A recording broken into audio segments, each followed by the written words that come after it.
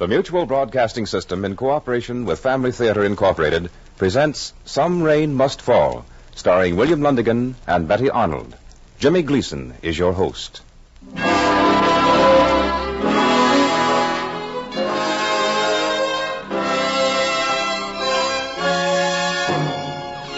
More things are wrought by prayer than this world dreams of.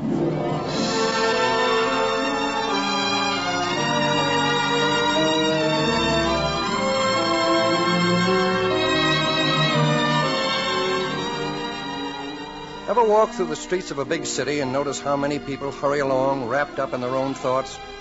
It leaves you a feeling a big city with millions of people around can sometimes be the loneliest place in the world. Yes, and the reverse of that picture, the most cheerful place in the world is a happy home. There's no word that means so much, so many things to each of us, as the simple word home. It means companionship and love and the kindness of those who love us. It means all the wonderful things of life, the beautiful things that we cherish. Beautiful things like a mother and a father and little children who kneel and offer their simple prayers to Him who gives mankind so many blessings for which to be thankful, among them the blessings of little children. To have peaceful, prayerful, happy homes, that is the purpose to which Family Theater is dedicated. Dedicated with the hope that your home, your family, will enjoy all of God's wonderful blessings.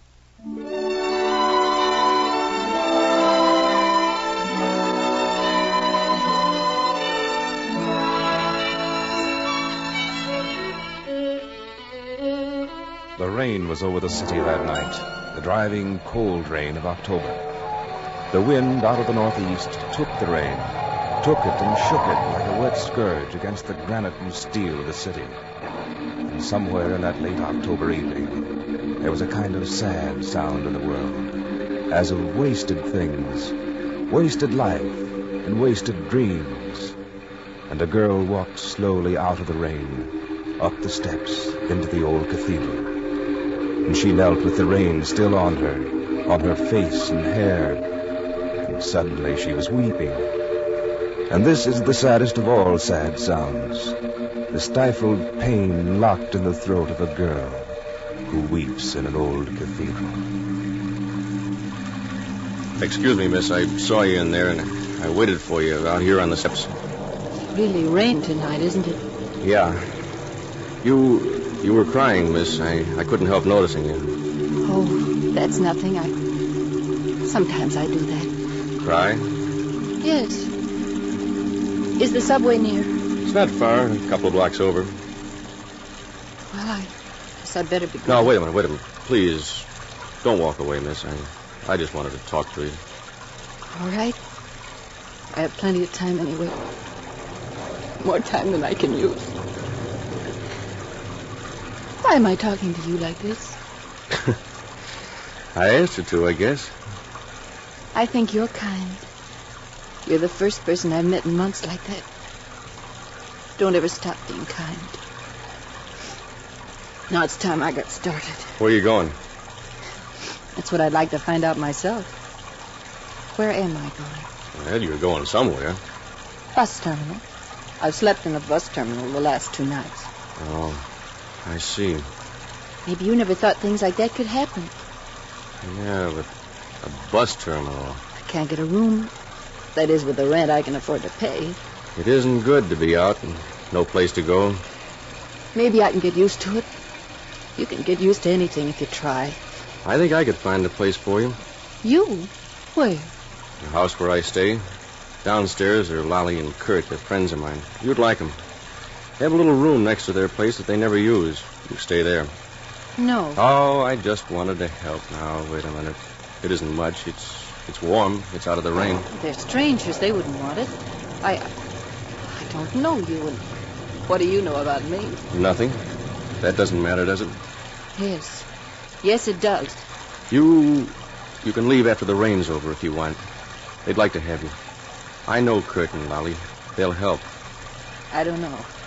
Well, all right. I guess it's going to keep raining. I'd better get along. It's pretty late. Wait. I think it's going to keep raining, too. I shouldn't be afraid. You've been so kind. Maybe you understand better than most. You could explain to them? You don't have to worry. I'll stay with... Lolly and Kurt. Until the rain's over. Okay. That's the way it'll be. My name's Jeremy Foster. Mine's Evie. Evie Morris. Here, I'll give you my coat to hold over you. It's cold. But you'll need your... I don't need a coat. Not now.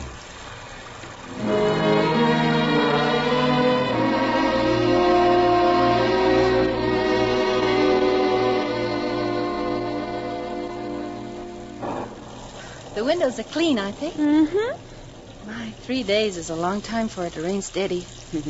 I should go. 3 days is too long to impose on someone like this. Maybe it won't stop for a week. Don't worry about it, kid. I'm not worrying, Lolly. I'm not afraid. Not anymore. You've been so kind, letting me use your extra room and talking to me like this. And Jerry. He's so good, Lolly. Yeah, Jerry's a good boy, Evie. You say he's a writer? Oh, he does stories and poems. Uh-huh. Things that don't sell. If he didn't have that janitor's job he's got, he'd starve to death. I see. Well, I guess I gotta start cleaning. I'm sort of in the way here. Oh, don't say that. I like people around. Jerry said he'd look, try to find something for me to do. I'd have to work, Lolly. Jerry's getting used to having you here. He'd want you to stay. Him coming down to talk to you every day is the most we've seen of him in a long time. Don't go. Right away, Evie.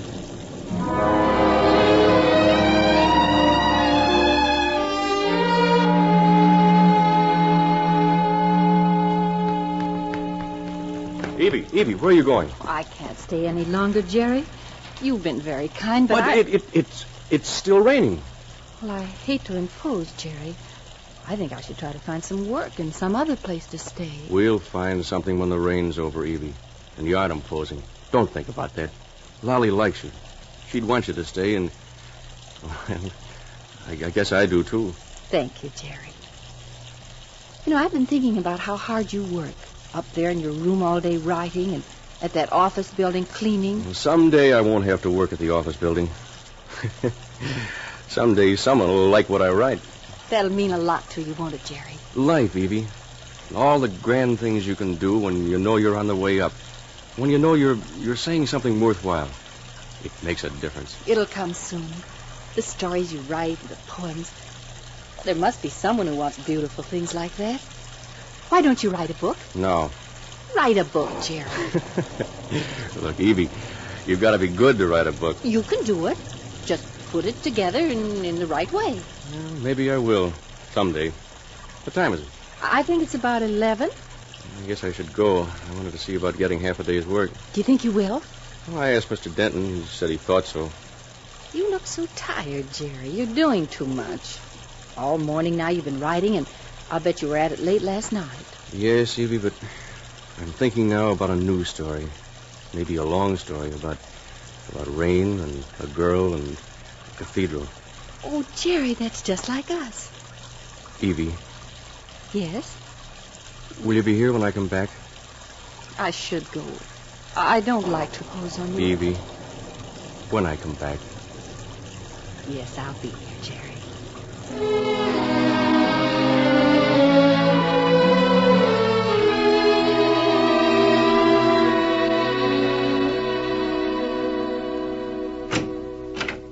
Howdy, Evie. Come on in, kid. Hello, Lolly. I don't want to bother you if you're working. Oh, it's nothing important, honey. Just letting out an old rag of mine. Got to make it last a little longer. Ought to be washing. It's a nice day. Yes, it's nice today. The sun's out. Mm-hmm. Getting along all right? Fine, just fine, Lolly. Mm-hmm. Only I was wondering, do you think if I asked Mrs. Meacham, would there be any chance of getting something for new curtains? Curtains? For that little closet you're living in? No, Lolly, for upstairs in Jerry's room. Oh. I thought if I could get something, fix it up a little. Yeah, that's an idea. And maybe a table, a little one to put a flower on. A flower? Here? I mean, a pot with a plant in it and flowers on it. Oh. It'd be nice by his window. It gets lots of sun. When the sun shines. Yeah, I guess it would be kind of silly. Mrs. Meacham doesn't know me. Maybe she wouldn't like it. Mrs. Meacham wants permanent people here. She'll keep them if she gets them, even if it does mean a little table and a couple of curtains. Jerry's permanent. Been here 3 years. Well, do you think she will, then? Shall I ask her? No, you leave her to me. There are ways of getting around Mrs. Meacham. We'll get your table and curtains. Oh, if only you could, Lolly. What about the flower? That plant for the table? I'll get it. I'll get it somehow.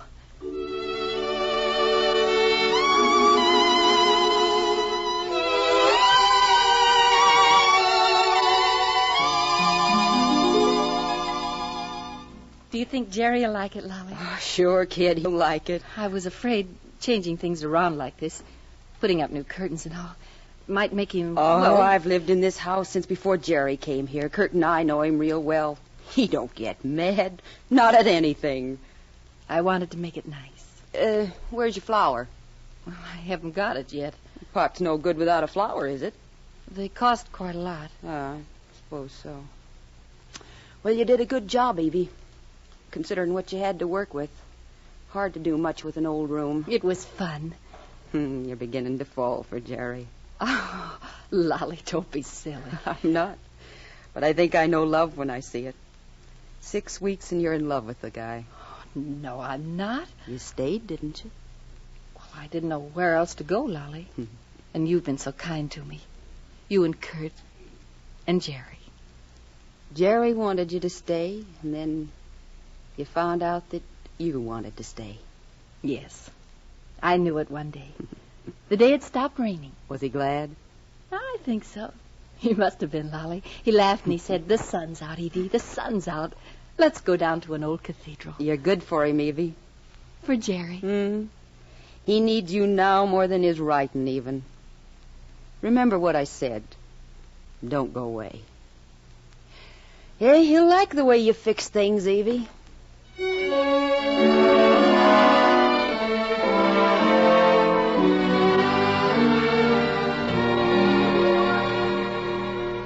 It's wonderful, Evie, wonderful. I thought I'd done all there was to do to it, but I guess I didn't know. I'm glad you like it, Jerry. Oh, I do, Evie, I do. It's funny what you can do with one room, isn't it? Only it isn't finished yet. There should be a flower for the little table by the window. A flower for the inside? With the sun coming in on it. Yeah. Something you can take care of and see growing every day when you put water on it. Getting tall in the sun and then... And full of color for a while. Yeah. Green. Cool, soft green with touches of flame in it. What kind of a flower, Evie? I don't know, Jerry. But it would be nice. Yeah. It'd be nice to watch it grow beautiful in the sun.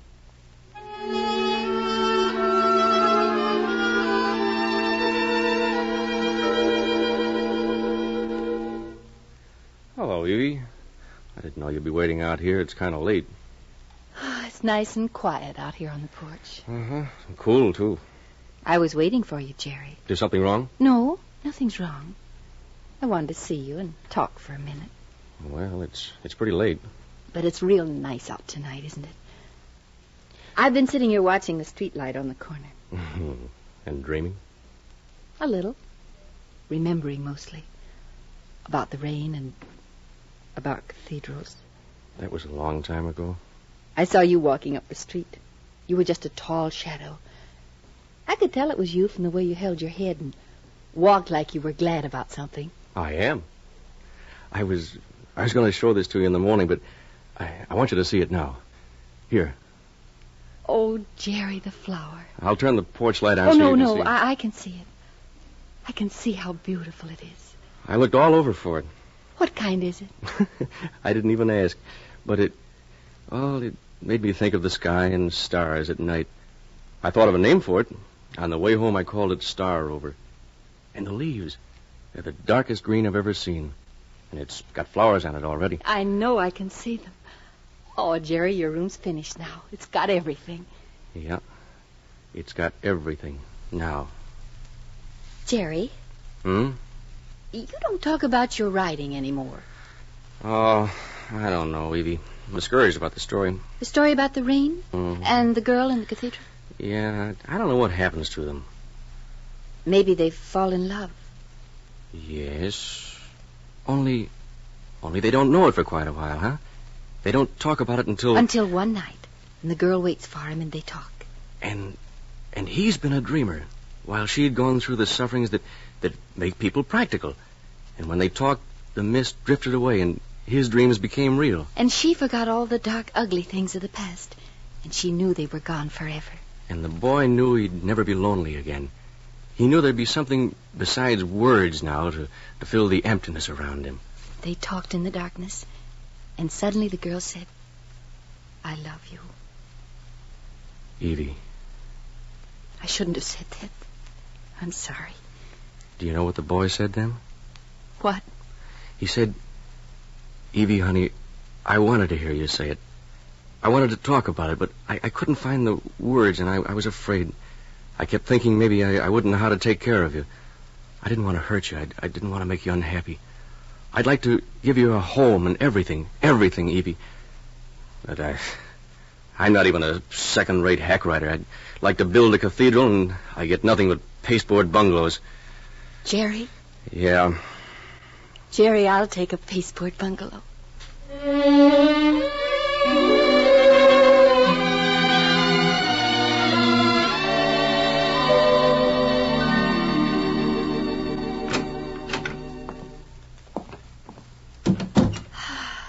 Tired, kid? Just a little, Lolly. Mm-hmm. You're not scared, are you? Jerry will be happy about it. But maybe it'll be trouble for him, Lolly. His job's only half a day, and he works so hard. If I know Jerry, he'll be glad. And why not? You both like kids? Sure, he'll be glad. He'll want to quit writing and work all day full time because he'll think he should. Look, if a man wants to write, he'll write, no matter how much other work he does. Now, don't worry about it. Well, he's worried now because he doesn't know how the story should finish, but I know he's got to keep on with it. Sure, honey, he'll keep on with it. I'll have to buy things. It'll take a lot. Well, there'll be a time later on to worry. Yes, I suppose I'm silly to think about it now. Sure. There's lots of time. And God always takes care of things.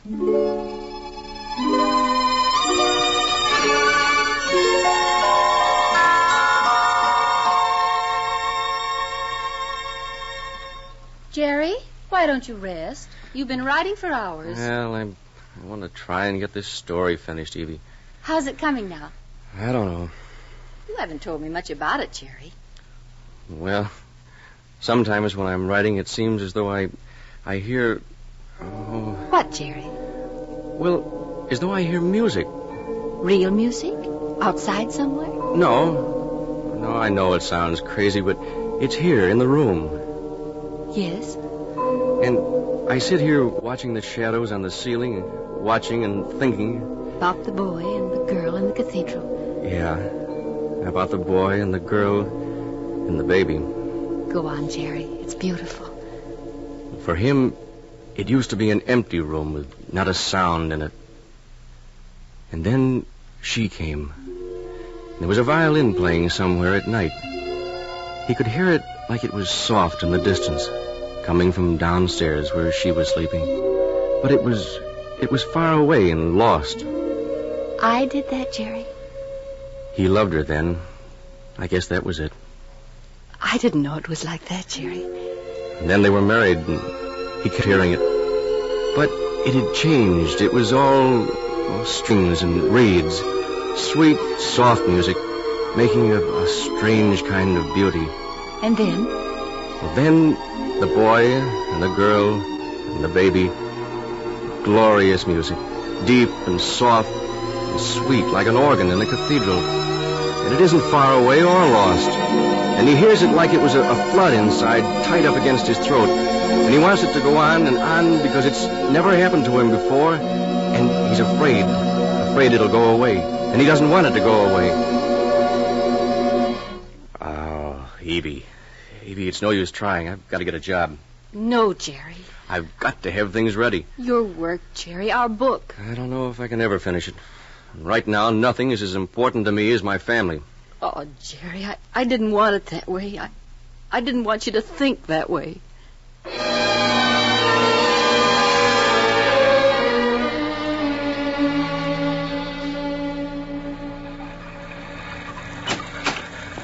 Jerry? Yeah. You're soaking wet. Yeah, I know it. I'll change. Rain pretty steady all day. I knew you'd stay out in it, and you shouldn't have, Jerry. You'll take sick. I've got to find something, Evie. Did you, Jerry? Did you find something? No, I'm not experienced at anything. Oh, Jerry, you got a cold being out in the rain all day like that. No, it's all right, Evie. Your forehead's warm, too. Evie. Yes, Jerry.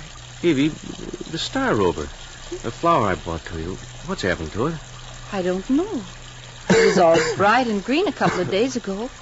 The sun was shining on it. It looks sick now. Did you water it? Every day, Jerry. But it has to have sun. It won't grow nice if it doesn't have sun. Is it sick, Evie? Is it dying? Oh, no, dear, it can't be sick. It'll be all right when it stops raining.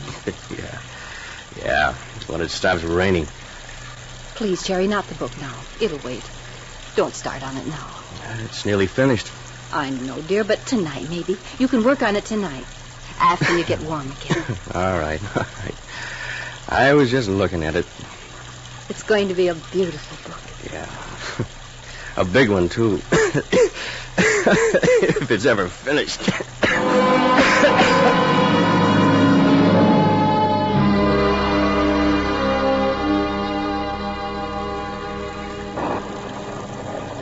Jerry? Yeah? It's late, dear. It's after midnight. It is? Oh, I didn't know it. Tomorrow. Let it go till tomorrow. I can't. It's got to be finished. Jerry, what's the matter? What happened to you? Nothing. What can I do? Jerry, what can I do? I can't breathe. Evie, help. I can't breathe.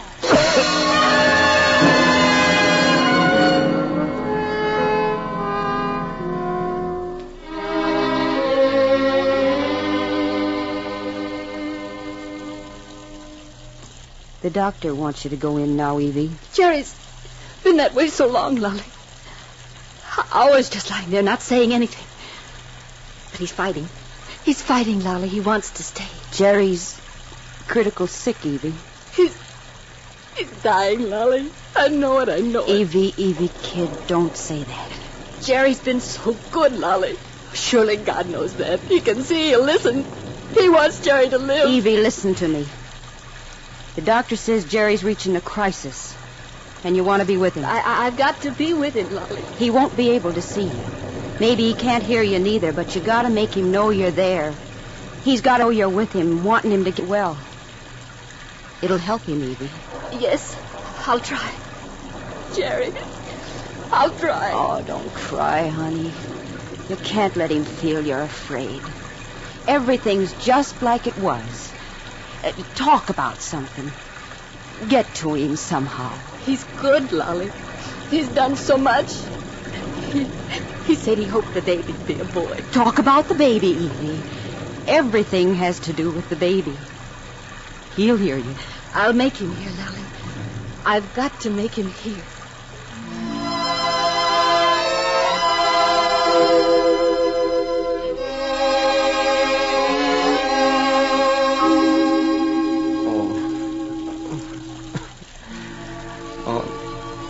It's no use, Evie. Evie, I'm on the way out. You need the sun. The sun's out again, Jerry. It's cold. I know. It's cold. Jerry, listen to me. It isn't cold anymore. There's music in the room. You heard it, remember? Try to remember. It was warm music. It made the room warm. Music? Oh, you heard. Oh, Jerry, you heard. Yes, darling, it was warm music. It was soft and deep, like an organ in a cathedral. You said it was like that, Jerry.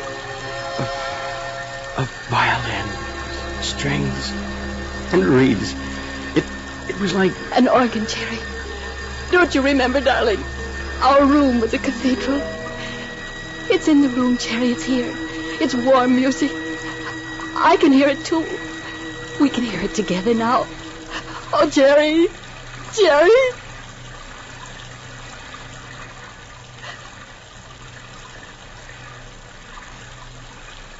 Oh. Evie. Yes. Yes, Jerry. I'm all right. Don't cry, honey. Oh. Evie? Yes, darling. Evie, I can finish that book.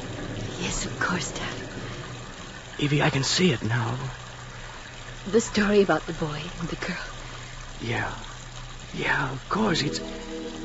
Evie, it's our life, yours and mine and the baby's. I can see people like us, millions of them.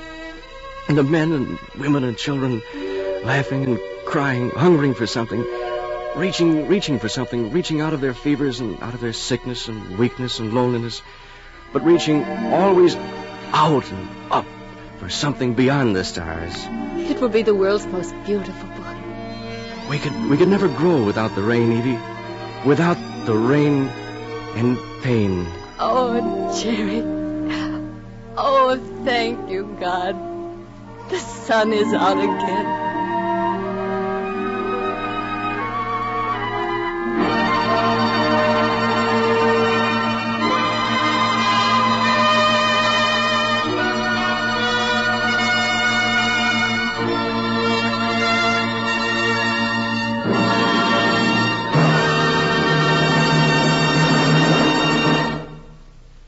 You know, like the people in tonight's play, we all pass through seasons of trial and suffering, seasons when some rain must fall. But most of us can gladly say that the joyful days outnumber the sorrowful. Yes, and we're always glad to remember the kindness, the thoughtfulness of those who help us over the rough spots. Why, when you think about it for a moment, you begin to see that the rain and the pain are all part of a wonderful plan. A plan that brings out the strength and goodness, the kindness and courage in the world and in us. Yes, and a happy family is part of God's plan. A plan that means a family living together in understanding and affection. A family where everyone is doing a little to make everyone else happy. That's the way it should be. The way it can be with God's help. So ask God for His help. Pray together as a family, and you'll be together in love and understanding. Because a family that prays together stays together.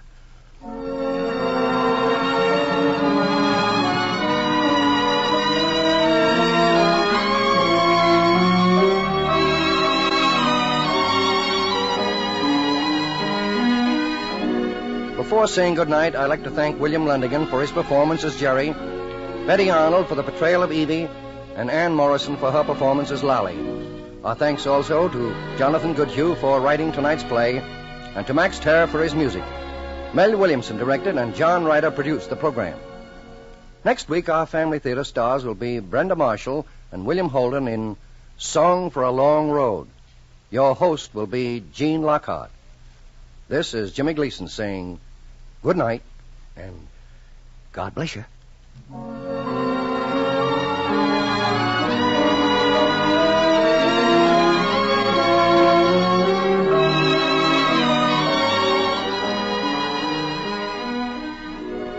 This series of the Family Theater broadcast is made possible by the thousands of you who felt the need for this kind of program, by the Mutual Broadcasting System, which has responded to this need, and by the actors and technicians in the motion picture and radio industries. This program is heard overseas through the facilities of the United States Armed Forces Radio Services. Dick Wynn speaking.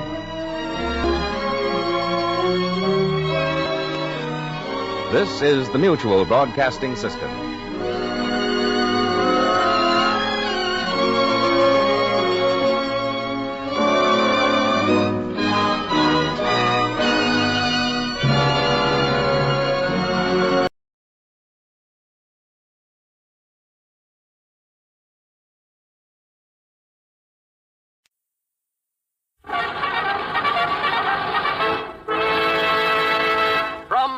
California, the Lux Radio Theater presents Joan Bennett and Henry Fonda with May Robeson in I Met My Love Again.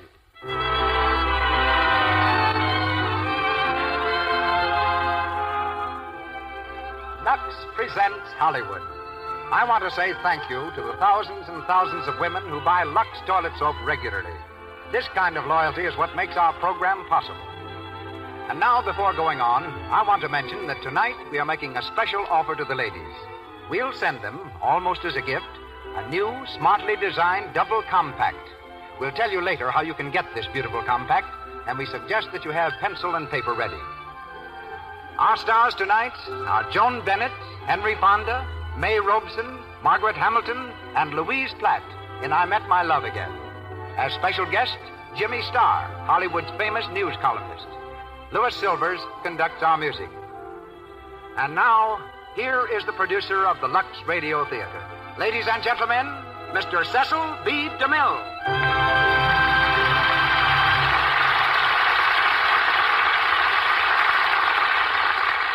Greetings from Hollywood, ladies and gentlemen.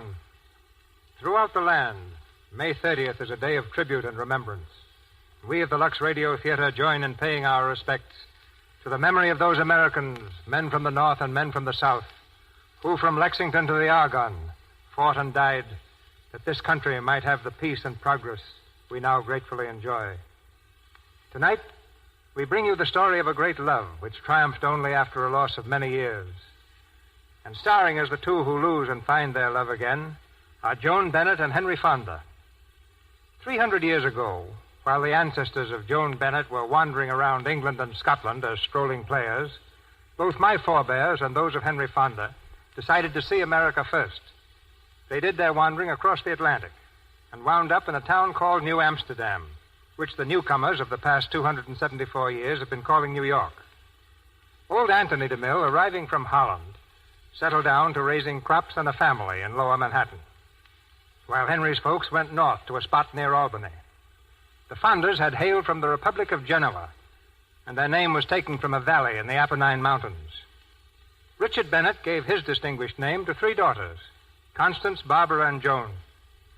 Striking out on her own, Joan moved to Hollywood, where the fact that she was a Bennett meant nothing. Glad to get an occasional job as an extra, Joan lingered in Hollywood until her father sent for her to fill a part in a Broadway play. This time, Hollywood went to Joan, brought her back as a star, and brings her to you next in the new Paramount film, The Texans. Unnoticed until his performance on the stage in A Farmer Takes a Wife, Henry Fonda, like Miss Bennett, was lifted to Hollywood fame almost overnight. Currently starring in Jezebel, he's next seen opposite Madeline Carroll in Walter Wanger's film, The Blockade. Tonight, both he and Miss Bennett resume the same roles which brought them high praise in the screen version of I Met My Love Again, also produced by Mr. Wanger. Miss Bennett plays Julie Weir. Mr. Fonda is Ives Towner. And I'm delighted to welcome back in the part of Aunt William that beloved character actress distinguished for more than 50 years on stage and screen, Miss May Robeson. Margaret Hamilton plays Mrs. Towner, and Louise Platt resumes her original role as Brenda Lane. And now, the Lux Radio Theater presents Joan Bennett and Henry Fonda with May Robeson in I Met My Love Again.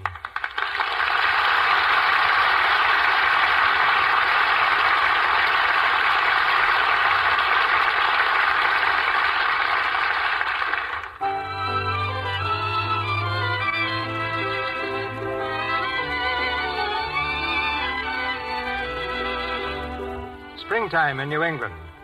And nowhere in the year 1928 did spring write her name with more wanton generosity than in the happy little college town of Lynnborough, Vermont.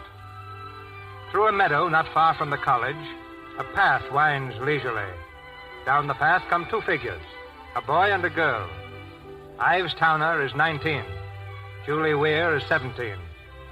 Julie's devoted gaze rests upon Ives, who's reading intently from a book, quite unaware of the running creek ahead of them. Yes, the book is poetry. Turn away thine eyes from me, for they hath overcome me. Thou art beautiful, O my love. Who is she that looketh forth as the morning, fair as the moon, clear as the sun, terrible as an army with banners? Me, Ives? You, Julie, and one of King Solomon's wives. Julie. Yes, Ives. Julie, Gosh, it's swell out, isn't it? You know, Ives! Gosh, I almost didn't see the creek. Oh, Ives, you're not hurt. No, just a little wet, I guess. Julie, let's sit down here. Yes, Ives. Are you sure you're all right? If anything happened to you... Sure, I'm all right. Just a little water. Oh, Ives. Julie, you kissed me. Gosh, do you mean you? Yes. Are you sure you mean it? It wasn't just an impulse, Ives. I love you, and I couldn't stand it any longer. I thought you'd never kiss me. There, I had to say it quickly or never. Only I can't believe it. I mean, it's more than I ever expected. Julie. Oh, Ives, I do mean it. Let's go to Upton and get married. Today, shall we? You really would? Of course I would. Come on. I dare us to get married. I haven't any money, Julie. Nobody outside of Lynborough has ever even heard of me. What's that got to do with it, you silly? It's got everything to do with it, Julie, everything. I want to be big enough for you. And, Julie, if you'll wait for me, I will be. As soon as I graduate from college, they're going to put me on the faculty. Just an instructor at first. Oh, Julie, maybe I'm just young and foolish, but I want our love to be something different. Something rich, complete. Something holy. Julie, will you wait for that? Yes, I'll wait, Ives. Only, please don't make me wait any longer if you're ever going to kiss me. Oh, Julie.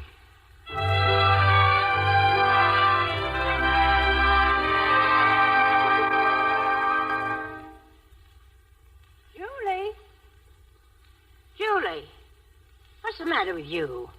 Why didn't you answer me? Oh, I'm sorry, Aunt William. I was just thinking. Julie, Carol's downstairs. Is Ives going to drive you into Upton? No. His mother wants him to stay and string some silly lights on their Christmas tree. Well, why don't you wait? No, I don't want him to go anyway. We're going to get him a Christmas present. Oh, I see. Well, you mustn't blame Ives for not going with you, and you don't want him to go yourself. Oh, I'm being unreasonable, I know it. It's just that I never get to see Ives anymore.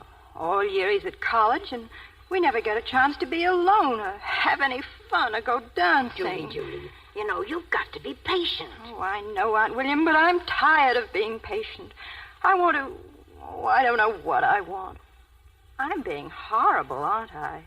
Yes, you certainly are. Forgive me, Aunt William. Julie, are you coming? In a minute, Carol. Now, go on, go ahead. And make sure you get back early. Don't forget, the party starts at 8.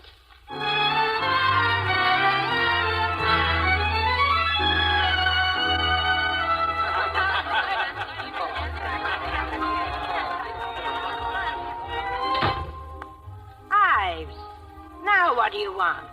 Bothering Agatha and me. I'm glad you come, Ives. And take Aunt William out of the kitchen. Cooking donuts is my business. I'm the maid, ain't I? Thank you, Agatha. But I prefer minding your business to your minding mine. Aunt William. Well, what is it? I was just wondering where Julie can be. Ives Towner, haven't you got sense to see it's storming out? She's been held up somewhere. I haven't seen a blizzard like this since the year the barn roof stove in. Besides, if you've been Julie Weir's fiancé as long as I've been around, you'd know that she's never yet got home on time for her own party, and never will. Just the same, I wish she'd come. Aunt William? Oh, hello, Carol. Having a good time? Oh, my. You don't look it. What's the matter, sis? Well, look, I wasn't going to tell you, but now I'm scared. It's about Julie. Well, what about Julie? Well, Julie and I had a race this afternoon from Upton, and we hired sleighs and horses from Livermore stables, and Julie bet me 6 pairs of silk stockings that she could beat me home.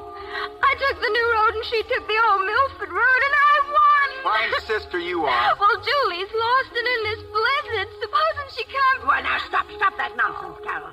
Ives, where are you going? I'm going out and find Julie.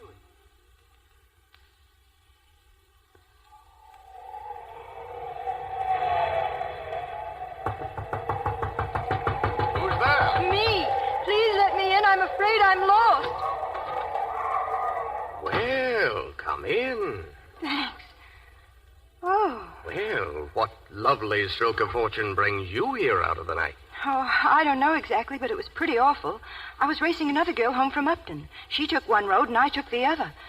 I guess it was pretty silly in the storm. Oh, sounds lovely, lovely. Here, let's get rid of that coat, shall we? Oh, Thanks. I'll take care of your horse in just a minute. You'd like something hot to drink, wouldn't you? Mm-hmm. Coffee, tea, maybe a little brandy? By your drink, I shall know you. Tea. Okay, tea. There's one good thing about a cabin like this. Got everything handy. Say, you're not that bobbed hair bandit I've been reading about, are you?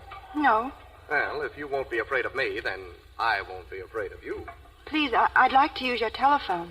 Who do you want to call? For my Aunt William. But I haven't a telephone.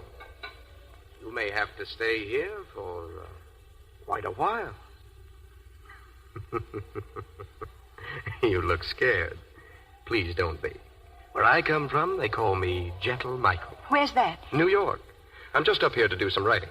Oh, you mean people really publish what you write? The wrong people do. You see, I've got to make a living, so I write trash to keep alive. But somewhere in that desk is what I really write. The greatest novel ever written by any American, dead or alive. Look, I'm terribly glad you came in and awfully glad to meet you. I'm Michael Shaw. I'm Julie Witt. Well, happy Christmas, Julie Witt. Don't you think all this gallantry deserves something a little fancy? Like well, I've got a little... Tea? Yes, tea.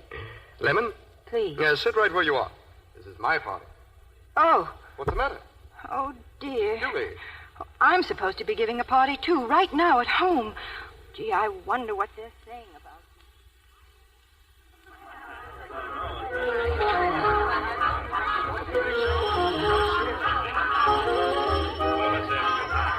Hey, Aunt Williams, that's for you. Oh, maybe it's Ives. Maybe they found Julie. If you turn off that awful music, Hubert, I'll find out. Hello? Yes, Ives? Well, where are you now? No. Nobody's seen her. Yes, and it's nearly 11. No. No, I won't. I won't worry. Goodbye, Ives. Aunt William? No. No, they haven't found her yet. Ives is going to call me at 12. You know, I think you'd all better go home now. Oh, gosh, Aunt William, what'll Mother... Oh, your mother will have a million fits about Ives as usual. Well, tell her I'll call her just as soon as I hear something. You know, Julie, almost every night in New York there's a new play opening. And parties by the publishers. Oh, it's lovely. But when do you write? That's it. That's why I came here to Vermont. You know, it's lovely fun talking with you, Julie. You're like a lovely new sheet of paper to write on. Not plain white paper or yellow, but something enchanting and new and inviting. Like Lake Geneva in the evening at 7 o'clock. Michael, what time is it? What difference does it make? Julie, you can't go. Look, it hasn't let up a bit. Why, you may be here for months. You think I'm crazy, don't you? I know you are. You're lovely. You use that word an awful lot. You think that means I'm delicate? Well, I'm not. I've been in jail. What? Mm-hmm. In Paris. Somebody gave a party. Parties were always my downfall anyhow. That's why I like them so much. Parties will be my downfall, too, if they ever find out about this one. I'm going back to Paris soon. Have you ever been there? No. But it's my idea of heaven. I wish I were in Paris this minute. Mind if I was alone? I don't know. Tell me about you. In love with someone? Yes, engaged. What's the lucky gent's name? Ives Towner. He's an instructor at the college. Never heard of him. Do you know about love? What do you mean? That love is a lovely phony unless you know what it's all about. How do you know you're in love? How do you know anything? Maybe I don't. Listen, Julie. This is one night in 20,000 nights. Don't you feel that? Talk to me. Tell me things you've never told anyone else. Not even yourself. Go on, Julie. Tell me what you dream about, and I'll tell you what you've missed. No. No, you don't have to. I know. You don't know a thing about me. You silly kid. You're like all the rest. You like to talk of adventure and all the good, brave things of life. But you're scared to death of them. I'm not afraid. You take a cocktail now and then. You kiss your professor goodnight. You read the new books. But down in your heart, you're still a dusty Victorian. Afraid of today, of 1928. Afraid to be alive. I am alive. Listen, Julie. Shut your eyes. Why? Because I'm going to kiss you. No. Shut your eyes. You won't be so afraid. I don't want to shut my eyes.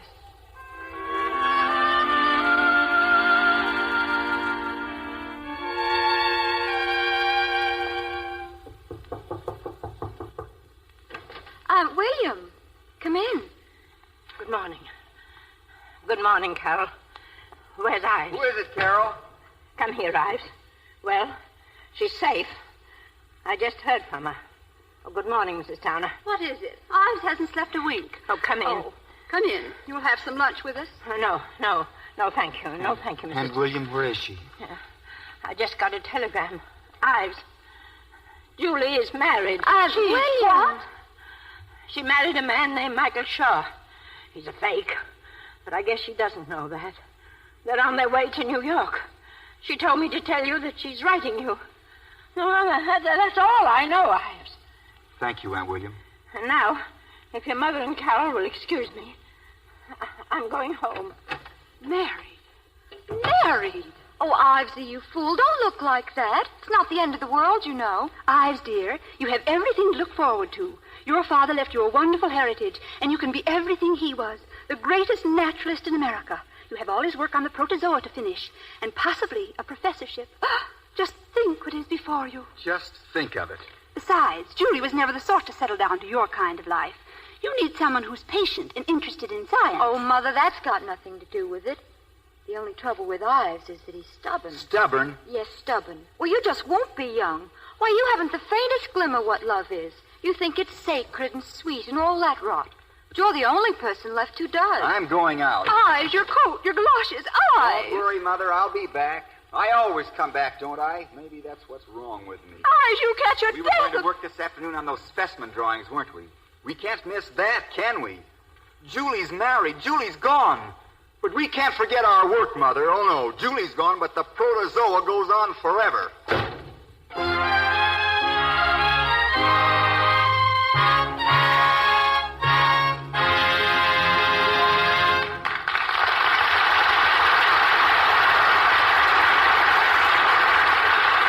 Joan Bennett and Henry Fonda will return in a moment for Act Two of I Met My Love Again.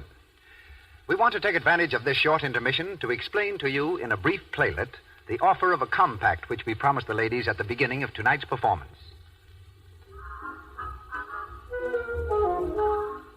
Well, I hate to say goodnight, Helen. It's been a grand party, and thanks so much for having us. Oh, I'm so glad you could come. It's been grand having you all here. Well, we'll have to hurry. I'm afraid our men folks, are getting impatient waiting. Oh, dear. I can't find my compact. I must have left it at home. Can one of you girls lend me yours? Well, here's mine. We use the same shade of powder, don't we? Thanks.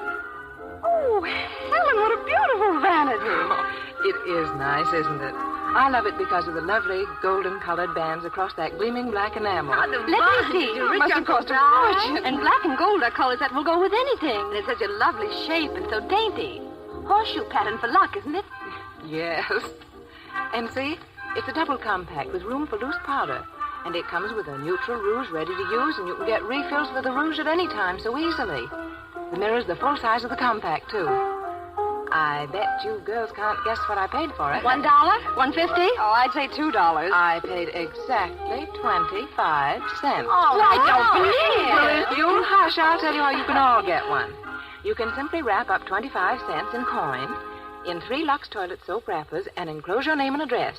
Send it to Lux Toilet Soap, box number 1, New York City, and you promptly get back one of these compacts. Oh, gosh, Helen, thanks a lot. I'm going to go right down to the store tomorrow morning and get 3 cakes of Lux toilet soap and mail the wrappers in with my quarter so as not to get left out of this. Grace is a smart girl, and you will realize just how smart she is when you go to your store tomorrow. For if your store is like most of the stores throughout the country, there'll be special prices on Lux toilet soap. So you'll kill 2 birds with 1 stone.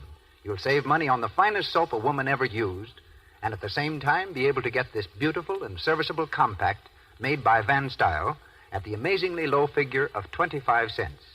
Compacts like it are on sale in lots of stores for $1. Remember, simply send 3 Lux toilet soap wrappers with 25 cents in coin folded up in the wrappers. Don't send stamps. And enclose a slip of paper with your name and address printed clearly on it. Then mail to Lux Toilet Soap, Box Number 1, New York City. This offer is good only in the United States. And now, Mr. DeMille. Joan Bennett, Henry Fonda, and May Robeson continue in I Met My Love Again.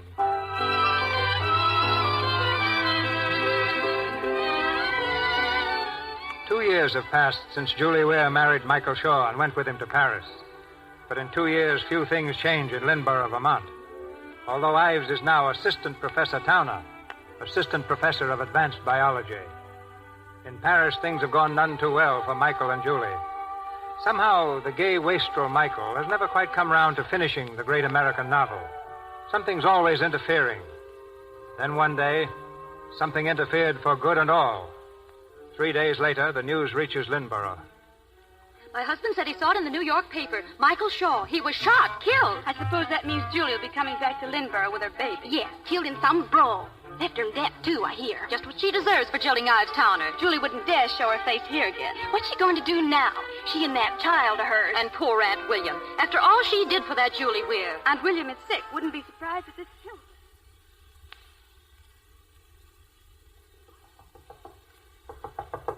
Oh, come in.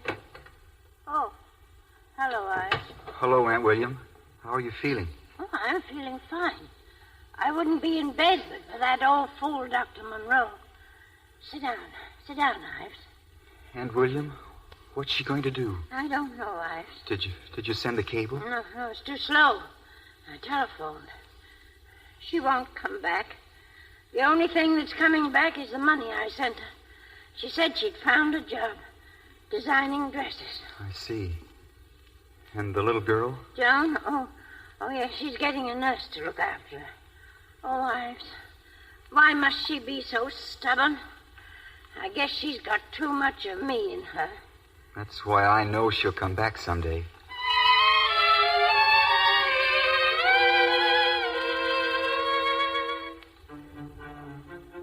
Well, I told you she's coming back. After all these years. I heard it from Agatha. Coming back with her child. She must be almost 10. Thought she was designing dresses. Well, I guess that fell through right enough.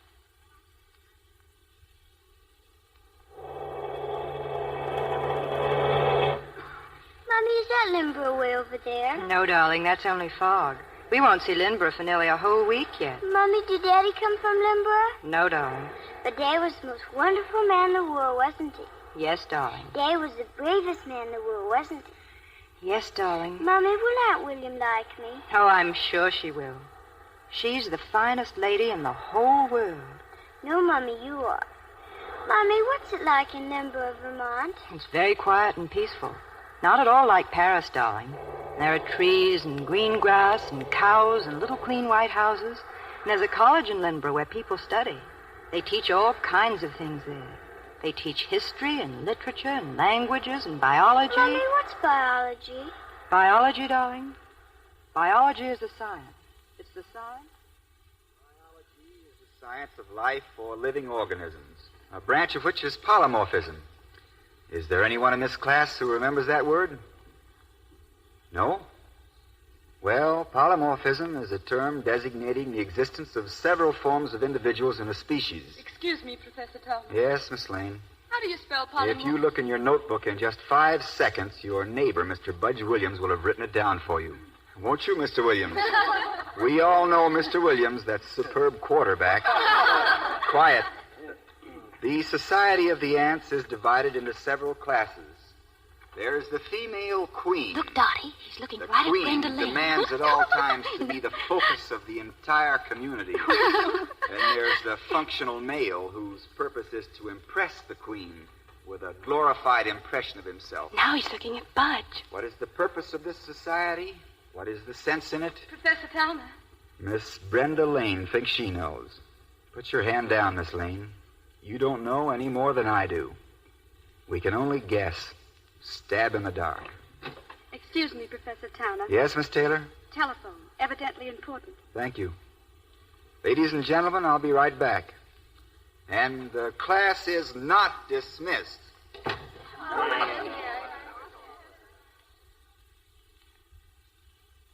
asked you not to telephone me while I have a class. Ives, now don't be cross. It's important. I knew you'd want to be warned right away. I just heard. Heard what? She's coming back. Today. Julie Weir is coming back. Now, Ives, I'm sorry, but I thought you'd rather hear it from me, and, well, I was afraid you might do something silly like going to the station and setting everybody talking again. Have I ever done anything silly in my life? Goodbye, Mother.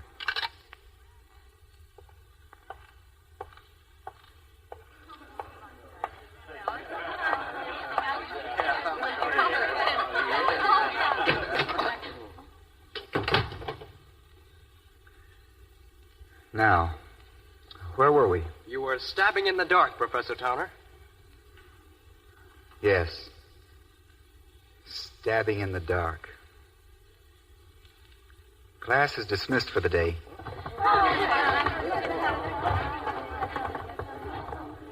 Professor Towner. Well?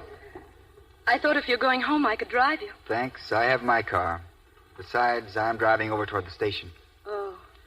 Professor Towner, I know how annoyed you must be with this class, including myself.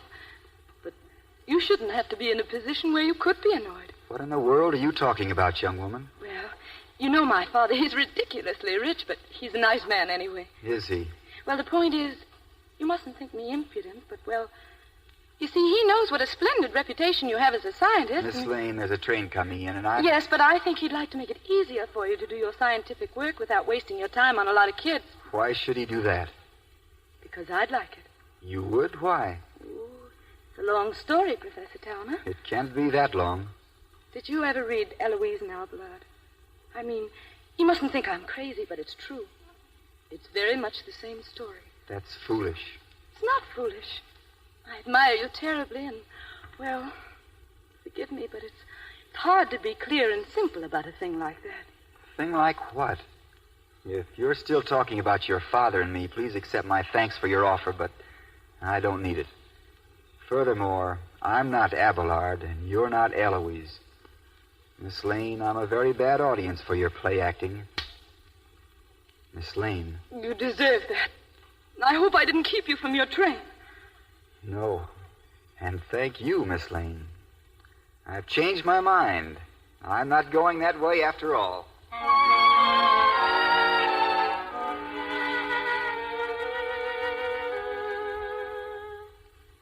So many years.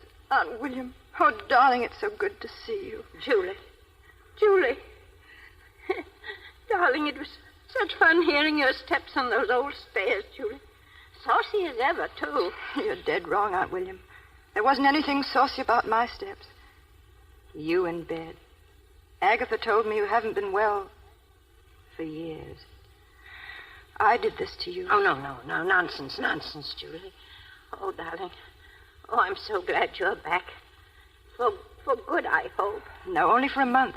I think I've got a job in New York designing. Let me see about that. And have you got 1928 out of your blood, huh? I think so. I've had 10 years of it, but I still make hideous mistakes. I guess anyone who starts off in life marrying a man she doesn't love never gets straight again. Julie, did you ever love Ives? Yes. I loved him so much I was too happy. Darling, do you know what I mean? Sometimes something makes you so happy you don't realize what it is. And you think it's everything else in the world except the thing it really is. And you never know until you've lost it. Julie, he's old already. Beaten. All the things he could have been are gone. He's lost. Unless you find him again. No, I couldn't again, Aunt William. I'm not young either. I've thrown my youth in a Paris ash can. I can't bring it back. I don't want it to come back. It's just gone.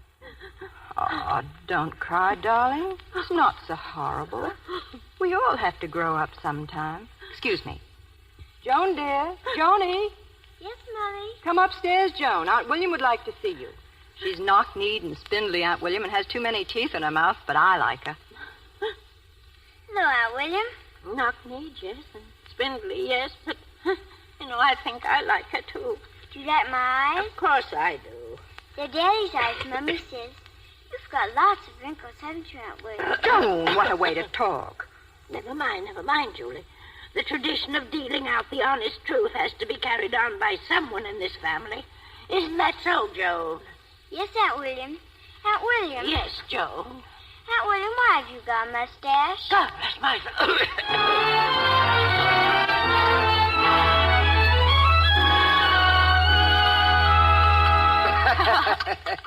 Oh, Mother, isn't Hubert the silliest thing? Well, what else could I tell the guy? Boy, he shut up like a clam. Was I right, Ives, or was I right? Ives, Hubert speaking to you. Yeah, me, your own brother-in-law, remember? Oh, yeah, sure, you were right, Hubert. Ives, why don't you break down and go to the prom Friday night? No, thanks. Well, why not? Now, Carol, keep quiet. What was your lecture about today, son? Polymorphism. Polywhoism? Say, did you knock him in the aisles, kid? I knocked him cold. Oh, by the way, Ives, I see in the paper that a friend of ours has returned from Paris. I don't even remember what Julie Weir looks like. Ives, where are you going? Just down to the creek, Mother. If I can find that old net of mine, I'll see if I can pick up some specimens. Excuse me. Ives, be careful. Yes, Mother, I'll be careful. I knew it. He's still in love with me. This isn't a river, darling. It's just a nice little creek. When I was a little girl like you, I used to play here. And this path goes right by it, just like a sidewalk. Yes, darling. Would you like to wade in it? Oh, Mommy, yes. Did you used to wade in it? Many, many times. Look, Mommy, there's a man. He has a net like they catch butterflies with. That's a fishing net, darling. If you're very quiet, maybe you'll let us watch him. I'll be quiet, Mommy. He's awful skinny, isn't it? Joan, you mustn't... What's the matter, Mommy? Who is that man? Do you know him? Yes, Joan. Give me a hand. Hello, Ives. Julie. It's fine to see you.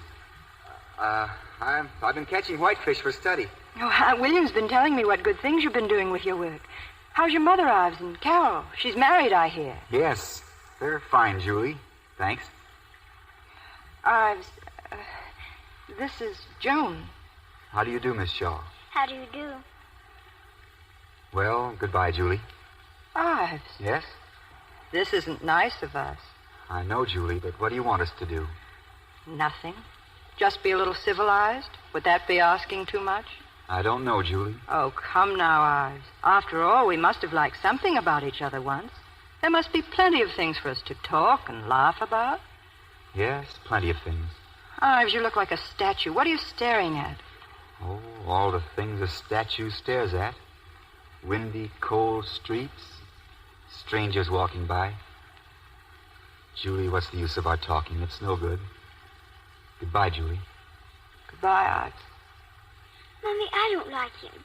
Who is he, Mommy? Oh, just someone I used to know.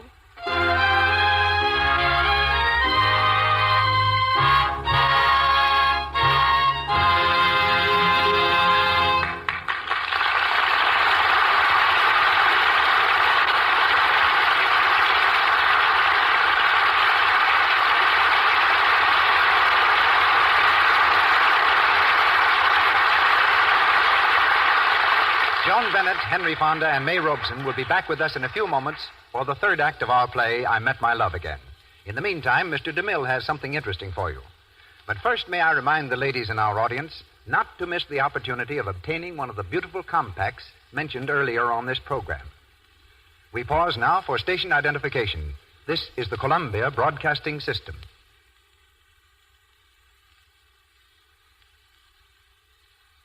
Before beginning the third act of I Met My Love Again, starring Joan Bennett and Henry Fonda with May Robeson, we bring you another personality from backstage Hollywood as we place this brief intermission in the capable hands of Jimmy Starr. Jimmy's ability to streamline the English language and his keen sense of news rank him among the most widely read of Hollywood observers. His column of screen gossip in the Los Angeles Herald-Express appears in newspapers throughout the country. And now, Mr. Starr, come on and twinkle. Okay. I'm going to turn the wheels and reels of Hollywood into reverse and go through an imaginary photograph album of yesterday in Hollywood. Who were the stars on this 30th day of May 5 years ago, 10 years ago, 15 years ago? What were they doing? Well, those are your questions, Jimmy. You answer them. 5 years ago, May 30th, Clara Bow promised to stage a movie comeback, but never got around to it. Katharine Hepburn was doing a garbo by hiding out from newspaper reporters.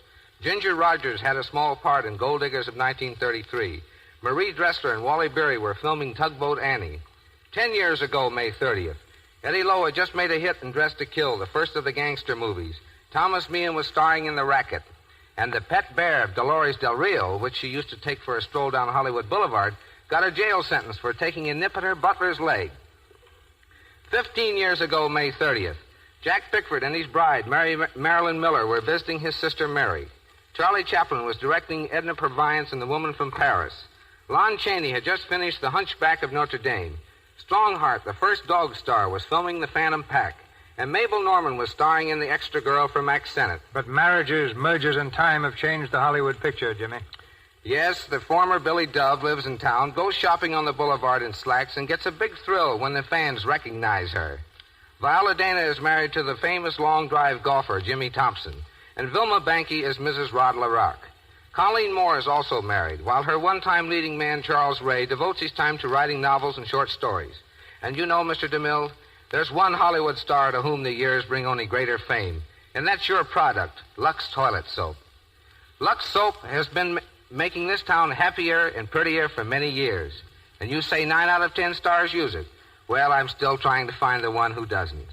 Hardly a day goes by when I don't encounter Lux Soap, either at the studios, the dressing rooms, or in the stars' homes.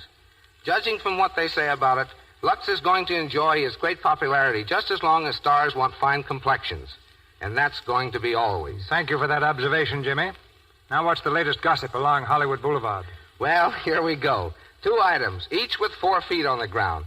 Bow Wow scoop. Joan Crawford is now building a 3-room doghouse. Jumbo, her 230-pound Great Dane pooch, is to have this extra-large residence because the servants were going to turn in their notices. It seems that Jumbo used to sleep on the back porch, but his snoring kept the servants awake. Jumbo now is the only dog in Hollywood with a soundproof house. Bow Wow scoop number 2.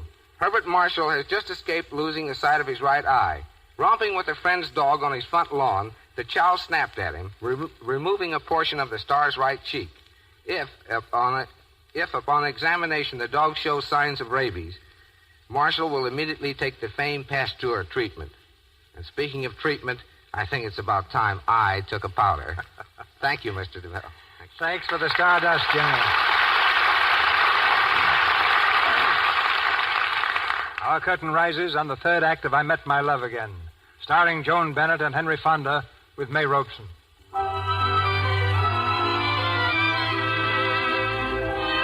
A week has passed since Julie returned to Lynnborough. And although she and Ives continue to be the town's favorite topic of discussion, they haven't seen each other since their meeting at the creek. It's about 4 o'clock in the afternoon. At the edge of the college campus, Brenda Lane is waiting for Ives beside his car.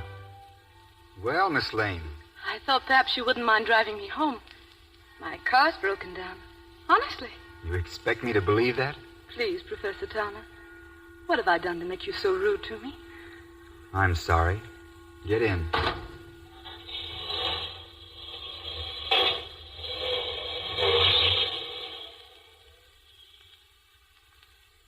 Sorry about what I did, slapping your face the other day. But however it sounds to you, I mean it. I love you. I think you're a nice girl, Miss Lane, but you dramatize. You build up a lot of colorful lies in your own mind and then try to sell them to me as art. They're too young, too silly, too incredible. Now, suppose I turn around and take you right back to your car. I'm sure you'll suddenly find it in perfect running condition. Ives, please listen to me, just this once. Okay. It happened a year ago. I saw you coming across the campus, and I thought you were a student then. You looked so young. I was in the library. I know, in the library reading about Eloise and Abelard. About the young love of a girl for a sourpuss professor, weren't you? Yes, I was. But you see, when I saw you walking then, a wonderful thing came to me.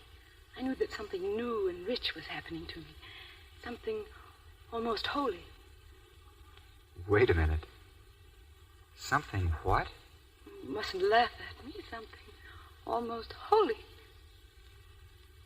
Holy. That's word for word out of my mouth 10 years ago.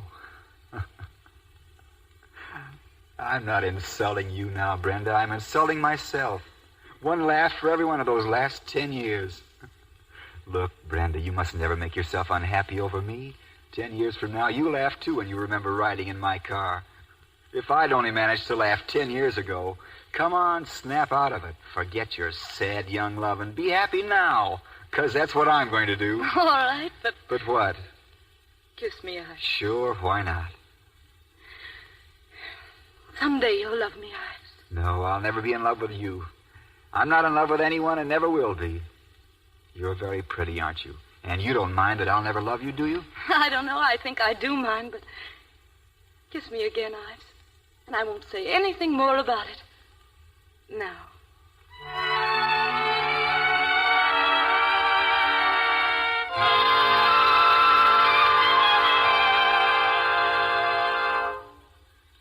If you'd stop listening to those cheap small-town gossipers, Julie Weir, and listen to me for a moment... It's not just gossip, Aunt William. What they're saying about me is true.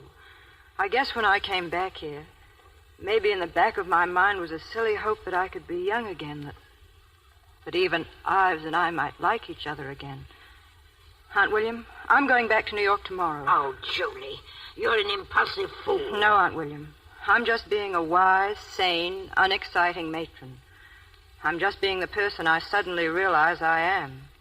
Mommy, am I going to New York with you? Joni, where did you come from?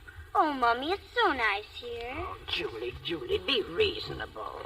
Honest, Mommy, we can have a lot of fun here without ever seeing that nasty tall man.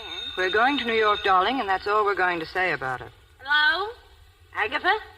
Who's that on the telephone? It's not for you. It's for Miss Julie. It's Ives Towner. Ives?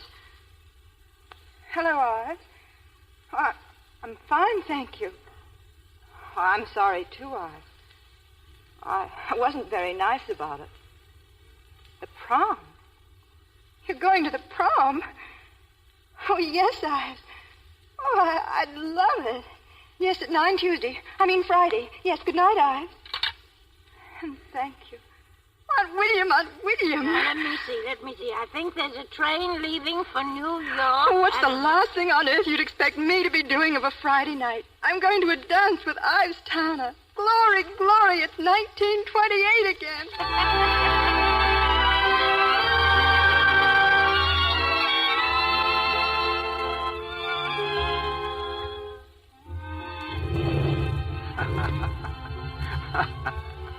Well, Julie, here we are. Yes, Ives. Sort of remarkable. It's going to rain tonight. Hadn't we better get into the dance? It's so funny. Won't you let me in on it? Of course. You asked me the other day to be civilized, didn't you? Well, Julie, I just learned to be, and I'm sort of proud of it. Ives, did you ask me out to show me you could be civilized? I've just found my sense of humor. You don't mind? No, I don't mind. Come on, let's dance. Swell. Remember the time I made a fool of myself at school when old Marshall found that poem I wrote you? Gosh, I can still hear him reading it to the class. My only love, your music down the midnight street. Yes. Oh, Julie, I was such a dope. No wonder you left me. No wonder you fell in love with Michael Shaw. Ives. Oh, I don't want to dance. Let's get out of here. I mean, on the porch. Sure. Besides, there's the punch bowl over there by the door. Want some? No, thanks.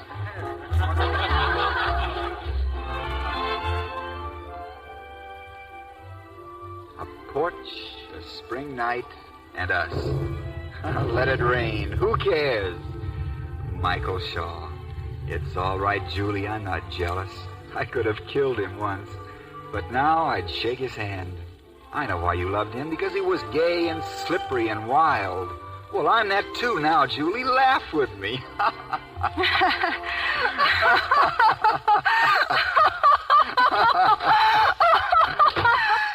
Please, Ives, there's someone. Hello, Ives. Oh, hello. I came here looking for you. Very considerate, Brenda. Allow me. Mrs. Shaw, one of my cleverest students, Miss Lane. Mrs. Shaw. I came here looking for you, too, Mrs. Shaw. I thought you might like a glass of punch. Brenda, you crazy little fool. Julie! Where are you going, Julie? Julie, stop running, Julie! Well, what are you standing here for? Why don't you run after her? Thank you, Brenda. I will. I've run after her for 10 years. It's no time to stop. Julie! Oh, let me alone, Ives, please. Is that rain on your face or tears? Oh, Julie, I'm sorry, Julie. Oh, it's your laugh, Ives. I can't stand your laugh. It's such an easy way out, Julie. Oh, I know I'm different from what you thought I'd be, but I'm still Julie Weir. And I guess I'm still Ives Towner, but what good is that going to do us? None. I still love you. Julie, darling. Don't cry, darling.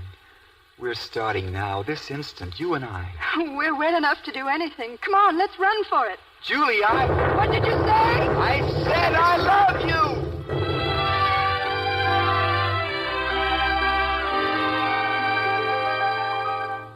Aunt William, it's us. We're engaged. We're going to be married. We're engaged to be married tonight. Miss Julie, you're dripping water all over Aunt William's counterpane. Be quiet. It's lovely water. Well, now I can get out of bed. William, don't you dare. You get out of my way. We're driving to Upton now as soon as I change. Mommy, I woke up. Oh, Joan, darling, we're not going to New York. Mommy, don't. Don't what, darling? Marry that dreadful tall man here. Joan, why, you hardly know Mr. Towner. What have you got against him, darling, except that he's tall? I see what she means. Joan, dear, from now on, every time you see me, I'll squat like this. Don't you dare talk nice to me. I hate you. Joan, are you aware what a nasty little terror you're being? You get that little stubborn morsel of humanity over here to me. I want to talk to her. Joni, what's the matter with you? My dad was a brave, lovely man, not a tall, skinny thing like that. My father could look at the step out of you. I'll take care of her. Come along, Joni, dear. I still love my dad. I hate you. Probably the neighbors complaining. I'll go down. Stay here, Agatha. I'll answer it. All right, I'm coming. Well, hello, Mother. Hello, Carol. Hubert, what's the matter? I've heard all about it, every detail. How dare you insult that nice, scholarly girl, Brenda Lane? Who said I insulted her? She did. She came right to me. I never saw anyone so stricken in my life. And then to come back to her, after all these years, like a weak little puppy. Oh, she's here, too. This happens to be her house, Mother. Come here, Julie. Good evening. Carol, maybe you can tell me why Mother's here. Well, it's you, Julie Weir. You nearly ruined his life once. You'll not do it again. And you, Hubert, what do you feel about it? Well, I sort of feel that it's none of my affair. That's white of you, Hubert, mighty white. But, I can't help but feeling that if it means so much to Mother Towner, and, you'd be surprised how it even affects my tile business. Of course. Julie and I are going to be married tonight. Ready, darling? Ready to be married or ready to be hanged? I couldn't tell by your tone. I'm sorry, darling, but let's go. I thought we were all here. I guess I was wrong. Well, who's next? Professor Towner? Come in, Budge. You know everyone. I've something important to tell you. Maybe we should be alone. Oh, no, Budge. Everybody must know my business. Tell it here. It's about Brenda. I took her home after she saw your mother. Professor Towner, that poor girl tried to hang herself on account of you. Budge, she's all right, though. Yes, for the moment. I drove her here. She's waiting outside. She'll be all right for a moment more, won't she? Yes, I think so. I don't believe it. I don't believe she tried to kill herself. She knows I never loved her. She's known it all along. I didn't love Michael Shaw either. But look what he did to my life. And yours.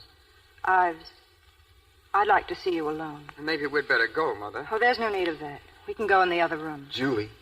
The thunder and lightning's over now. I suppose the sky's like it is most of the time. Oh, don't you see, Ives?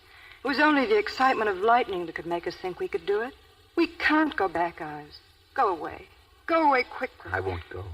I won't give you up. You were willing to marry me until this happened. We can't quit now, Julie. No, Ives. It would be the same sort of selfish thing I've done all my life. At least we've had tonight. There aren't many people in this world who could have had tonight, my darling. Julie, be selfish once with me. But, Ives, don't you see? Goodbye, Ives. Say, where you going, Julie? Don't let her. Get in my car. Brenda's in there. What do you mean? Get out of this car. What are you trying to do? Shut up. Hi. Bud! Julie, come back. You can't get away with this. See, Ives is coming after me. I'm glad you have such a nice, fast car, Brenda. Now, for the first time tonight, I'm the one who's going to do the talking. Do you love Ives Towner? Of course I love him.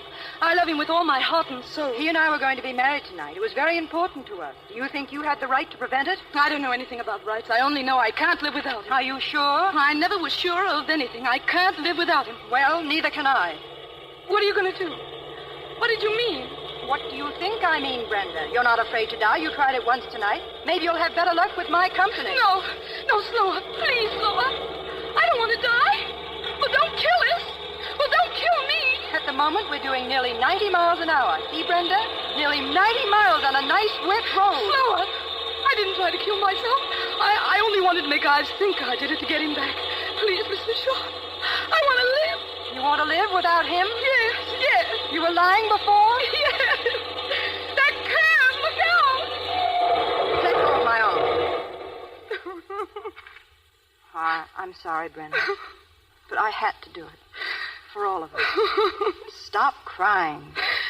Yes, Mrs. Shaw. Come on, climb out. If we wait by the road, I think ours will be along very shortly.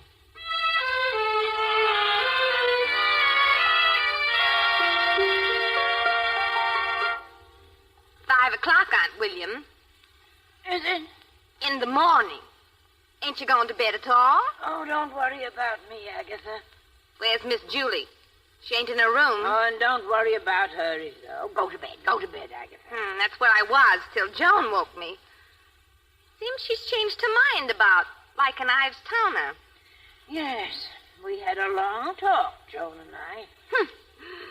Guess you could talk a body into most anything. I'm always willing to try. Oh, go to bed, Agatha. Can I get you a cup of tea or something? No. I think I'll sit here and watch the sun come up. Watch the sun come up? Well, if that ain't silly.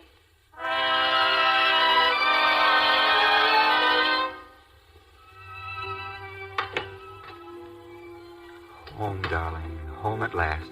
Mr. and Mrs. Ives Towner. Let's go upstairs and tell Aunt William. She's asleep. You're crazy. Not Aunt William. She never sleeps.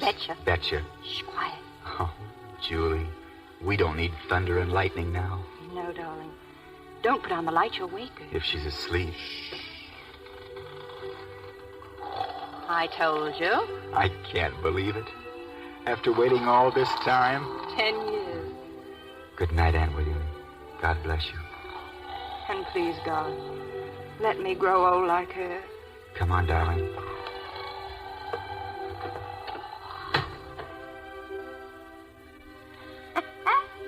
Well, the sun's going to look mighty good coming up this morning.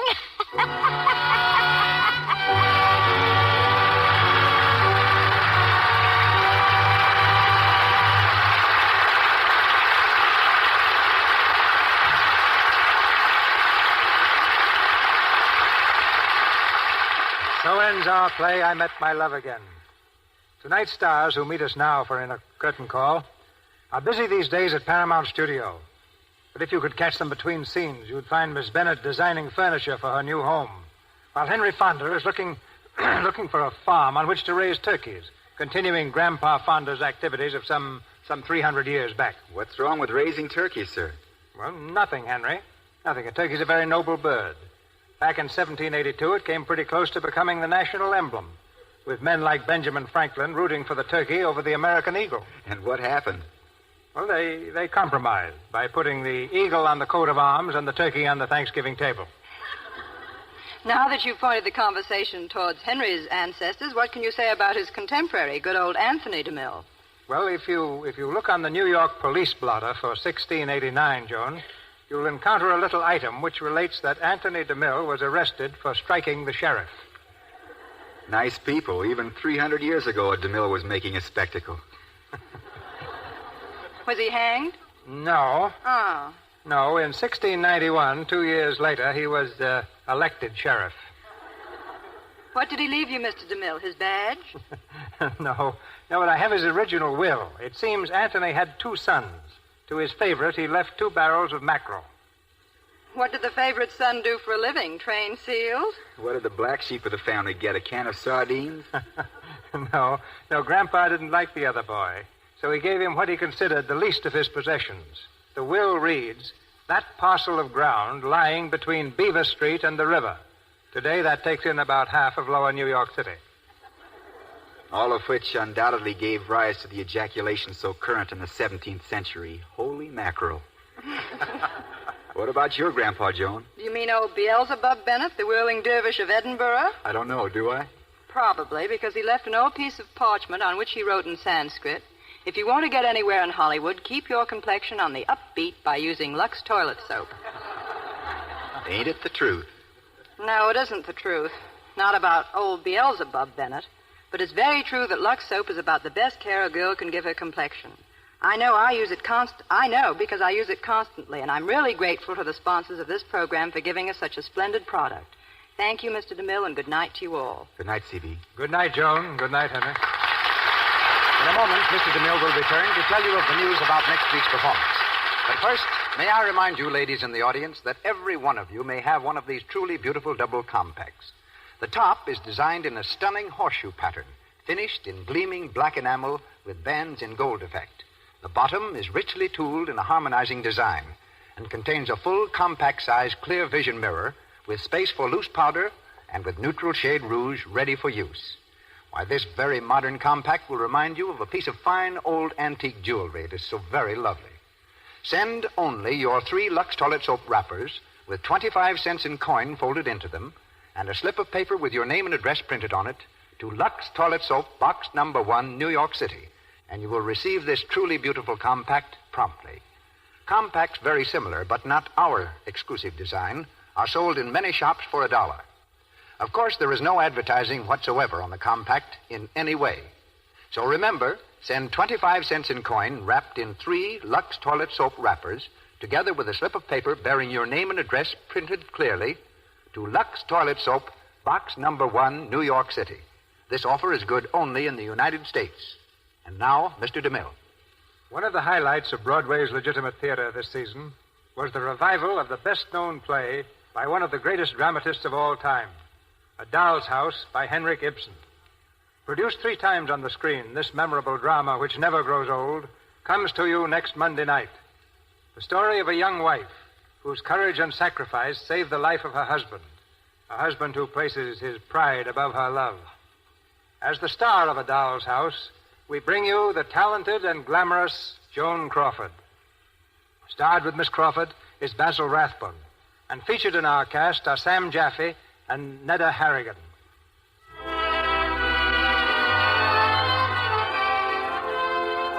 Our sponsors, the makers of Lux Toilet Soap, join me in inviting you to be with us again next Monday night when the Lux Radio Theater presents Joan Crawford and Basil Rathbone in A Doll's House with Sam Jaffe and Nedda Harrigan. This is Cecil B. DeMille saying good night to you from Hollywood. Henry Fonda stars soon in the Paramount film Spawn of the North. May Robeson is in the new Warner Brothers film Sister Act. Louise Platt appeared through courtesy of Walter Wanger and will also be seen in Spawn of the North. Margaret Hamilton's new RKO film is Mother Carey's Chickens. Louis Silvers is from 20th Century Fox Studios, where he was in charge of music for Josette. Soft lights and sweet music heard during tonight's performance was from Face the Music. This is the Columbia Broadcasting System.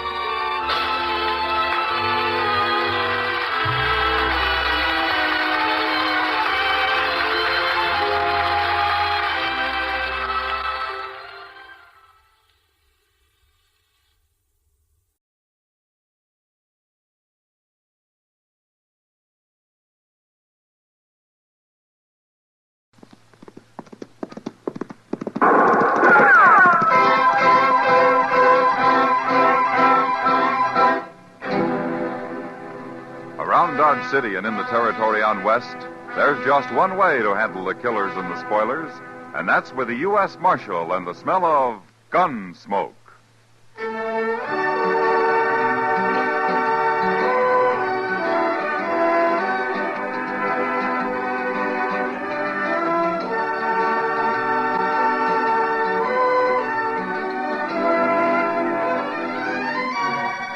Gunsmoke, starring William Conrad. The story of the violence that moved west with young America. The story of a man who moved with it. Matt Dillon, United States Marshal.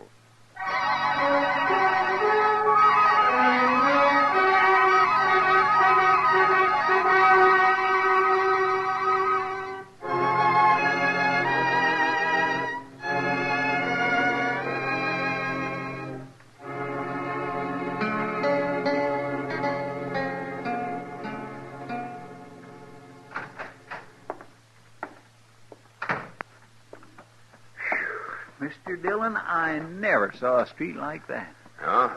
What do you mean, Chester? Dusty, sir. Just plain dusty. It's only spring, and already the plaza's just vulgar with dust. Streets in Texas are all grass, Chester? No, sir, but they're better than this. You'd think there'd be some way of fixing it. Well, Dodge is growing, Chester. Maybe someday it won't look so bad to you. I don't aim to live that long, sir. Well, I'm glad you got that much figured out anyway. I surely have. Oh, now, wait. That's not what I meant either. Don't let it worry you, Chester. Did you get those posters down to Mr. Hightower? Yes, sir. He said they'll be ready about noon tomorrow. All right. Pick them up then, will you? Yes, sir. Oh, my goodness, Mr. Dillon, I nearly forgot. No? Well, Forgot what? After I left Mr. Hightower's, I thought I'd just take a glass of beer. I had to get all that dust out of my throat. You know how bad it is walking around knee-deep in that stuff, and I was coughing. All right, Chester. Well, what is it you forgot? Well, sir, I dropped into the Texas Trail, and Miss Kitty was there, and she said she thinks there might be trouble over there before long, and she said to tell you. Oh? What kind of trouble? Oh, the usual thing. Some man fighting over a girl. Well, you don't seem to be very worried about it. I'm tired of people fighting. I wish they'd all just go away somewheres and kill each other off and have done with it. That'd be fine as long as they don't do it in Dodge. Well, come on, Chester. Let's go over and see what it's all about.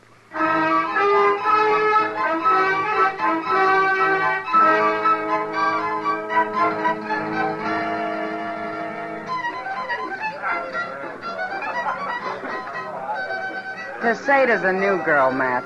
She's shy as a flower. I don't know what she's doing here anyway. How do you know the name of the man? Dorgan, he says. I tried to get her away from him, but I think she's too scared. Maybe she likes him. Did you ever think of that? I hope not. Anyway, he won't let anyone else dance with her. Those two over at the bar near Chester there. They've tried twice. I know one of those men. The tall one. His name's Horn. Who is he? Yeah, he's a gunman. Pretty fast, too, so I've heard. Well, I was over there with Casada last time they came up, and somehow, from the way they talked, I got the feeling they're more interested in Dorgan than her.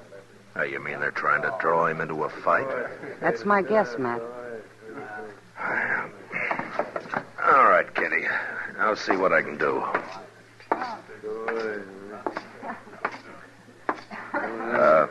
Miss Casada? Yes? I'm Matt Dillon. I'd be proud if you'd dance with me. Well, I don't think I'd better. Now, go ahead to say it. It's all right. You can dance with him. Mr. Dorgan, you told those others that I could... Hello, Marshal. Hello, Horn. This here is Watson. Howdy, Marshal. How are you? What's on your mind, Horn? We just wanted to let you know, Marshal, if there's any trouble here, we ain't responsible. Leave me alone, there won't be any trouble. All we want, Marshal, is our turn with the girl here, and Dorgan's had her hogged the whole evening. And that ain't fair, and that's all. What's funny, Marshal? You sound like a man at a church social. I'm trying to be peaceable about it, that's all. I've seen you when you didn't try, Horn. What are you looking for, an excuse to work this man into a gunfight? Yeah, he sure is, Marshal. I ain't going to take much more from him or Watson either. What's the real trouble between you? There's no trouble, Marshal. We just want to dance with that girl. That's all. Mm-hmm. You want to tell me, Dorgan? Nothing, Marshal, nothing. All right. Casada. Yes, sir. Go over there and sit with Kitty, will you? Now, wait a minute, Marshal. Casada's my girl. I've been buying her drinks. She's staying right here. Go ahead, Teseda. Go on over with Kitty. I don't know which one. You just go, Teseda. Nobody will stop you. Well, all right, then. Thank you for the drinks, Mr. Dorgan. Go on, beat it. Chester. You got a great way of handling things is all I can say. What is it, Mr. Dillon? Take their guns, Chester. Oh, no, you don't. Shut up, Watson. Well, you going to let him do that? We ain't looking for trouble. You're smarter than I figured, Horn. Am I, Marshal? Get him, Chester. Yes, sir. All right. All right. Your guns will be at the jail. You can pick them up in the morning when you leave town. Leave town? All three of you. Good night, gentlemen. Taking his gun from a man like Horn was the fastest way in the world to get him out of the saloons and off the streets and behind cover somewhere. There were too many men who might show up out of his past and suddenly make their claim on him. And Horn was the one that really mattered. Neither Dorgan or Watson looked like real gunmen. So I thought I'd been pretty smart. Till the next morning. I was just crossing the plaza when I ran into Kitty and Chester. Matt, we've been trying to find you. Oh, what's the matter, Kitty? It's Teseda. I don't know where she is. What? I looked in her room this morning and she'd gone. Nobody's seen her anywhere. Oh, maybe she went out to buy some clothes or something. Oh, she was afraid to go out alone. I always had to go with her. I just know something's happened to her. Oh, like what? Dorgan. He was real sweet on her, Matt, and I don't trust him at all. Oh? Dorgan come by the office real early, Mr. Dillon. I gave him his gun, and he vamoosed. He was in a big hurry to go someplace. Well, I told him to leave town this morning. Well, you didn't tell him to take Teseda with him. Did they get back together last night? Sure. Just as soon as Horn and Watson left. I couldn't stop it. I see. Tell me, Kitty, can she ride? Oh, no. I asked her to go out with me once. All right. There was a stage west this morning. Go see if they got on it, will you, Chester? All right, sir. Kitty, if she did leave with Dorgan, maybe it's because she wanted to. Oh, maybe. She wouldn't say anything about him last night, one way or the other. I told you I think she's afraid of him, Matt, but even if she did want to go, well, she isn't his kind, that's all. Well, that may be, Kitty, but it's not the law's job to chaperone every girl that hits Dodge. What if she didn't want to go, Matt? What if he forced her to? Well, that'd be different. A whole lot different. You bet it would. They was on it, Mr. Dillon. The agent described them exactly. Left an hour ago, right on time. I knew it. Will I get our horses, sir? No, wait a minute, Chester. Dorgan might put up a fight, and if he does, we can't shoot around that girl. Well, then how can you stop him, Matt?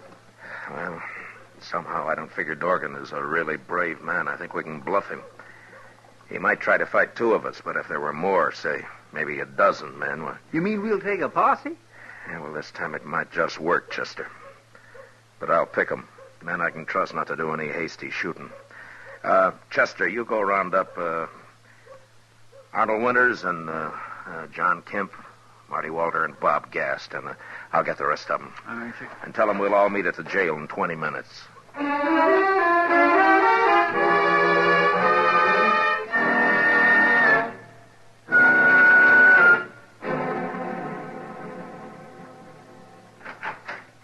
Everybody's here, Mr. Dillon. All right, I'm coming, Chester.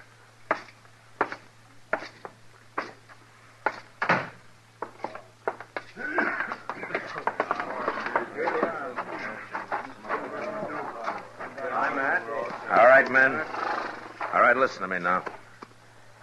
Now, I've picked you men because I know that you're steady, every one of you. Now, there's a girl on that stage, and whatever happens, we can't return fire. Is that clear? Yeah, sure. All right. I'll figure out how we're going to stop them when we get there. Marshal. Well, what are you doing here? Hold it. Marshal, me and Watson heard you needed help. Thought I told you to get out of town, Horn. We just want to be sure you got Dorgan before we left, Marshal. I don't need your help. And don't you be here when I get back, either one of you. You like that, Watson? There's Gladys. All right, men. All right, let's go.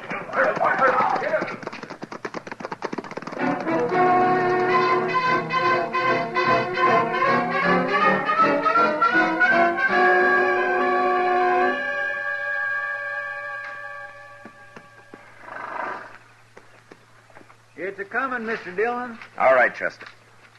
Men, spread out in a half circle.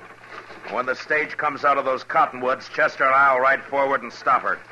And then you close in around us. We got it. All right, let's go.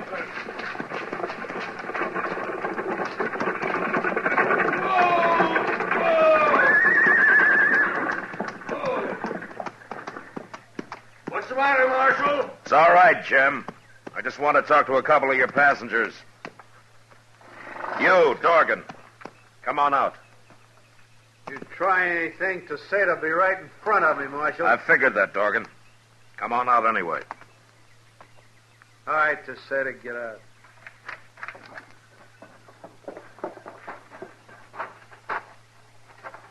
You stand right here, to say and don't move.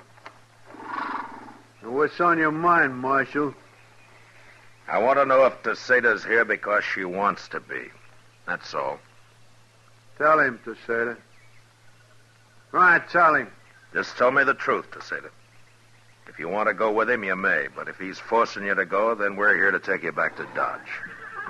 You wouldn't want her death on your conscience, would you, Marshal? Oh, no, please don't kill me. I'll tell him. I came because I wanted to. There. That's a good answer, Teseta. And go on back to Dodge and leave us alone. I guess you didn't hear the same thing I did, Dorgan. I'm warning you, You Marshal. haven't got a chance. How long do you think you can use her for cover? Now, I got 12 men here, Dorgan, and we'll follow you from here to California if necessary. Isn't that right, men? And if she should get killed, I'll just let you imagine what we'll do to you. Now, you drop your gun belt right where you are and step forward. And do it now. All right, get his gun, Chester. Yes, sir. All right, one of you men get rid of your guns and put Dorgan up behind you. Mr. Dillon, what are we going to do with Teseta? She can't ride anyway, especially in those clothes. Well, the Bledsoe place is a couple of miles from here. Go over there and borrow their buckboard, Chester, and for your trouble, we'll let you drive her back to town. Yes, sir. My. Well, you wait right here, Mr. Seda, and I'll be back in no time at all.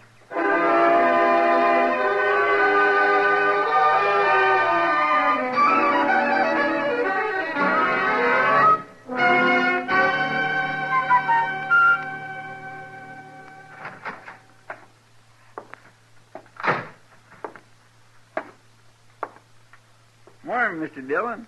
Oh, Chester. What time did you get back with Teseta last night, Chester?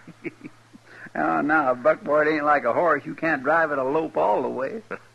That's all right, Chester. Well, what have you got there? Dorgan's breakfast. You'll probably have to wake him up. He hasn't made a sound so far. Oh, there are the keys on the desk. Yes.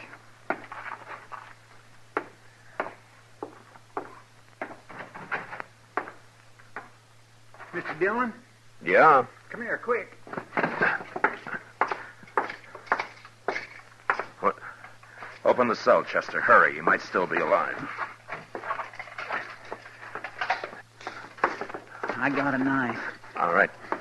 Cut him free. I'll hold it.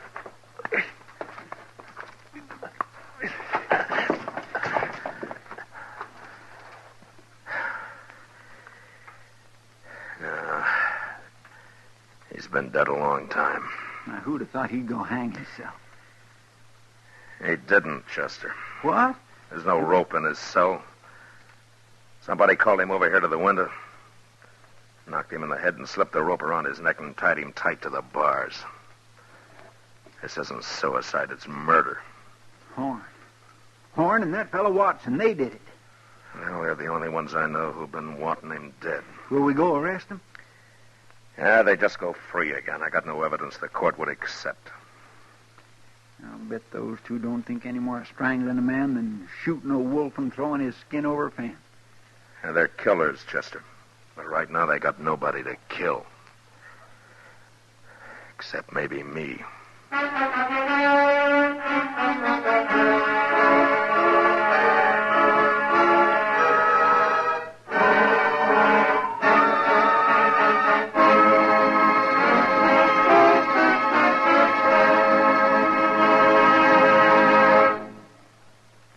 Return for the second act of Gunsmoke in just a moment. But first, make sure you're by your radio this Monday evening. For CBS Radio's Monday evening dramatic shows, the Lux Radio Theater and Suspense are putting on two of their top shows of the season. Suspense has a new writer, William Shakespeare by name, and they're staging his wonderful tale of love, vengeance, and murder, Othello, with Richard Widmark as the star. And our Lux Radio Theater is bringing you the charming nostalgic story, Wait Till the Sun Shines Nellie, with David Wayne and Gene Peters in their original movie roles. It's a date Monday night. Suspense and the Lux Radio Theater on most of these same stations. Now the second act of Gunsmoke.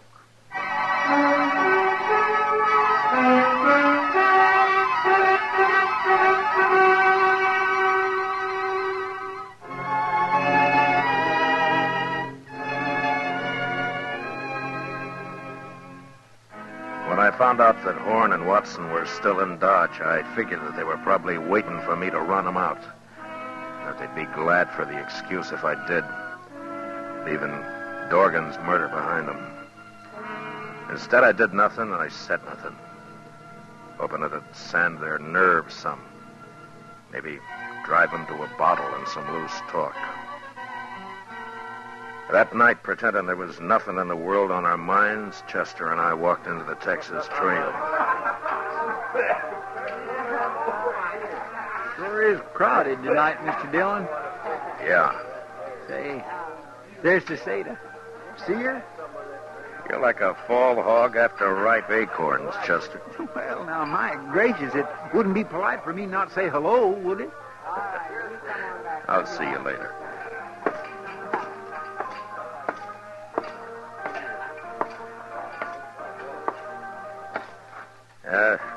That fellow who just left, is he coming back, Kitty?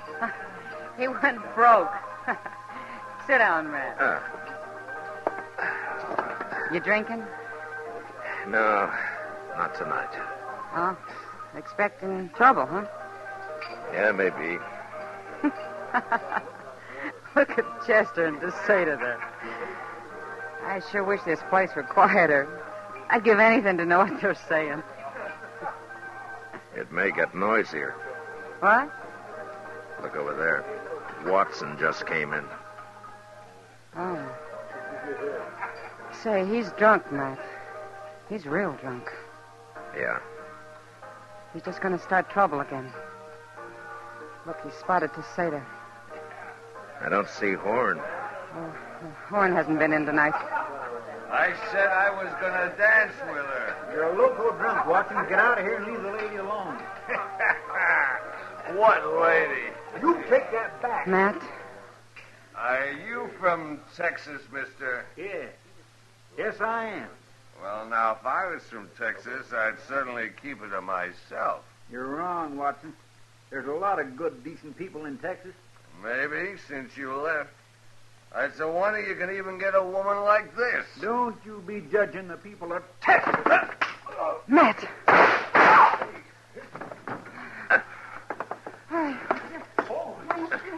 All right, get out of the way. Let me through. Wait a minute. He drew on me, Mr. Dillon. I was only going to fight him. I didn't think he'd draw. Everybody saw it, Chester. He had his gun out first. I shot him twice. He didn't even fire. How come he didn't kill me? Now, take it easy, Chester. Desada, go get him a drink, will you? Yes, sir. I'll do right away. Watson. Watson. Little Texas fella. He shot me. Watson. Watson, listen to me. Did you strangle Dorgan? Dorgan. We killed him. Me and Horn. Right in jail. There it comes.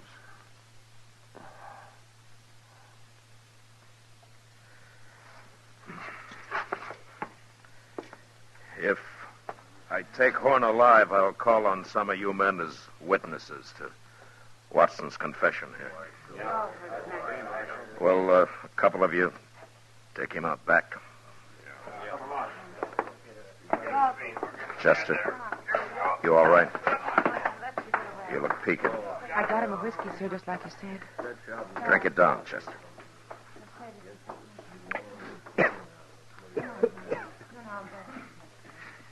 Mr. Dillon? Yeah.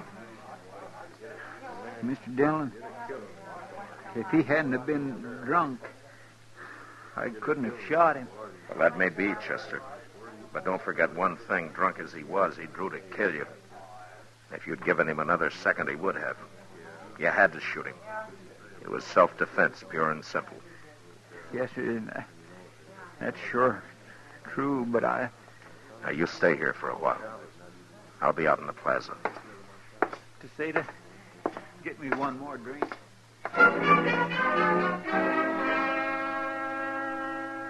Word of the gunfight would spread fast in Dodge, and the word of the dying man's confession even faster.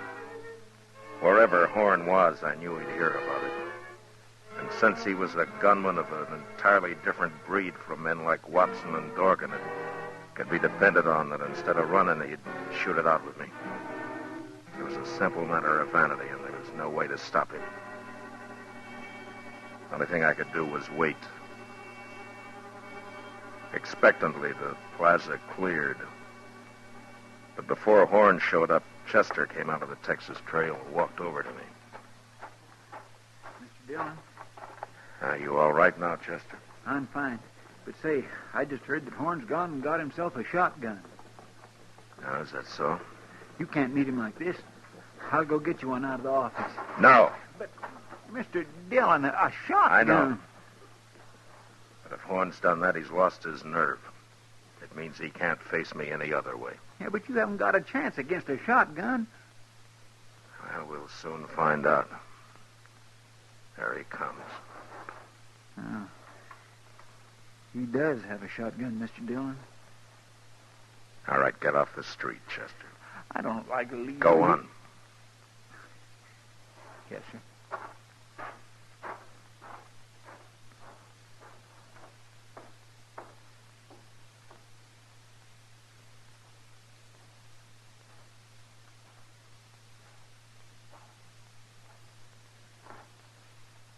Evening, Marshal. You're well armed, Horn. Yeah, ain't I? This is the first time, isn't it? First time what? You had to get behind a shotgun? I ain't taking no chances, Marshal. Sure. But from what I've heard, that never bothered you before. Meaning? You're fast enough with a 6-gun to have lived this long, Horn. You must be pretty good. But you're through now. You've lost your nerve. You're not a gunman anymore. You're just ordinary dirt common. That's enough of that. I could find a dozen men like you in any saloon in town. It was different before, Horn. You kind of stood out a little. But nobody's going to worry about you after this. You think not? You think I need this shotgun? Of course you need it. Everybody can see that. I ain't scared of you, Marshal. I ain't scared of no man alive. Talk's cheap. I ain't talking. There now. Ain't got no shotgun. Now don't you tell me I'm scared. You don't have to draw, Horn. You can still take your chances in court. You was right, Marshal. I was scared. I ain't no more. Look, I'm giving you a chance. Why don't you take it? Never mind.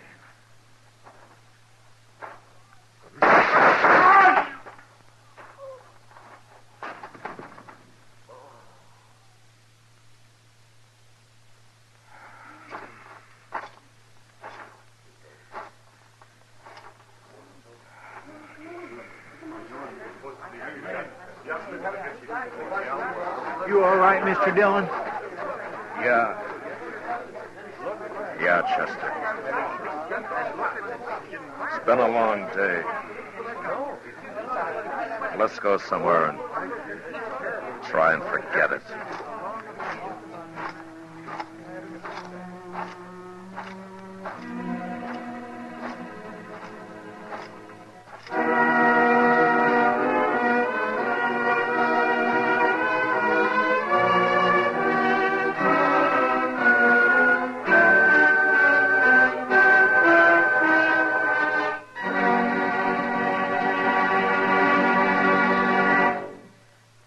Gunsmoke, under the direction of Norman MacDonald, stars William Conrad as Matt Dillon, U.S. Marshal. Tonight's story was especially written for Gunsmoke by John Meston, with music composed and conducted by Rex Corey. Featured in the cast were Tom Tully, Lawrence Dobkin, Paul Dubov, and Lillian Baeff. Harley Bear is Chester, and Georgia Ellis is Kitty. Gunsmoke is heard by our troops overseas through the facilities of the Armed Forces Radio Service. Join us again next week as Matt Dillon, U.S. Marshal, fights to bring law and order out of the wild violence of the West in Gunsmoke.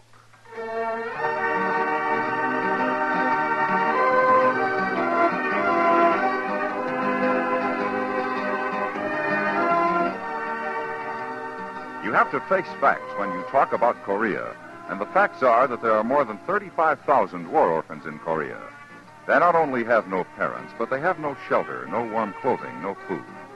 They are not responsible for their condition, and some of them can remember no other. Their government tries to help, but the best it can do is a cup or two of rice a day for each. Other Korean War refugees cannot shelter them.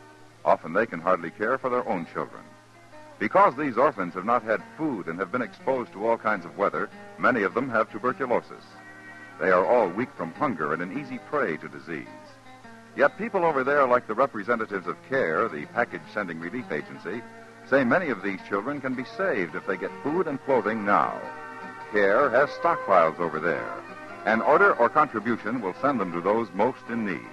Package delivery is guaranteed. To save the kids of Korea, send a contribution to your local CARE office, or to CARE New York, or CARE Los Angeles.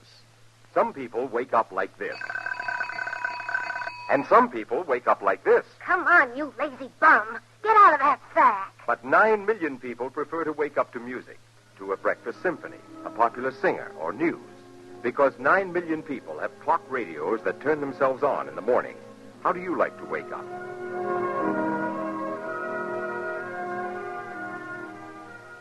America now wakes up to 9 million clock radios and listens most to the CBS radio network.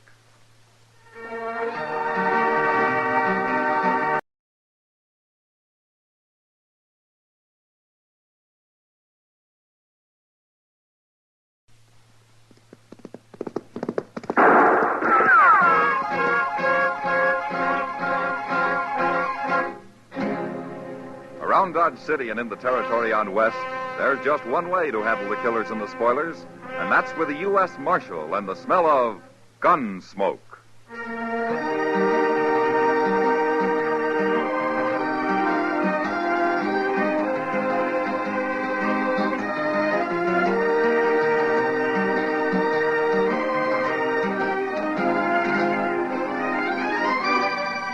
Gunsmoke, starring William Conrad. The story of the violence that moved west with young America. The story of a man who moved with it. Matt Dillon, United States Marshal.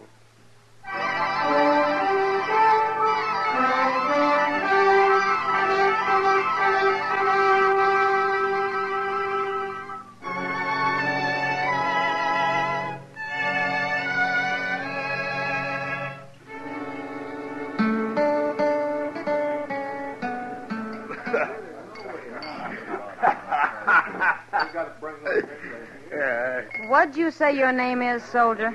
Gallagher. That's my name. All right, Gallagher. Now, don't you think you've had enough? It isn't even night yet. I'll never have enough. You plan to show up at the fort this drunk? Lady, maybe I won't show up at the fort at all. Now, what do you think of that? Gallagher, you better start worrying about what Captain Shaw's going to think, not her. Hey, what are you doing here, Spear? I've been an hour looking for you all over Dodge. How'd you get that drunk in an hour, anyways? Drinking! Are you responsible for this? Oh, sure. The Indians pay me to keep you soldiers drunk. That ain't funny. He's a grown man, isn't he? That's not the point. What's the point? You shut up, Gallagher. We'll be an hour late now, and that's all Captain Shaw needs to fix us. Captain Shaw can go hang.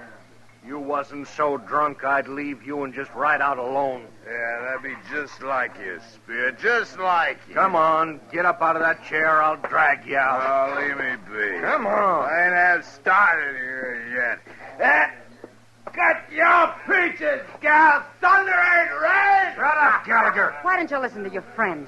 You're just going to get into trouble here. Who's kissing your hand anyway? That's no way to talk. I'll kill you for that. Beat your drunk. Matt, make him stop. All right. You want the same treatment, soldier? Huh? I had nothing to do with it, Marshal. What? He was drunk. And you're cold sober. Of course I am. It's true, Matt. He just came in looking for him on the floor there, Gallagher. I'll take your gun, soldier. Oh, you can't do this, Marshal. All right, now pick up your friend. We're going to Matt, jail. listen to me. Gallagher started it. He was only trying to get him out of here. Back to the fort. He can take him back tomorrow. Fighting's against the law in Dodge. No, Matt. Come on, let's get going, soldier. Pick him up.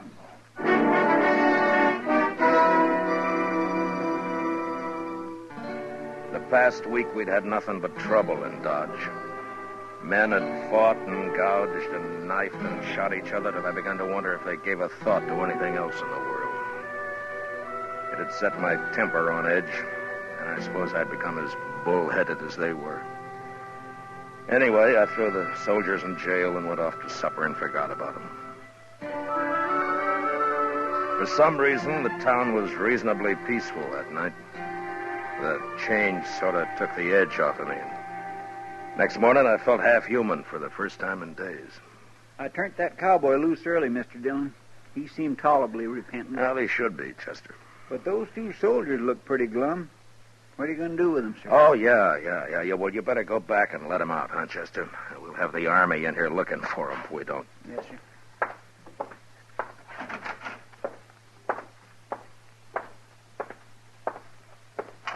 You've done your time, men. The law has forgiven you. Out you go, free as little birds. Oh, that sunlight will blind me this morning. We ain't about done our time, mister. In real trouble now. Oh, why do you say that? 'Cause it's true. We were sent to Dodge to pick up supplies, not to go to jail. You're not the first soldiers who've camped here overnight. Colonel Doby's a just man. Captain Shaw's in command right now, Marshal. Colonel went to St. Louis for a time. Well, I don't know Captain Shaw, but I'm sure... He's just about as reasonable as you are, Marshal. Just about. You're Spear, aren't you?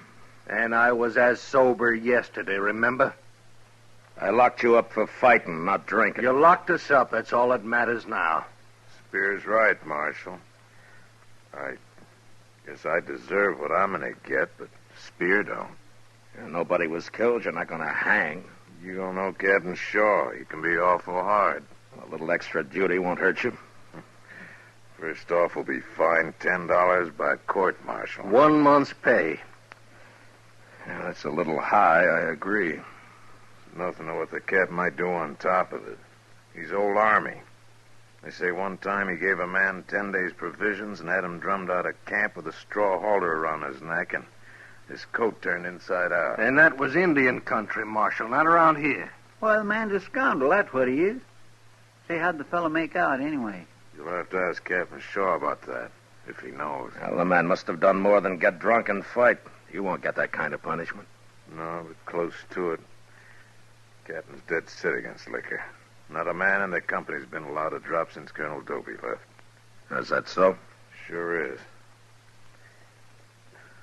Look, Marshal, I got it coming, but Spear here, all he done was try to get me back to the fort.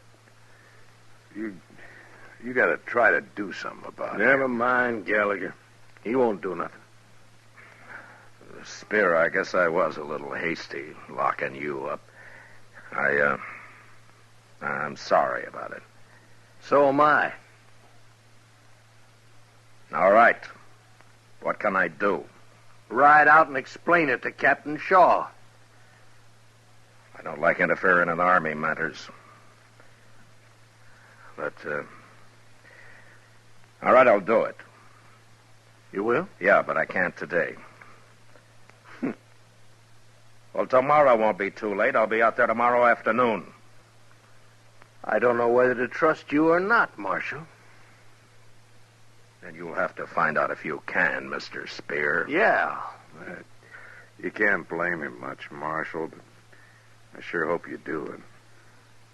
All right, boys, you're late enough now. You better get going. Come on, Spear.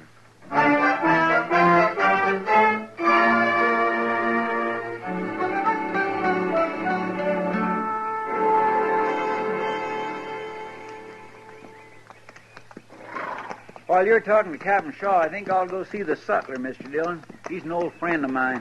All right, Chester. Name's Larson. Been selling goods to soldiers for 10 years that I know of. Say, I'll eat with him, too, in case you should get asked to supper. Oh, fine. Say, doesn't that look like Spear there?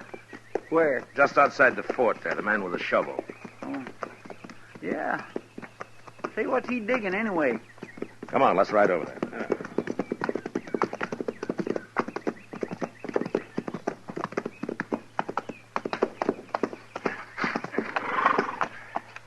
Hello, Spear.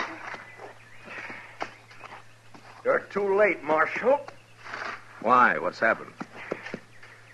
We've already been tried, that's what. Well, what'd they give you? 2 months' pay and a month's punishment. What punishment?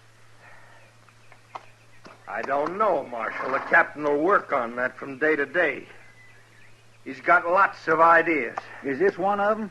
Digging that hole out here? This isn't exactly a hole, mister. It's a grave. A grave? Whose grave? Mine. Oh, now, wait a minute, Spear. Well, it's for me or somebody like me. That's what he said. Ask him about. There comes the guard. I gotta keep busy. All right, I'll talk to you later, Spear. I won't be hard to find.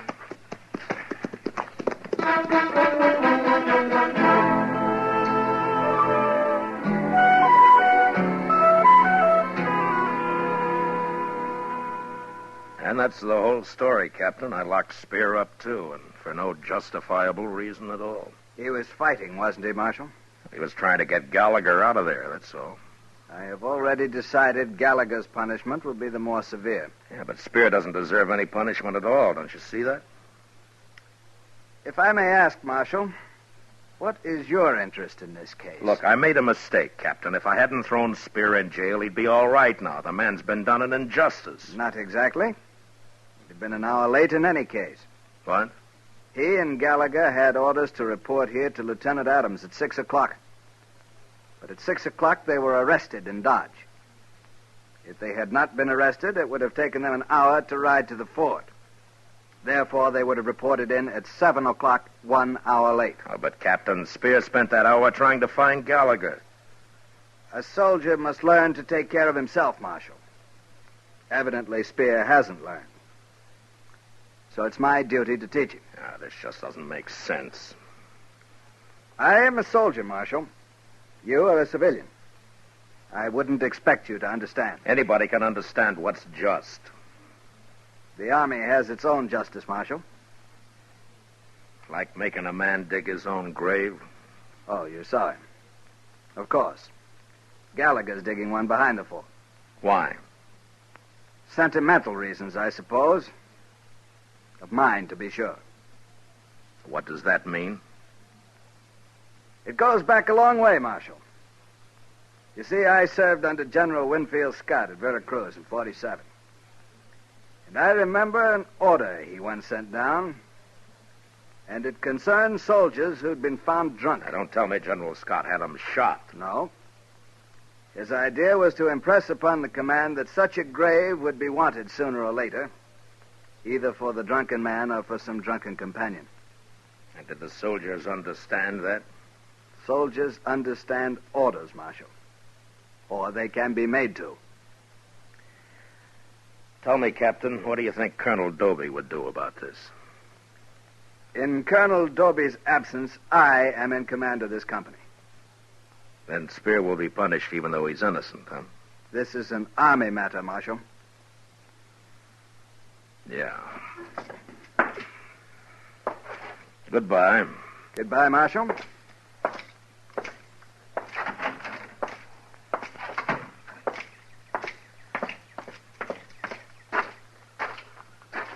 Marshal Dillon. Huh? Yeah. I'm Lieutenant Adams. Oh, how do you do, Lieutenant? I'm the officer Spear and Gallagher were to report to night before last. Oh, yeah. The captain mentioned that. Tell me. How'd you make out in there? Well, I don't think Captain Shaw and I understand each other completely. I knew it was hopeless. Thanks for trying, Marshal. Tell me something, Lieutenant. What's the matter with Captain Shaw?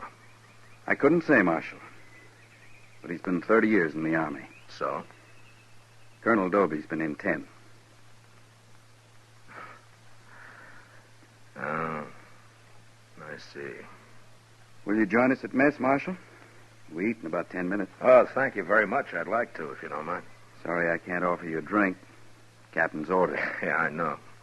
Lieutenant, when does Colonel Doby get back from St. Louis? We haven't heard. Soon, I hope. Yeah. You see, Gallagher can take it. He knows he's guilty, for one thing. Spear, I'm worried about. Already, he's not the same man he was. Yeah, I suppose he's lost faith in people. He was always a fine soldier. I just hope he can hang on long enough. No? Long enough for what? Oh, let's say long enough for Colonel Doby to get back before Captain Shaw drives Spear to something like... Come along, Marshal. We'll wash up.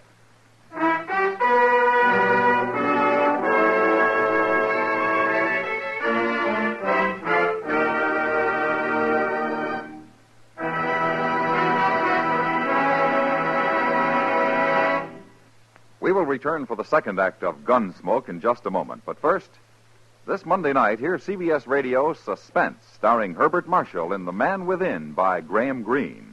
Also Monday night on most of these same stations, the Lux Radio Theater presents Betty Hutton and Gene Barry in a delightful musical comedy, Somebody Loves Me. Now the second act of Gunsmoke.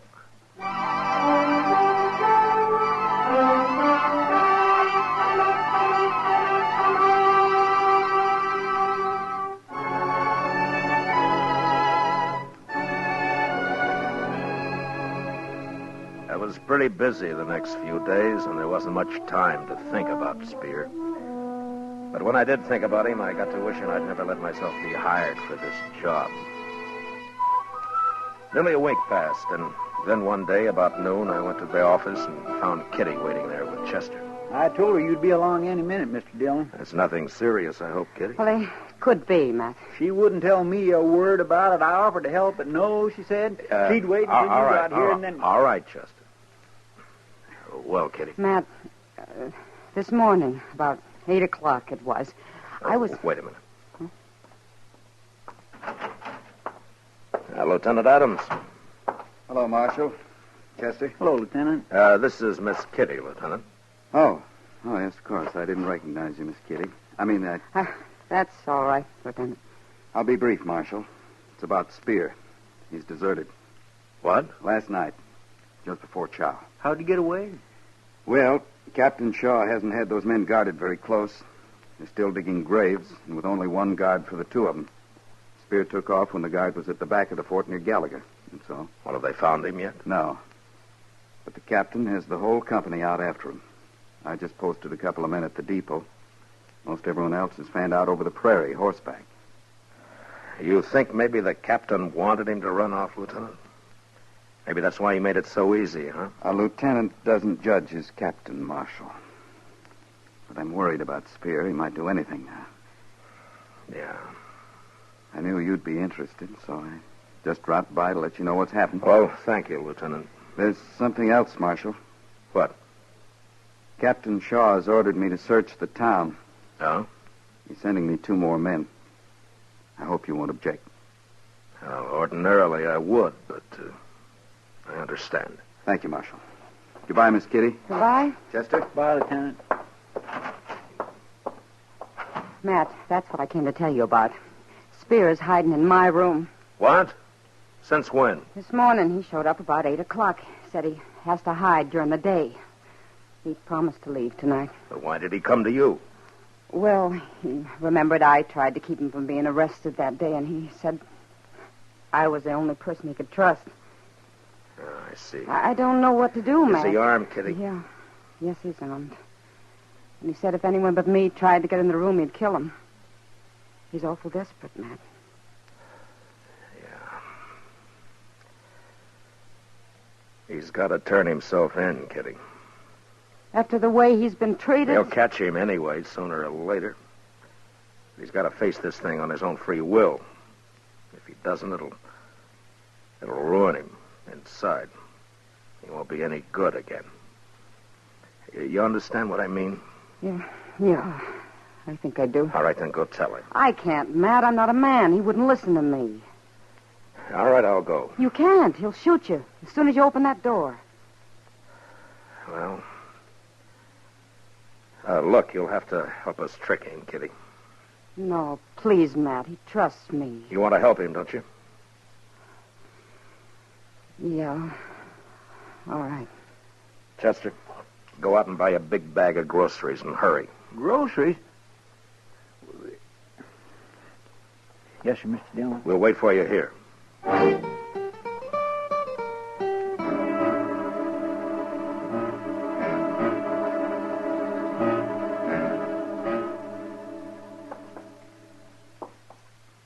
Stay off of your heels, Chester. Quiet. All right, you go ahead, Kitty. We'll be there when he opens the door. All right, Matt.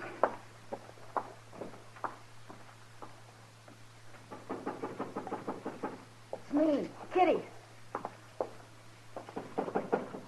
Open the door. I can't hold all these groceries much longer.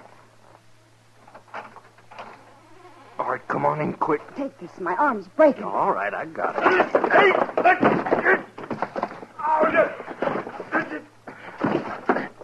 All right. All right, close the door, Chester. Yes, sir. Come over here and take his gun away from him. I got it, sir. All right. All right, now get up. I said get up. Now sit in that chair. And don't try anything. I hope you're real proud, Kitty. Now, wait a minute, Spear. Nobody's betrayed you. We're trying to help you, that's all. Why don't you just shoot me, Marshal, and have it over with? Spear, you've got a bad deal all around, but the trouble you're in right now is your own doing. You're the one put me in jail. I'm talking about your deserting. Well, what about it? I'm just telling you, you're responsible for that yourself. And you're the only one who can square it. Give yourself up. Give myself up? You mean you're not taking me in? I got nothing to do with it. This is between you and the Army. Please, Spear, do it. He's right. You mean I can walk out of here right now? And you won't stop me? That's right. Why are you doing this, Marshal? Spear, I've been told that you're a good soldier. But right now you're in trouble. And you and I are both responsible for it. I shouldn't have thrown you in jail, and you shouldn't have deserted. Well, so? I'll do my part, and I think you'll do yours. You'll do yours by turning yourself in. I don't know, Marshal. Yeah, what, Chester? Down there in the street. Lieutenant Adams and 2 soldiers, and they're headed right in here. Give myself up, huh? You got it planned pretty neat, Marshal. Maybe the Army will give you a reward for this, huh? Maybe they'll Adams said he was going to search the town. That's all I know about. And followed you right here, didn't he? You sure trust me. All right, shut up a minute. Kitty, is that a closet there? Is it empty? Look, well, almost, yeah.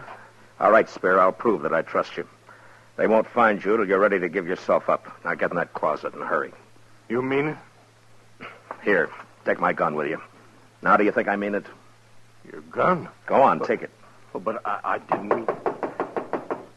All right, hurry up, get in there.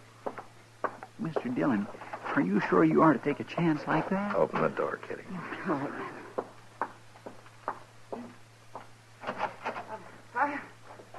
Come in, Lieutenant. Wait here, man. Yes. Well, hello, Marshal. How are you, Lieutenant? Chester. Hello. Sorry to bother you this way, Miss Kitty. We're searching the town for Spear, like I told you. Yeah, well, I know, but how'd you get here so fast, Lieutenant? Just a hunch. Guess it was a bad one. It sure was. Miss Kitty'd never hide a fugitive of any kind in this world, no matter what he might have done. Chester. Yes, sir. I hope you'll excuse me for bothering you, Miss Kitty. Oh, that's all right, Lieutenant. Well, goodbye. Bye. Bye. So long. All right, Spear, they've gone. You can come out now.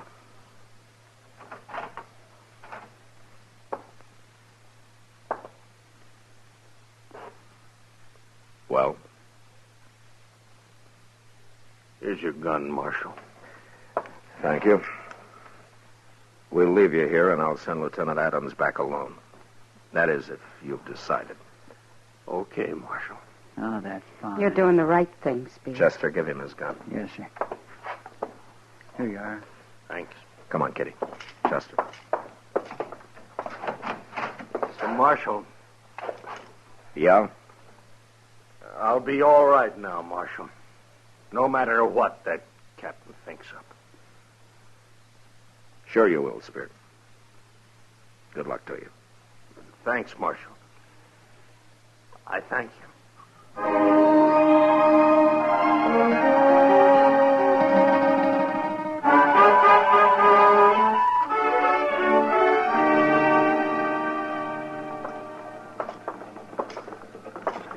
There's Lieutenant Adams right across the street, Mr. Dillon.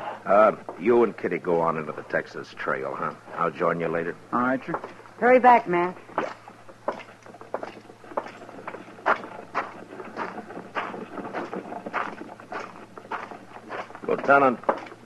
Lieutenant Adams. Yes, Marshal.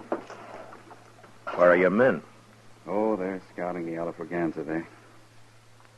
I don't think they'll find him, though. You don't? No, I don't. I see you got your gun back, Marshal. You don't miss much, do you? I kind of wondered at first why you didn't have it upstairs there. And? Well, I don't suppose Captain Shaw'd much appreciate an officer who searched a room, didn't even bother with the closet, would he? Captain Shaw might not, Lieutenant, but I think Spear will. Is he waiting for me, Marshal? Mm-hmm. It was a mighty long chance you took. Yeah, it was worth it. Let me know how he makes out, Lieutenant. I sure will, Marshal. Especially seeing as how you kind of got a stake in him now. Well, so long. Goodbye, Lieutenant.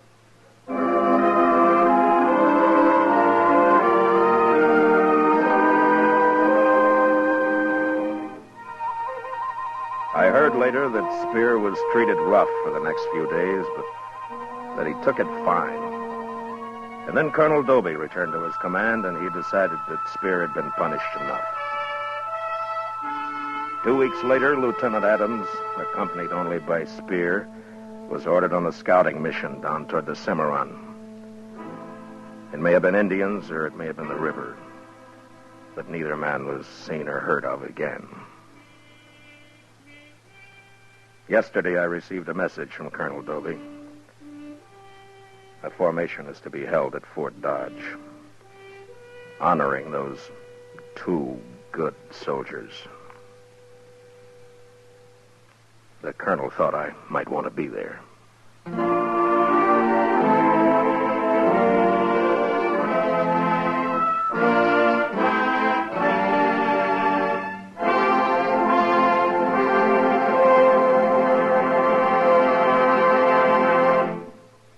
Gunsmoke, under the direction of Norman MacDonald, stars William Conrad as Matt Dillon, U.S. Marshal.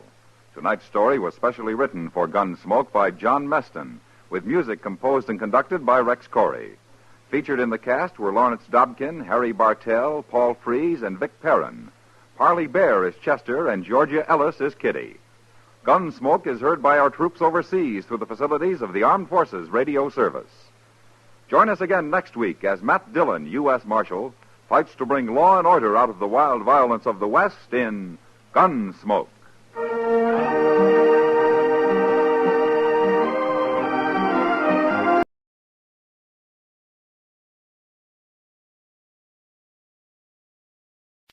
Lux presents Hollywood.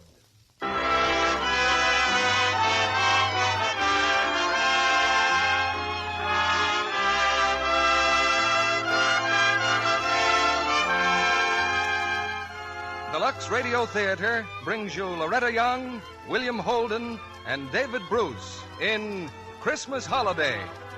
Ladies and gentlemen, your guest producer, Mr. William Keeley.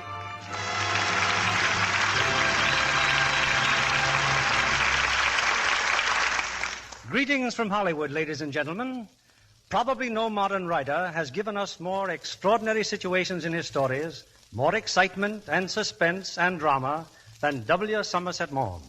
Tonight we bring you Universal's adaptation of his recent novel, Christmas Holiday, the compelling story of a woman whose life is shattered by a tragic crime, who finds herself caught between a hopeless love and a man who tries to free her from its bondage. That woman is portrayed tonight by one of Hollywood's outstanding stars, Loretta Young, making her 18th appearance on this stage. Co-starred with Miss Young is David Bruce, from the original screen cast of Christmas Holiday. Also, William Holden, who just last week received his honorable discharge from the Army Air Forces and is making his first return appearance in radio. I had the privilege of following Bill's career when I was in the same branch of the service, and also the privilege of following the productions of this theater, broadcast overseas by shortwave. I can honestly say those broadcasts were as much of a blessing to men in isolated islands, steaming jungles, and waste deserts as a cake of Lux soap. And that is no exaggeration. If people knew how much small luxuries like a cake of Lux soap are appreciated overseas, I'm sure we'd all be doubly grateful for them here at home. Grateful, too, that Lux can bring us 3 fine stars.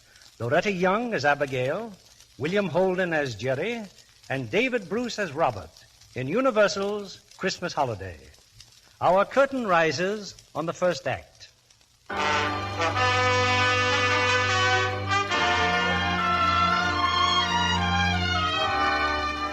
December 24th, 1944. Through heavy skies, a transcontinental plane wings its way westward. Among the passengers are 2 young Army officers on holiday furloughs. Jerry will be in Nashville in a few minutes. Why don't you change your mind and get off with me? I thought we weren't going to talk about it. Sorry, but you're my best friend, and we've got to talk about it.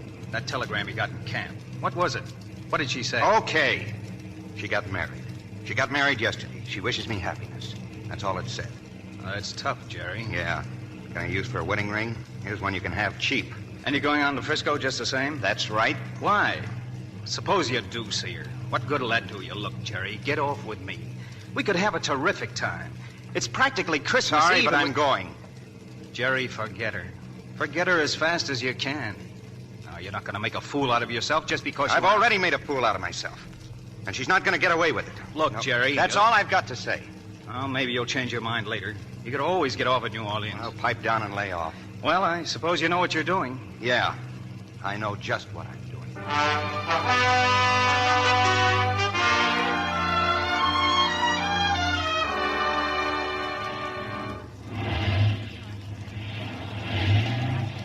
Say, I thought you said we were coming into New Orleans, stewardess. We're just outside of New Orleans, sir. This is our alternate airport. Oh. Gosh, some rain. Lieutenant. Wake up, Lieutenant. Oh, I guess I must have dozed off. We're making a landing just outside of New Orleans. Nothing wrong. Just unfavorable weather ahead. Oh. How long are we laying over? We really don't know, Lieutenant. We're taking all the passengers to a hotel just in case we have to stay here for the night. Watch your step getting off the plane. And Merry Christmas, everyone. Merry Christmas.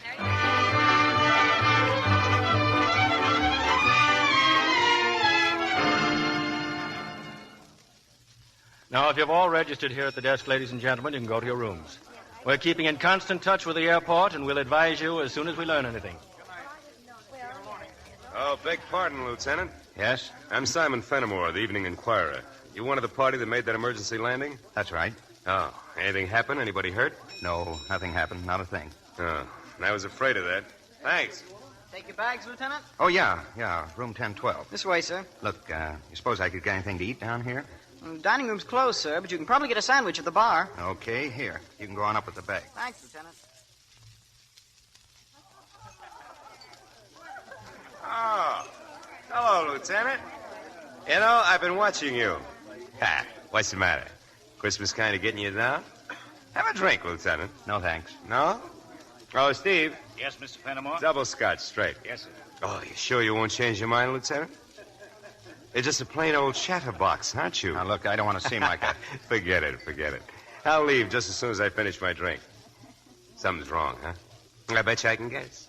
You figured on being in San Francisco bright and early Christmas morning, and here you are, trapped like a rat in New Orleans. Am I right? Well, I had sort of planned... I thought so. Planes all grounded, trains sold out. Wait a minute, I got an idea. If anybody can fix anything, I know the one who can. And you and I are going there. What are you talking about? About a place called the Maison Lafette. And a dame called Valerie DeMoro. Oh, she's the greatest little fixer south of Chicago. Come on. Now, wait a minute. I don't get it. What and where? Well, it's a nightclub. Maybe not too high class. But who cares? I'm the public relations counsel. Press agent. Well, thanks, but I've got to stay here. There's no telling when they may resume my flight. Oh, just leave word at the desk where you've gone. You think that's safe? Of course it's safe. Besides, what have you got to lose? Believe me, they don't roll second lieutenants at the Maison Lafette. They don't generally have more than a couple of bucks on them and a picture of a sweater girl. Come on, what do you say? Well, just what you said. What have I got to lose?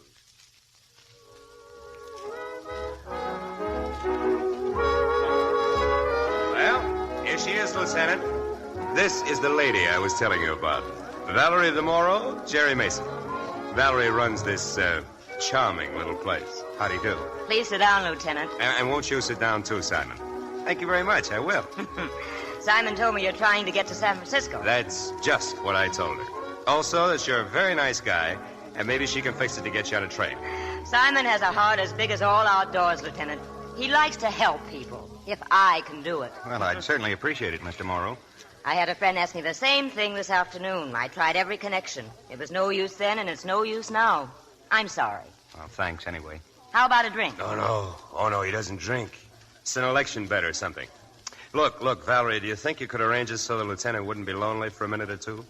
Like letting him hear the sound of a human voice. Oh, no, really, What about Jackie? Why not? Eddie, Yes, ma'am. see if you can find Jackie. She's probably in her dressing room. Yes, ma'am. Jackie's a singer, kid. She's the so-called star of our so-called entertainment here. Look, now, there's really no need for anything like that. Relax, will you? You give me the willies. It's Christmas Eve.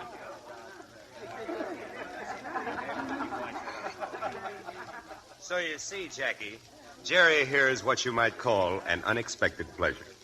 Hello, Lieutenant. How do you do? His plane had to make a forced landing, sort of. Isn't that the way things always happen, Jackie? You're going along, and all of a sudden, boom, you got to make a forced landing.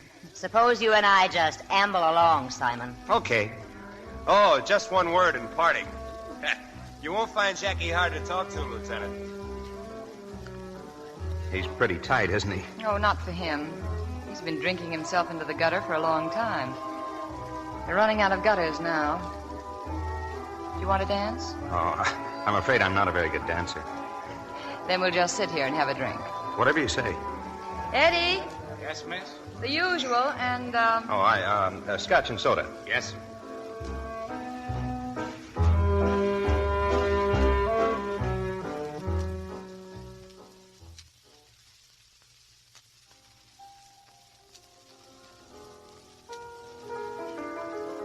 Well, having a good time? Oh, hello. Yes, fine. Our friend Mr. Fenimore just passed out, but don't worry, Lieutenant. He had you on his mind. He just written you a note. Here. A note? Well? It just says midnight mass at the St. Louis Cathedral. Midnight mass. Oh, maybe you know what he means, Lieutenant. I don't. You're going to the cathedral? You're going? Well, I certainly hadn't planned on it. Oh, take me with you, Lieutenant, will you? But I don't think I'm going myself. It would be a big favor, really, it would. And I want to go terribly. Looks to me like you're on the spot, Lieutenant. Please. Okay. Thanks. Thanks very much. It won't take me 5 minutes to change. I don't understand. Can she leave here just like that? Doesn't she work here? She's really a very nice kid. She deserves a break. Oh, you'll need a car to get to town. I'll see what I can do. Oh, yes, and here's some money. Oh, that's okay. It's on the house. Christmas. Oh, well, thanks. I still don't know quite what to say about all this. Well, then don't say anything. I'll see you around sometime.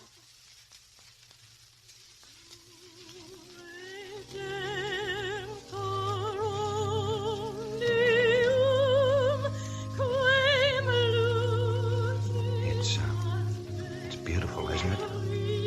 Yes. I never attended a mass before. I never knew what it was like. It's been a long time for me, too. What's the matter? Nothing. But you're crying. Is there anything I can... No, please. Just let me alone.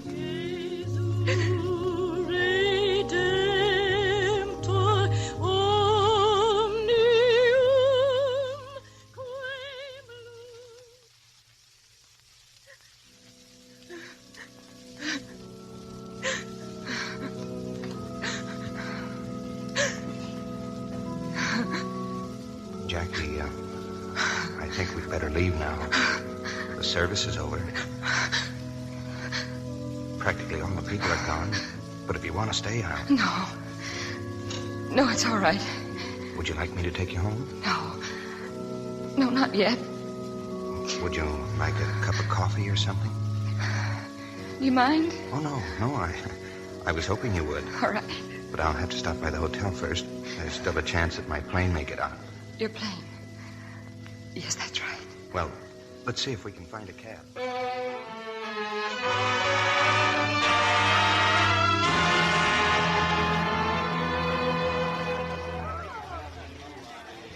Well, Lieutenant, any news? The desk clerk says the airlines are calling back in a little while.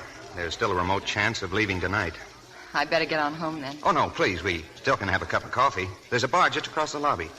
A bar that serves coffee? Well, let's find out. Come on.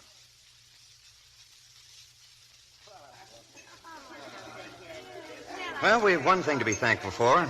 The coffee's even blacker than the look the waiter gave us. How do you feel? All right. How do my eyes look? Very nice. Well, they're not red anymore.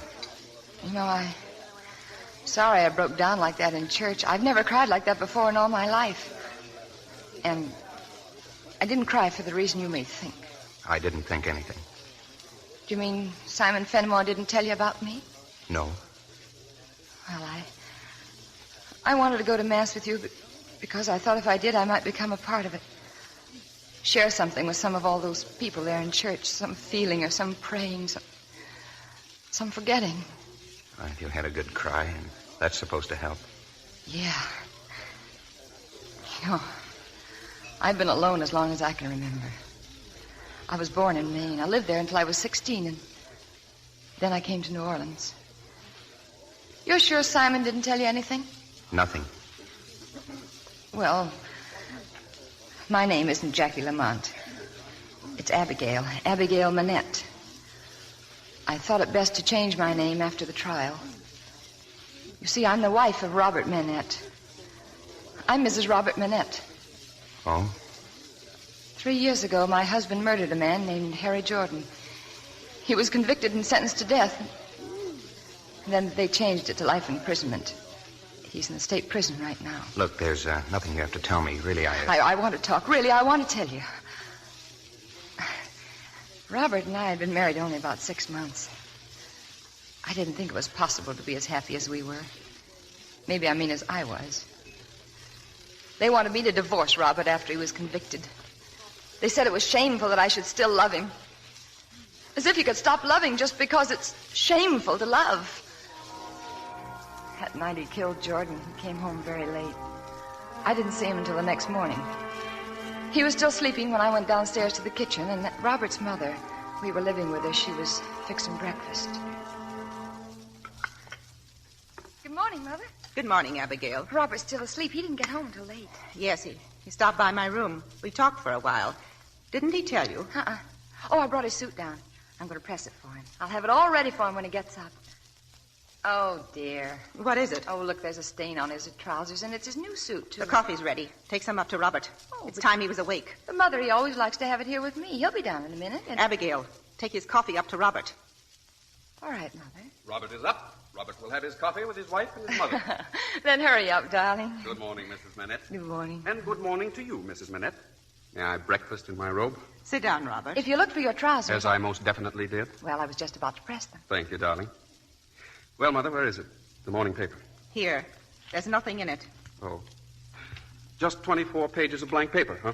You know what I mean. There's nothing. Nothing? You're sure? What's this nothing? Nothing what? Oh, you should know Mother by now. She says there's nothing. There's nothing. Sit down, sweetheart. You can press the trousers later. Well, except they'll have to go to the cleaners. There's a big stain, Robert. And, darling, you should be more careful. We're trying to economize, remember? Mother, what are you doing? If this suit has to be cleaned, the pockets have to be empty. You're not to go through my pockets, do you hear? Robert, this money. Where did you get all this money? Robert. You know where I got it. Oh, you promised us you wouldn't gamble. You promised both of us. Except it wasn't gambling. It was a sure thing. Money in the bank. I was going to tell you, but I'll tell you what. You hold on to the money for me, Abigail. If I keep it, it'll just slip through my fingers. But if you keep it... No. Now, look, Mother.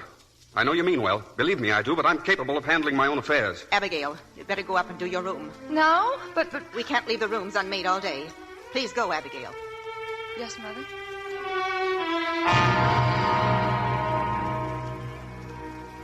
I was hurt and puzzled and so worried. I said nothing to Robert when he came to kiss me goodbye. Nor did I say anything during the afternoon when I saw Mrs. Manette slip into the backyard carrying Robert's suit. She went to the incinerator and threw it in, and stood there until it was consumed. When Robert didn't come home for dinner, I made up my mind to get at the bottom of this mystery at once. Mother. Yes, dear. I've wanted to talk to you all day. I must talk to you. What is it? What's it all about? What's what all about, Abigail? Well, this morning. About there being nothing in the paper. Nothing about what? And Robert's trousers. You burned the suit in the incinerator. Why? I burned his suit? Robert's suit? Yes. Oh, now I know what you're talking about.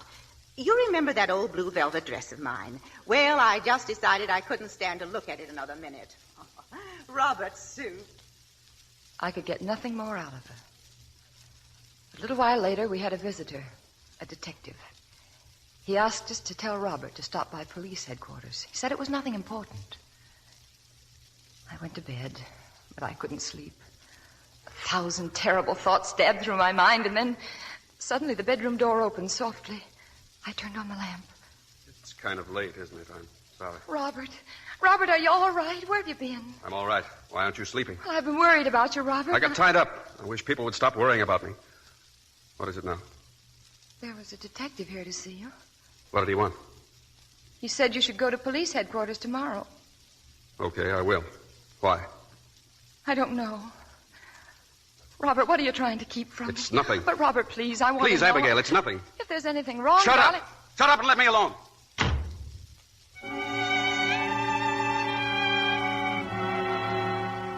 He wasn't gone for long this time.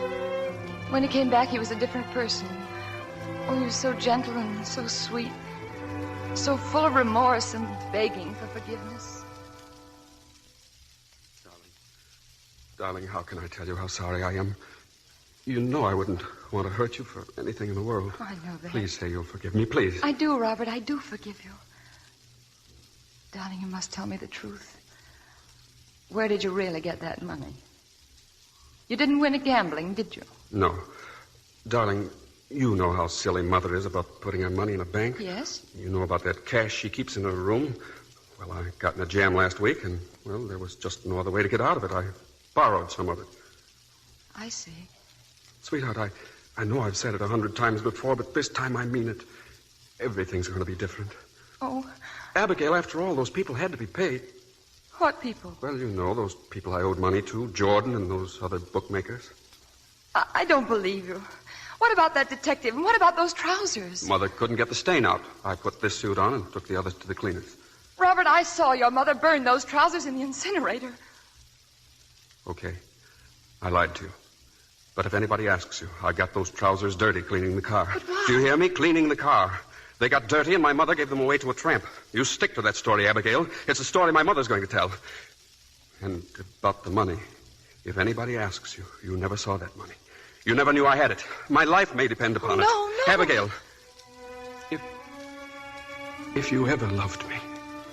I don't know what you've done, Robert. I can't help myself. I'll always, always love you.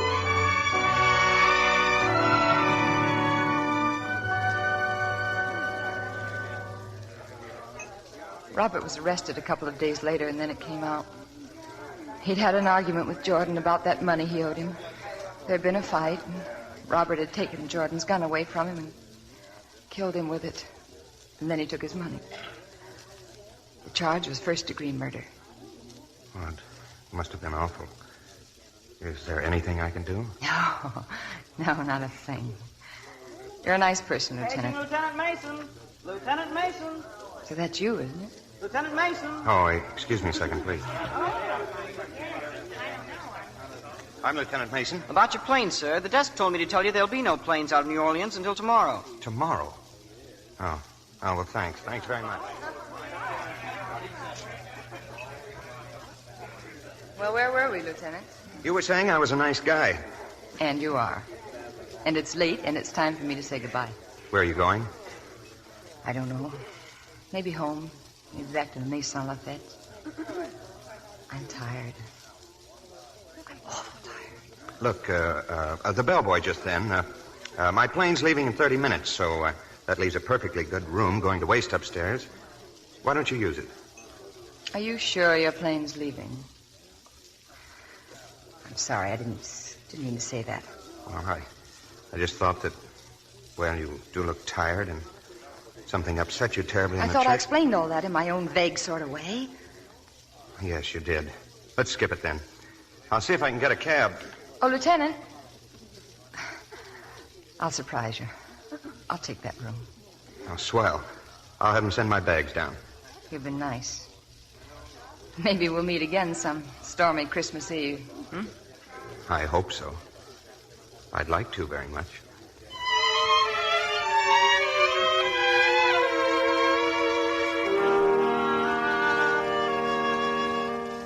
You're not checking out, Lieutenant?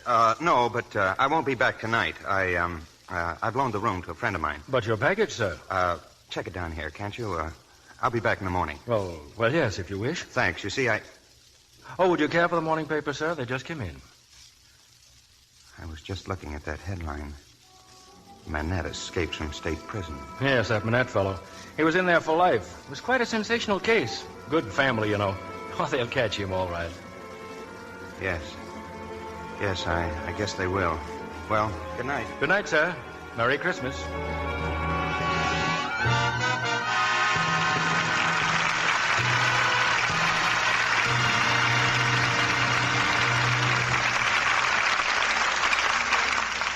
In just a minute, we'll bring you the second act of Christmas Holiday.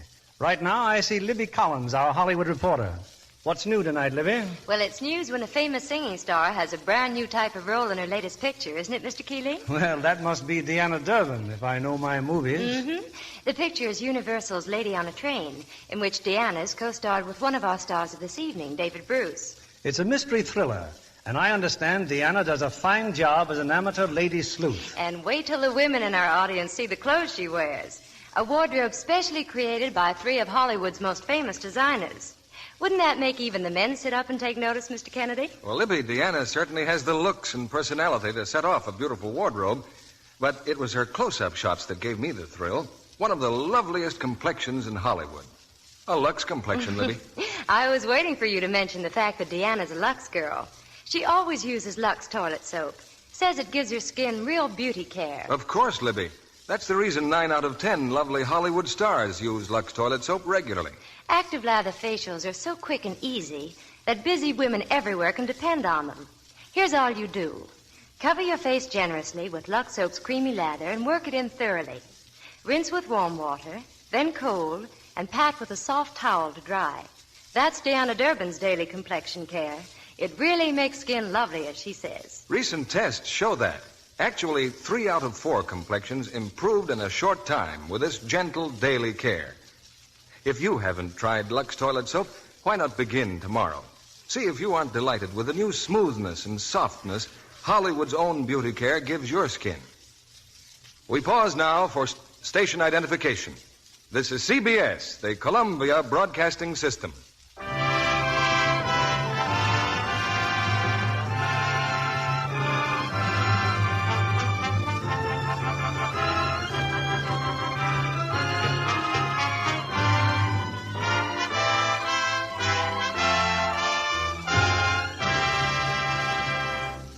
Act 2 of Christmas Holiday, starring Loretta Young as Abigail, David Bruce as Robert, and William Holden as Jerry.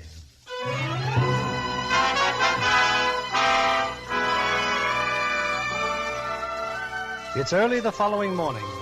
Through the fog and rain, Lieutenant Jerry Mason makes his way back to the hotel. In the deserted lobby, still piled on the desk, is a stack of morning newspapers, their headlines blaring out the war news. And in type not much smaller, the escape of a murderer named Robert Manette. In room 1012, a girl who married Robert Manette is about to check out.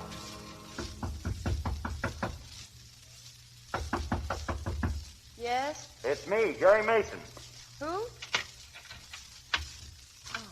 Good morning. But I thought you said you... The airline changed their mind. They stayed grounded all night. You don't lie very well, Lieutenant.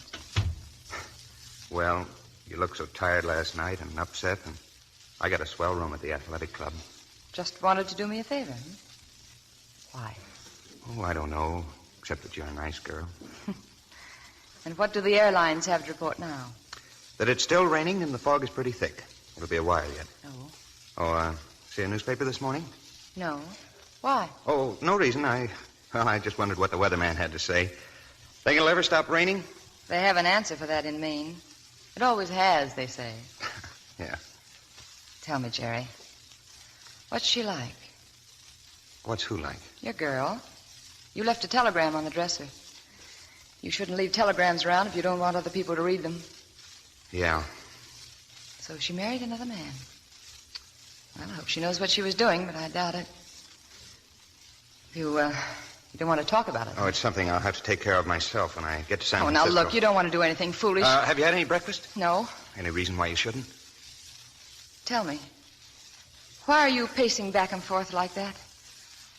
What is there about doing that makes a man feel better? Oh, I'm sorry. I didn't even realize. That's what he used to do, Robert.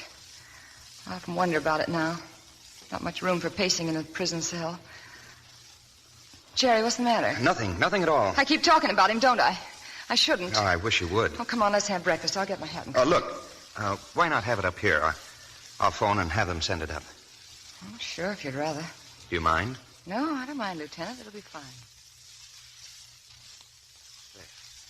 More toast, more coffee, and more eggs. How about it? Just coffee?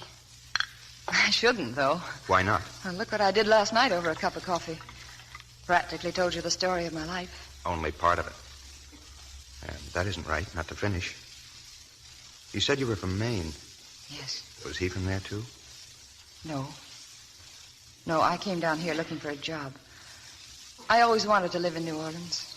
How did you meet him? At a concert. Oh? I had a seat in the gallery. The concert finished, and I was trying to get out, and he was just sitting there, looking at the stage, just as if the orchestra was still playing. I beg your pardon. Oh, excuse me. Yes, I just didn't realize it was over. Oh. It was wonderful, wasn't it? Yes. Now, if you don't mind, Sometimes when a concert's over, I get the feeling that I've left myself for a long time. Of course, you wouldn't know it, but that's the greatest thing that could happen to me. I'm the most wonderful person in the world to leave. And that's what you'd like to do right now, isn't it? Leave me. I hardly think I can Coming stand... out, please. Oh, I'm Coming so out. sorry. Look, all I want is to walk to the street with you. There's no harm in that, is there? Well, no, I guess not. Would you like my views on music? When I listen to good music, I feel that there's nothing that man is capable of doing that I can't do. Then it stops and it's all over. Oh, I don't think that. I think music adds something to your life. It wasn't there before. And that it stays with you always. Yeah, I'd like that. You think you could teach me? Frankly, no. Well, look, I'm sorry. I should have told you about me. I just go along talking to everybody I meet that I like. And then after a minute, I say something silly, and that's that. Thanks for the minute. Goodbye. You come here often? No. Why not? Look, there's an all-Beethoven program next Sunday. If you'd meet me out here in front, I know a fellow who handles the publicity, and he generally gets me a couple of passes. How about it? Maybe. I don't know. It's at 2 o'clock. I'll be out in front 10 minutes at 2. If you're there, well, that'll be fine. I'll see. Goodbye. Goodbye. And please, I didn't mean to be...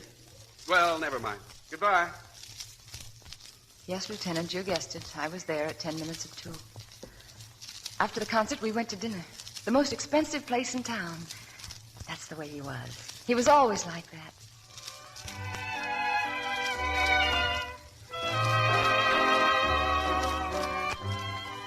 You keep looking at your wristwatch, Abigail. Well, that's because I keep thinking of a stack of envelopes at home. I have to have them all addressed by morning. Why? So I can get paid. So I can eat. Well, you've got something there. I told you I worked in a stockbroker's office, didn't I? Yes. But I just got fired. Oh. I get fired all the time. You don't know much about me, do you? Well, a little. I'm very observant. All you really know is that my name is Robert Minette. Now, does that name mean anything? Well, isn't there a Minette Park down by the river? Yes. Then a Minette Street, and there used to be a Minette Mansion. My great-great-grandfather was Governor General of Louisiana before there was a United States. For 150 years, there hasn't been anything going on around here that a Minette... Well, it does something to you to get standards set for you and ideals and ambitions that, well, that you just know are too high for you. You're a Minette, so they expect you to set the world on fire. Except I don't have a match. You do understand that? Yes, I do. Well, then you're a genius because I don't. Anyway, now you know why I am the way I am. Oh, what's the matter with the way you are? If you think I'm going to tell you, you're wrong. You haven't caught on to a very important thing. What? I'm doing my best to get you to like me. Now, which do you like better? The person I pretend to be or the person I am? Oh, the person you are. You're making a terrible mistake. I don't think so.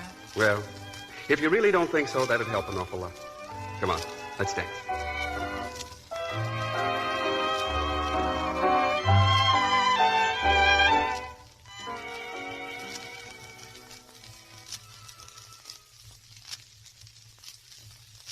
I saw a great deal of Robert during the next few weeks.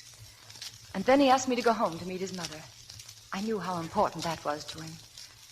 And from the little things that he had said, how desperately she loved him. Oh, I wanted so much for her to like me. I suppose it was really pretty funny because all the time there was only one thing that she wanted. And that was to be able to like me, to approve of me. Because I was her last chance to save Robert. I've often wondered what would have happened if she'd told me all she knew about him that first afternoon when we were alone. More tea, my dear. No, thank you. I hope you'll forgive me, Miss Martin, if I seem terribly blunt. We've discussed a lot of things this afternoon, but I know what's on your mind, and I'm sure that you know what's on my mind. Ever since Robert met you, he's been able to talk of nothing else. Do you always have that effect on young men? Well, I really don't know. You see, Robert's the first young man I've ever known. Well, what I mean is that I know what you mean. Tell me, are you in love with my son? Yes. Well, this may seem a little silly to you, but ours is a very old-fashioned family, and, well, Robert wouldn't think of marrying without my consent. I want you to know that he has it. He wants to marry me? Hasn't he told you? No.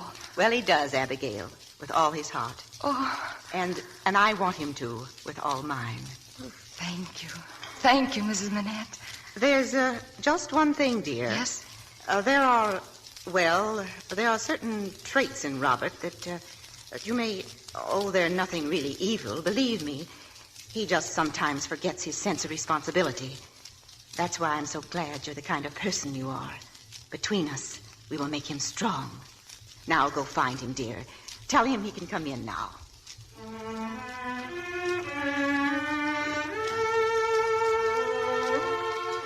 Later, when we were alone, Robert said he wanted to take me someplace. It was very important that we go. Cafe, he said. Not a shabby place, just a cafe. He often talked in silly little riddles like that. I just laughed and went with him. Have a good look, Abigail. This is the den of iniquity I used to spend so much of my time in. I see. You know, your mother warned me about you, Robert. Oh, I can tell you much worse things about me than she can. You see, I know more about the subject. Abigail, do you think there's any hope for me? Well, maybe. Robert, what is this place? A hangout, gamblers, bookmakers. Why do they have to make it so uncomfortable for themselves? It's so full of smoke. Oh, it's a law. Don't ask me why, but it's a law. I came here to look it all in the face and say goodbye. Do you believe me? Yes, of course I believe you, darling. Look, up there at the bar, that big fella. Yeah? That's Harry Jordan. Who? Jordan. He's probably the biggest bookmaker in town. I've seen him lose as much as $30,000 in... I guess I do get a little too excited over something that doesn't mean anything to me anymore. Well. Mr. Robert Manette, in person. Oh, hello, Simon. You know, you haven't been honoring us with your presence lately. Oh, but now that you're back, all is forgiven. Isn't that right, Miss Martin, Mr. Fenimore. Oh, how do you do? Yeah, they tell me our friends the bookies are arranging one of those sucker traps at the racetrack tomorrow. You know anything about it? No. Oh, if a fellow was sure he could clean it up. But that's the trouble with these dirty crooks. You never know when they're on the level with their crookedness. Isn't that right, Miss Martin? I don't know what you're talking about. Why don't you ask Robert? I don't think I know anybody who can explain things more clearly to a beautiful girl than Robert. Why don't you just get along, Simon? Yeah, I've got to go to the paper anyway. Got a lot of good stories to write. Fire of mysterious origin. Bad boy meets good girl. Damage estimated at $3,000. I can't tell you what an interesting life a reporter leads. You're getting way out of line, Simon. I don't mean anything. See you later. Goodbye, Miss Martin. I'm sorry, darling. He isn't really a friend of yours, is he? No, just a newspaper reporter I happen to know. Oh. Abigail, I'm trying to punish myself. I wanted you to see how rotten I've been. Darling, you mustn't. It's all right now. It's all past. You'll believe that. You'll help me. Darling, I love you. Let's get out of here.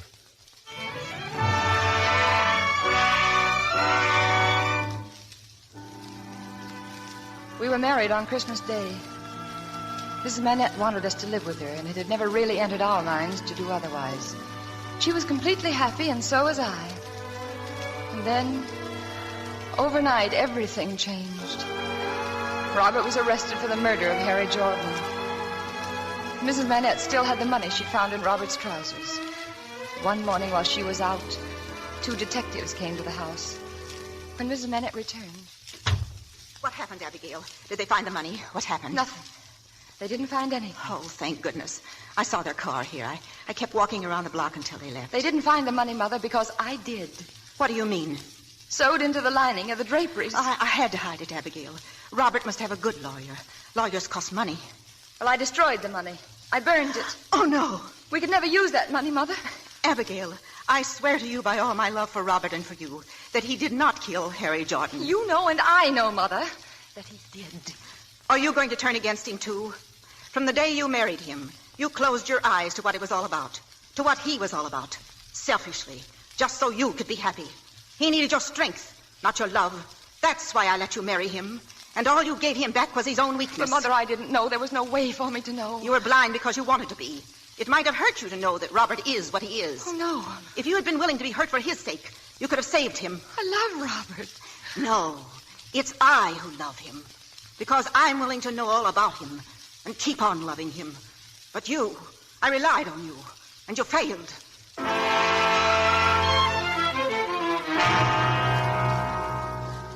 The trial was short. Robert had confessed. We walked out of the courtroom together, Mrs. Manette and I. Neither of us could say anything. But outside, on the steps of the courthouse, suddenly she whirled and faced me. You killed him! You killed him! You killed him! Well, that was about a year ago, Lieutenant. She left here and went to New York. Housekeeper for some wealthy family. And what happened? It didn't make you feel different about him? About Robert? No. No, for a while I'd visit him in prison as often as I could, but then... Oh, excuse me. Hello? We have some good news for you, Lieutenant. All planes are resuming schedule at midnight. Not until midnight? I'm afraid not, sir. There'll be a limousine leaving here for the airport at 11:30. Okay, thanks very much. Well, looks like I'll be on my way tonight. It's funny, it stopped raining and I didn't even notice. Shows what an interesting talker I am. Well, I'll run along now. It's been nice meeting you, Jerry. It was even nicer of you to listen to me. Good luck. Thank you. I guess I should say Merry Christmas. Except it isn't, is it? Oh, sure. And thanks for the use of your room. Goodbye. Goodbye.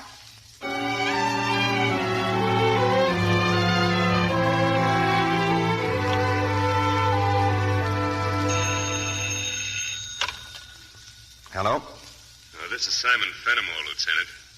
Say, that girl, Jackie Lamont, do you happen to know where she is? She was here, but she left about an hour ago. What do you want? Has something to do with those headlines in the paper? Yeah, maybe. Something like that. There's nothing wrong. There was something I wanted to talk to her about, that's all. Oh, did she see the paper? She hadn't when she left here. Oh. Well, thanks, Lieutenant. Goodbye. Okay, Simon. What did he say? I told you he wouldn't know where she was. Now, why don't you get out of here, Manette? My landlady wouldn't like this. Think of the wonderful story you can write for the newspaper. Escaped murderer hides out in reporter's room. Exclusive. At least you can put down that gun, Robert. Tell me again. The woman who runs that joint, what did she say? Okay. She hasn't seen her since last night when she went to the cathedral with that lieutenant. And what's wrong with that? What size suit do you wear? Look, Robert, the cops are looking for you all over town. And I want to shave, Simon. I want to look pretty when I see my wife again. Clean and pretty. You can understand that, Simon, can't you? Yeah, I understand. Well, I'll get on downtown. Help yourself to whatever you want. No, Simon. I'm staying here till it's dark, and you're staying with me. I went to a lot of trouble to see my wife. My wife who gets a job in a place like the Maison Lafette while I'm in prison. I've got things to talk over with her. You can understand that, too, can't you? What are you going to do? Just straighten out my family life, that's all. What time does she go to work at that place, the Maison Lafette? Oh, I guess about 9 o'clock. That's fine, Simon. And that's where we'll be tonight, you and I. 9 o'clock at the Maison Lafette.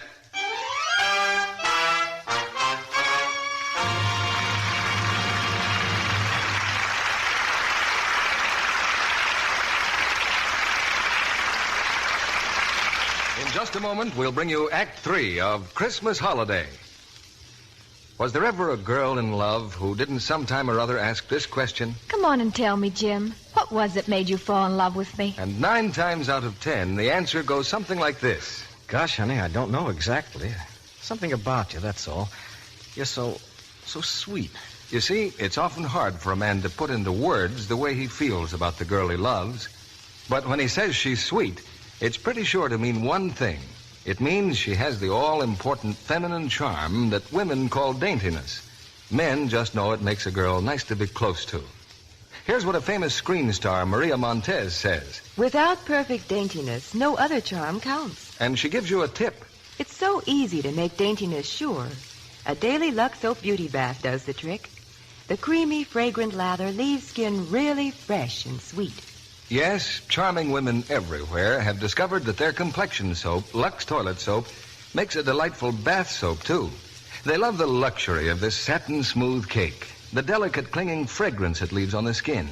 They love the way it lathers, even in hard water. Yet Lux toilet soap is thrifty, too.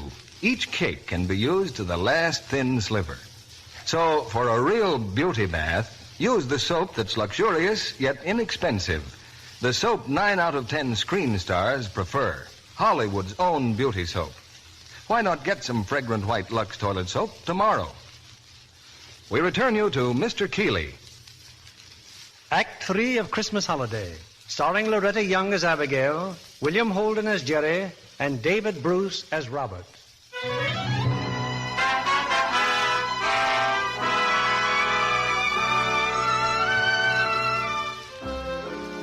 It's a few minutes before 9 o'clock at the nightclub called the Maison Lafette. The crowd tonight is unusually large, perhaps because of the holidays. Perhaps because the wife of an escaped murderer is billed as the star entertainer. Among the crowd is Jerry Mason. Quickly, he seeks out the proprietor, Valerie DeMoro. Hello, Mr. Morrow. Well, good evening, Lieutenant. How are you? I thought you were well on your way to Frisco by now. Oh, the planes aren't leaving till midnight. Mr. Morrow, she's here, isn't she? Jackie Lamont? Close the door. Yes, she's here, Lieutenant.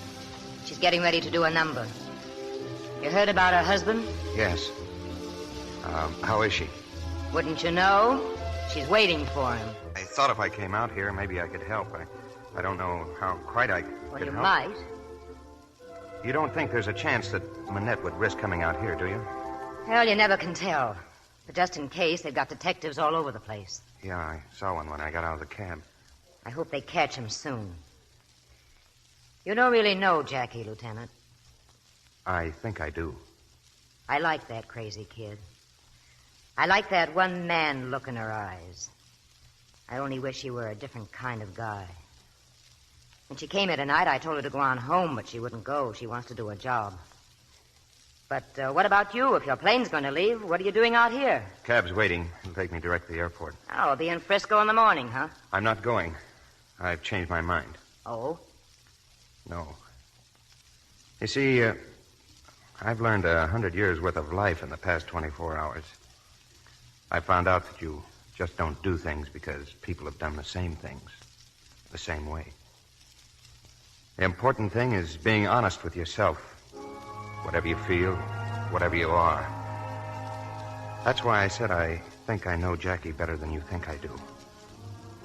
Or maybe I mean I know Abigail. You're all right, Lieutenant. Well, that's her number. I think we'd better get out there, huh? Coming, Lieutenant? Oh, yes, I'd like to watch it. Things you plan, need a helping hand, I will understand always.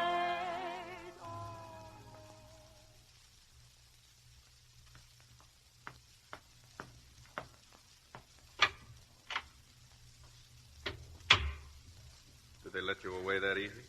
Don't you even take an encore? Robert! Oh, Robert, my darling. Oh, here, let me look at you. Let me look You at look you, well, Abigail. Abigail. Oh, no one has called me that. Oh, that's right. You're Jackie now, aren't you? Yes. Jackie Lamont. No, don't turn on the light. I like it this way. It's a nice effect. The moonlight streaming in the window, and Simon here squirming against the shadows on the wall. Say hello to Jackie, Simon. I'm sorry, Jackie. Robert, we can't stay here. There must be a dozen detectives here looking for you. I keep telling him that. I keep telling him. I know to get they're out. here. They're on the dance floor, and they're at the front door, and they're at the back door. Yes. Kind of forgot I might not want to come in that way just to please them. Simon and I use the window, and I'll go out the same way. We'll have to hurry. I can be ready in just a minute, and we'll need some money. Maybe Val Wait a will minute. give us You mean you want to come along with me? Why? Tell me that. Why? I've kind of had the idea the last 2.5 years that you'd gotten used to getting along without me. At least it looked like that, didn't it, Simon? Robert! I'll get the money. You're staying right here. What kind of a fool do you think I am? You thought I'd rot in jail, didn't you? And you could do whatever you wanted to. Probably I'd never know. And even if I did, it wouldn't make any difference. There'd be nothing I could do about it anyway. Whatever made you think you could get away with it, Abigail? Robert, Robert, I love you, darling. I love you. I You know, love the you. way you say it, I could almost believe it. Say it a little louder. I'd like the press to hear it. Say it for Simon. There hasn't been a second that I didn't love you. Sure. Right here at the Maison Lafette. There's only one reason I've been working here. Only one. When it was all over, the trial and everything, I saw that your mother was right. I should have kept you from doing those things you were doing, Robert. I was just as much to blame as anybody. I can still hear them call you guilty. Guilty. Guilty. I knew it was meant for me, too, and I wanted to die.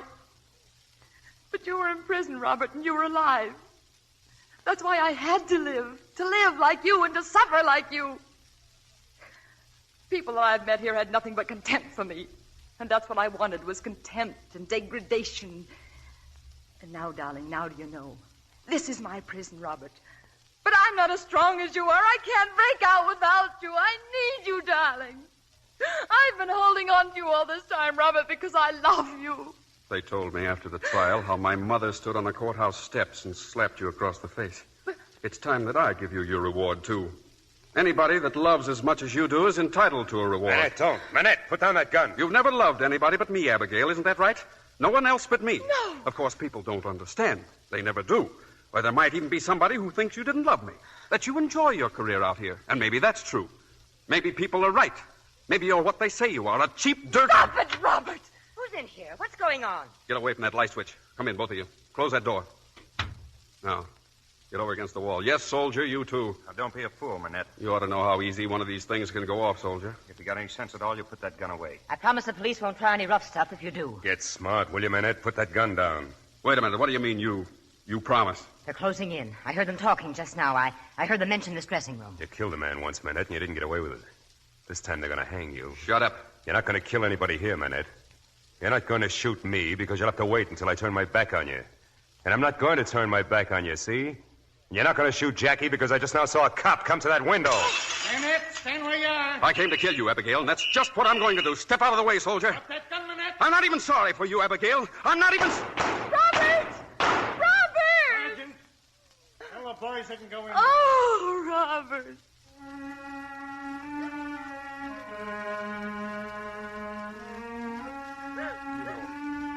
You know, I never saw you cry before.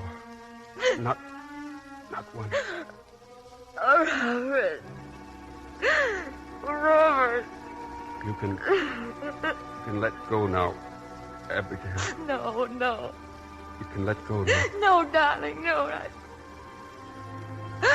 Robert. You heard what he said, Abigail. You can let go now.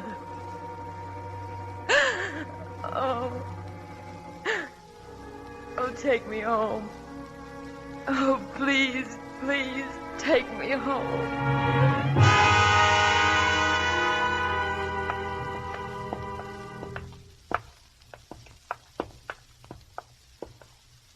Well, this is it. This is where I live. Thank you, Jerry. I was planning to go to the airport in a little while, Abigail. Except I'm not going until I know that you're all right. Until I know what you're going to do. I won't leave until I know. You know, all of it was like a dream. A beautiful dream at first. And then a nightmare that wouldn't end. It would never end as long as I lived. But tonight it did end. I'm alive. Abigail. I'm all right. Really, I'm all right. I'll be going back now, Jerry. Back to Maine, I mean. My grandparents, they live there. I think I'd like to see them. Do you remember what you said a little while ago? You asked me to take you home. I can't tell you how that made me feel. I'd like to do that, Abigail. I want to do that. Back to Maine. Would you let me? Oh, Jerry, you're looking ahead, and I know what you're thinking, but it would be a mistake. Really, it would. I know it would. Oh, you saved me from one mistake. I was going to San Francisco, remember? All I want is to take you back, Abigail. And then maybe, if I ever get another leave sometime, maybe I could come and see you. if you'd like to see me. If I'd like to... Oh, thanks, Jerry. I think that'd be fine.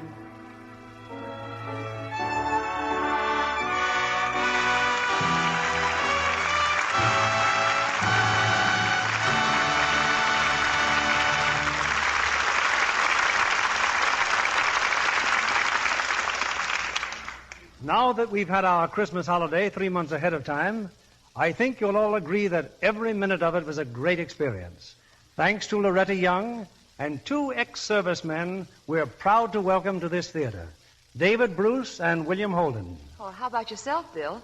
Last time I saw you, you were in uniform, too, and with eagles on your shoulders. Well, Loretta, with your husband in the service, that makes this performance strictly GI. Right, boys? Yes, sir. Yes, sir. Oh, come, fellas, let's demobilize. You can treat the colonel like a human being now. He's just a producer. Quiet, Loretta. Here in Hollywood, you don't refer to a producer as just a producer. Or as a human being. Now, seriously, Bill, you must be glad to be making feature pictures with established stars again. I am, David. But I feel that I've directed some of the biggest stars in the world these last few years. Biggest stars in the world? The men of the Army Air Forces. Pilots, gunners, bombardiers, and ground crews. Men who have just completed the greatest performance in history. Oh, I think we'll all agree with you there, Bill. I missed meeting you in person in the Air Force, Colonel, but I saw your picture Target for Today, and it was really great. Were your Air Force pictures strictly for instruction purposes? That's right. We made pictures covering every detail of our activities. From taking off a bomber to coming out of a dive. Coming out of a dive? Don't you just sneak out the back way? Tell us, Bill. Do you think that motion pictures will be used for education in civilian schools from now on? I think they can be, and in many cases should be. Oh? They did wonders in the service. I think I could stand to go back to school again and brush up on my 3 Gs. Don't you mean your 3 R's? No, 3 Gs. Grable, Garbo, and Garson. You know, I'd sort of like to brush up on the Old West with Loretta Young. The Old West with Loretta Young? Yes, if the professor will give a showing of Along Came Jones. Oh, you mean her current Gary Cooper picture? Yes, but I wasn't thinking about Gary Cooper. Just Loretta. You mean you're falling for that Lux complexion, David? And he's not alone in that, Bill. Well, thank you, kind people. And I'm not alone in using Lux soap, either. Most of the people I know depend on it. It's a wonderful complexion care. And in return for those kind words, Loretta, Lux has a special treat for all of you next Monday night when we take you to colorful Hawaii for Universal sparkling comedy, It's a Date.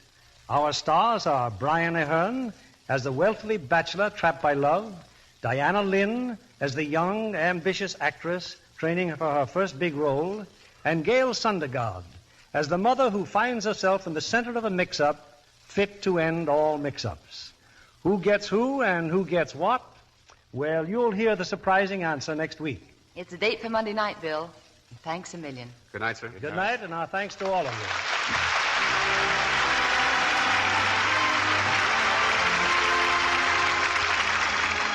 Our sponsors, the makers of Lux Toilet Soap, join me in inviting you to be with us again next Monday evening when the Lux Radio Theater presents Brian Ahern, Diana Lynn, and Gail Sundergaard in It's a Date. This is William Keeley saying good night to you from Hollywood.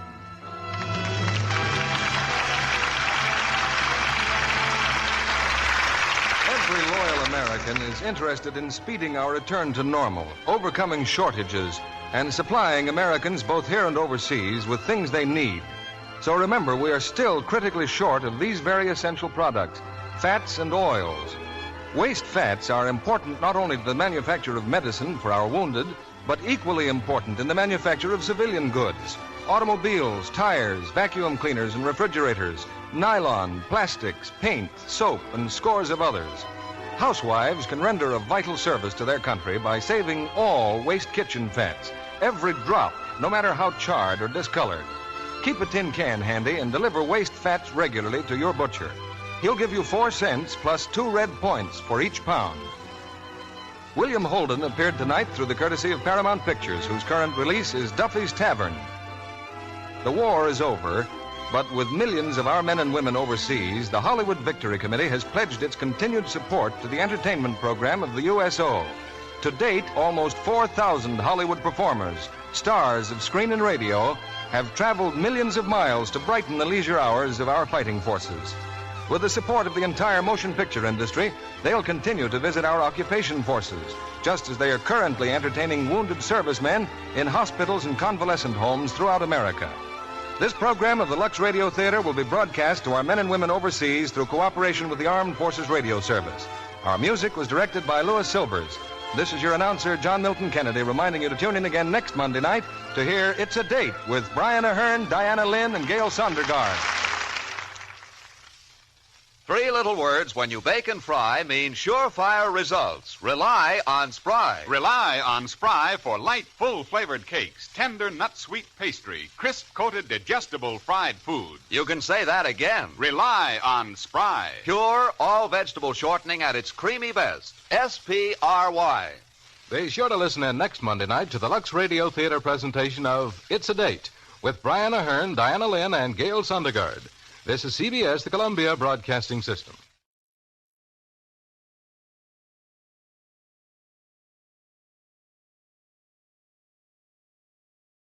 Lux presents Hollywood.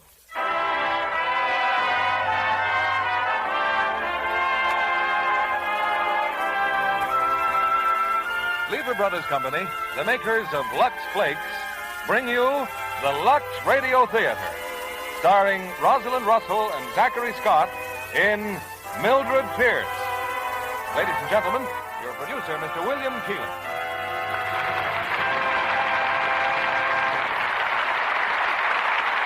Greetings from Hollywood, ladies and gentlemen. Thinking back over the unforgettable characters we've seen in the motion pictures of recent years, I'm certain that high on your list and mine will be Mildred Pierce. She was brought to life first in James M. Cain's realistic and inspired book, and then in Warner Brothers' magnificent film. A mother's love for her children has always been a great subject for drama.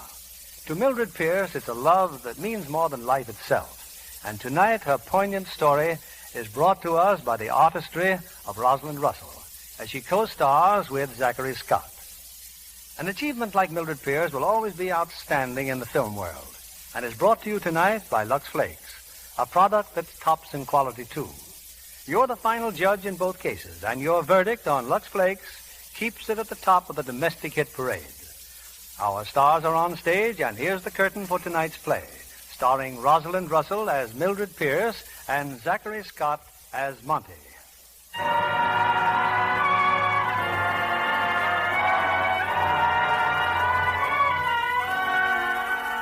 It's only coincidence that a police car happens to be cruising by this lonely stretch of road along the Pacific Ocean, not far from Malibu Beach. There's a house on the beach, and a man is just leaving. Hey, where you are, mister? Good evening, officers. That the way you usually leave a house, smash a window and jump? I'm an eccentric. Start making sense, mister. Okay, but you're not going to believe me. Hang on, you and Frank. I'll take a look in the house. Who's in there, mister? Oh, nobody. What's your name? Wally Fay. I own that cafe, Wally's Place, a few miles up the beach. Wally's Place, huh? Who owns this house? A man named Barragon. Now, look, I'm on the level, see? I know it's going to sound awful screwy, You keep saying that, but you don't tell me anything. Well, I'm a friend of Mrs. Barragon's. Well, she drops by the cafe tonight. Alone? Yeah. She says, why not drive out here to the beach house? So naturally, Naturally. Well, we're in the house, and she says something about fixing a drink, but, well, she don't come back, see? So I start looking. Only the doors are locked. All the doors, and then she's gone. Ran out, huh? Yeah. Locked the doors so you wouldn't chase after her. Yeah. Well, maybe she wanted to get me in trouble. A nice guy like you. Hey, Al, looks like we run into something. Need any help? Plenty. There's a man in there on the floor, full of bullets. Oh, his name's Monty Barragan. Oh, I didn't kill him, and I don't know who did. As soon as I saw the body, I smashed the window. I jumped. Frank, I'll phone headquarters.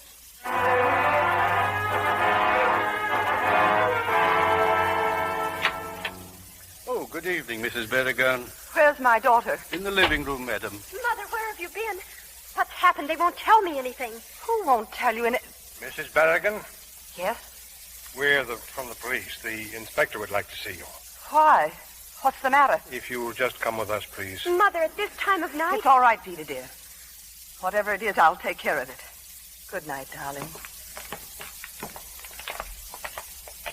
What's wrong? Why can't you tell me what happened? We didn't want to say anything in front of your daughter. It's your husband, Mrs. Barrigan. He's been murdered.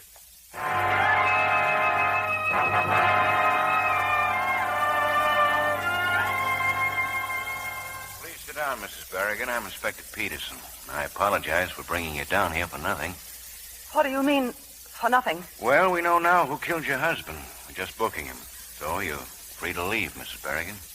Who did it, can't you tell me? You're entitled to know. Yes, sir? Bring him in. Just in the next room, Mrs. Barrigan. Bert! Hello, Mildred. No. He's the man, Mrs. Barrigan, Bert Pierce. No, Bert. I won't let you do this. Mildred, That's all, McNally. Yes, sir.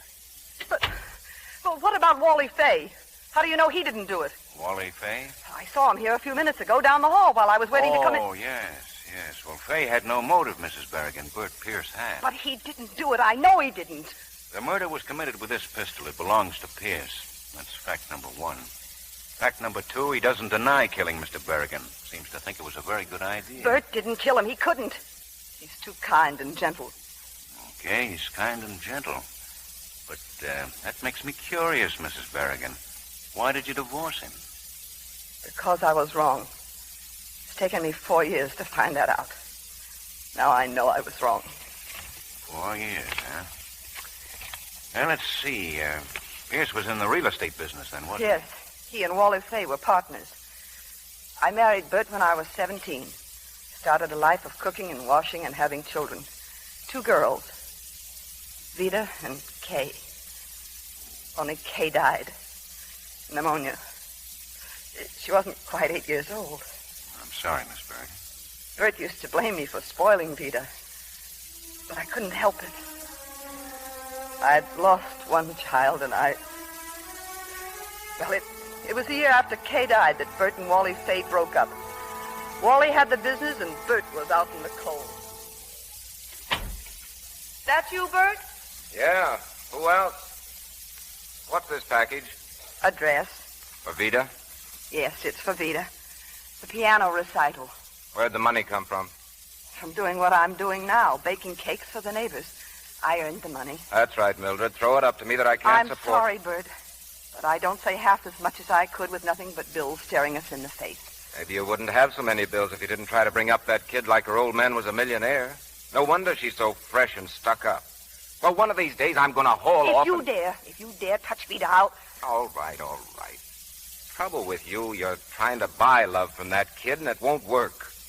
I've always made enough to get by, but no. Vida has to have a piano and lessons and fancy dresses so she can sit up on a platform smirking her way through a piece any 5-year-old could play. Vida has talent. You just ask the neighbors. She plays the piano like I shoot pool. All right. What if I do want her to amount to something? She's all I've got, Bert. And I'll do anything for Vida, do you understand? Anything. You can't do her crying for her. I'll do that, too. She's never going to do any crying if I can help it. Oh, it's not right, Mildred. I'm not smart, I know, but Hello? Yes? Yes, he is. It's for you, Maggie Biederhoff. Here, Maggie? Well, I can't talk to you now. But I told you not to call me at... Okay. Yeah, later. So the noble Mr. Pierce can't talk now. Maggie means nothing to me. You know that. I wish I could believe it. Well, you'd better run down and apologize. Now, look, Mildred, don't go too far. One of these days I'll call your bluff. Well, I'm calling yours. Right now, once and for all. My child comes first in this house before either of us. Maybe that's right and maybe it's wrong, but that's the way it is. I'm going to do the best I can for Vida. And if I can't do it with you, I'll do it alone. Then go ahead and try it. See how you get along without me for a while. Bert, you see that woman again and you're never coming back here. I mean that. I do what I want to do. Then pack up, Bert. All right, I will. About Vida. Oh, what about her? When she comes home, maybe you could just tell her that I'll think of something. Oh, Mildred, Go on, Bert. There's nothing more to say. Just go on.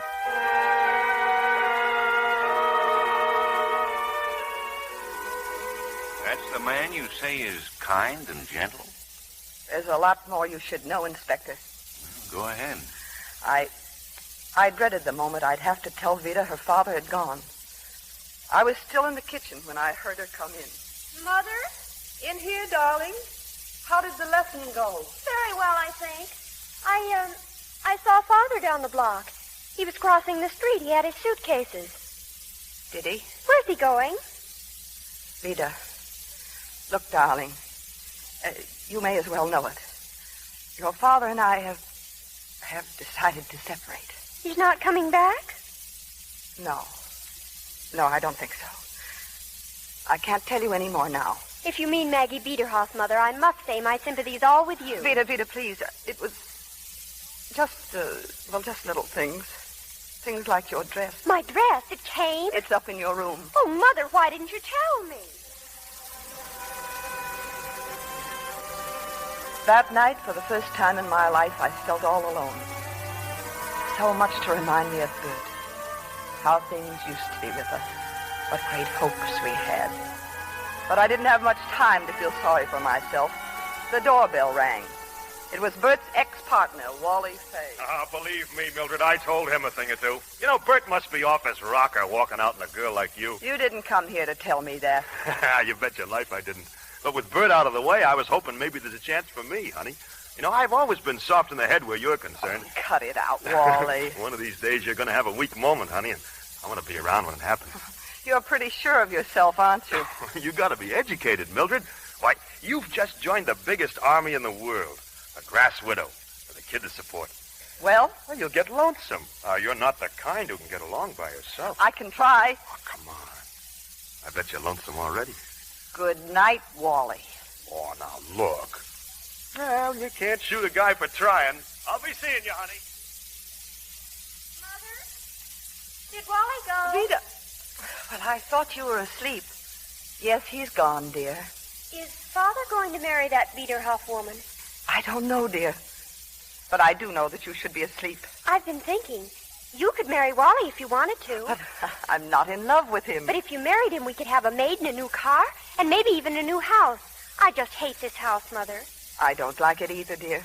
But that's no reason for marrying a man I don't love. Why not? Vida. Oh, I didn't mean it. I didn't. I don't care what we have, just as long as we're together. It's just that there are so many things that we should have and haven't got. Oh, I know, darling. I know, but wait and see. I'll get you everything you want, I promise. By baking cakes and pies for our neighbors. Oh, Mother, I feel so sorry for you. Well, stop feeling sorry and go to sleep. I love you, Mother. Good night, sweetheart.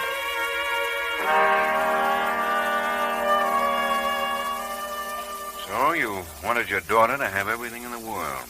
Well, why not? But no money, no job, no business experience to help me get one. I walked my legs off looking for work. At last, I took the only job I could get, a waitress in a restaurant. And I made a deal with the owner to furnish the pies and pastry. Didn't leave much time for sleep, but it kept the house going. It paid for Vida's piano lessons and bought her new clothes. More than that, I was even saving money. But then came the day when Vida found out. I always thought that if you wanted to tell me where you worked, you would have told me long ago. But a waitress, my mother a waitress, oh, I'm so ashamed. I took the only job I could get, Vida. Aren't the pies bad enough? But waiting on tables, oh, why did you have to degrade us? I don't think you mean that, Vida. But if you I'm honestly... not really surprised. You've never spoken of your people, who you came from, so perhaps it's natural. Maybe that's why Father... Oh, Vida, I didn't mean to hurt you. I didn't. Oh, don't you see, darling? I'd never have taken the job if I hadn't wanted to keep us together under the same roof. And besides, if I can learn the restaurant business... Well, someday I can open a place of my own, maybe. Give me time, darling. Another year. Maybe less. Oh, I'm sorry, Mother. Really, I am. And if anyone asks me, I can always lie to them. No. You'll tell them that I'm a waitress. Oh, but why? After all, if we're going to own our own restaurant...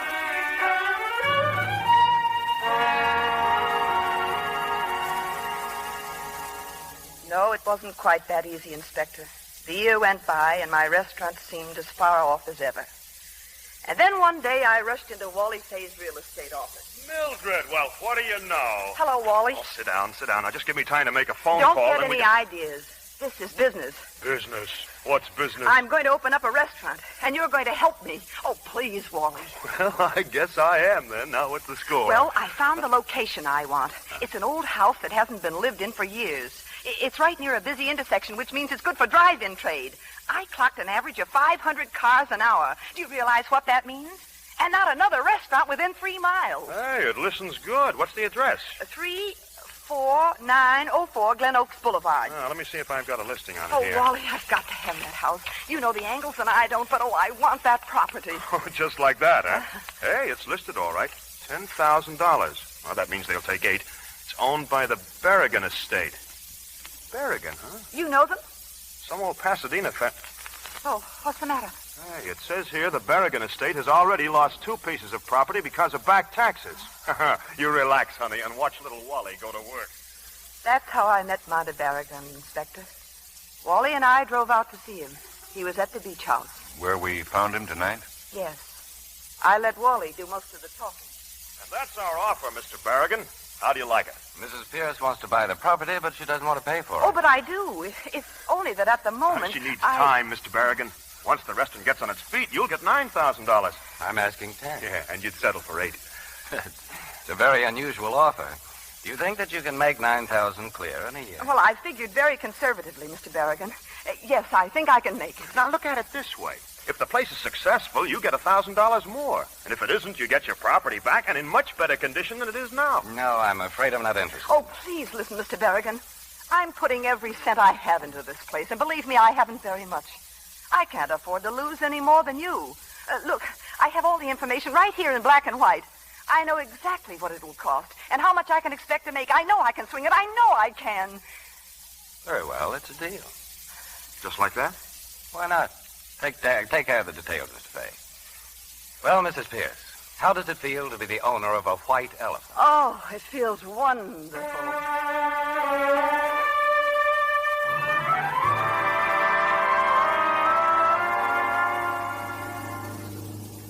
Nice guy, that Berrigan. He likes you, honey. Does he? He's nice looking. Yeah. No brains. Okay. You just leave the angles to Uncle Wally. Now, what about that husband of yours? What about Bert? Bert? Yeah, you're still married to him. Well, you open the restaurant and boom, all of Bert's creditors will be on your neck trying to take it away from you. No, go ahead. Ask any lawyer about community property. Well, I'll think about it, Wally. I'll see Bert on Saturday. He's taking Vita for the day. Now, you just remember, honey, no divorce, no restaurant.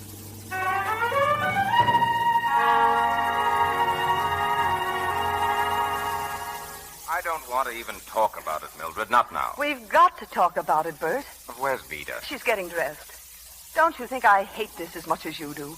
But it's for her sake. I've got to think of her future. Vita thinks you're wonderful, doesn't she? Maybe that's why I keep trying to please her. I'll have to know a lot more about this deal with Wally Fay. It's pretty obvious you mean a lot to Wally. Oh, I can't help it if you believe everything he tells you. Bert, listen. I've put everything I've got into this new restaurant. I've got a big loan from the bank that's got to be paid off. Suddenly, everything is starting to take shape. Well, I've worked long and hard, and I'm going to get that divorce. No, you're not. There's very little you can do about it.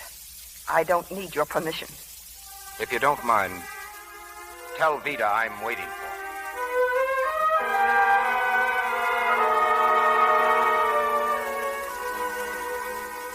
Not a very pleasant story, is it, Inspector? You filed for divorce in spite of his threats? Yes, and I quit my job. Spent every minute at the restaurant trying to help speed things along. Then one Sunday morning, I had a visitor.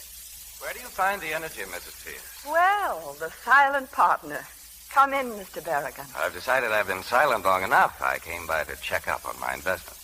Well? It was wonderful. I never recognized the old place. Now, over there's the counter. We can handle 20 people, and the turnover's fast. That's in addition to the booth. And I'm overwhelmed. But today's Sunday. Why don't you get out of here? Oh, I'd love to, but I'm awfully busy. Look, isn't the bar nice? I've got a nice bar, too, at the beach house. I also have an ocean. Why should people come here to eat and go someplace else for a drink?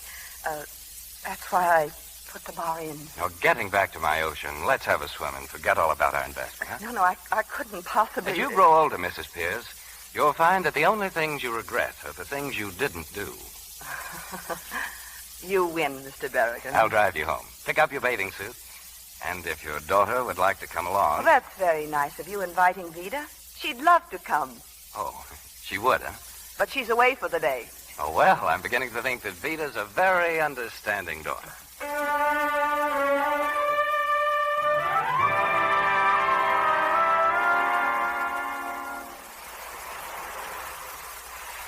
Oh, this is wonderful. I can't even remember the last time I relaxed like this. How about another swim? Don't you dare suggest getting me out of this chair. You're the lazy type, huh? Tell me, do you live here all the year round? No, I have the old family mansion in Pasadena. It's complete with an iron deer on the front lawn and the ghosts of my ancestors in a greenhouse with no flowers. Now I come here in the spring. Oh, it must be wonderful. Yes, it's lonely. How about a drink? No, thanks. It's none of my business. But you drink too much. I know. I do too much of everything. I'm spoiled. Monte Berrigan. That's an unusual name. Well, I'm an unusual fellow. Berrigan. Spanish? Mostly. Little Italian thrown in. And just what do you do, Mr. Berrigan? I loaf. Oh, in a decorative and highly charming manner. You know, you're very beautiful when you smile. Mildred, look at me. I'm not very impressionable. I lost my awe of woman at an early age. Ever since you first came here, I've thought of nothing but what I'd say to you when we met again. Now I can't say anything. You take my breath away. Do I? I like you, Monty. You make me feel... I don't know. Warm and... Wanted. Beautiful. Yes. My heart's beating like a schoolboy's. I've fallen in love, Mildred. I've fallen in love with you.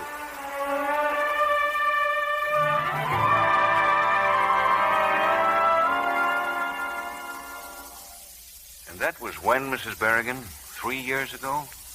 Yes. And now Monty's dead. And you think Bert killed him? You're wrong, Inspector.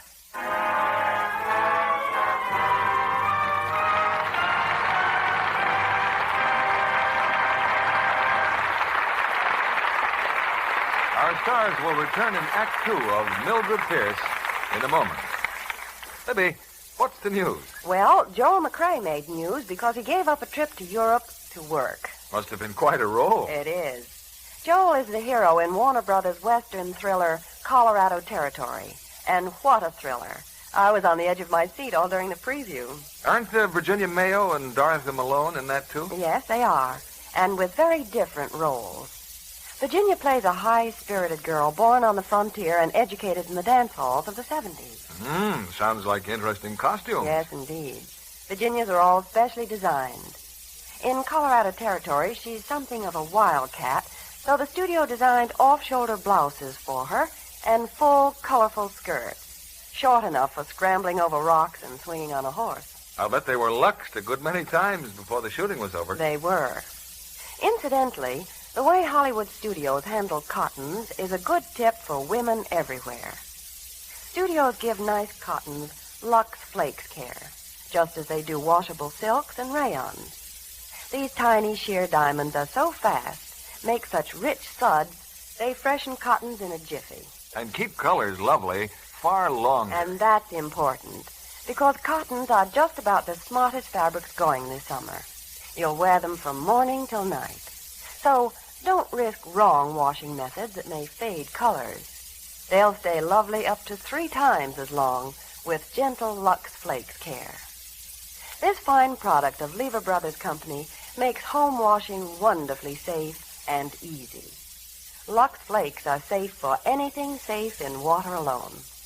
We return you to our producer, Mr. William Keeley. Act 2 of Mildred Pierce, starring Rosalind Russell as Mildred and Zachary Scott as Monty.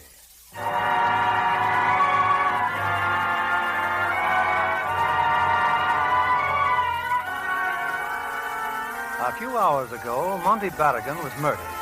The police are holding two men under suspicion, Wally Fay and Bert Pierce, with the case against Pierce building stronger and stronger.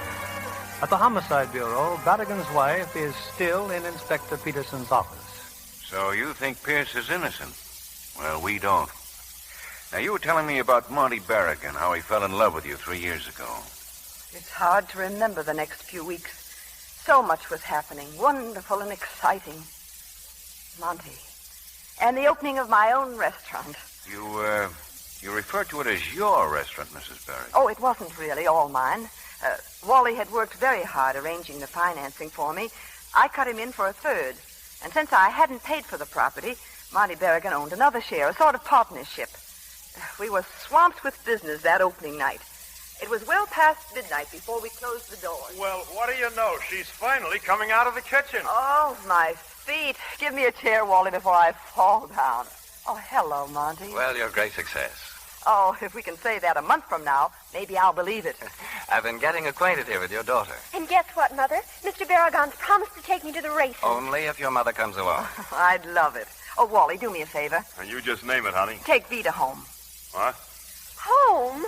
Oh, Mother, anyone would think I was a child. Yeah, I figured on taking you home. Oh, please, Wally, you should see the kitchen. They'll be washing dishes there for another hour. I come out looking for an evening of fun and laughter, and what do I get? A date with a Girl Scout.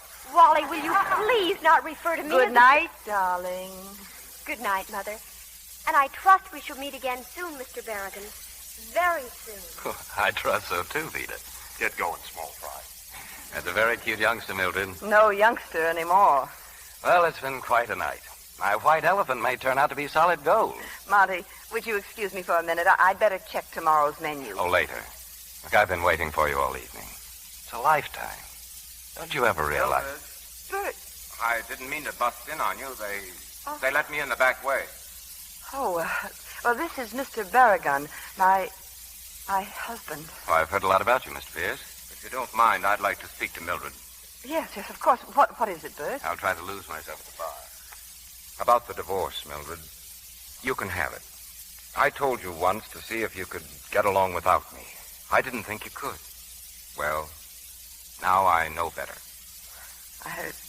I never thought it would end like this, Bert. Who knows how anything's going to end? Well, all the luck in the world. Thank you. Leaving already, Mr. Pierce? Well, I think I'd better. Oh, but doesn't this call for a drink?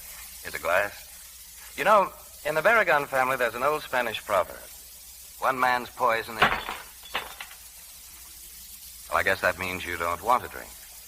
I apologize, Mr. Pierce.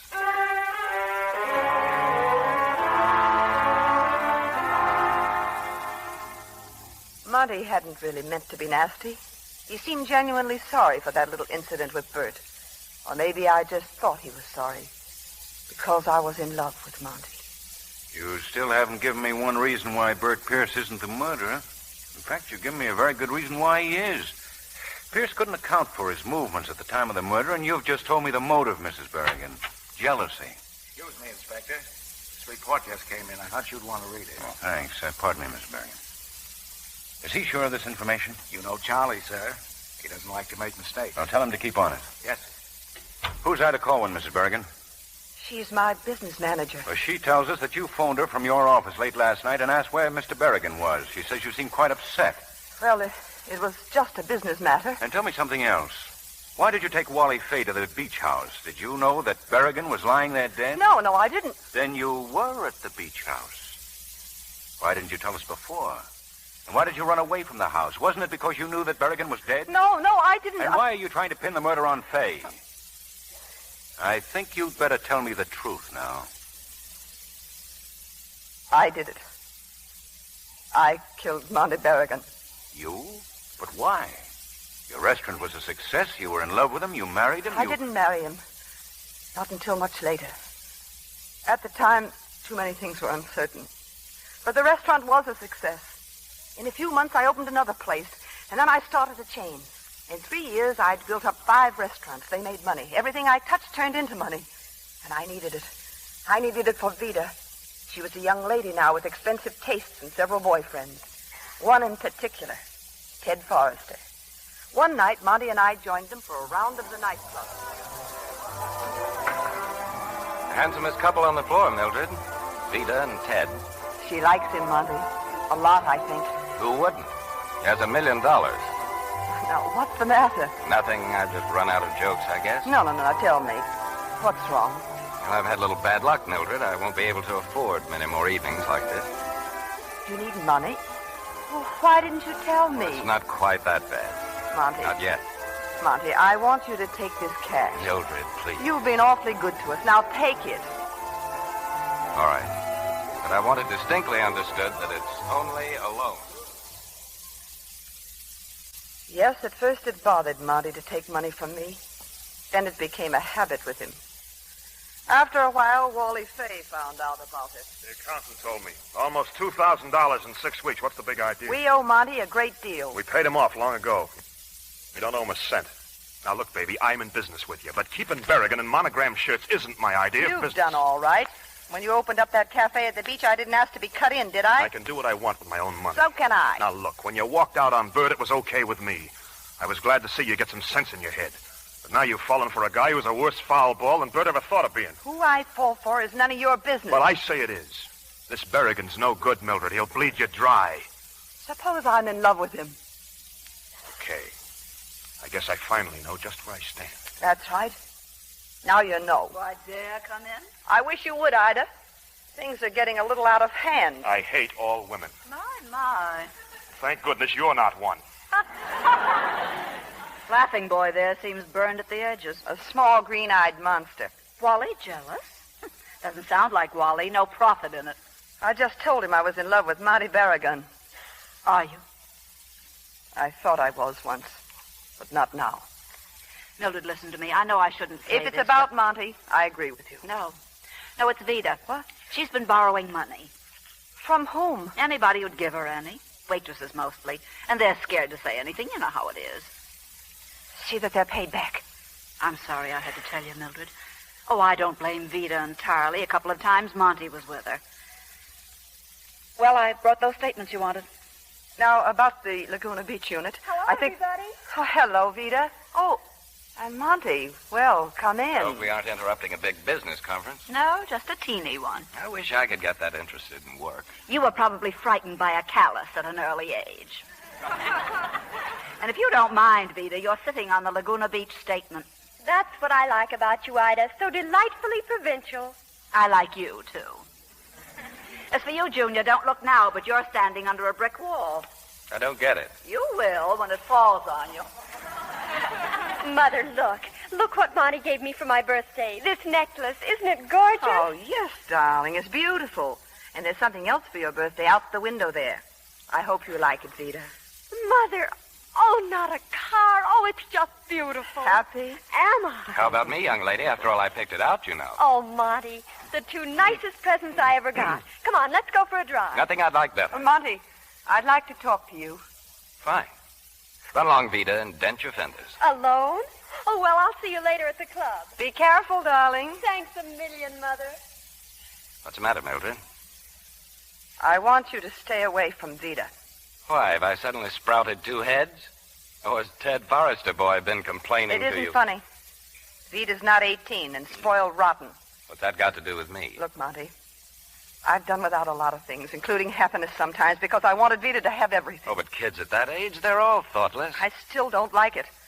And I blame it on the way she's been living. I blame it on you. I don't think you understand Vida very well, Mildred. She's not like you. She'll never make a waitress out of Vida. You can't help looking down at me because I work for a living, can you? All right, I work. I cook food and sell it and make a profit, which I might point out you're not too proud to share with me. Take it easy, Mildred. You're right. There's no point in going on like this. You're interfering with my life and, worst of all, with my plans for Vida, and I won't stand for it. I always knew that someday we'd come to this particular point in the scheme of things. You want Vida and your business and a nice, quiet life, and the price of all that is me. You can go back to making your pies now, Mildred. We're through. Wait a minute, Monty. You've had expenses taking Vida out. I don't know how much we owe you, but if this isn't enough... No, I've always wondered how it felt to take a tip. Thank you. Just mark the account paid in full.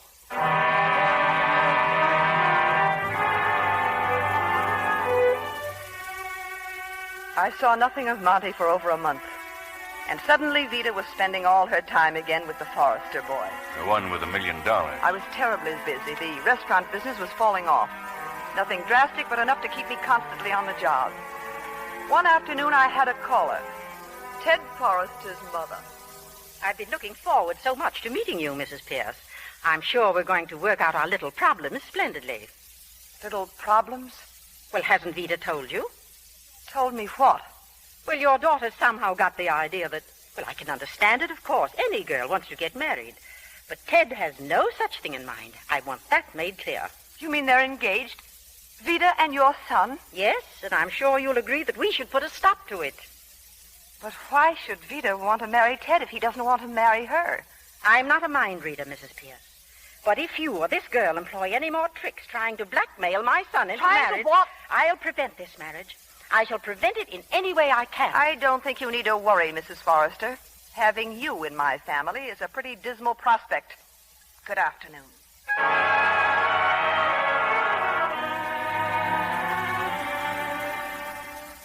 Well, what's so important, Mother? Yeah, what's up, Mildred? Vida and I were Wally, just do going you down mind? This is private. I think I know what's bothering you. Well, Wally knows all about it. Wally knows that you're talking about getting married? Getting married? I am married, Mother. Ted and I were married on my birthday. I'm sorry, but it's done. Why didn't you tell me? Oh, I wanted to so many times. But you're always so busy, and besides, I was afraid. Afraid of me? Oh, Mother, I've been so miserable. I made a mistake, and I didn't know how to tell you. Oh, you don't love Ted, is that it? Yeah, that's right, Mildred. She made a mistake, and the only thing to do is an annulment. That's the clean, quick way to handle a situation. Oh, well, I suppose it is. But can it be done quietly? You just leave it to me, Mildred. Uncle Wally still knows all the angles.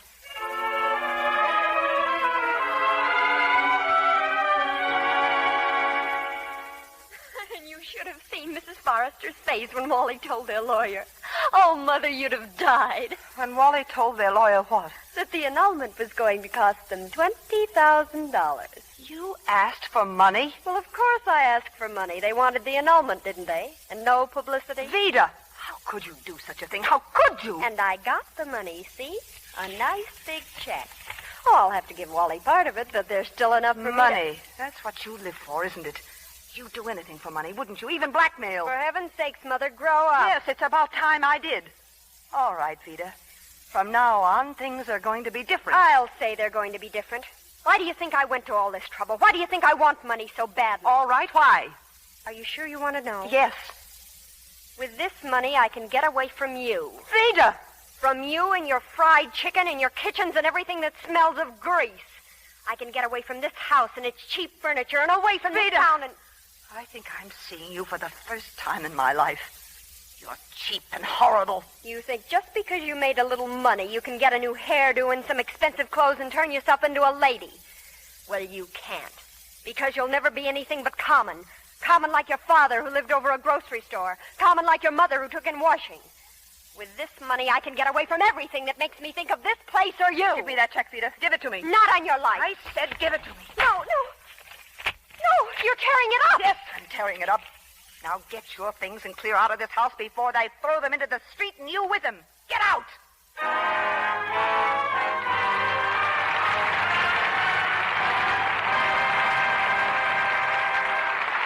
We pause now for station identification. This is CBS, the Columbia Broadcasting System.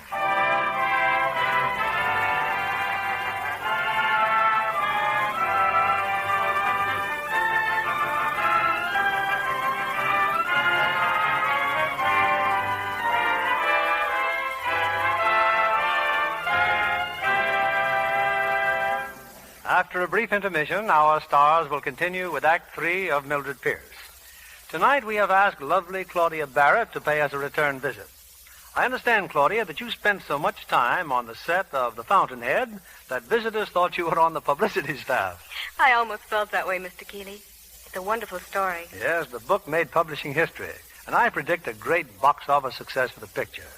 Gary Cooper gives an outstanding performance as a man who will make any sacrifice for he believes, with Raymond Massey an excellent choice for his rival, a publisher. I was fascinated by Patricia Neal. Yes, Warner Brothers are to be congratulated on discovering Pat. She's sensational. Isn't her wardrobe in the fountainhead divine? Even her lingerie is dreamy. The wardrobe department made her slips and nighties in unusual shades like honey beige and ice blue to emphasize her blondness. Did she have them copied, as many stars do? The studio gave them to her after the picture. Wasn't she lucky? And you know, Mr. Kennedy, the wardrobe mistress told her to be sure to wash them in Lux Flakes. Oh, you'll find Hollywood studios set great store by Lux Flakes, Claudia. They're so safe. These tiny sheer diamonds keep pretty lingerie color fresh far longer.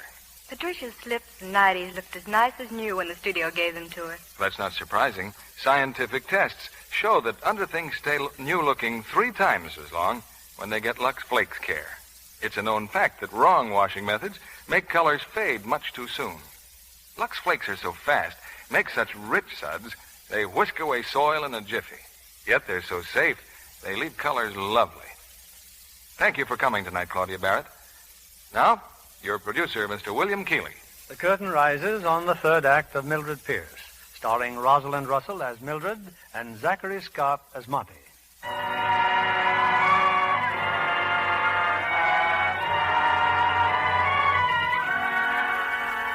It's almost dawn now, but the lights still burn brightly in Inspector Peterson's office as Mildred Pierce continues her story. I had said some awful things to my daughter. I had driven her away. I went away for a while, too, but not far enough. Something kept pulling me back. Finally, I gave in and came home. But no sign of Vida. Not even a letter. Mexico, huh? So that's where you've been. People still eating in restaurants, Ida? Not enough of them. I'm glad you're back. Seen anyone I know? No. I wondered how long it would take you to get around to Vida. Why don't you forget about her? I can't. Maybe she didn't turn out as well as I hoped. But she's still my daughter, and I want her back. Well, personally, Vida's convinced me that alligators have the right idea. They devour their young. Hello? Hello, is Mildred there? This is Bert Pierce again. Just a moment. Your ex-husband. He's been calling every day for 2 weeks. Yeah. Hello, Bert. I just got back this morning. Are you all right? Yes, I'm all right. How about dinner? Dinner? I'd like to see you, Mildred. Or would you rather I didn't? I'd be glad to see you, Bert. You can pick me up at the house at 7:30. Thanks. I don't know why, Ida, but it's going to be nice seeing Bert again.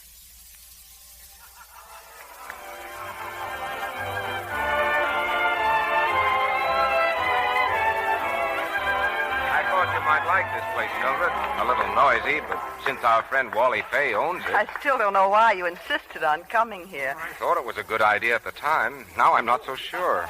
What's that mean? Look over there, under the spotlight. Vida. I'm sorry I did it like this, Mildred. I just didn't know how to tell you. Where are you going? I'm going to get Vida out of here. I guess that means I'd better find Wally first. We're sure to find happiness, and I get all the things you've always pined for. Gee, I'd like to see you looking swell, baby. Diamond bracelets won't work, doesn't sell, baby. Till that lucky day. Mildred, well, come on in. Hello, Wally. How was the trip?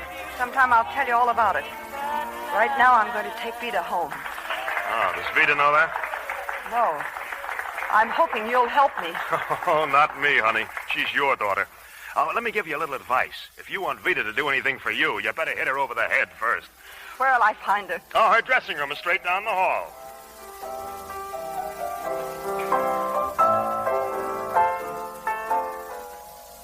Well, quite a surprise, Mother. What can I do for you? I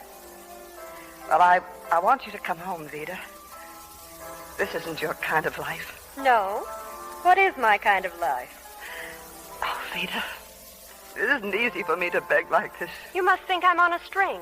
Go away, Vida. Come back, Vida. Oh, no. We'll have the house redecorated. We'll get all new furniture. A new piano. You'll like it, I know. You just don't understand, do you? You think new curtains are enough to make me happy? No. I want a little more than that. I want the kind of life that Monty Berrigan taught me, and you won't let me have it. I'm sorry for all the trouble I've caused you, but if I went back, it would only start all over again. You know how I am, Mother. But if I could give you the kind of life Monty taught you, would you be willing to come home then? But you couldn't, could you? Drop in again sometime, Mother. I'll be here.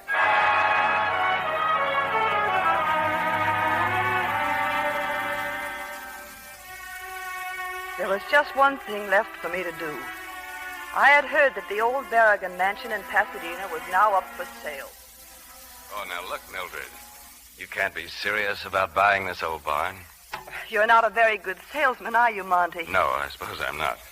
You're here alone. Well, somebody has to be on the premises to show the place. Need I add that I'm broke? What about the beach house? It's the only thing I haven't lost. What do you want, Mildred? You don't want to buy this antiquated tomb. You'd be out of your mind. Oh, I don't know. A little remodeling would do wonders. You're not fooling me. I remember too well. I remember how it was with us once, and so do you. Something neither one of us can forget. Then you can do me a great kindness. If I can.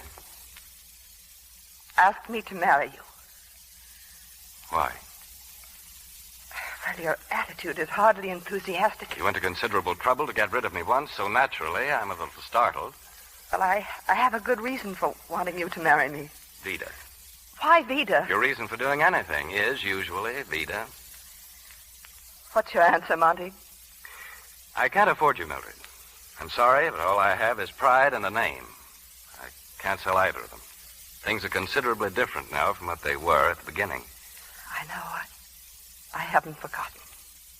I told you once that you were the only woman in the world for me.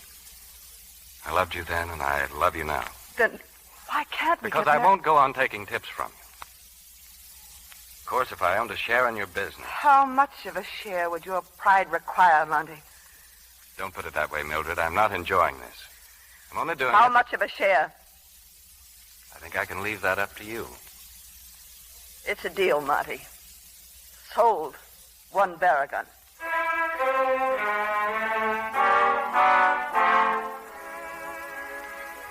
We were married a week later, and I set about restoring the old Berrigan mansion to the show place that it once was. Soon now I'd be ready for another talk with Vida. But before that happened... Maybe I shouldn't have stopped by, Mildred, but I'll only be a minute. But I'm so glad you came, Bert. Mildred, I've got a lot of nerve asking this, but are you really in love with Monty Berrigan? No, not exactly. But we understand each other. And I thought that maybe now... Maybe now Vida will come back. I know I'm a fool, Bert. But I can't help it. I brought you a wedding present, Mildred.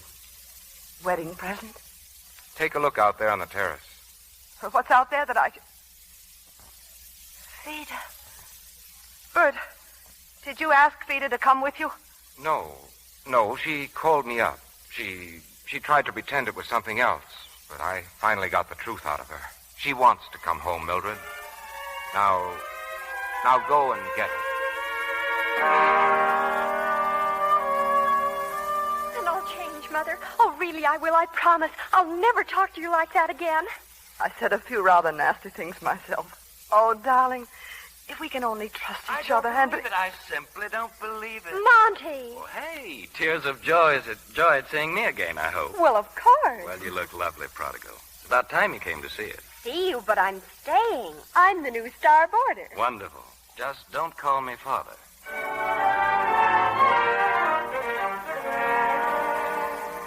For the next few weeks, I was happier than I'd been in years. I didn't see nearly as much of Vida as I wanted to, but it wasn't her fault. I was busy. The restaurants were running into trouble. But with Vida back, it didn't seem to matter. I planned a wonderful party for her, Inspector. It took place last night. Yes, so I understand. Only I wasn't there. A sudden meeting came up at the office. The accountants and a lawyer named Hopkins. At 11 o'clock, we were still at it. I've told you a dozen times, Mrs. Berrigan. In simple language, you owe my clients money. They must either be paid or you show cause why the restaurant should not be taken away from you. If you resist, your creditors force you into bankruptcy. It's as simple as that. I haven't a cent of ready cash, so I guess that's that. Any ideas, Wally? Well, you can still manage the restaurant. That's very nice of you, Wally. Stealing the business right out from under me and letting me run it for you, huh? Now, listen, I've got to put up the dough to keep us out of court. Well, you've been bleeding this business dry so you can live the way you have since Vida came home. You said so yourself. I know. The creditors want your hide. I can't stop them. Another month like this, and we'd all be out in the cold. Well, as it is... As it is, only I am. You'd still be all right if Monty hadn't forced the issue.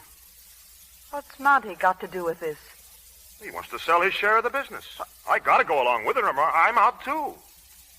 Well, you didn't know? No. You married him. I didn't. Let's go, Hoppy. As soon as they left, I called the house. Ida answered the telephone. But Monty isn't here, Mildred. He drove off about 20 minutes ago, just after the party broke up. Then let me speak to Vida. Well, Vita's gone, too. I think some of them went over to the Adamses for a dip in the pool. Now, if you want... No, it's not too important. Thanks, Ida. There was a gun in the office safe. It had belonged to Bert, and I hadn't wanted it around the house. I had a hunch where Monty would be, Inspector. The beach house. He was alone when I got there, and I killed him. You're lying, Mrs. Berrigan. We know you weren't alone in the house with him. We have proof of that now and of various other things. Yes, sir? You can bring her in, Frank. We've had a slant on you all night, Mrs. Berrigan. You were the key. I had to put the pressure on you. Well, the key turned. Vida! The sergeant will tell you where they found her. We picked the girl up at the airport. Grabbed her off a plane headed for Arizona. She didn't like it very much. I don't understand. Your mother just told me everything. Why did you kill him? You told him. You promised not to tell. You promised you'd help me get away. Vida, don't say any more. It doesn't matter now. That's all we needed to hear. Miss Pierce, you were already at the beach house with Berrigan when your mother arrived there, isn't that right? Let her alone. I didn't know Vida was there. I expected Monty to be alone. There was a record on the phonograph. They didn't hear me coming. Hello, Mildred. We weren't expecting you. I'm glad she's here, Monty. I've got something to tell you, Mother. I love Monty. He's going to divorce you and marry me. No, Vida. He isn't. There's nothing you can do about it. I can do this much about it. Mildred, use your head. Shooting me won't solve anything. It would solve a lot of things. Oh, but I can't do it. I just can't do it. Mildred, wait a minute. Let her go, Monty. I think she I put the gun down and walked out of the room. Just where did you get the I could hear their voices as I went toward the car. Just like that. Joke. You think I'm going to marry you? You're crazy. But you love me. You told me you loved me. After a few drinks, I say a lot of things. Listen to me, Monty. I didn't hear the rest. You front. I was starting my motor Get out and of the noise of the... But then I heard the shots. I rushed back to the house. Vida! He said horrible things. He told me to get out. He laughed at me. The gun was there and I didn't mean to. You've got to help me, Mother. I've got to get away before they find him. I can't get you out of this, Vida. What are you going to do? Who are you phoning? Give me the police. No, Mother, no. Think what'll happen if they find me. Think what'll happen. I don't care anymore, Vida. Yes, you do. You do care. It's your fault as much as mine. Hello, police headquarters, Sergeant Lyons. You've got to help me. Help me, Mother, just this once. Police headquarters. I'll change. I promise I will. I'll be different. Hello, this is police headquarters. Help me. Help me. So you tried to help her. I drove aimlessly for 10 or 15 minutes. Then, on the road, I passed Wally's Cafe. Suddenly, I had a wild idea. I parked the car and went in. A wild idea to frame Wally Fay. No, not that exactly. I knew you'd see through a frame-up. But it might take hours. By that time, Vida would be on a plane and I could tell you the truth. Not this time, Mrs. Berrigan. This time, your daughter pays for her own mistakes. Okay, Frank, take her downstairs. Mother. I'm sorry, Vida. I did the best I could. Don't worry about me. I'm really not worth Oh, Frank, see that Fay and Bert Pierce are released. Well, we could use some fresh air in here. It looks like a nice morning out there. You can go now. We'll call you when we want you. You know, Mrs. Berrigan, there are times when I regret being a policeman.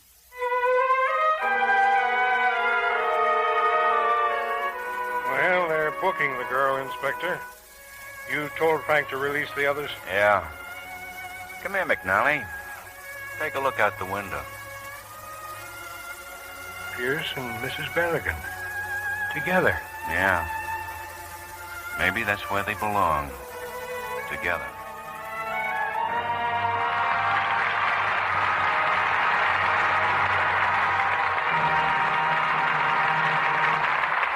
Our stars will return for their curtain calls in a moment.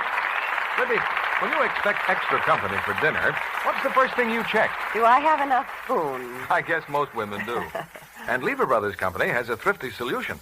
An amazing value in original Rogers silver plate teaspoons just in time for summer entertaining. I've seen them. They're beautiful. And only 50 cents for 3. These teaspoons are extra heavy silver plate made by the world's largest silversmiths. The same quality and design we offered before the war. I love the pattern. It's a graceful wheat design called Allure. Later, you can get all sorts of matching pieces, even butter spreaders and oyster forks. An order blank for these extra pieces comes packed with your spoons. Why, you can build a service for 6 for as little as $10.25 with Lux Flakes box tops. Why not start yours today by ordering 3 original Rogers silver plate teaspoons? Just send 50 cents, the top from a box of Lux Flakes, and your name and address to Box 31, Wallingford, Connecticut. This offer is good only in continental United States, Hawaii, and Alaska, and is subject to all local and state regulations. I'll repeat the offer. For 3 original Rogers teaspoons, just send 50 cents and a Lux Flakes box top to Lux, Box 31, Wallingford, Connecticut. Here's Mr. Keeley with our stars. Fine drama requires fine acting, and tonight's stars certainly gave us that. Here they are, returning to the footlights, Rosalind Russell and Zachary Scott.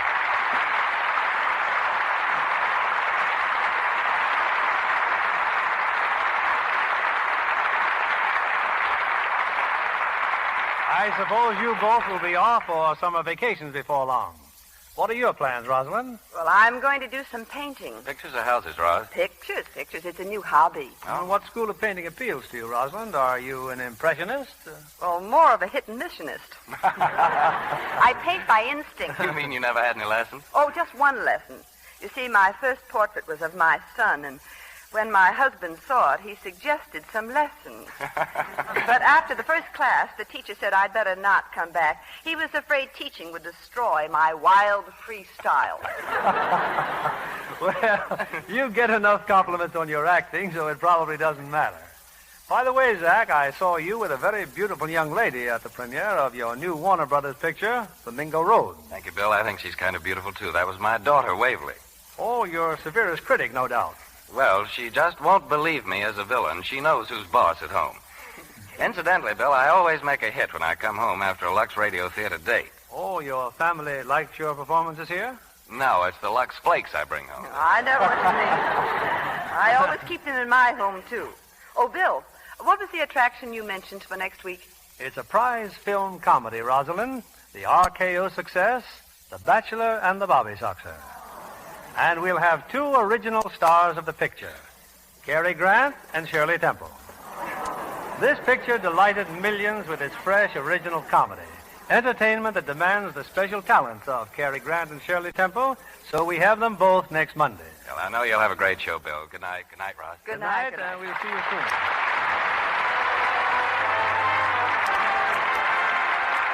Lever Brothers Company, the makers of Lux Flakes, join me in inviting you to be with us again next Monday evening when the Lux Radio Theater presents Cary Grant and Shirley Temple in The Bachelor and the Bobby Soxer. This is William Keeley saying good night to you from Hollywood. Rosalind Russell will soon be seen in the Columbia picture Tell It to the Judge. Heard in tonight's cast were Leif Erikson as Wally, Donald Woods as Bert, and Rhoda Williams as Vida. Our play was adapted by S.H. Barnett, and our music was directed by Louis Silvers. This is your announcer, John Milton Kennedy, reminding you to join us again next Monday night to hear The Bachelor and the Bobby Soxers, starring Cary Grant and Shirley Temple.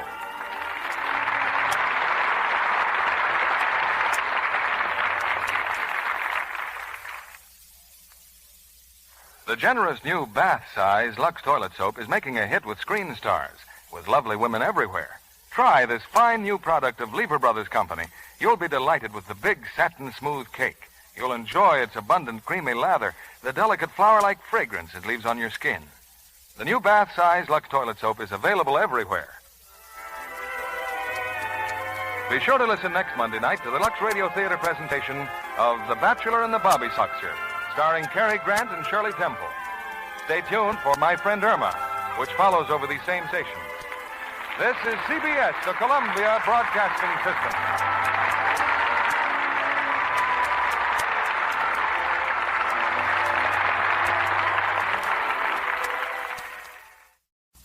The Hollywood Radio Theater.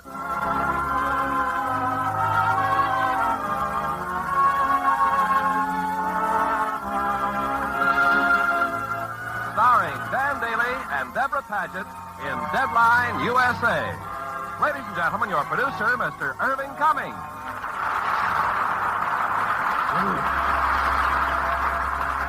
Greetings from Hollywood, ladies and gentlemen. In tonight's play, Deadline, USA, we will tell you the dynamic story of a managing editor whose newspaper was his whole life, even to the neglect of his lovely young wife. And as our stars of this exciting drama from the studios of 20th Century Fox, we have Dan Daly in the type of role which first brought him motion picture fame, and one of the most talented young actresses in Hollywood, Deborah Paget. Now, Deadline USA, starring Dan Daly as Ed Hutchison and Deborah Paget as Nora.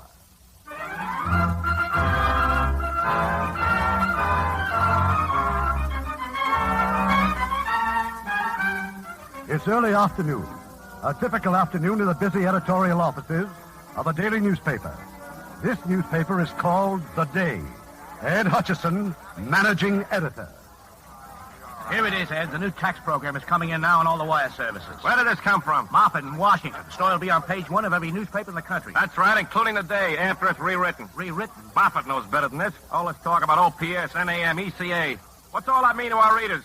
What does billions mean to the average man or woman? That's an impossible figure. Break it down so they know what we're talking about. Okay, sure. What's it going to mean to the housewife for groceries? How much more for a car? Television set, $50, $100. Get a new leaf for the second edition. Right. Tell Holcomb I want pictures and casualties in the UP flood story. Leads, pay, second section. Now, what's the city desk on that girl he fished out of the river? Well, if you've got a minute, Ed. What about her? Is it murder? It looks like it. Looks like it. Who is she? We don't know yet. Got some pictures of her, though, from the morgue, and that fur coat she was wearing Stay with was us, me. Barbara. Play it down. No pictures. Good. I said no Good-looking pictures. girl. No pictures. Let the standard run the pictures. I'm sorry, Mr. Hutchinson, but they've called again from upstairs. They want you at that meeting. I'll be up in a minute. Meeting? Mrs. Garrison, the two charming daughters, and the lawyer. Why isn't the paper making more money? What else could they want me for? Now, where's Burroughs? Coming, Ed. The Rienzi story's fine. Tie it off. You can leave tonight to handle that strike upstate. Well, I just as soon stay with the Rienzi story. You're wasting your time, baby. Or not, if we can prove he's guilty. It's not our job to prove he's guilty. We're not detectives. Oh, give me a week. Forget it. Don't you read what you write? The State Crime Commission couldn't prove a thing. All right, I know they couldn't. Rienzi made a monkey out of him. We've had a nice circus, that's all. Television's had a field day. All the papers raised their circulation. Rienzi's lawyers got richer. All I want is a week, Ed. 3 days, huh? Please, I think I gotta leave. All right, Burroughs. But stay out of trouble. Rienzi's plenty tough, and don't you forget it. Okay. Bentley! Yes, sir? Hold the calls. I'll be upstairs at the meeting.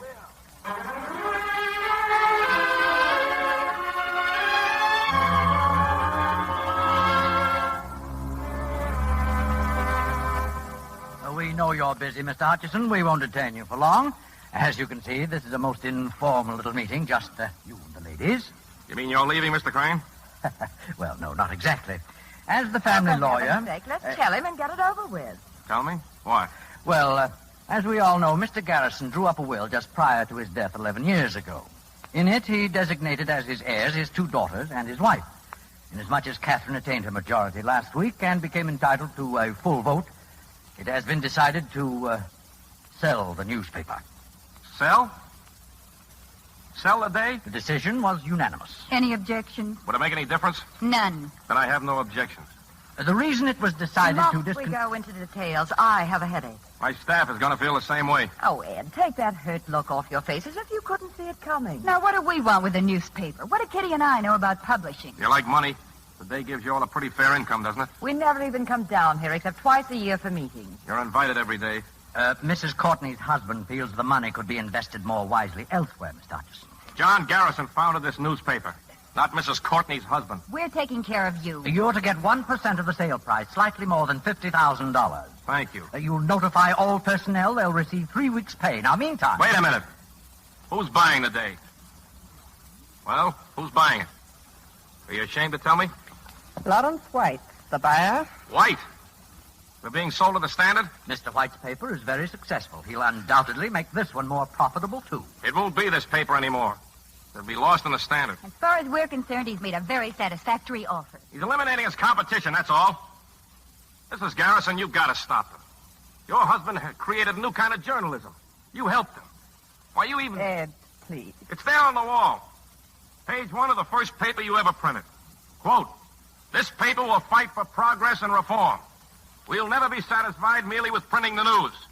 We'll never be afraid to attack wrong, whether by predatory wealth or predatory poverty." Thanks, Ed, but we know all about that. You're not selling the day, you're killing it. I still don't know why we have to go to court to sell it. Perhaps because your father never intended it to be sold. Oh, Mother, please. We've been over this 100 times. The hearing to approve the sale will take place in Surrogate's Court the day after tomorrow. You'll be there, of course? I never go to funerals. Excuse me, we still got a paper to get out. I like that man. I always have. I'm afraid he's too excitable, Mrs. Garrison. Might be advisable to replace him until the sale is consummated. Mr. Crane. Yes? Shut up, please.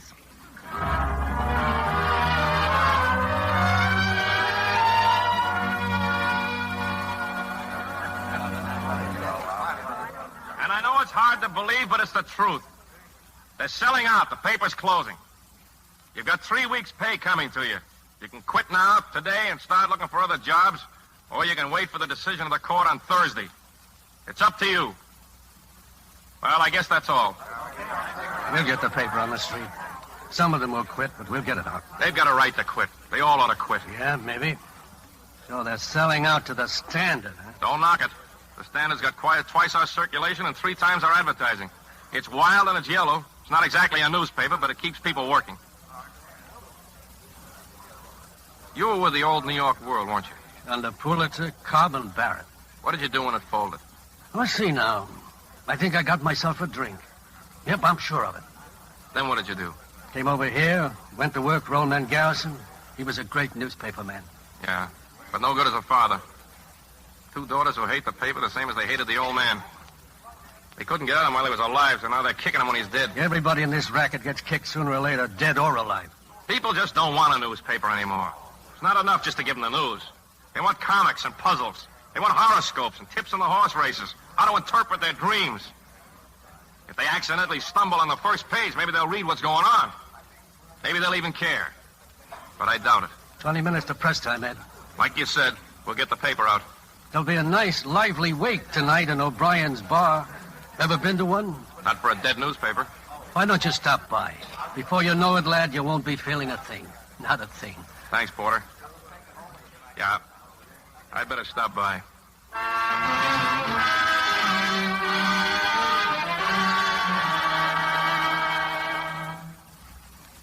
So the paper's dead, Nora. We buried it tonight in O'Brien's saloon. The day is done. A fine alcoholic funeral. And then I decided to come here and see you. Ed, why don't you go home, please? I had to see you. You're my wife. Oh, no, I'm not. Not for some time. I have decided to rededicate my life to you. Yes, dear. Yes, dear. And that's why I'm going to give you the best years of my life. Here, drink this. White beer. Homogenized from cows. I love you. Let's get married again. Tonight. It's the milk that could bring out my second childhood. It already has, coming here this hour. Why, Ed, it's...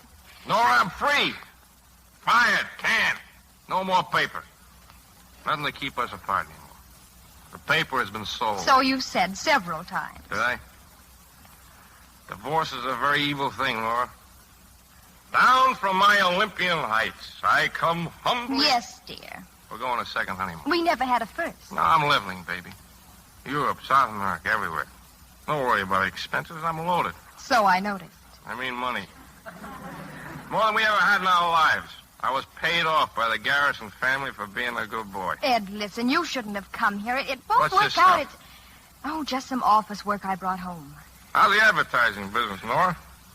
You know you were right to quit the paper. Now you got something you can depend on, something legitimate. I went to a wake tonight. I saw the light, sister. Hallelujah. Ed, please. Why should I fight? For what?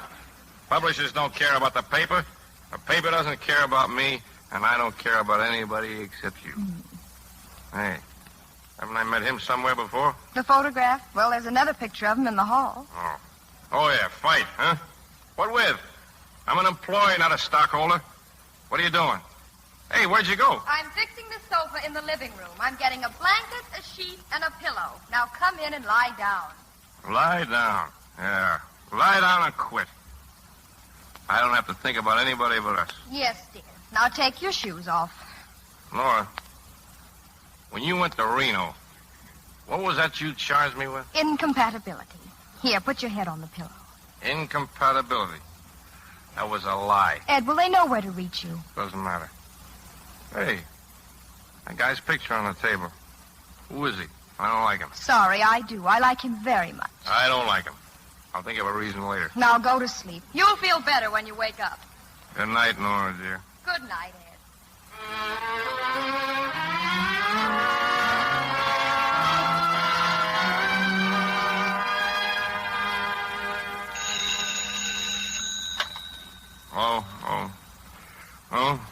Okay. Okay, go ahead. Burroughs, when did this happen? What time is it now? 6 what? 6:20. What hospital?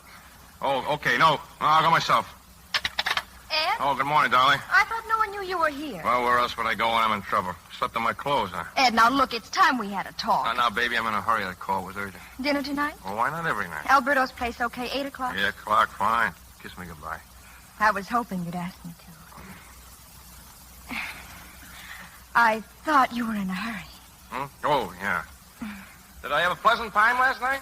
Yes, dear. I did? Well, what do you know?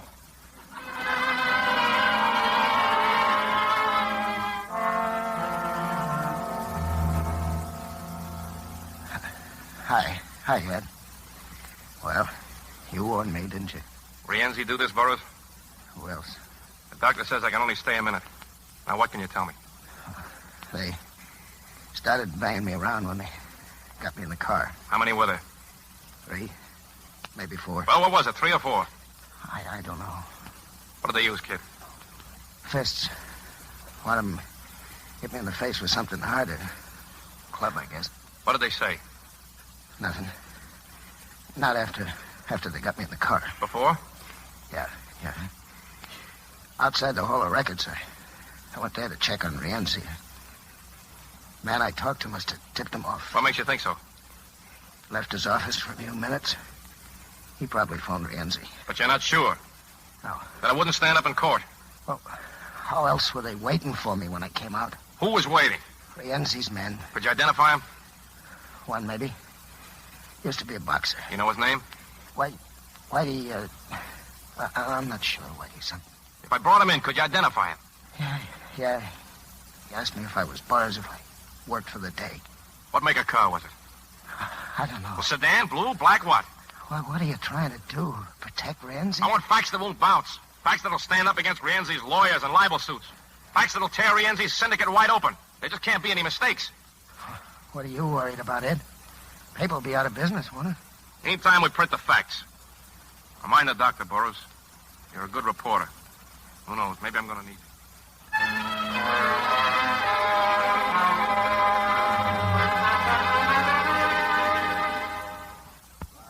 You heard me, Porter. Put every man you can spare in the Rienzi story. Picture layout, the works. Where does he get his money? His tie-ups, dates, facts, more facts. The tough thing is to prove them, man. Prove them later. Save anything that saved this newspaper. This is it. Miss Barndollar. Yes, sir. You heard You ever hear of Rienzi? Oh, yes, sir. Well, go through the research department of yours and get me I've got it right here, Mr. Hutchison.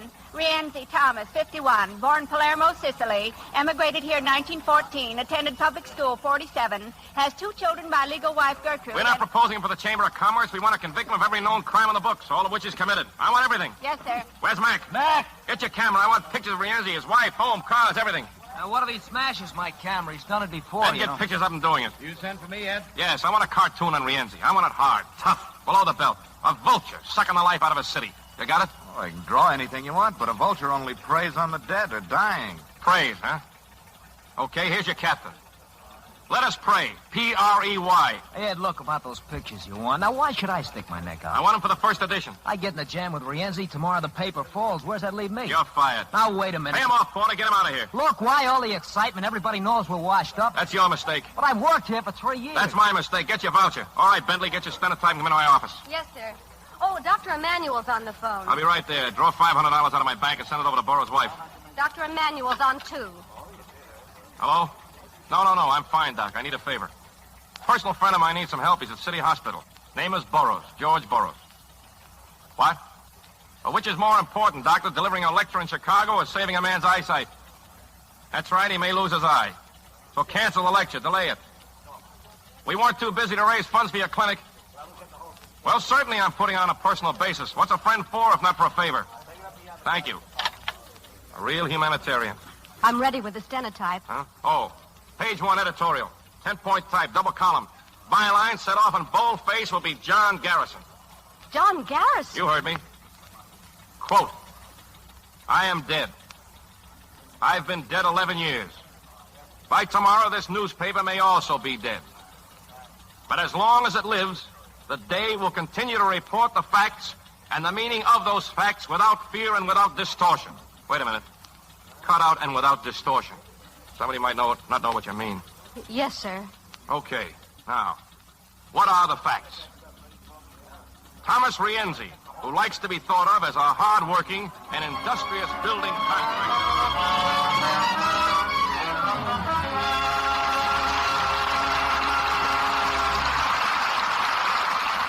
In just a moment, we will continue with Act 2 of the Hollywood Radio Theater. Now, our producer, Mr. Cummings. Act 2 of Deadline USA, starring Dan Daly as Ed Hutchison and Deborah Paget as Nora.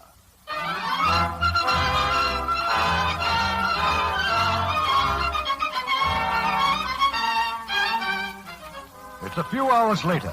In Alberto's restaurant, Ed Hutchison and the pretty girl who was once his wife have just sat down for dinner. I read the paper while I was waiting for you, Ed. That's the best-looking front page in town. As usual. That editorial under the name of Garrison, yours? Yeah. It's wonderful. As usual. And how are we? Are we as usual? Stop it. Any repercussions from Rienzi? Not yet, but there will be. How's your reporter, Burroughs? Well, he'll get better.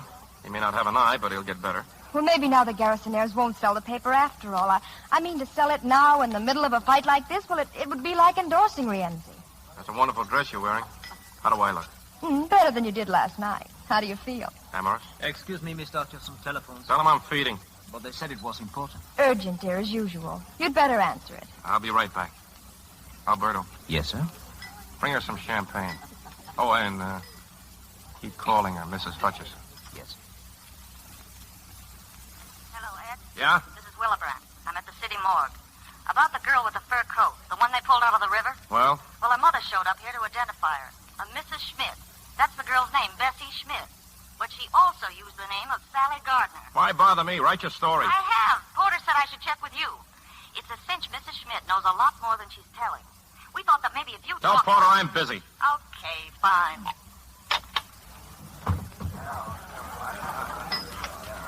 It wasn't urgent after all. I can see it in your face. What else can you see in my face? Plenty, so I'd better tell it to you fast and straight. I'm getting married. Don't make jokes, Nora. You don't even know him, Ed. He's my boss at the advertising agency. First me and now another boss. Getting to be a habit with you, isn't it? I'd like you to meet him, Ed. Compare notes, you mean? Thanks. I know enough people already. His name's Louis Schaefer. I don't want to know anything about him. I told him all about you. Everything? Look, I'm not one of your modern husbands. Stiff upper lip and all that stuff. but I'm ready to discuss anything this sensibly. There isn't anything to discuss. I don't need your consent, Ed. We're divorced for 2 years. I don't recognize the divorce. You agreed to it. Well, I was wrong. You're my wife. Not only because somebody said a few words over us, but because of what we meant to each other. You can't change that with a piece of paper, legal or otherwise. Another call, Mr. Hutchins. Go away. You want me to quit the paper? Sure, the day's as good as finished, but I'll quit the whole business. I'll get a job doing something else. I don't want you to quit, Ed. It's your whole life, and for you it's right, but, well, I've got a right to a life, too, and you can't give it to me. Can he? Mr. Louis Schaefer? Yes, I think you can. Can you be the same with him as you were with me? Is it that easy? Do you love him? Ed, please. No. No, you don't love him. Not the same way. Maybe love isn't enough to make a marriage work. All I know is that I'm sorry, Mr. Hutchison. It's Mr. Porter. He says if you won't come to the phone, then to come back to the office, sir. You'd better talk to him. Yeah. Brand story at Sally Gardner. But I told her... The story's been pulled by our advertising department. It seems that Sally was once a very good friend of Mr. Andrew Wharton. Wharton's department store? Right. Switch me to advertising. Give me Fenway. I'm in Fenway's office now. Here, talk to him. This is Fenway, Mr. Hutchison. I'm sorry, but it just seemed to me that this was libelous material. I was trying to protect us. Us or you? Or Mr. Wharton? And for how much? Mr. Wharton denies... I don't care what he denies. The girl was murdered. But as a matter of policy, Mr. Hutchison... Policy? Since when has the advertising department dictated our news policy? I didn't do this just on my own. I believe that. You went to Wharton. I talked to Kitty Garrison. It was on her authority. Kitty Garrison hasn't got the authority. Not until I'm off the paper. Or have you arranged for that, too? No, sir. You're slipping, Fenway. Mr. Wharton is here in the office. If you can't I'll talk to to Porter. Put him back on. Yes, sir. Yeah? Run the story. Wharton wants you to hear his side of it, Ed. But I told... All right. All right, I'll be there in 15 minutes. About Mrs. Hutchison, sir. Well? She's gone, sir. She said to tell you that she won't be back. Thanks.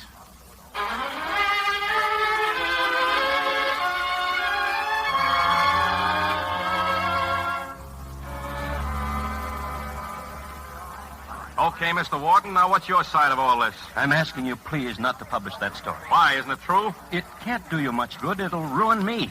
I've been doing business with this newspaper for years. And we need your business, Mr. Wharton, but not on these terms. All right, I made a mistake with Sally, and I've paid for it in blackmail ever since. That's a matter for the police. You're interested in facts, aren't you? Well, one day Sally phoned me. She was letting me off the hook. Said there was another man. There always is. In this case, the other man was Thomas Rienzi. Rienzi? Sally said she loved him. She'd never bother me again. She said she was set for life. What did she mean?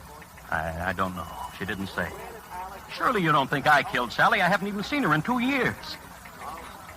Mr. Hutchison, I'm about to be married. My fiancée here is Okay, we'll hold the story. Thank you. But if your yarn about Rienzi doesn't gel... It will. It better, for both our sakes. Good night, Mr. Hutchison. Thank you again. Well? What have we got on Sally Gardner? We'll need proof that Rienzi... Since when are we going in for gossip? Since now. Okay. Tell Bondollar to go through the files. I want anything she can find. Anything at all. Send Thompson in from the sports desk. I want to see him.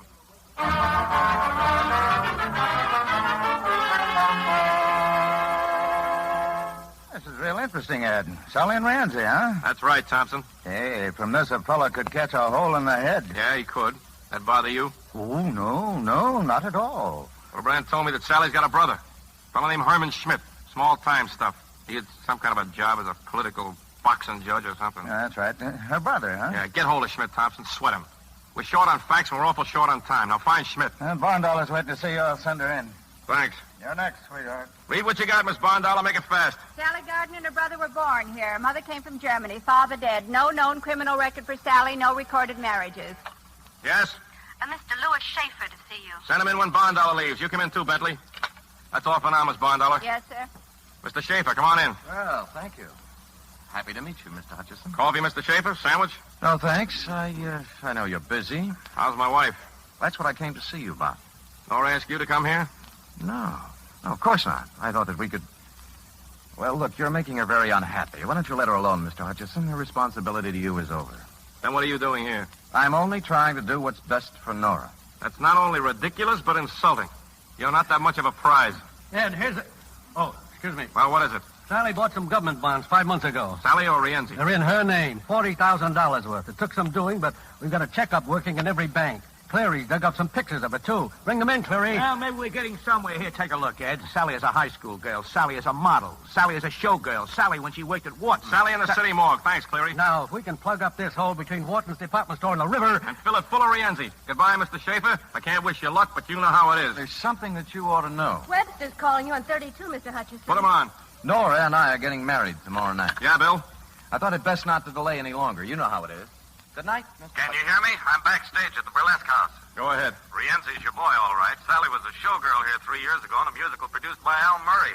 The show was backed by Rienzi. Who says so? Murray, I'm with him now. I'll switch you a rewrite. Bentley, put Webster on rewrite. Yes, sir. All right, Porter, we'll use the Willibrandt story, but kill all reference about Wharton. Throw in a picture of Sally, just a face, no art studies. Right. Tell Barndollar I want a complete check on Louis Schaefer. He runs the United Advertising Agency. Anything from Thompson yet? Nothing. Switch him over as soon as he calls in. Bentley! Yes, sir. Send something to Burroughs at the hospital. Get him some books, flowers, a bottle of whiskey. I don't know. Find out what he likes. Yes, sir. And bring me some hot coffee.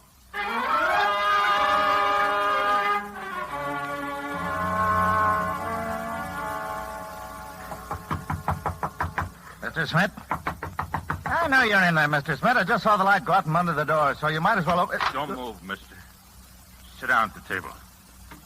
Put your hands on the table. Hey, what's with the gun, Herman? I'm only here to help you. My name's Thompson, sports reporter for the day. Sports, huh? What'd you write today?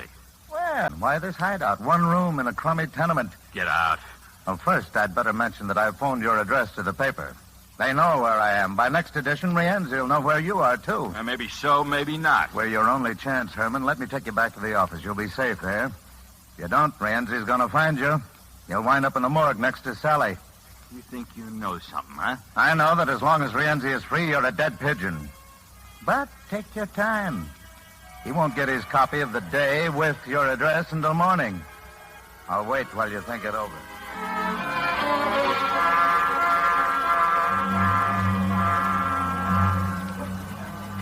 Ed, it's past midnight.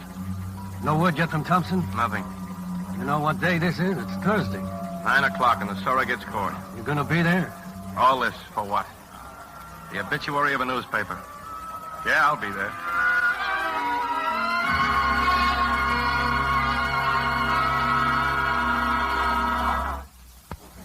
This court has been petitioned to approve the sale of the publication enterprises known as The Day. I have carefully read the last will and testament of the deceased, John Garrison, and I find nothing therein to prevent such a sale. Your Honor. Yes, Mrs. Garrison? Your Honor, I object to the sale of this newspaper to Mr. White. No, how can you object? Absolutely. But this request for sale was signed by you, Mrs. Garrison. I've changed my mind. Your Honor, we are completely unprepared for this most embarrassing change of heart. I assure you I had no idea. What about Mrs. Garrison's two daughters? They want to sell, Your Honor, and they constitute a majority. My husband would not have wished this paper to be sold to Mr. White. But you knew all along that Mr. White was the purchaser. I did not know that the day was going to be rubbed out of existence, which it will be if this contract is approved. I have priority of purchase, Mr. Crane. I'll buy the day myself. I'll raise Mr. White's offer. But you don't seem to realize... I don't see why you should object to my daughter's receiving more money, Mr. Crane. That's what they're selling for, isn't it? You can't do this, Mother. I can, I want to, and I'm going to. What good will it do? You're making us sound like fools. You'll be happy to know that stupidity is not hereditary. You acquired it all by yourselves. What changed your mind about selling? Have you seen today's paper? And yesterday's? Loyalty. Loyalty's changed my mind. You haven't got the money to buy the paper. I'll get it. You're crazy. No. Just ashamed. Ashamed of you and ashamed of myself. Now, if you'll keep quiet, I think the judge wants to say something. I shall require time to consider Mrs. Garrison's request. You'll all be notified when this court will reconvene. It now stands adjourned.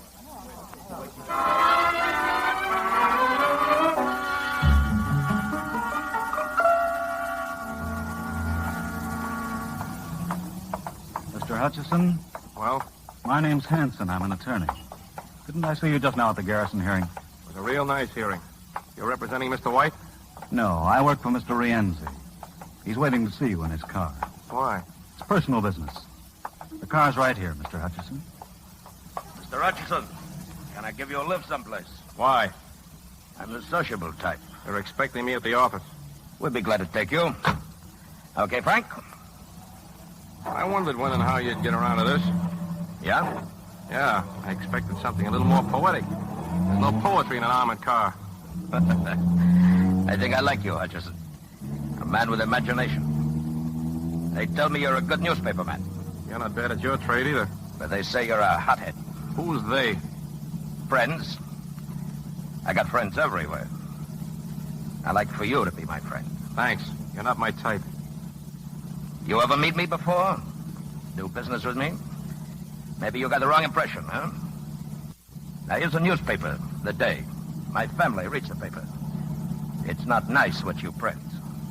I got a nice family, Mr. Hutchison. Sometime I'd like for you to meet them. There's no point in that unless they're the ones that almost killed Burroughs. Burroughs? Never beat up a reporter, they say. It's like killing a cop, they say. Never drop girls in the river, they say. Not even with fur coats, they say. What have I got to do with reporters? Or girls? I'm in the contracting business. Capone was in the insurance business. You got a sense of humor, friend. Then why don't you laugh? Very funny. Tomorrow's paper will be even funnier. There. That's a Rienzi I like to see. This where you start shooting, friend? What are you supposed to be, a little time god? You gonna save the world? A hero or something? Know about what you print in the paper. My lawyer says I could sue you for this. Well? What you're doing's been tried before. Nobody could ever make it stick. Then you got nothing to worry about. Oh, that's the office. Just down the block. They're on the right, Frank. The gentleman's office. Cops, tax collectors, politicians, they all got an angle. What's yours? Come on, name it. What do you want? I want to see you in prison. Thanks for the lift. Well, I just met the man. Sometimes these things take time. Only maybe I... Here, wait a minute. Yeah? They're going to the newspaper building, those two guys. Schmidt. That's Schmidt. We've been looking all over for him. Who's with him? I don't know. I never saw him before. Sally's brother walking into a newspaper office, huh? Drive around the block. I gotta make a phone call fast.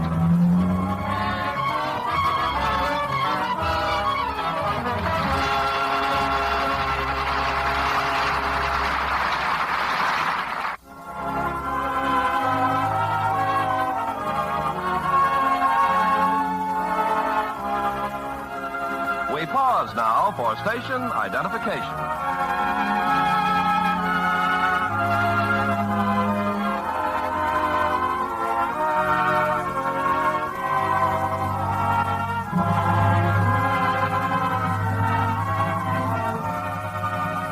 Curtain rises on Act 3 of Deadline USA, starring Dan Daly as Ed Hutchison and Deborah Paget as Nora.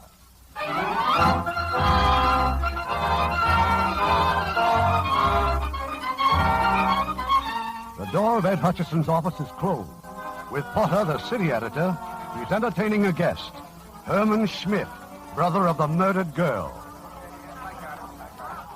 All right, Schmidt. From the beginning. How much? I told you before. $1,000 after you testify against Rienzi. Yes or no? Where do you want me to start? Sally and Rienzi. Well, they liked each other. A few weeks ago, Sally bought $40,000 worth of government bonds. Rienzi pay for them? Yeah, I guess so. You're a liar. Sally used part of the $200,000 that Rienzi gave her to hold for him. What $200,000? Why would a guy part with that kind of scratch? The city bank says your sister rented a safety deposit box. She gave it up a month ago, on the same day that she moved out of her apartment. Why? Okay, it's true. He gave her the money to hold for him. When he wanted it back, she got scared he'd make a break. She said as long as she kept the cash, he'd stick. It didn't work out that way. Hey, Ed, Mrs. Garrison wants to see you. She's waiting upstairs. Dollar! When did you find out Sally was dead? Oh, I read about it in the paper. She was dead 3 days before the paper got it. Your mother says you left the house last Saturday and didn't come back. My mother? We've got some good reporters, Smith. They got around. Sally was killed that same Saturday night. Well, so what? I leave the house lots of times. Well, for weeks sometimes. To hide out? You were afraid of Rienzi. Why? Maybe you knew he was going there, huh? To Sally's place? I didn't even know where she lived. The Leroy Hotel. She registered under the name of Bessie Schmidt and never left the room. She had only 2 visitors, Herman. Your mother and you. You were there Saturday night. Well, I don't remember. Well, maybe I was. Yeah, she phoned me. The desk clerk says you phoned her from the lobby at 1:20 a.m. Now, either tell the truth or we turn you loose. No money, no protection. Rienzi will kill you. Okay, Rienzi wanted his money. They couldn't find out where Sally was living. So you showed them? Why? What did Rienzi promise Well, you? he got me my job.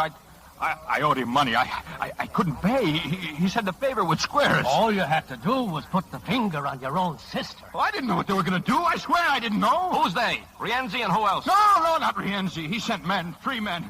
I got scared. I ran out. That's all I know, honest. And the next day, I hear Rienzi's looking for me. He was afraid I was going to talk. I found a room, and I've been there ever since. Type up a statement, Porter. Have him sign it. Get the names of those 3 men. I'll go upstairs and see Mrs. Garrison. About Louis Schaefer, that information you requested. Walk with me to the elevator. Yes, sir. Louis Schaefer, age 42, only child of John and Harriet Schaefer of the Chemical Fortune. Ever married? No, sir. Any arrests? None on the record, sir. Alcoholic, swindler? Maybe he's a fiend. You know, he looked like one. You check his Army record, maybe he's a spy. He got the Silver Star and the Purple Heart.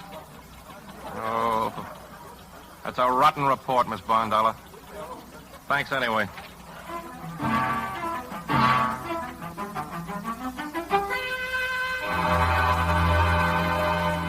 You've been keeping me waiting.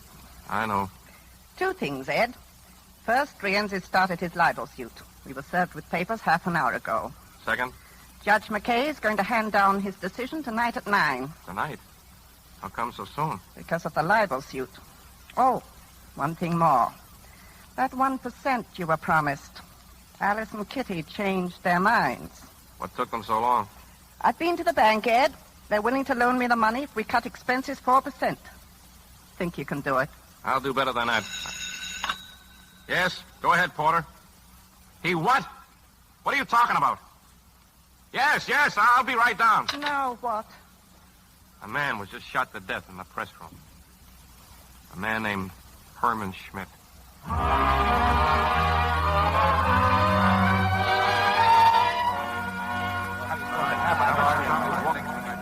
We were working on his written statement when they walked in. 3 men in police uniforms. They said they had a warrant for Schmidt. And you let them take him? They looked and acted like policemen. I tried to stop them. Go ahead. What happened? Schmidt made a break. He ran down to the press room. He almost got away, but then they started shooting. The police are there now. You better get down there. What about Schmidt's confession? Do we run it anyway? Without a signed statement, we're dead, Porter.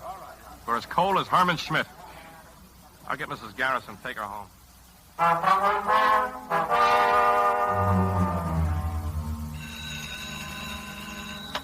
Hello? Yeah. For you, Mr. Rienzi. It's Whitey. Now, give it here. Yeah. What? I told you I didn't want anything like that. This is stupid. Stupid! Well, get on here now, all 3 of you.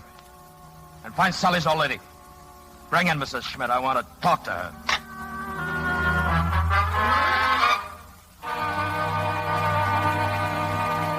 Sit down, Ed. I'll get you a drink. You know, Mrs. Garrison, no paper ever did a better, faster, more thorough job. All we needed was that one bit of evidence, and we had it. We had it as long as Schmidt was alive. I figured if we could get an indictment against Rienzi, they'd let the day stay in business. We're licked, Ed. But we showed them how a real newspaper can function. You're quite a girl. They must have made them different in your day. Yeah. More durable. More pliable. Girls these days have stuff, but they're brittle. They break more easily. Plenty of stuff, but no heart. Meaning, Nora? Meaning Nora. There will now be a respectable silence while we feel sorry for ourselves. Well, she had no right to walk out on me. She's my wife. You wouldn't have a wife if a newspaper had beautiful legs. Sure. But you never walked out on John Garrison. Who said so? You must have had a pretty good reason. The best. A bride always likes to think she's indispensable. But I woke up one morning and he was gone. Back to the paper to do the Lusitania story. I walked out. Yeah, but you came back. 2 days later. He didn't even know I'd been gone. He loved you. Exceedingly. Between editions. Oh, but don't blame Nora. Unless she wants to come back, it won't work. If she stays away... I can look for a newspaper with nice legs. Well, court convenes in exactly 1/2 hour. You going to be there? Maybe. Will you marry me, Mrs. Garrison? Go away, Ed. You're much too old.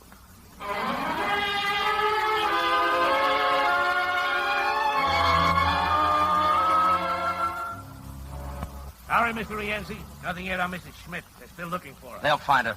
An old lady like that. Where can she go? She's got to be silenced, you understand? Buy her off. Send her back to Europe. Now, you're getting panicky, Hanson. She's my business. I'll handle Mrs. Schmidt. There'll be another investigation. I hope you realize that. Maybe a trial even, sure. But I'm not worried, see? We've been through this sort of thing before. We're still in business. The story's printed in the newspaper, so what? Tomorrow it's old news. They take the paper and wrap garbage in it. In a week, the people forget. But if they keep on printing They won't. stories, if they keep us in the news until a trial, if they heat up the public... You take care of your end. I'll handle the papers. Hutchison won't handle easily. He's got nothing. What's he got with Schmidt out of the way? That won't stop him. And he won't stop us. Tomorrow he won't even have a paper. The court will take it away from him. And if they don't, we'll take him away from a paper. Maybe they all need an example. You're crazy. Am I? Now, we'll wait and see.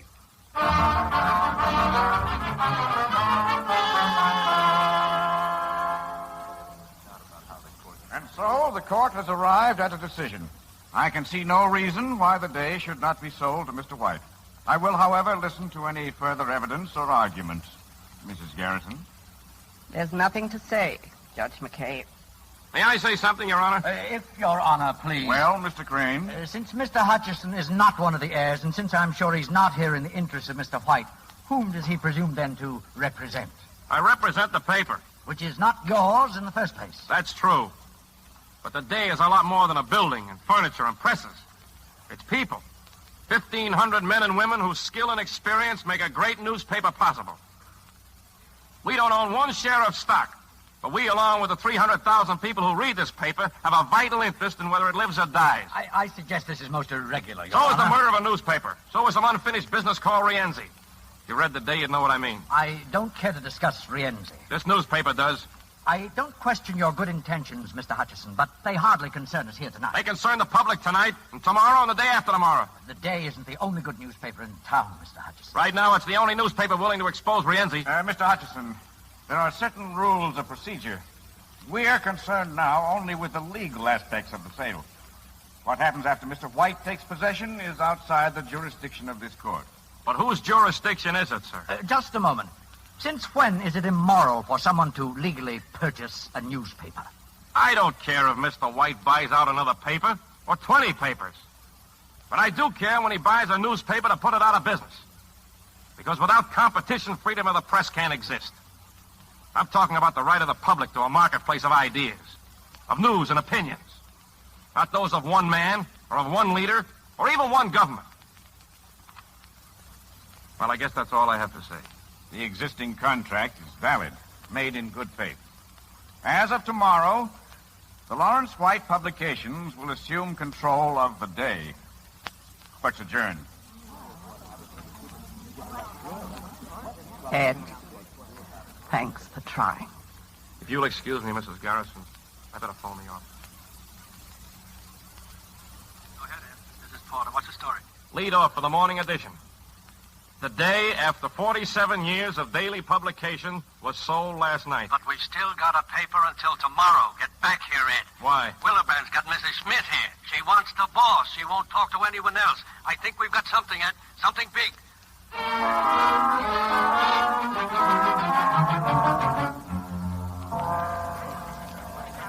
Ed, this is Mrs. Schmidt. She wandered in on her own, looking for you. Here he is, Mrs. Schmidt. You are boss? Yes? I am mother of Bessie.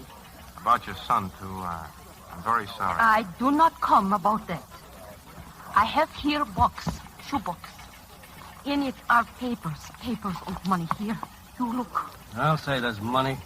Now, my Bessie, she comes to me and she says, "Here, Mama, you keep this. Something happens to me, you do not have to worry." This little book, Bessie's diary? Yeah, she writes down what happens to her and this Mr. Rienzi. She writes it down there. Porter, you better call the police. And we're getting out the final edition as usual. Mrs. Schmidt, why didn't you go to the police? Police? I do not know police. I know this newspaper. For 31 years I know this paper. I come to America. I wish to be good citizen. How to do this? From newspaper, it show me how to read, how to write. And when Bessie dies, you do not say bad things of her like other newspapers. Now you want to find who hurt my Bessie. That's good. I help. I think what to do. I go on subway. I ride all day. Then I'm here. By doing this, you may be in danger, like your son. You are not afraid? I am not afraid. Thanks.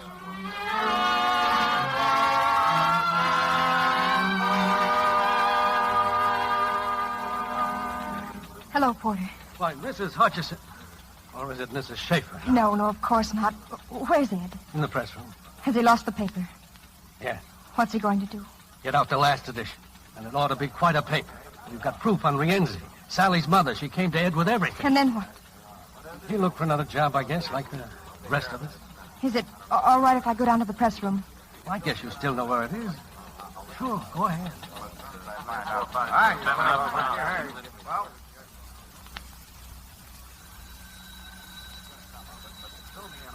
Telephone. Yes? Thomas Rienzi, Mr. Hutchison. He wants to talk to you. I told him you were in the press. Put him on. Hello. Hutchison? Hello, baby. How do you feel? How do I feel? Mrs. Schmidt came in to see you. That's right. There's some loose cash in my office that belongs to you. $160,000. Oh, and there's something else, too. A diary. Sally's diary. So what? Who's going to believe what a dame like that writes to herself? I don't know. Ask your lawyer. There's something else that might interest you. We're accusing you of Sally's murder. Look, before you hang up, Fred, here's some advice to you. Don't you press your luck. You lay off on me. Don't press that story. What's that, an order? If not tonight, then tomorrow. Maybe next week, maybe next year, but sooner or later you'll catch it. My lawyer's right here with me. He's yelling at me not to talk like this, but I say it anyway. You print that story and you're a dead man. You forget something, Rienzi. It's not just me anymore. You'd have to stop every paper in the country now, and you're not big enough for that job. People like you've tried it before, with bullets, prison, censorship. But as long as even one paper prints the truth, you're finished. I don't want double talk, just an answer, yes or no. What time is it? 10:30. That's when we go to press, 10:30. You want your answer? Listen. Yes or no? It's too late now, Rienzi. You hear that? That's the press, and there's nothing you can do about it. Nothing.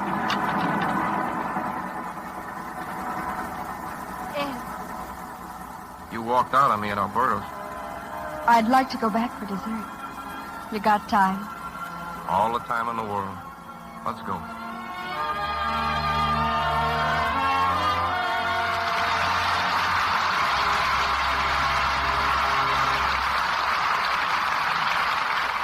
In a moment, our stars will return. Now, here's Mr. Cummings with our stars. And here they are for a well-deserved curtain call. Dan Daly and Deborah Paget.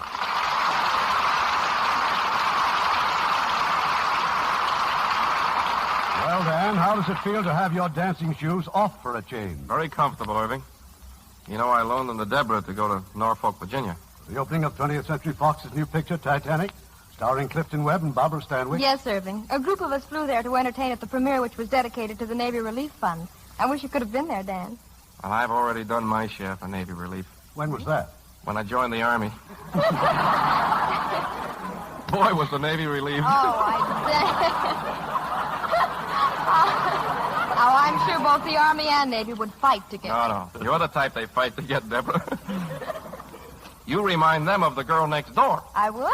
Well, if you wouldn't, I would.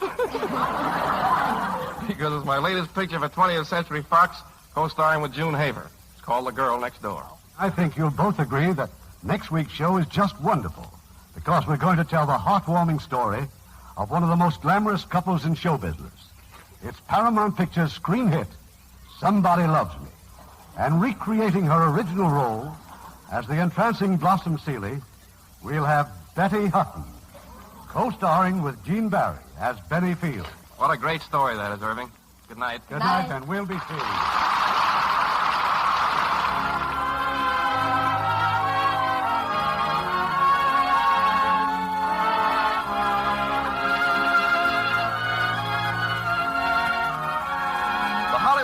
Theater is produced by Mr. Irving Cummings. Our orchestra is under the direction of Rudy Schrager.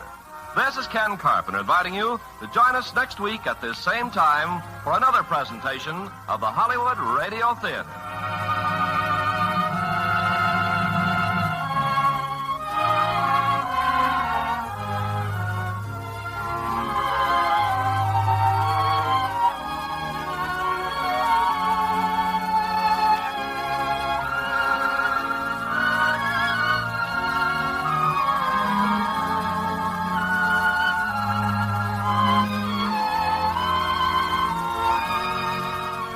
Hollywood Radio Theater is a presentation of the United States Armed Forces Radio Service.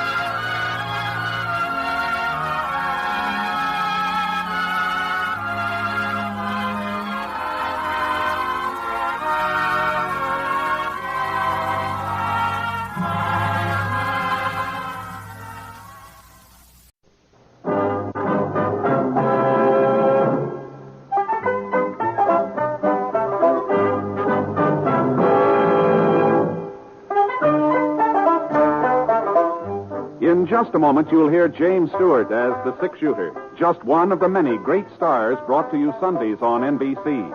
Every Sunday, hear Hume Cronin and Jessica Tandy in The Marriage, Sir Laurence Olivier on Theatre Royal, Lawrence Tibbett with the Golden Voices, Helen Hayes, Frederick March, Rex Harrison, and Lily Palmer on the NBC Star Playhouse. All of them heard only on NBC. James Stewart as the six-shooter.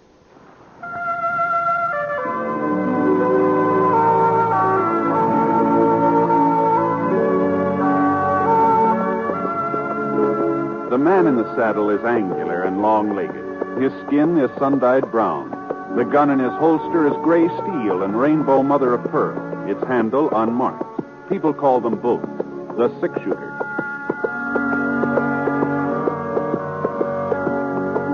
The NBC Radio Network presents James Stewart as the six-shooter, a transcribed series of radio dramas based on the life of Britt Ponsett, the Texas plainsman who wandered through the Western Territories, leaving behind a trail of still-remembered legends.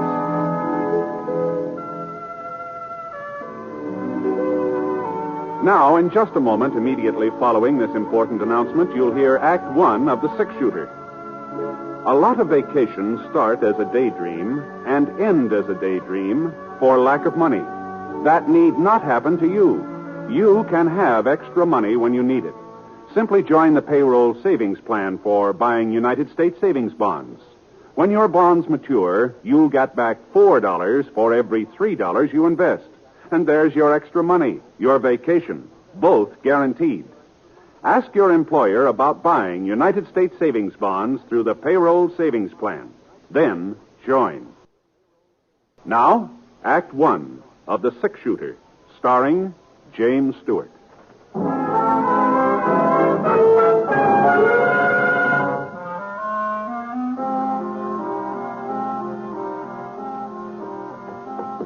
The rain had stopped, but the wind still carried slivers of moisture that cut into the boy's face as he rode along the edge of the creek. When he saw the yellow light from the back of the office, he pulled up and slid out of the saddle.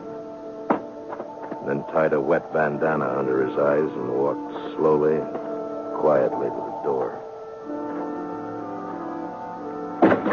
All right. Put them up over your heads. Reach. What's that? Way up, both of you. Stay away from that shotgun. Now, look here, young fella. You, get over to the safe. Better hurry it up, mister. Open it. I said open it. That's better. Now toss me that sack. Okay. Don't try to follow. Thanks a lot. I see you. You dirty young. I'll show you. I'll show you. Rotten little...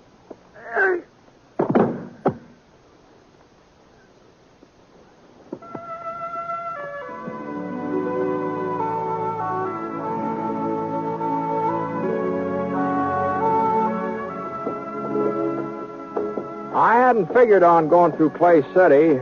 It was an hour out of my way, and I was already a day late to the Jefferson Ranch where I'd signed up for the roundup, but scars started limping from a loose shoe, and I didn't have much choice.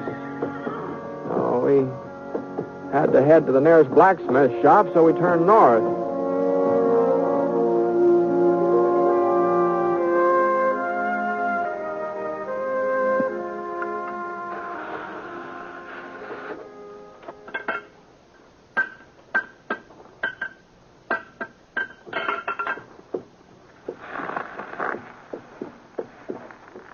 Mister.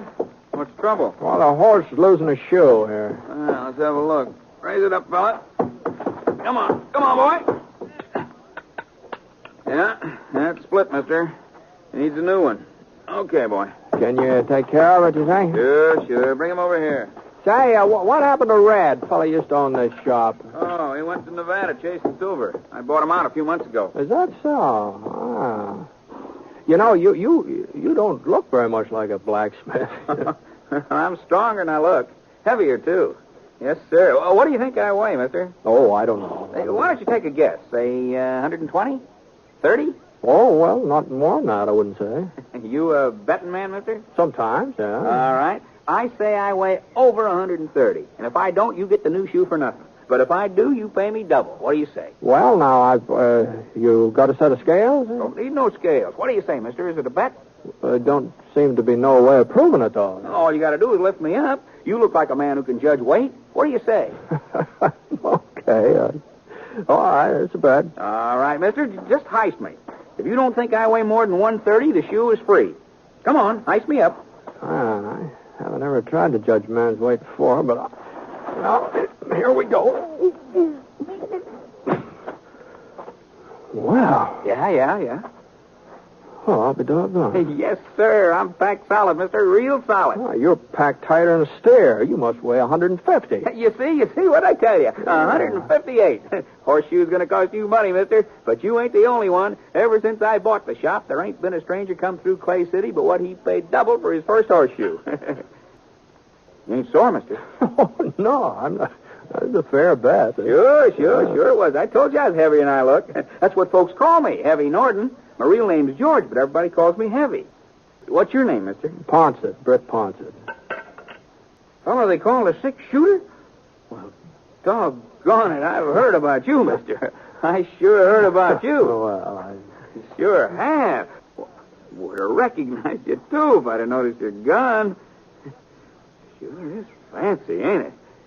Say, do you mind showing it to me? No. Here, catch it. Oh, that's real fancy. Just like Sheriff Schofield said. And you know something? He says he's seen you fire 6 shots with it while Whitey Jackson was getting off his first bullet. That time down at Eagle. Yeah, well, the sheriff kind of likes to build up a story, you know. Well, he swears it's the truth. Well, here's your gun, Mr. Fawcett. Thanks. Sure. You was mighty quick in getting into Clay City. How'd you hear about it so fast? Hear about what? Why, the holdup at the Fargo station last night. Ain't that why you come? No, I was heading past town. Turned off because Scar got a loose shoe. Well, now, ain't that a coincidence?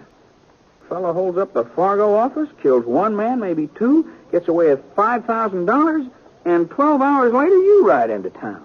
You got any idea who did it? No, sir, not a single solitary one from what I hear. Like I say, the deputy agent was dead when they found him. Other fella, Fred Wilmer, a friend of his, got shot up pretty bad. Ain't done no talking yet. Doc says maybe he never will. I see. Well, does Sheriff Schofield take out a posse? Nope, ain't nobody to go. Most of the men signed up for the Jefferson Roundup. Left town day before yesterday. Here's the Jefferson Ranch paying good money this year. Mm-hmm. You seen the sheriff this morning? No, not lately. He might be over to his office. You could try there. Yeah, I think I'll walk down there while you're fixing up Scar. Sure, Mr. Fawcett. Darn good idea. Sheriff Schofield will be real glad to see you.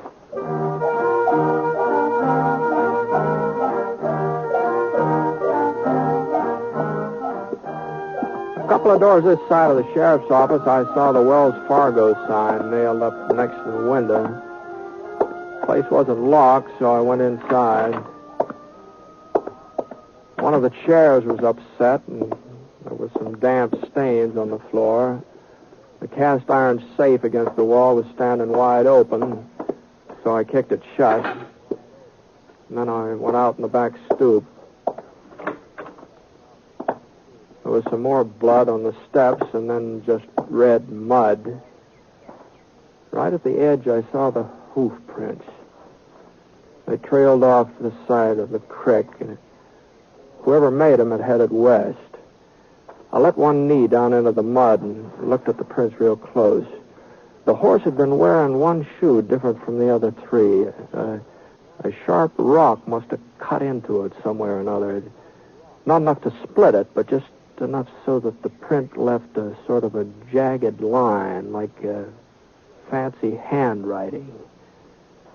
Huh. You find something, Britt? Huh? Oh, hello, Sheriff.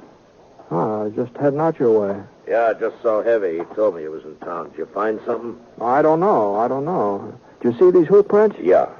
Well, don't mean nothing. Trail gives out a mile or so down the creek at the fork. Did Clay City had any other trouble lately, Ed? No, not a bit. I guess any town's got to expect a hold-up once in a while. Well, I heard it was more than that. Yeah, that's right. Fred Wilmer able to talk yet? I'm afraid not. Doc said he'd let me know the first time he come around. Took him out to his ranch on the other side of town. You been out to see him since last night? There wasn't no reason. Well, it might be a good idea to be there just in case. I thought maybe I ought to stick in town. Well, it don't look like anything more is going to happen here. Why don't I'll get Scar and meet you out at Fred's place, huh? I can handle this alone, Britt. Well, sure. I was just offering to keep you company, Ed. I'll meet you there.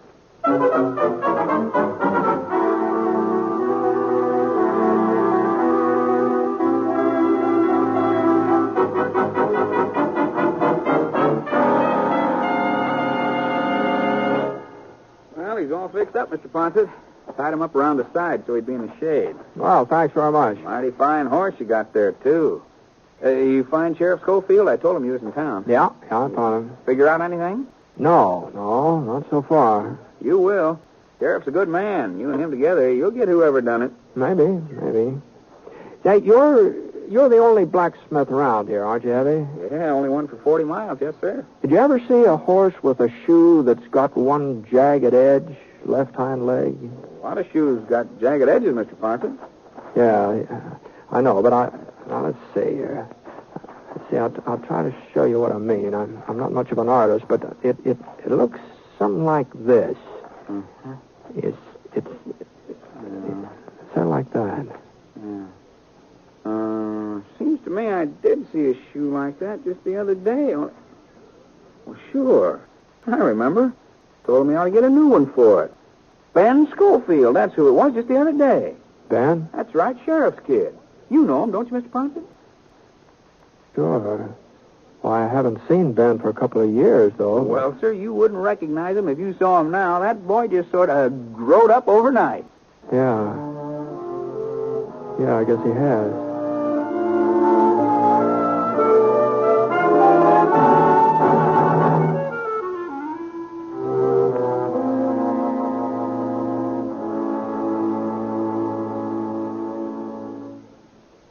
We'll return to James Stewart as the six-shooter in just a moment. Here's a reminder about some of the wonderful entertainment that's yours for the listening each Wednesday evening on the NBC Radio Network. There's comedy for everyone when you set your dial to NBC for such programs as You Bet Your Life with Groucho Marx and The Great Gildersleeve starring Willard Waterman. The Great Gildersleeve provides 30 minutes of top-flight entertainment that your whole family will enjoy. Then, when it's time for Groucho Marx, watch out. Groucho throws a mean ad lib, and there's a barb at the end of every one of them. Listen and laugh as this Marxman trades quips with his contestants from the studio audience. It's a riot of fun from top to bottom when Groucho Marx plays You Bet Your Life. Also on Wednesdays, listen to more quiz fun on Walk a Mile with your genial quizmaster, Bill Cullen. That's Wednesday night on the NBC Radio Network. Be sure to listen.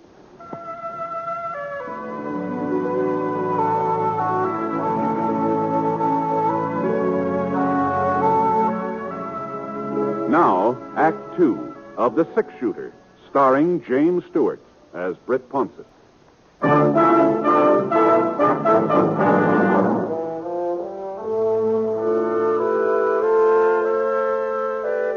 It wasn't much of a ride, and Sheriff Schofield was sitting on Fred Wilmer's porch swing when I got there. He told me Doc was inside with Fred, so I squatted down on the stoop and waited. About half an hour later, Doc came out, told us we could go inside and see Fred.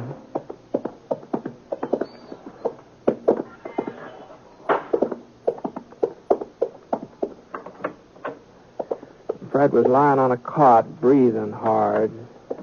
The white cloth across his chest was stained pink, and his voice sounded like it was full of air.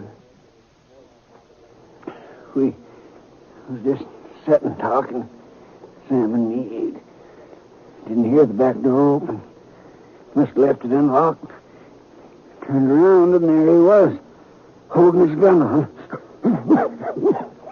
Did you get a look at him, Fred? Sure, but it didn't do much good. Handkerchief over his face. Couldn't see nothing, just the gun. Told Sam to open the safe. Wasn't nothing else Sam could do. Sure. Took the money, walked over to the door. Yeah? Looked at us for a minute and then fired. Didn't have no reason. Hit Sam in the face, hit me in the chest, and couldn't have no reason. Now take it easy, Fred. It's just like he enjoyed shooting at us. That's how it was, like he enjoyed it. Maybe he was scared. He wasn't scared. He didn't have no reason. Thought he killed us both. Started down the steps. I got my hand on the shotgun and let him have it. You hit him? I don't know, maybe. He gave a yell and rode off. You go out back after him? I couldn't go nowhere, Britt. What kind of a fellow was he? Young? Old? I couldn't see his face. He's a young fellow, I'd say, though. How young? Oh, 17, 18. He was full grown. You sure? He sounded young. He moved young. Tall? Short? Medium. About the size of your kid, Ed. About that size. That enough for you, Ed? Yeah, that's enough. You think you get him, Britt? Sure, Fred. Sure, we'll get him. Come on, Ed. Didn't have no reason to shoot. No reason.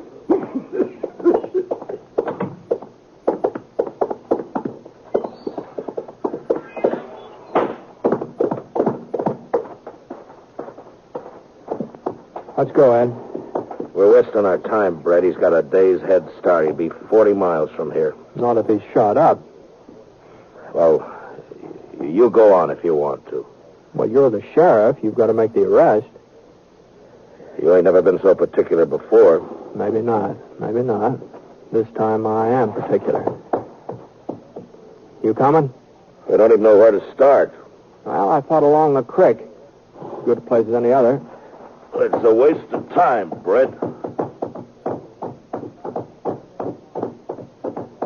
We picked up the trail along the creek and headed west.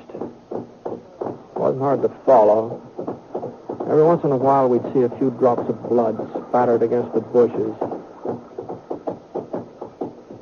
About 10 minutes later, we came to the fork where Ed said the trail gave out. Scar stuck his nose down into the water, and I looked around. the trail didn't give out. It turned south. I nodded in that direction. Ed didn't say anything. He just followed. Then about 5 o'clock, we stopped to eat. Ed built a fire, and I opened up a couple of cans of beans I had in my roll. Oh, you're not hungry, Ed? It's early for supper. It's too early. Yeah. Ed, I talked to Heavy before I went out to Fred's place. I asked him who had a horse that would leave a mark like the one we've been following. So? He said that Ben did. Your son, Ben. I thought you ought to know that. A lot of horseshoes leave the same kind of mark. Fred said it was a young fellow. It wasn't Ben. Where is he, Ed? He's at Jefferson Ranch. He's working on a roundup. He left Clay City day before yesterday.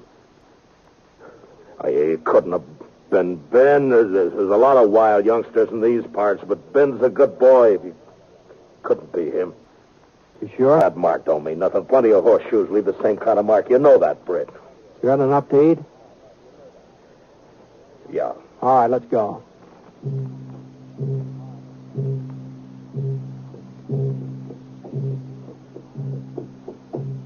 The moon came out, thin, yellow.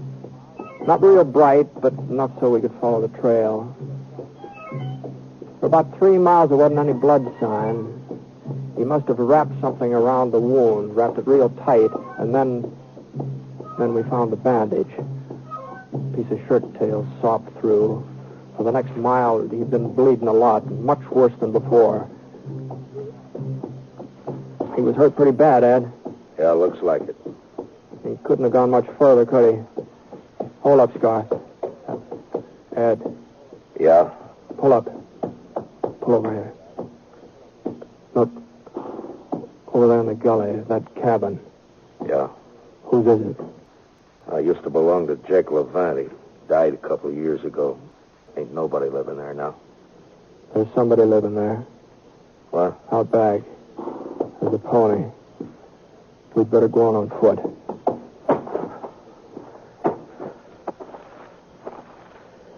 Britt? Yeah? We're gonna take him alive, ain't we? If we can. We gotta take him alive, Britt. It's Ben, isn't it? I don't know, not for sure. It could be Ben? It could be. Where's he been the last couple of days? I don't know that either. I had an argument with him 2 nights ago. He needed some money. He'd been playing poker. He lost a lot. Now, the $5,000 that was taken out of that safe is a lot. I wouldn't give him none. He got mad. He said he'd get it. Said he'd get it himself. And I hit him. I hit him hard across the face. Hit him twice. He started to hit me back, and then he walked out of the house, and I ain't seen him since. I wish he had hit me back. Now, we've got to get across this clearing, Ed. Over to that clump of trees. They may see us. We'll have to take that chance. You ready? Yeah.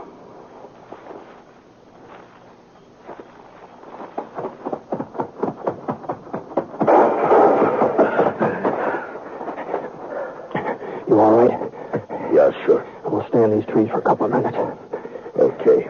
And then we'll rush him. It's not going to be easy to take him, Ed, now that he's spotted us. Brett, you ain't going to kill him.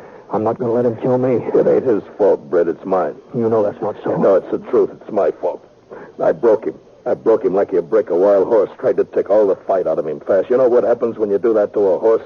He gets tame, but the fight's still there, and someday he turns wild again. He ain't really broke at all. I'm going to rush him alone, Ed. No, stay here. Sam Norton's dead. Maybe Fred Wilmer, too, by now. Killing Ben won't bring him back. He's my son, Brett. I'm sorry, Ed. No, we're going back to town. Not without him. We're going back. You can outdraw me, Brett, but I'll still have time to get a shot off. I'll try to get him alive, Ed. I'll try. No, don't turn your back on me, Brett. Don't be fooled. Don't make me do it, Brett. I knew he wouldn't shoot. I wasn't being brave, but I knew he wouldn't shoot. A man like Ed Schofield just don't change overnight. You can figure a man like Ed. But I hadn't figured on what happened next. Ben! It's me, Ben! You're dead! Can you hear me, Ben? Brett Ponce is coming after you. Throw out your gun, Ben. Brett Ponce is coming. No, listen to me, Ben! I saw him go down real slow, like his legs had buckled under him. I pushed myself past a couple of rocks and edged over toward the back door. The kid was in the kitchen. I couldn't see him, but I could hear him moving around, going from window to window, looking out, waiting for me. I slid past another rock. I could run for the door now or wait. The kid made up my mind for me. He knew right where I was. I took out my gun and waited. I knew he'd get nervous first. Young fellas always do. I wasn't so young. I could wait. It wasn't more than 5 minutes before the door started to open. His pony knew he was coming, too. He started for his horse. I aimed at his leg. For a second, he just stopped moving, just hung there in midair like a hawk. And then he sprawled forward out of sight behind a log. Everything was quiet now. Even his pony. And then the moon went behind a thick cloud. And I came around the corner of the cabin. And then suddenly the moon came out again, and just in time for me to see his .45 coming up over the top of the log. His revolver slipped out of his fingers, and I saw him try to reach for it. But he couldn't make it. I stood up and I walked over to the log. I turned him over with my foot, and I looked at his face.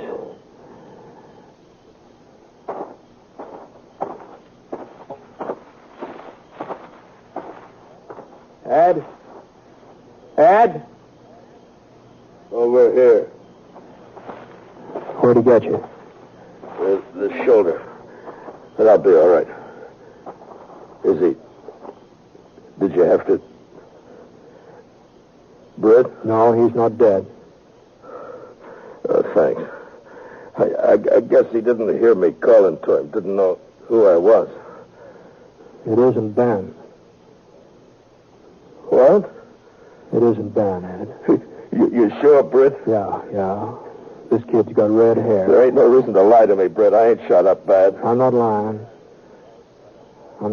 Ed. I knew it wasn't Ben. While I was going up there after him, I knew it. What are you talking about? Oh, it just came to me. I don't know.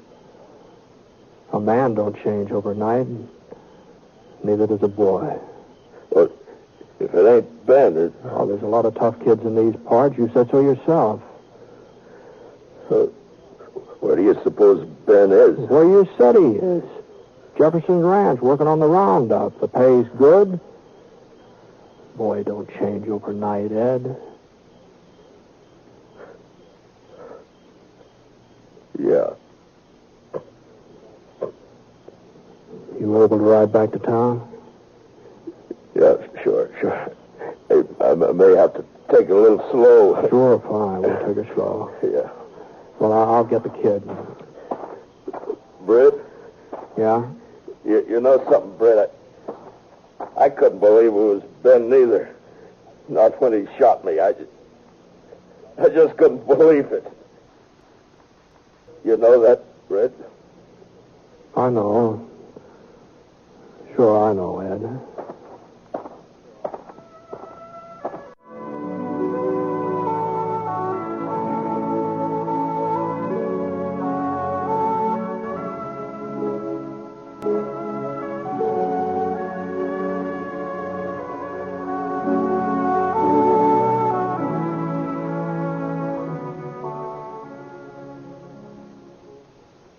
Picture the most extravagant vacation imaginable. Then picture yourself going on that vacation.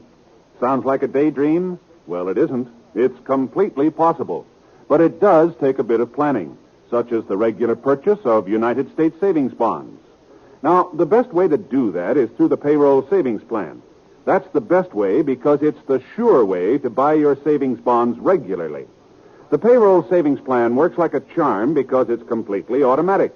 Your employer does everything for you. It's especially easy on you because money is saved from your paychecks before you have a chance to miss it.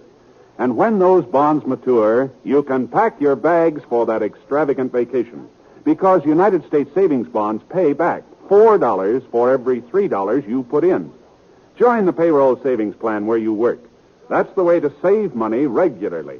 Earn extra money regularly through United States savings bonds.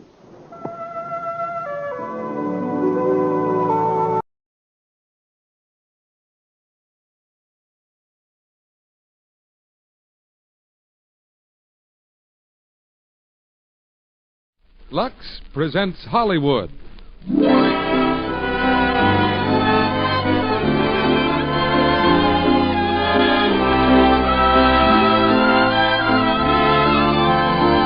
Lux Radio Theater brings you Greer Garson, Walter Pidgeon, and Susan Peters in Mrs. Miniver with Ensign Henry Wilcoxon. Ladies and gentlemen, your producer, Mr. Cecil B. DeMille.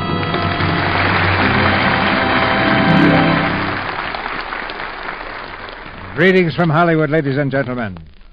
When everyone in Hollywood agrees on anything, that's news. And you can't get an argument out of anyone in our town when you say that Mrs. Miniver was one of the great pictures of film history. Like a beacon in the night, it brought guidance and inspiration when we needed it most. That's as fine a service as any motion picture can render. And Hollywood recognized that service by making Mrs. Miniver an overwhelming choice for the last Academy Award.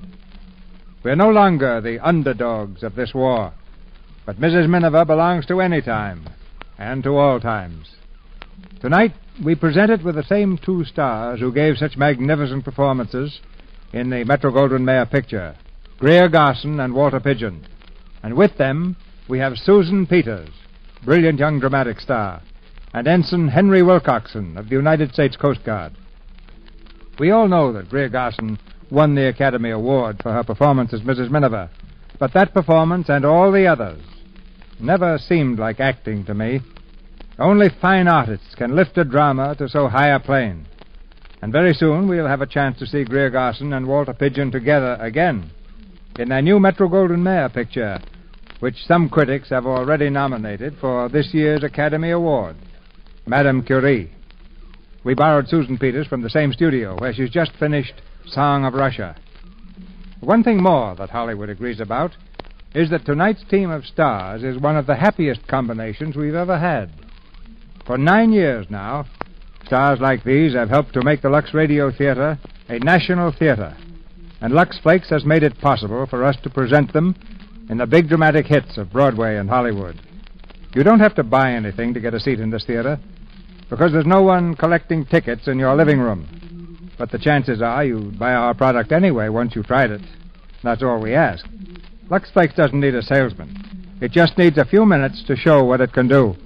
So right now, we can raise the curtain on the first act, starring Greer Garson as Mrs. Miniver, Walter Pidgeon as Clem, and Susan Peters as Carol, with Ensign Henry Wilcoxon as the vicar.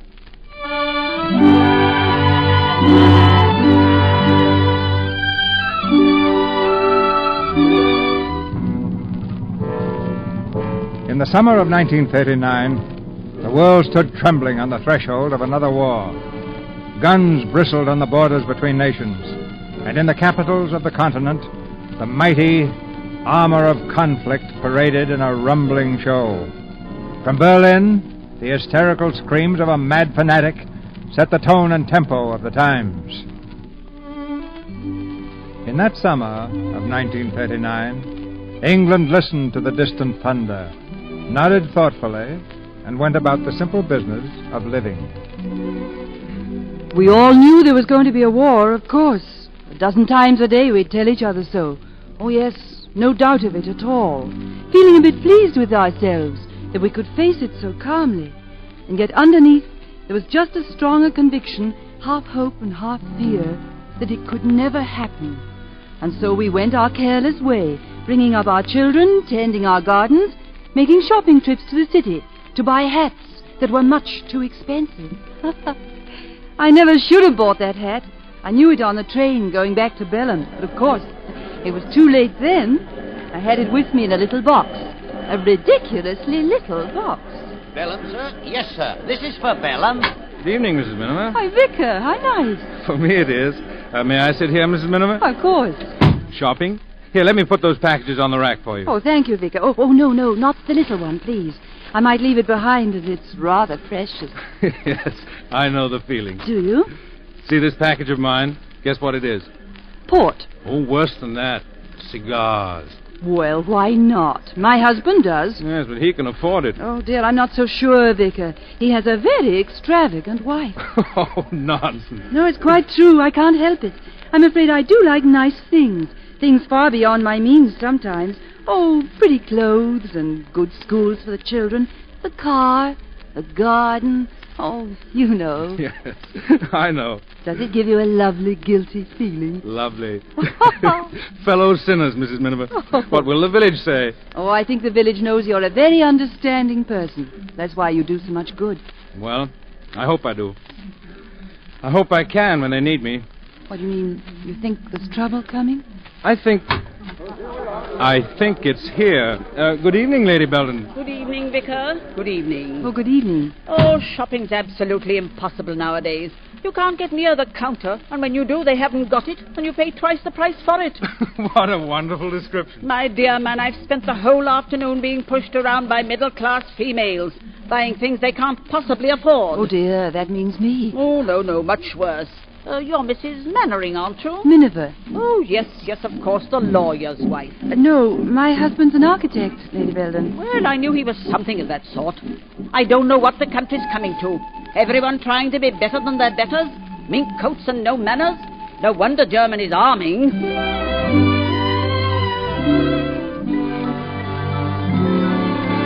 Lady Belden talked all the way from London to Belem Station. Belem. It always gave me a little thrill of happiness to come home to Belem. It was no different from 100 other English villages, but to me, the air was cleaner and the flowers brighter in Belem than anywhere on earth. The flower beds around the little station were the personal pride of the station master, Mr. Ballard. Tickets, please. Oh, good evening, Mrs. Miniver. Oh, good evening, Mr. Ballard. Here's my ticket. Thank you. I was looking for you on the 5 o'clock. I missed it by 2 minutes. Isn't it shameful? Well, time and tide waits for no man, and trains neither. Are you too late, ma'am, to spare me a moment? I got something to show you. Well, It's really, something very special. Why, of course, Mr. Ballard. Do show me. It's in my office. Go right in, Mrs. Miniver. Thank you. Well, ma'am, there it is. What? I'm afraid The rose, ma'am. The rose in the vase there. Oh, Mr. Ballard. It's my masterpiece. How lovely. You like it, ma'am? I think it's the most beautiful rose I've ever seen. The shape. And the scent. Divine. And the color. I adore red roses. 'Tis said as Cupid danced among the gods, he down the nectar flung, which on the white rose being shed, made it forever after red. Wherever did you find that? At the seed catalogue, ma'am. Oh. It's pretty, but it ain't true. What goes to make a rose, ma'am, is breeding, and budding, and fertilizer. And that's where you come in, ma'am. I? Oh, I've got to have a name for it. Oh, you want me to name it for you? No, ma'am. I've got a name for it. If you'll give me your permission. Why, of course, but I don't quite see what I want to call it the Mrs. Miniver. Oh. If you'll pardon me, ma'am. I've watched you go in and out of town for years now. And you've always had time to stop and have a word with me. And I've always waited for you to come home and you remind me of the flower. I think it would be a very good name for my rose. It's a lovely compliment, Mr. Ballard. I'd be very happy indeed to have you name your rose after me.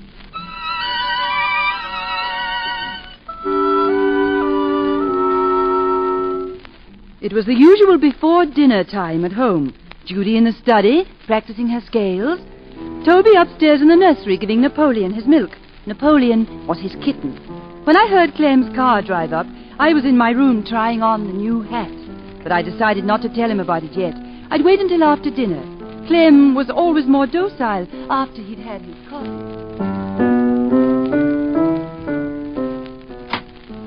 Evening, Mr. Miniver. Good evening, Gladys. Mrs. Miniver at home? Yes, they're in their room. Why, Mr. Miniver, is that a new car in the drive? Yes, Gladys, it is. I just bought it today. Oh, it's a beautiful car. Oh, Gladys, I don't mention it to Mrs. Miniver just yet, will you? I'll break it to her myself. Tell her, I mean. Yes, sir. It's beautiful, sir. Hello, Daddy. Hello, Judy. You just in time to hear me play my piece, Daddy. A little later, dear. I want to see your mother. Look out! Look out, Daddy! Open the door quickly! Hello, Toby. What's the hurry? I can't start now, Daddy. Napoleon wants to throw up. Ooh, does he? Excuse me. Clem, is that you? Evening, dear. Oh, I thought I heard the car drive up. Hello, darling. Hello. How are you? Lovely. What's the matter? Matter?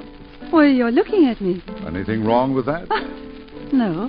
Did you have a nice time in town today? Oh, wonderful. I shopped and shopped. Just little things, you know. I had a puncture in the car today. Did you? Oh, what a shame. Yeah, those tires are getting pretty worn on that old bus. Clem, do you know what I think? What? I think you ought to buy yourself a new tire one of these days. A new tire. Yes, it might not be a bad idea at that. Darling. You stay there, Napoleon. Come along, Toby. It's almost dinner time. Everything all right, Toby? It's all right now. But he had to. Did you hear my piece, Daddy? Oh, yes, Judy. It was lovely.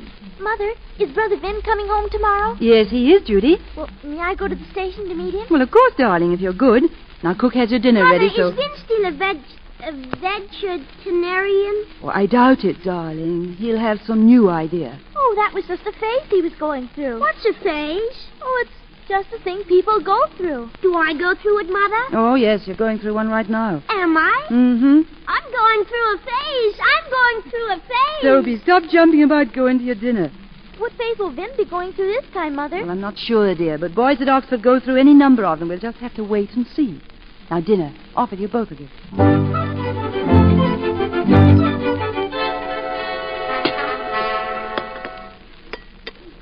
Coffee, Clem? Just another drop. Thank you, dear.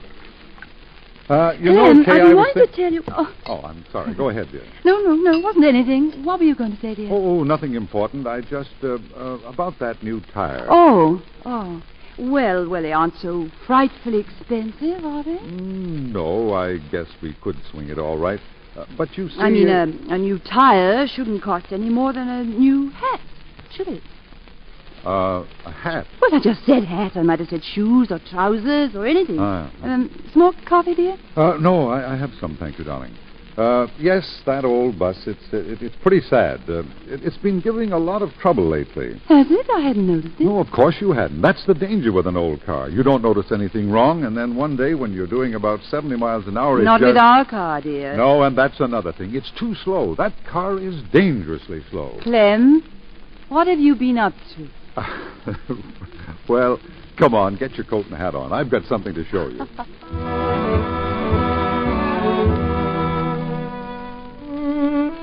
The hat problem was simplified after that. Just at bedtime, I took it out of the box and tried it on. Clem was sitting up in bed, talking about the new car. I'm glad you like the new car, dear. I was afraid you'd think I'd been a bit too extravagant. Oh, all of us have to be extravagant now and then, don't you think? Yeah, of course. It's fun. What's the use of having a little money if once in a while you can't be reckless with it? Don't forget to turn out the light, dear. Wait, Clem. Look. Well, what on earth is that you've got on? A hat, darling. Don't you like it? New? Mm-hmm. I bought it today. Isn't it lovely? Not bad. I do think it does something for me, don't you? Yeah, it makes you look rather ridiculous, I think. Oh, Clem. Well, maybe it's the nightgown. It doesn't quite go with it. Well, no, but just look at the hat itself. And, of course, when I get my hair done, it'll look different. Yeah, that'll make a difference, all right.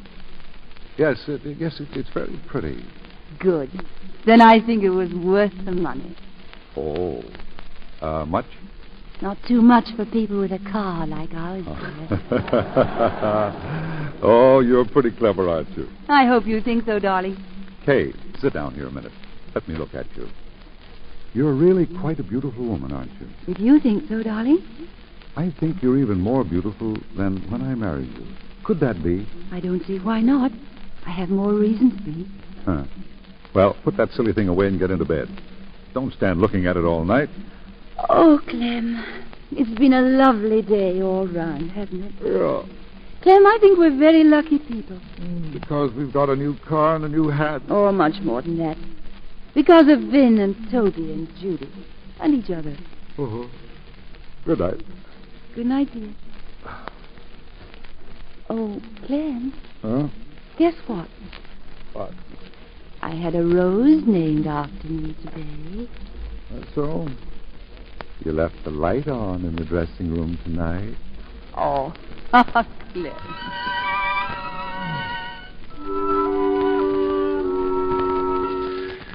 Vin came home the next morning. We saw him swing down from the carriage, young and lean and strong. There was something different about him. The moustache was gone, and he was smoking a pipe. There he is. There he is. Vin. Hello. Hello, Mother. Oh, Vin, darling. Hello, Vin. Hello, Toby. Hello, Dad. How are you, old boy? Fine to have you back. Vin. Judy, hello. Look, Vin's got a pipe. Vin's got a pipe. What of it, young fellow? Vin's got a pipe. Oh, heavens, Vin, you've grown. Only about half an inch, Mother. I've grown a yard. Have you, Toby? Say, where's the mustache you used to have, son? Oh, that? Yes, you used to be so proud of it. Don't remember being so very proud. Oh, I liked it, Vin. Oh, I'm sorry, Mother, but... Well, I found it took up too much of my time. Oh, it did? Keeping it trimmed and all that sort of thing, you know. Well, after all, one can't waste too much time over the vanities of life. I see. Vin, I'm going through a phase. Toby. Mother said I was. Well, never mind that now, But dear. she said I was going. Well, let's move along, shall we? Come on. Come on. And furthermore, Dad, this last year at Oxford, I've rather changed my whole outlook on things. You don't say. Your tea's getting cold, Vin. No more, thanks. Yes, I think I've grown a little, matured in my conception as to what life's about. Ah. Do you know what Oxford has really taught me, Mother? What, dear? It's taught me that I know absolutely nothing about anything. Rather a waste of time and money, then, isn't it? Oh, no, not at all. Because, well, it's shown me clearly just what I want out of life. And apart from all that, I think I've developed a social consciousness. Well, what's that, then? Why, it's the recognition of my fellow man. Ah, yes. Where are the free men of today any more than there were in the 9th to 15th centuries? Then the lords held all the land and parceled out what they wished to their vassals. Look about you. What have we, as pure a feudalistic state as there ever was in the 9th to 15th centuries? I tell you, when I think about it, I'm appalled, absolutely appalled. I tell you, Father, when I think of the class system that exists in this country today, Excuse me, sir. What is it, Gladys? It's Miss Carol Belden to see you, Mum. Oh, well, show her in, Gladys. Yes. Carol Belden. Well, I wonder what that means. She's probably brought the latest ultimatum from her illustrious grandmother. But I scarcely know Lady Belden. Look, Mother, there you have the perfect example of what I've been saying. Lady Belden is the living proof of the survival of the feudal system today. She does not... How do you do, Mrs. Miniver? I'm Carol Belden. Oh, how do you do, Miss Belden? This is my husband. How do you do? And my son, Vincent. How do you do? How do you do? Sit down. You're just in time for tea, Miss Belden. Oh, thanks so much, but I've just had some. Well, sit down anyway. You really must excuse me for invading your house like this, but, well, frankly, I've come to make a request. A personal request, and as a great favor. Well, please sit down. Thank you. You see, my grandmother doesn't know I've come. Well, I'm afraid I'm not very good at breaking things gently, so I'll get straight to the point. It's about the rose. The rose? Yes, the one Mr. Ballard grew. The Mrs. Miniver. Oh. You see, I hear that he's going to enter it in the flower show. You mean for the Belden Challenge Cup? Yes. But no one has ever entered No, no one has ever entered a rosing competition with Grandmother before. And that's just the point. It's become a tradition for her to win the cup. And her roses mean so much to her. Oh, I know it seems an awful thing to ask, but, well, I thought you might, perhaps as a favor, persuade Mr. Ballard to withdraw his rose from the competition. You see, It is such a beautiful rose. It might easily win, and... Miss Belden, may I ask whether this is an open competition? Well, yes, technically... Technically, yes, but actually, no. Yes, I suppose that's it. You see... I see only too well, Miss Belden. Because Mr. Ballard is not of the ruling class, a mere vassal, as it were. Now, Vin, please, let Miss Belden explain. Miss Belden doesn't have to explain. Not to me. I'm aware of the influence of the feudal system in this village. These are orders from the manor. Her ladyship must be offered no competition. Miss Belden, you must excuse my son. He's just down from Oxford. Oh, don't apologize for me, Mother. I mean everything I say. Well, I'm glad to hear it. But do you do anything about it? Do? I don't know. What do you mean? Well, if you feel something is wrong, what are you doing about it? I spent most of my holidays these last few years doing settlement work in the slums of London. You wallow in luxury all the no, year. I don't wallow. And think a few weeks playing the Lady Bountiful will... Vin, Come, please. Vin. Well, it's not much, perhaps, but it is the only thing I know. What have you been doing? I've been... I see. Just talk. Well, that's all right. It's much easier. I didn't say anything don't about... apologize. I know how comfortable it is to curl up with a nice fat book full of big words and think you're going to solve all the problems of the universe. But you're not, you know. A bit of action is required now and then. Action? Well, if that's what you and your class are asking for, maybe you'll get it one of these days. Maybe, but not from the talkers. I am not just a talker. Vin, remember, Miss Belden is a guest here. Now, if you have any manners at all... Manners are everything, aren't they? A humble working man is denied the reward of his artistry to gratify the overweening vanity of an aristocrat. Quiet, Vin. This is no concern of yours. I beg to differ, Father. I'm concerned for a fellow man, for his dignity and the indignity that's heaped upon him. You'll excuse me, I'm sure, Miss Belden. Certainly. Thank you. Good afternoon. I must apologize for Vin. Oh, no, please. It's all right. And besides, he's rather nice, isn't he? What? Well, really, you know, he's perfectly right. I've absolutely not a leg to stand on in this business. I shouldn't have asked you. And I realized that before the words were out of my mouth. It's just that my grandmother's over 80, and she takes such a pride in winning year after year. Oh, but please forget I said anything about it. Anyhow, I'm glad we met at last. So am I, and I hope we'll see some more of each other. I hope so, too. You'll be at the Sailing Club dance tonight, won't you? Yes. Oh, yes, of course. Well, good. I'll see you there then. Goodbye. Goodbye. Goodbye, Miss Belden.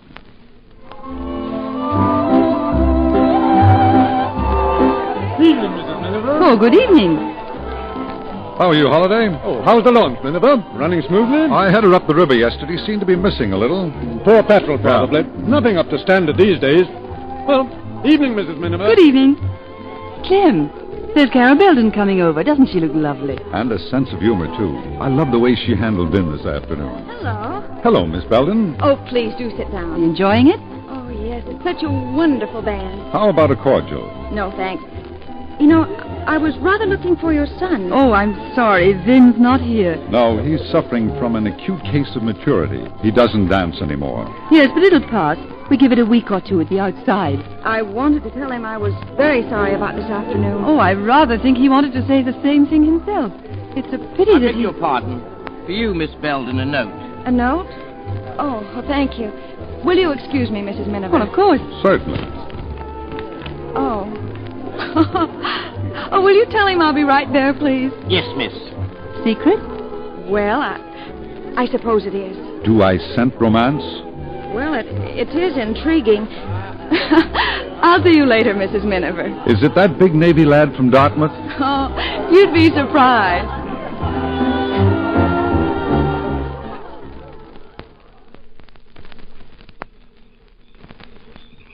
Good evening, Miss Belden. Good evening, Mr. Miniver. You got my note? I'm here, Mr. Miniver. Oh, yes, of course. Miss Belden, I don't want you to think I'm going back on anything I said this afternoon. Well, of course not. But I did express myself a bit emphatically. I hope you'll excuse me. My mode of expression, I mean. Well, there's really nothing to excuse. Everyone's entitled to his mode of expression. But still, I'd no right to lose my temper. I'm usually quite detached. Oh, well, I was pretty snippy myself, wasn't I? And quite in the wrong anyway. I am sorry. Nice of you to say so. Thank you. Well, I suppose I'd better be getting back. I promise the next hour... Oh, no, you can't. Well, I mean, just for a moment. You see, I've got so much I wanted to say, to explain about myself. But, of course, if you want to dance... You don't dance? Oh, yes. Yes, I do. As a matter of fact, I'm considered a pretty good dancer. But I've rather given that sort of thing up. Oh? Well, I mean, frankly, is this the time for frivolity? Well, is this the time to lose one's sense of humor? No, I guess not.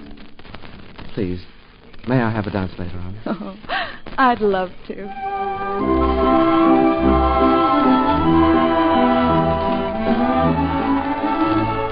Hey, isn't that Vincent dancing with Carol Belden? Yes, that's Vincent. They look quite nice together, don't they? From his expression, I'd say he was having another phase. Did you say give him a week or two? Well, maybe an hour or two will be enough.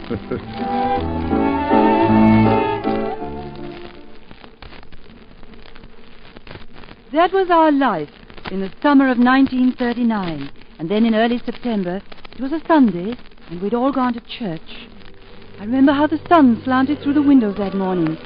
I remember Toby, wide-eyed, craning his neck about to stare at the choir. I remember sharing a hymn book with Vin, who couldn't keep his mind on the singing for looking across the aisle at Carol Belden. I remember so many things, little things, peaceful things. And then suddenly the singing faltered, stopped, and the vicar stood before us in the pulpit and spoke to us quietly. Will everyone please be seated? It has just been announced over the air by the Prime Minister that our country is at war. In the circumstances, I don't think you'll wish me to continue with this service, as you'll probably, most of you, have some other duties to perform. I will say simply this, that the prayer for peace still lives in our hearts, coupled now with the prayer for our beloved country. We in this village have not failed in the past. Our forefathers for 1,000 years have fought for the freedom that we now enjoy and that we must now defend again. With God's help and their example, we cannot and shall not fail.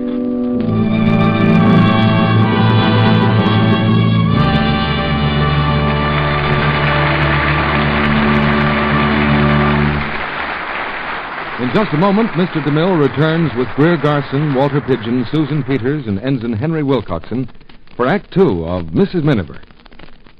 Sally, do you like guessing games? Of course. Well, I wonder if you could guess what article of clothing I'm talking about when I give you these washing directions. Soap them and let them soak all night. In the morning, wash them through a strong lather of white soap and warm, soft water, and then boil them 10 minutes in another lather of the same. Then rinse through 2 cold waters. When they are dry, stretch or pin them on an ironing sheet. Smooth them on by hard rubbing with the end of a clean piece of flannel formed into a tight roll, or you may rub them with a smooth stone. Goodness, I never read any directions like that. Well, it couldn't be anything colored because you must never soak colors. And it couldn't be silk because you must never boil silk or use anything but lukewarm water. And it couldn't be rayon because you treat that like silk. I give up. That, Sally, is how Mr. Leslie's Ladies' House Book back in 1850 told women to take care of their silk stockings. Oh, how awful. No wonder silk stockings were a luxury. Times have certainly changed. Now we just whisk our stockings through lukewarm Lux Suds each night. They're fresh in a jiffy. And that's how girls cut down runs over 50% these days. Strain tests by a scientific laboratory proved that Lux stockings didn't go into runs nearly so easily as those rubbed with cake soap. Lux cut down runs over 50%. So Lux your stockings every night if you want to save them. And be sure to let rayons dry at least 24 to 48 hours before you wear them. If your dealer is out of Lux Flakes, try again. He'll have more soon. Lux is worth waiting for. We pause now for station identification. This is the Columbia Broadcasting System.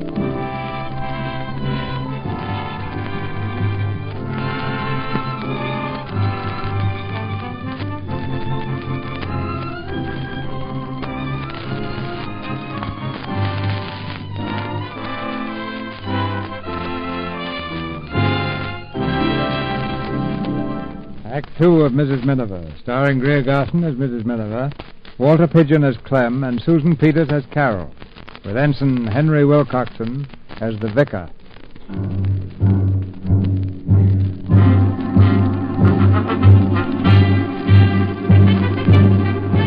There was a great deal to be done that first day. Blackout curtains to be hung, a visit from the AARP man, 101 details of food and clothing and shelter in the event of a raid. And through it all, I kept thinking of Vin. I knew he'd have to go, but I couldn't bring myself to talk of it. Then towards evening, Vin mentioned it himself. You know, I've been thinking it over. It's the RAF for me. The RAF? Vin? Yes, I've always been keen on flying. Do you mind if I get on with the blackout, Dad? All right, son. Oh, I thought I'd run up to the Belden place later on. 2 women alone, you know. Might be a good idea to look things over. Yes, I think you should, dear. At times like these, one ought to be neighborly. Don't you think? Oh, yes. Yes, indeed, one should. May I go with him, Mother? Yes, if you'll have you, Judy. No. Vin, let me go, please. I said no. Oh. Clem, isn't he very young? Even for the Air Force? Yes, he's young.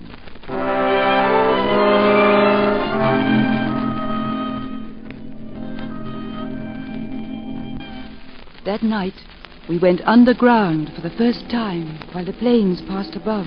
We'd no way of telling whether they were our planes or theirs. Mr. Foley, the village grocer, was the ARP man for the district, and during the blackout, he paid us a visit. You've got to be careful, Mrs. Miniver. One little crack of light, like you were showing, might lead the whole German Air Force straight to this house. Well, it was lucky it was just you, Mr. Foley. Yes, indeed, ma'am. Strictly speaking, you're liable to a fine of 40 shillings, but as senior warden, I think I can promise you'll hear no more about it. Oh, that's awfully nice, Foley. Got a nice place here for storage. Hear the Minister of Food on the air the other day? Recommended stocking up a bit. You ought to put in some tin food, case of emergency. Well, I really Sugar don't... now, sure to go up. I've got some wonderful Demerara, 2-3 a pound. How much shall we say? £50 be enough? Well, really, Make Mr. it Foley, 20 then. £20 best Demerara. Do you like Bismarck herrings, Mr. Miniver? I hate 'em. Oh. Kipper snacks? Salmon? Sardines? I got some lovely Italian sardines. Might not be able to get 'em later. You never know what that Mussolini's going to do. Well, we'll see. Well, there you are. All clear. They were ours after all. Come on, Toby, we can go upstairs now. Is the war all over, Mummy? Oh, no, darling. This is just the first day.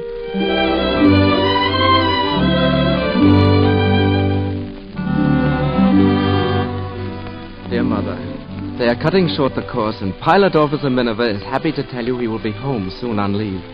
A whole week. Think of it. Mother, will you have Carol for dinner the first night? Thanks, darling.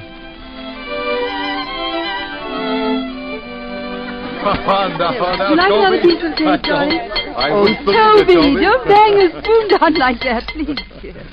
Well, he makes a good-looking pilot, don't you think, Carol? A pilot. Already. 2 months before my regular time. And what a bit of luck being transferred to an airfield so near. Will you stay at Bellam Field or home? Oh, Bellam, I'm afraid. But say, a fellow I knew at the last airfield had his people living round about, and whenever he flew over, he used to cut his engine so they'd know who it was. You know, like this. We'll listen for it, son. I shall listen every day. Will you, Carol? Mommy! Mommy! Yes, Toby? Mommy, is Vin going to marry Carol? Toby, just finish your dumpling now, darling. Well, I only said, is Vin going to marry Carol? Toby. Isn't it nice having Vin at home, Toby, and staying down here for dinner with us? Yes. Are you going to marry Carol, Vin?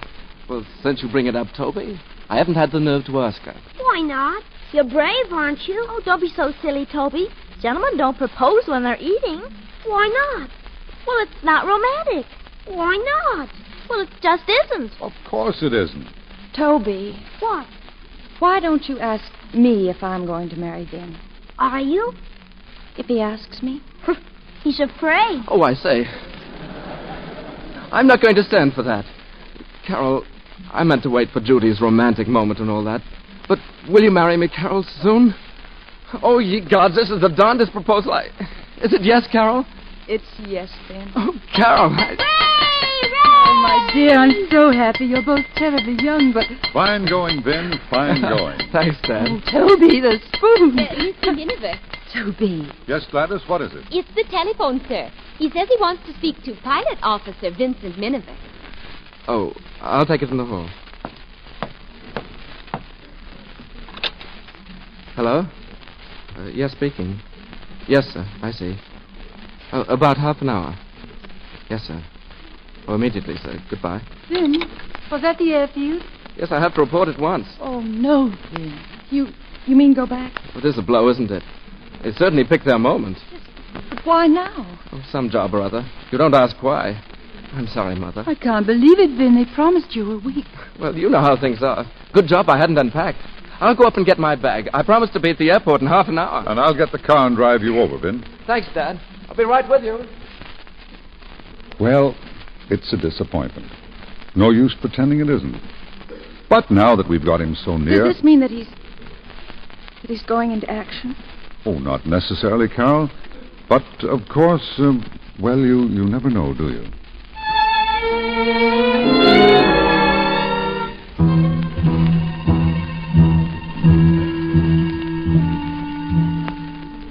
You were gone such a long time, Clem. I was worried. I stopped off at the club on the way back. They're talking about a German flyer who came down around here somewhere. We're going to organize a search in the morning. Vin didn't say when he might be back. No, it couldn't, you know. No, of course not. Bye, it's a beautiful night. Clear as day. Are you happy about the engagement, Clem? Oh, very. Sweet child, young Carol. Yes, isn't she? I wonder how the old lady's going to take it. Oh, she'll be proud. You couldn't be prejudiced, could you? Certainly not. Vin's a very unusual boy. Oh, of course. Listen,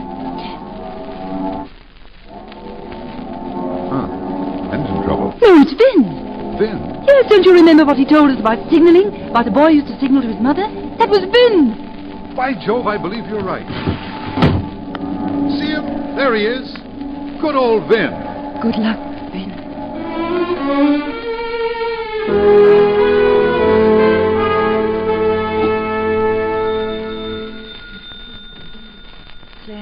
Clem. Phone. Clem, wake up, dear. Huh? Oh. Phone. Oh. Hello? Yes. It's Vin. What? Oh. Emergency, I see. What is it, Clem? What is it?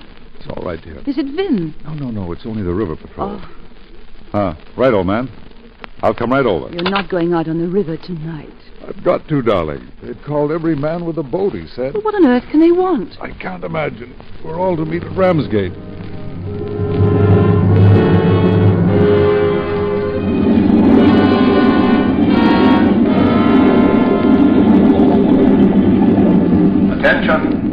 Attention, everyone. Switch off your motors. Switch off your motors. Nobby, cut the motor. What on earth? There must be close to 1,000 boats here, Nobby. Yes, sir. That's a destroyer over there, Mr. Miniver. Attention. As you know, the British Expeditionary Force is trapped between the enemy and the sea. 400,000 men are crowded on the beaches under bombardment from artillery and planes. Their only chance to escape annihilation rests with you. Your destination is Dunkirk. It's my duty to tell you that the effort is not without risk. You're asked to cross 40 miles of open sea, many of you in small boats that are far from seaworthy. Our shore guns and enemy aircraft are going to make it hot for you. Any of you who wish to withdraw may do so now. Very good. You'll put to sea at once. Smaller boats without compasses will endeavor to follow in the wake of larger ships at the head of the line. Every moment counts. Good luck to you.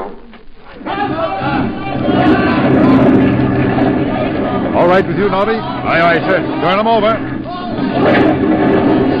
Hello! Hello! Hello there! See you at Dunkirk!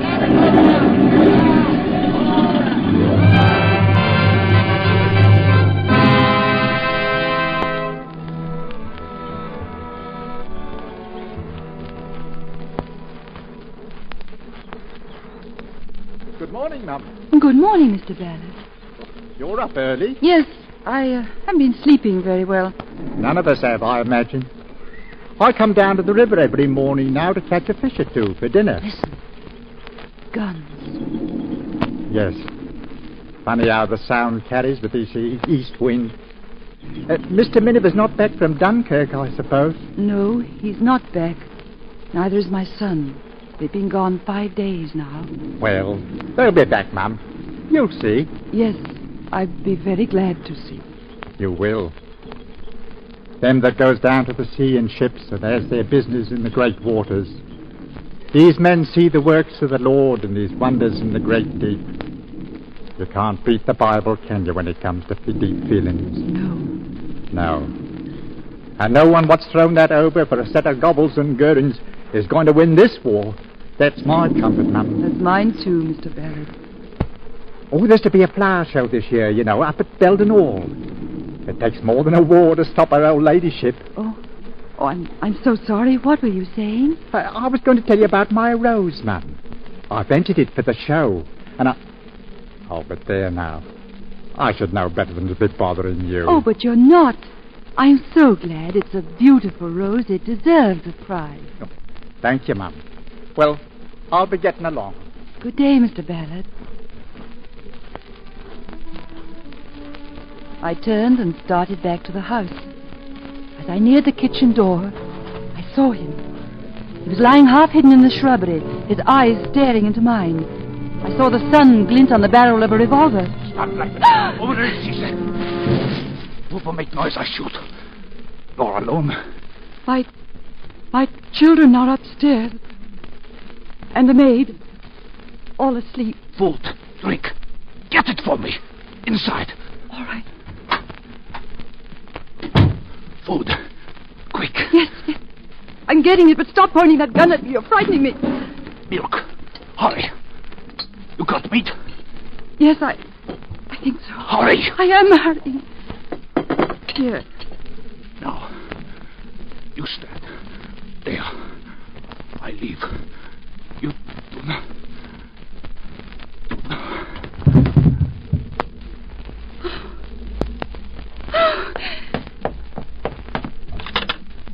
Please. Hurry, please. It's urgent. Please. This is Mrs. Miniver. I've got that German flyer, the one who escaped. In the kitchen, yes. Yes, I'm all right. I have his gun. Will you come to the back door? It's the last house on North Lane. Yes. He's wounded. Will you bring a doctor? Thank you. And please, hurry.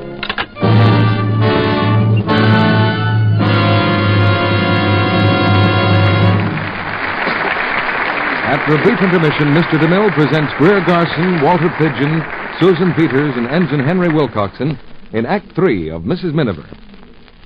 Libby Collins and I are going to conduct a one-minute quiz program.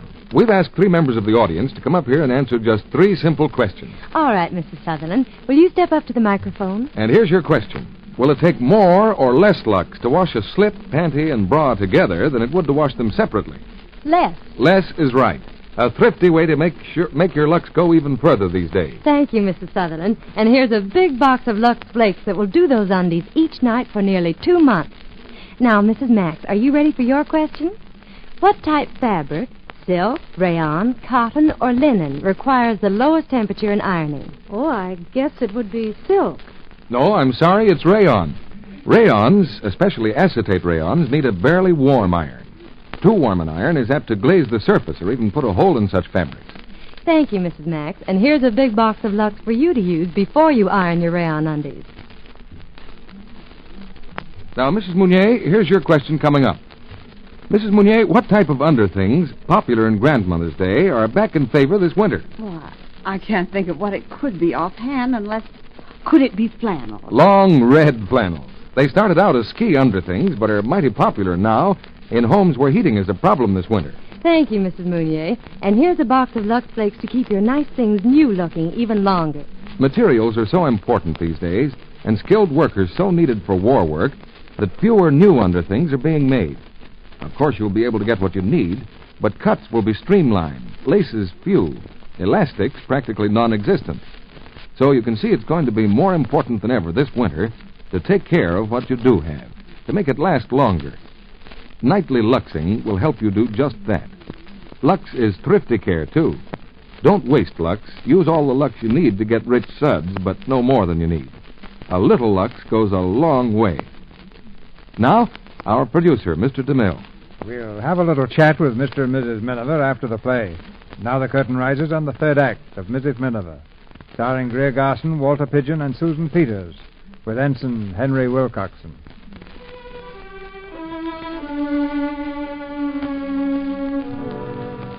I knelt on the kitchen floor beside the German flyer, waiting for the police. After a while, he stirred and opened his eyes. I saw his hand reach out to feel for his gun. Revolver. Wo ist mein Revolver? I took your gun. I've called the police. Police? You call? It's much better this way. Really it is. You're hurt, you're sick. You'll be wonderfully looked after in the hospital. You'll be safe there. And the war won't last forever. No. Soon we finish it. I am finished. But others come. Like me. Thousands. Oh, many thousands. Better. All this you will see. You will see. They will come. They will bomb your cities. Like Barcelona, Warsaw, Narvik, Rotterdam. Rotterdam we destroy in 2 hours. And thousands killed. Innocent people. Not innocent. They were against us. Women and children. 30,000 in 2 hours. We will do the same thing here. Wir werden euch vernichten. Where is he? Where is he? Mrs. Miniver. Here, Doctor. It's his arm, I think. Take him to the hospital. All right, young fella. Come along. Lift him up, Joe. Mrs. Miniver, are you all right? Yes, thank you, Doctor. I'm fine. Good. And a good job, too. Oh. Mommy, who was that? Who was here, Mommy? No one, dear. It was just... Hey! Hey! Clem! It's Daddy, darling. It's Daddy. Run and tell Judy. Clem! Oh, Clem!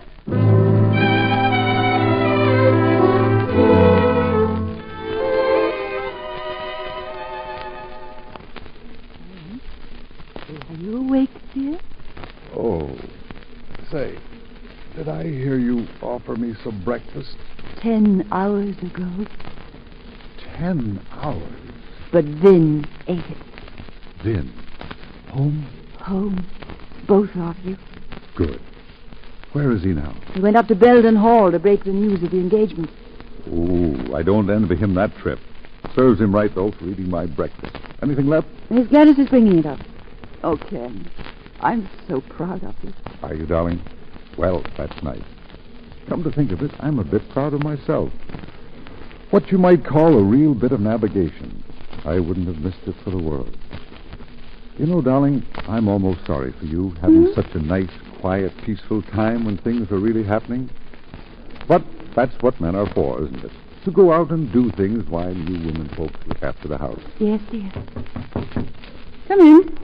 I'm sorry, Mum, but I just remember we ain't got any ham. What? You gave it all to that German pilot. Oh, well, never mind, Gladys. We've got some bacon in the house, and Mr. Miniver likes that just as well, thank you. All right.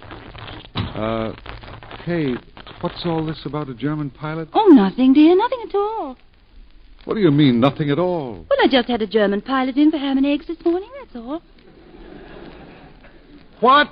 Say, what's going on around Now, Clem, don't get excited. I'm just going to draw your bath. I've had a bath and I'm not excited. Will you have a cigarette? No, I don't want a cigarette.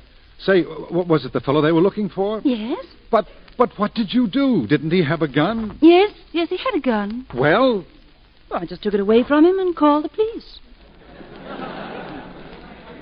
Oh, you just took it away, just like that. And then I suppose you gave him tea. No, milk. Woman, you're driving me crazy. Come in. What is it, Gladys? It's the old lady, Mum. Lady Belden. Lady Belden here? Well, all right, tell her I'll be down in just a moment. Yes, Mum. Lady Belden? She's probably come to object to the marriage. Oh, dear. You know, darling, if I hadn't known that you'd taken that German pilot single-handed, I'd say that you were scared. Would you? Mm-hmm. Well, I am.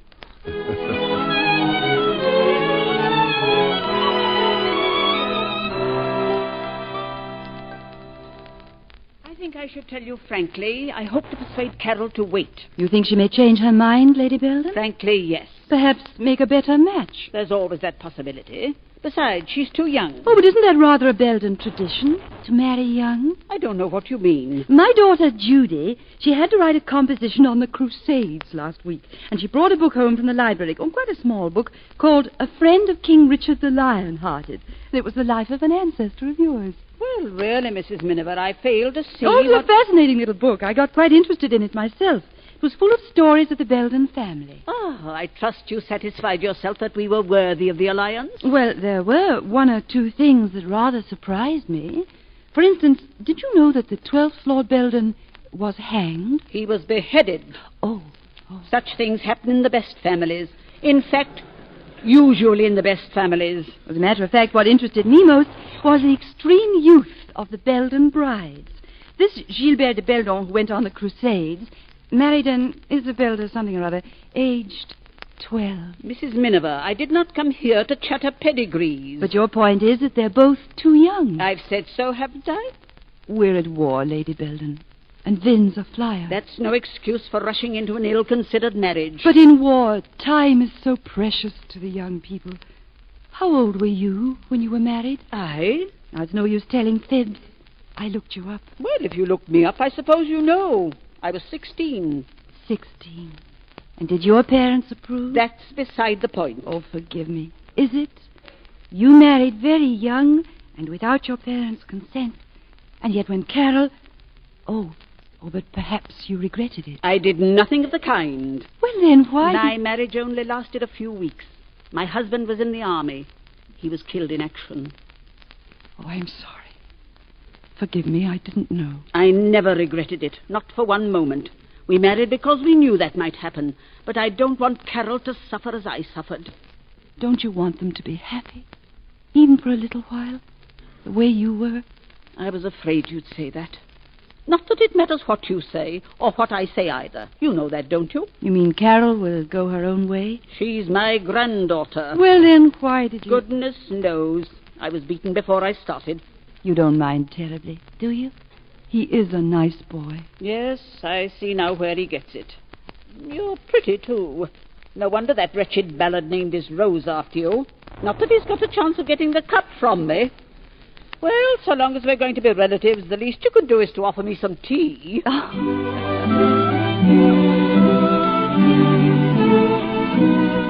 They were married a few days later. Vin had leave, and they went to Scotland for their honeymoon. I was glad they were away those 2 weeks. We spent most of our time in the shelter.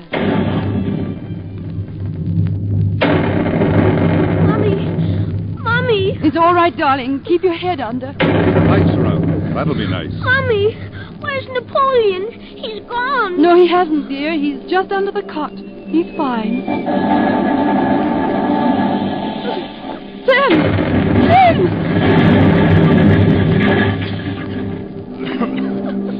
All right? Yes. Mommy! Yes, dear. They nearly killed us this time, didn't they? Oh, it's all over, darling. It's all over now.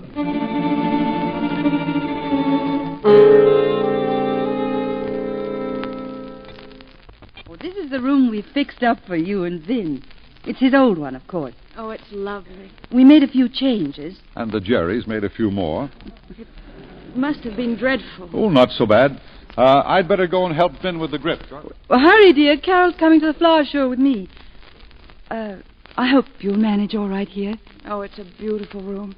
Thank you. And thanks for Vin. He is nice, isn't he? I wonder if you know how much I love him. I only have to look at you and him. You're happy? Oh, I've had a lifetime of happiness in these last 2 weeks. Oh, but Carol, dear, it's only the beginning. Kay, I'm not afraid to face the truth. Are you? No. I love him. But I know that... Carol. I know that I may lose him. He's young and he loves life. But he may die. Oh, let me say it. He may be killed. Any day. Any hour. You must have faced that in your mind. Yes, I faced it. Then you know that every moment is precious. We mustn't waste time in fear. Oh, Kate, you won't hate me for saying this, will you? No, Carol. I will be very happy. Every moment that I have him. Every moment. And if I must lose him, there'll be time enough for tears. There'll be a lifetime for tears.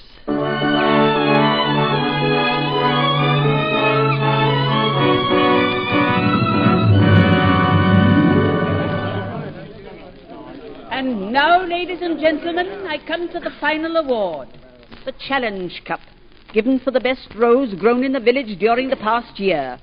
The first prize, the silver cup, goes to Mr. James Ballard, our popular station master.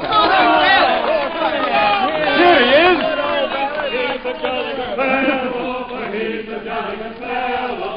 Mr. Ballard, dear Mr. Ballard, I'm so happy. It's your rose, Mrs. Miniver.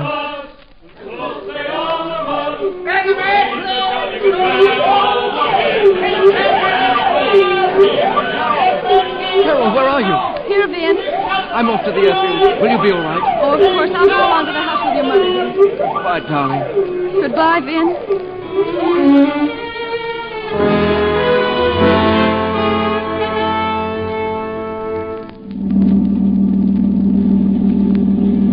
I wonder if Gladys'll have sense enough to take the children into the shelter.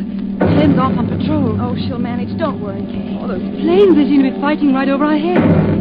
Oh, I want so much to get home. I hate to stop, but perhaps it would be better.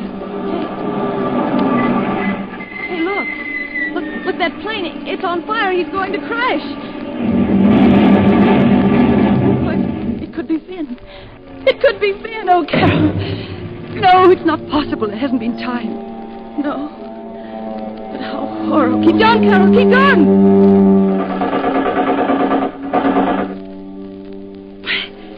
Oh, those were bullets. I was sure they hit the car. I really was frightened. Oh, Carol, the village. Look at it. Oh, how awful. We must get back there. They'll need help. Carol. Carol, what is it? Carol, are you hurt? I think I've been hit. Oh, no, darling. Where? I don't know. It doesn't hurt. I just can't move. Don't be frightened. We're nearly home. I'll get you there. I'll get help, so lie still, dear. Yes, Kay.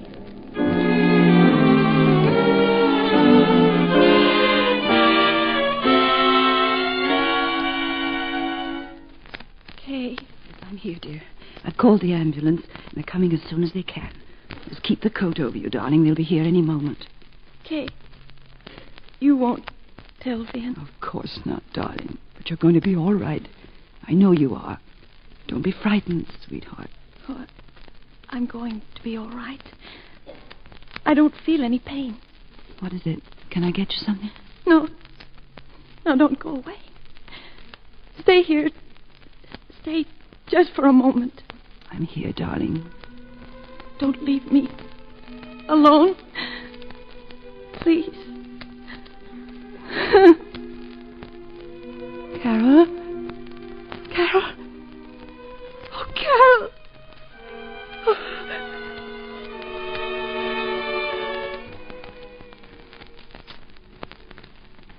Vin is here, Kay. Vin? Oh, Vin, darling. It's all right, Mother. I know. Where is she? Vin, dear, won't you try and get a little rest? Where is she? In your room. I'll go up to her.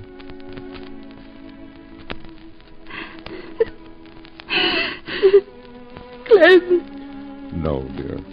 No. Clem. She died in my arms. Darling. Vin's wife, Clem. She died in my arms.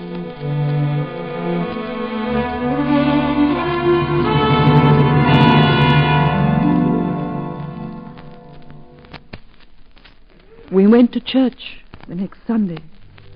Where the sun had slanted in the windows before, now it shone full upon us. For one wall of the church had fallen, and the roof was open to the sky. Across the aisle from us was Lady Belden, all alone, and then Vin went over and sat beside her.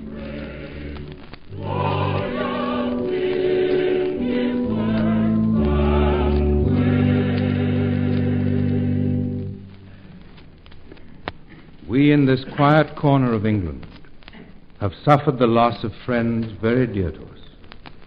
Some close to this church. George West, choir boy.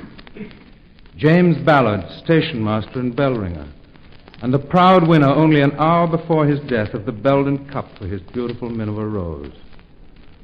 And our hearts go out in sympathy to the two families who share the cruel loss of a young girl who was married at this altar only 2 weeks ago.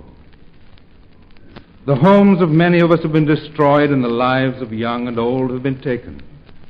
There's scarcely a household that hasn't been struck to the heart. And why? Surely you must have asked yourself this question. Why, in all conscience, should these be the ones to suffer? Children, old people, a young girl at the height of her loveliness.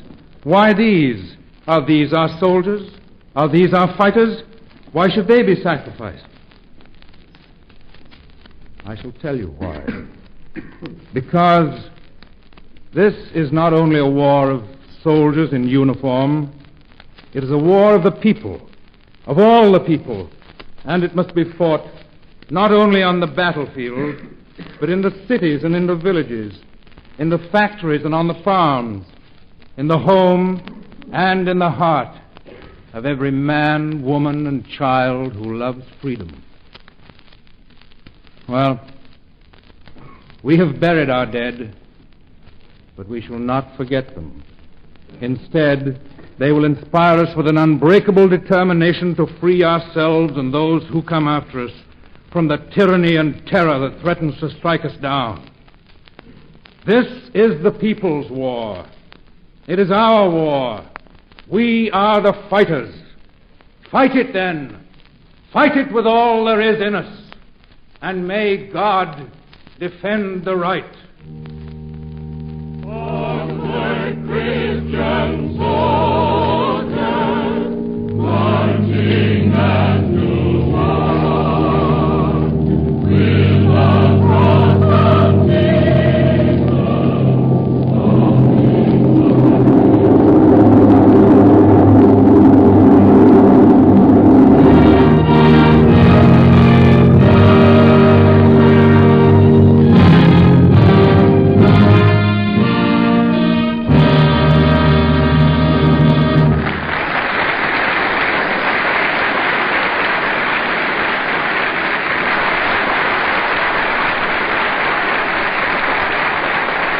Mr. DeMille brings our stars back for their curtain calls in just a moment.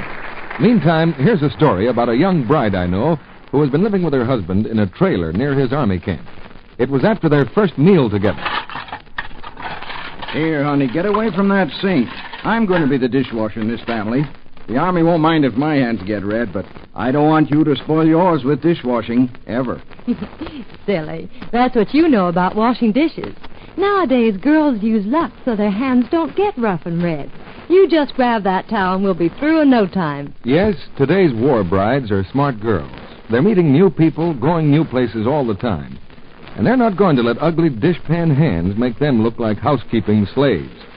They use gentle Lux Flakes for dishes because it's so kind to their hands.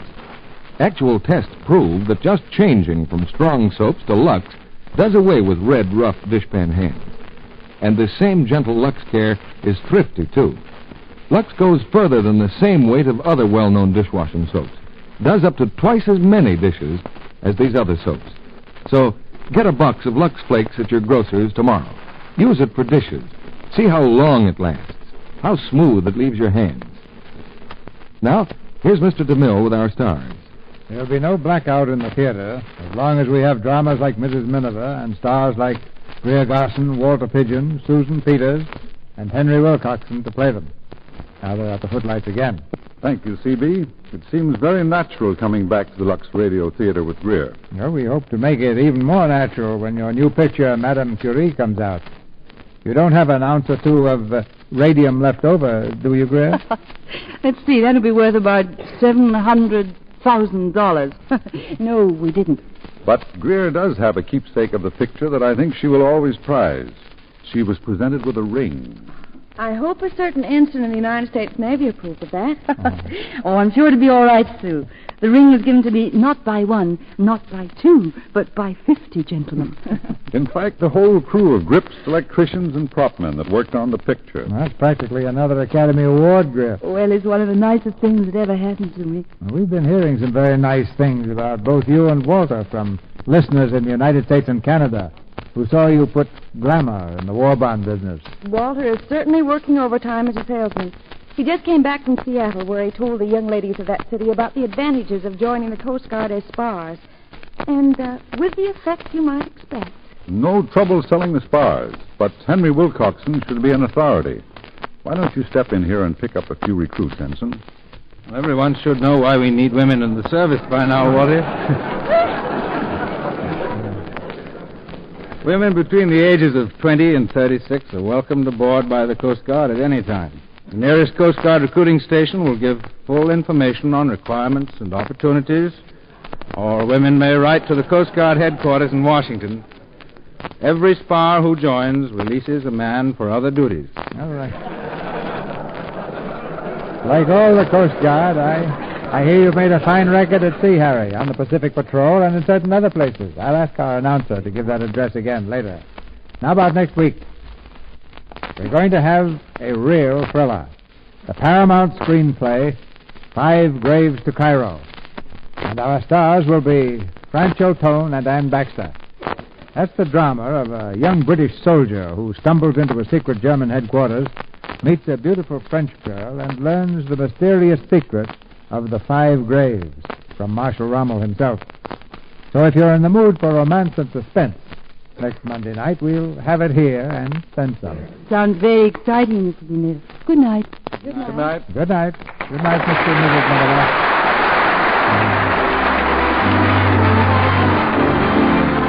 Our sponsors, the makers of Lux Flakes, join me in inviting you to be with us again next Monday night when the Lux Radio Theater presents Francho Tone and Ann Baxter in 5 Graves to Cairo.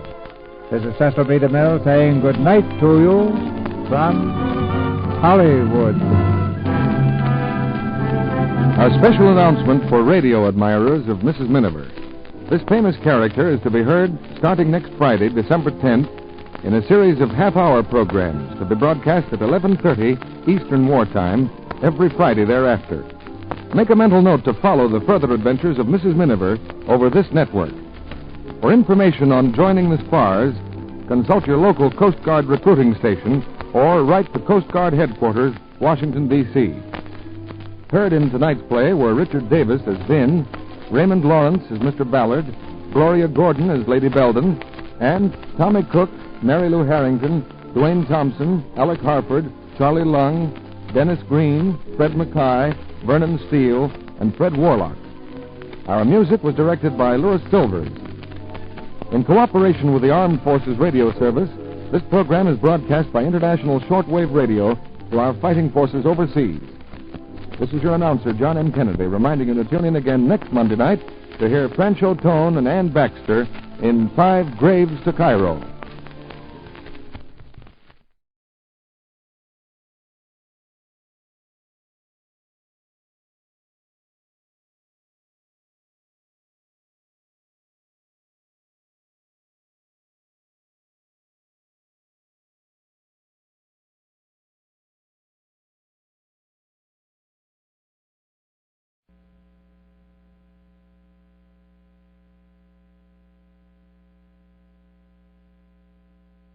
Lux presents Hollywood.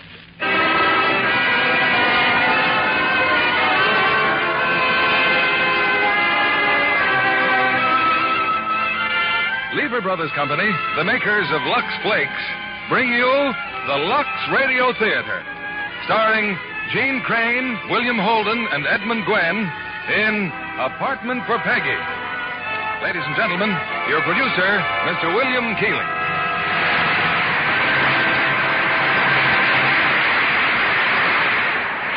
Greetings from Hollywood, ladies and gentlemen. I hope you will stay tuned to this station after the Lux Radio Theater to hear President Truman open the Red Cross campaign. But before that, we have a drama right off the front page. It's Apartment for Peggy, a delightful romantic comedy of the war veterans who've gone back to school and of their wives blithely rearing babies in trailers with complete confidence in tomorrow's America. Faith Baldwin wrote the story. 20th Century Fox produced the picture. And our stars are the same trio who made the film one of the best-liked comedies of recent months. Gene Crane, William Holden, and Edmund Gwenn. There are thousands of modern pioneers like the one Gene Crane plays tonight, and they're scattered on campuses from Maine to California. Like other homemakers, they've discovered Lux Flakes. And when they choose Lux Flakes for their households, they're making the right start. Now, Apartment for Peggy and Act One, starring Gene Crane as Peggy, William Holden as Jason, and Edmund Gwenn as Professor Barnes.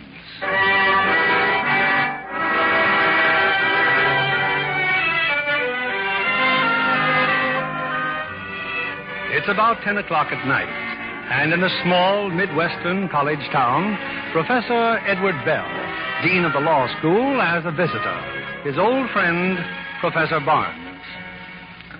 Hope I'm not disturbing you, Edward. Well, No, Henry. Come on in. You are busy, aren't you? It's this housing problem. Oh. Henry, it's a mess. All these veterans, most of them married, some of them with children. Where are they going to live? Well, I have a little problem too, Edward. You? Yes. It's just that I'm planning to commit suicide, and I'd like some legal advice about... Suicide? Henry, is this your idea of a joke? A joke?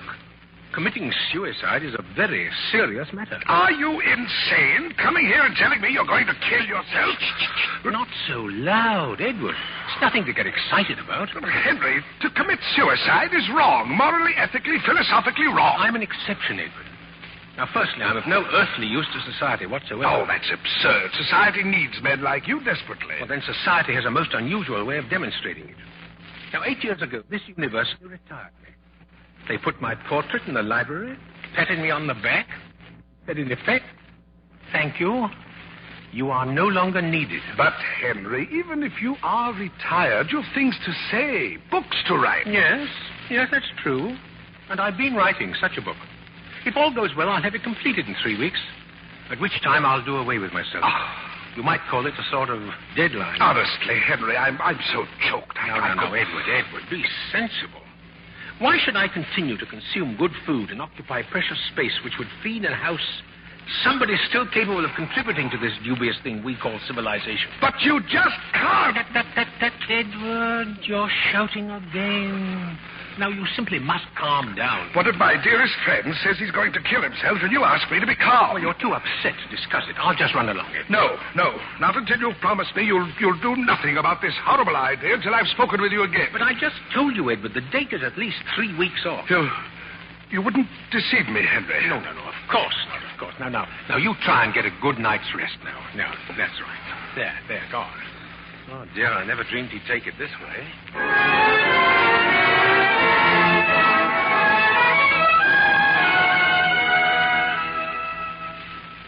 Of course, Edward told me. And since I happen to be your physician as well as your friend, Henry, I'm simply amazed at your attitude. You have so much to be thankful for. You're in excellent health. You're on an adequate pension. Now tell me, when did you first become aware of this mental depression, this bitterness? I'm not bitter. I'm not depressed. Life has been most kind to me. While Cecily was alive, we had a most wonderful marriage. I've had love, companionship, beauty, joy. But that's all past. Well, I'm not complaining, Mark. I'm only being logical. Oh, by the way, I haven't been sleeping too well lately. I'd like to have some sleeping pills. Now, you don't think I'd be that foolish, do you? What? Oh, now, believe me, such a method never entered my head. It did mine. Oh, very well, then. I'll get them elsewhere. No. Here. I'll give you 2, but no more. But if I had a full prescription, I wouldn't have to keep bothering you. No more. Very well, Philip. Where are you going? Now? Yeah. Oh, just for a little walk around the campus. Would you like to come along? I'd like to very much, but I have 4 appointments, and then I'm supposed to be at the hospital at In other words, society needs you, Philip. you're a lucky man.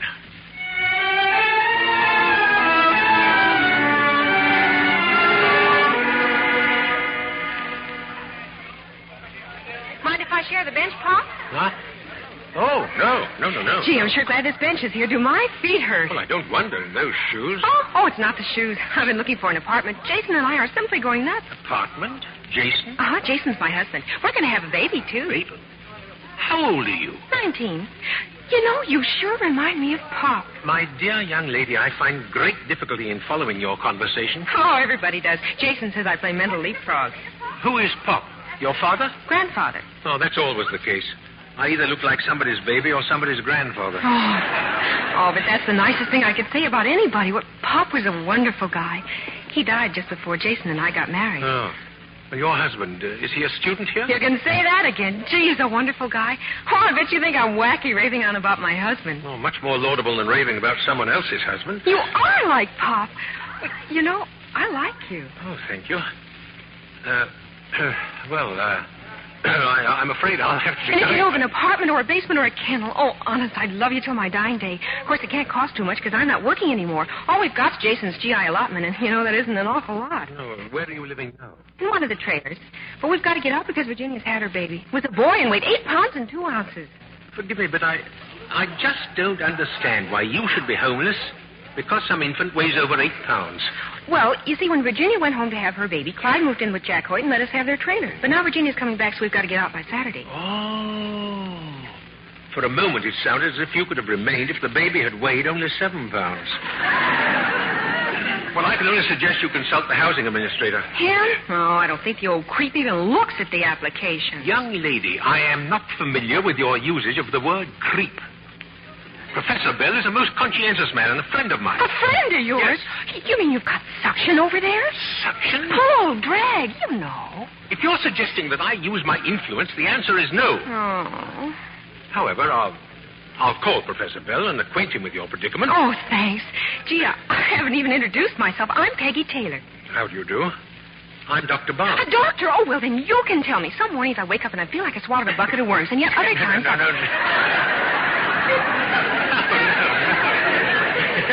I'm a doctor of philosophy. I once taught here. You know, you smile just like Pop, too. You should smile more often. Oh, I wish there were more to smile about. Oh, no, not you, too. That's what half the people around here are saying. Whole world's going to the dogs. Nobody's got a chance. Might as well commit suicide. Well, in many instances, I consider suicide completely justifiable. Oh, now, wait a minute. How can suicide be a solution of anything? Well, I'll give you an example. A hypothetical case. An old man is alone in the world. His work is finished. Uh-huh. He's contributing nothing. Yeah?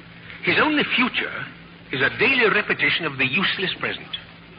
Why not suicide? Well, that's easy, because it wouldn't change anything. The gentleman would be dead. Most people consider that quite a drastic change. Well, what makes Mr. Hypothetical think he's living now? I just said he is living. I mean really living. Well, if he's just sitting around moping, thinking of reasons why he should knock himself off, well, he's dead as a dodo already. Yep. Keepers the time. Well, don't forget to call the housing administrator. Be seeing you, Pop. Huh? Oh. What makes Mr. Hypothetical think he's living now?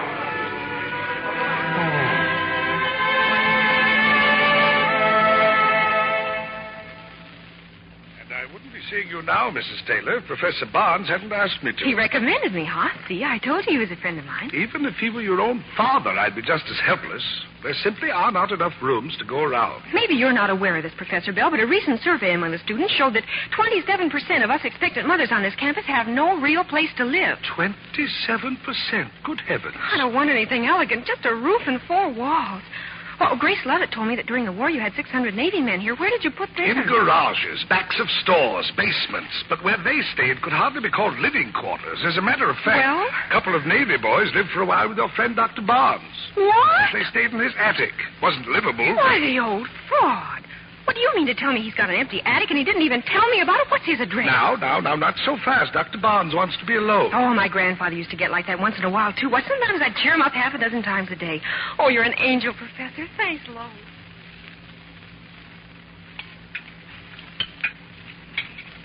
Sorry I'm late for lunch, honey. Well, how do you feel? If I were having twins, I'd feel twice as good. Oh, you're wonderful, Peggy. In a couple of days, we'll be out on the street, but you Jason, maybe we won't be out on the street. I've got a prospect. Oh, sure, I know. It's an old phone booth, and we only have to share it with 4 other couples. It's an attic. An attic? Great. You know why I was late just now? Professor Collins wanted to talk to me. He said if I come back to school next year... If you come back. You mean when you come back. Well, there's plenty of time to talk about Oh, that. no, sir. We'll talk about it right now. If you think for one little second after all we've done... Well, let me tell you what Collins said, will you? He said if and when I come back to school next fall, he thinks maybe he can wangle me a job as a teaching assistant. Jason! Well, just a minute. You know what a teaching assistant gets? They pay him off in box Oh, stores. I don't care if you have to pay them. They want you. It's a start. Yeah. Then on the way here, I stopped by the post office. Got a letter from Bill Dudley. Bill Dudley's a dope. Bill Dudley happens to be averaging $150 a week selling used cars. And he thinks he can get me a job at the same place. So what? Well, do you know in a recent survey, 64% of all the used car salesmen said they wish they'd gone into some other field. You made that up. You're always making up statistics. Why? You'd be surprised how many arguments I win with my statistics. I get in the spot and I just say 36% or 400 million. Nobody ever bothers to check up. They just say, my, I never realized it was that much. Then when I walk away, they think I'm very smart. And a little wacky, too. Come to think of it, you're completely wacky. But don't ever get sane, darling. Don't ever change. Jason, my husband wants his coffee. The heck with him. Let him wait.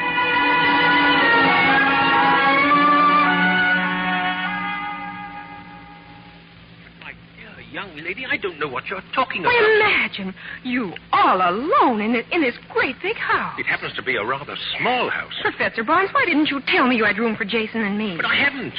No one could possibly live in that attic. What about during the war? Well, that was an emergency. Well, what do you think this is? They stayed up there for just 1 week. Months later, those 2 boys wrote to me from Iwo Jima. They said life there was terrible, but not nearly as bad as my attic. I'll bet they never lived in a trailer. All right, all right. Now, come on upstairs. I'll show you the attic.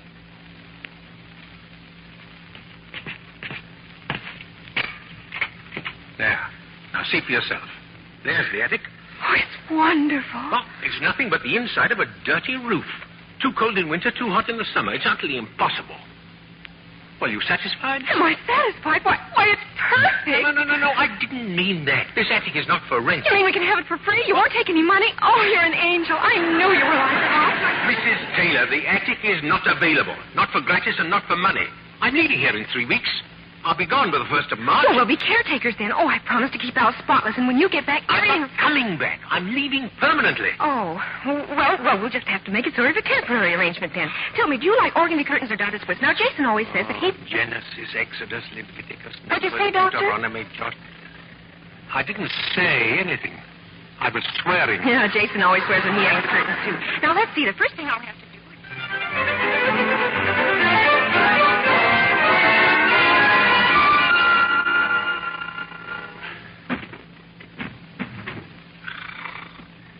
Fine thing when a man can't write in his own house. Oh, this is ridiculous. It's... Mr. and Mrs. Taylor! Can't you please be a little quiet? I'm trying to... Oh, no, the lights have gone out. Oh. Who turned the lights up?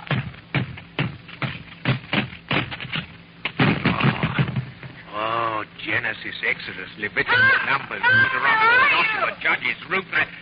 I'm down here. On the first floor. That's exactly where I am, on the floor. Gee, I'm awful sorry, Pop. I think we blew the lights out. We blew the lights out. I told you it wouldn't work. No, I asked you. I had one of those three-way plugs. It took 2 extension cords, all right? But when I tried to put in the third one, something went... Now, wait a minute. What did you have on the other ends of those 3 cords? You had 3 more 3-way plugs. You had a 9-way plug, that's what you had. Well, there are some candles on the mantel, if you don't mind striking a match. Oh, sure, Professor. There we are. I guess your lights blow out all the time, huh? The lights never blow out. So why do they call it a 3-way plug if it won't take 3? Why don't they just put a sign on it and say, you can use these 2, but this one is for decoration or something? Look, it will take 3, but you had 9. Oh. Yeah, oh. Well, it's easily fixed. Where's the fuse box? Fuse box? Oh, Well, I guess it's one of those thingamajigs on the kitchen porch. Now, let me borrow one of these candles. Yeah. You know, it's really a good thing this happened. You should always know where the fuse box is and inspect it regularly. Oh. Why, do you know that 22% of all fires in homes are caused by worn-out fuses? You don't say. My, I guess it was a blessing in disguise then, eh? The basement lights are still working, but I can't find a fuse. Oh, he can't find a fuse. Well, I'll go down to the drugstore and get one. Drugstore? Young man, you don't buy aspirin from an electrician, do you? Well, any place that sells tires on credit is bound to carry a fuse or two. I'll be right back, honey. Gee, Pop, this is a pretty room. Yes. Yes, it was our living room. But I do think the sofa would look much better closer to the window. Look, I'll show you. My dear young lady, this room was decorated and arranged by my wife. She was a woman of great taste and culture, and to me, this room reflects her character. Also, it represents a portion of my life during which I was most happy. It will not be changed. Okay, Pop, okay. I'll move it back. Thank you. Shall I light the fire? It'll give us more light. Oh, well, it might be rather nice. I'll do it. Who's this, Pop? This photograph, I mean. Oh, it's my son. Where's he now? Dead. The war. Oh, this war? No, the other one. But aren't all wars the same? That's what Pop always said, and ain't it the truth? Do you mind if I play the piano? Oh, no. No, my dear, I'd rather enjoy it. Oh, I'm not very good, really. Huh?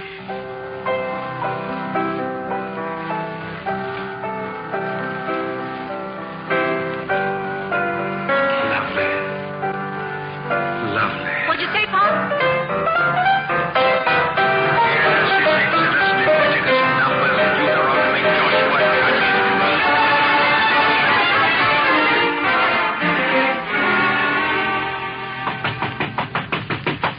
Hey, open up, I'm back. I'm coming.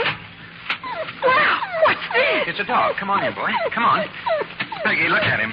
Who does he remind you of? Nicodemus.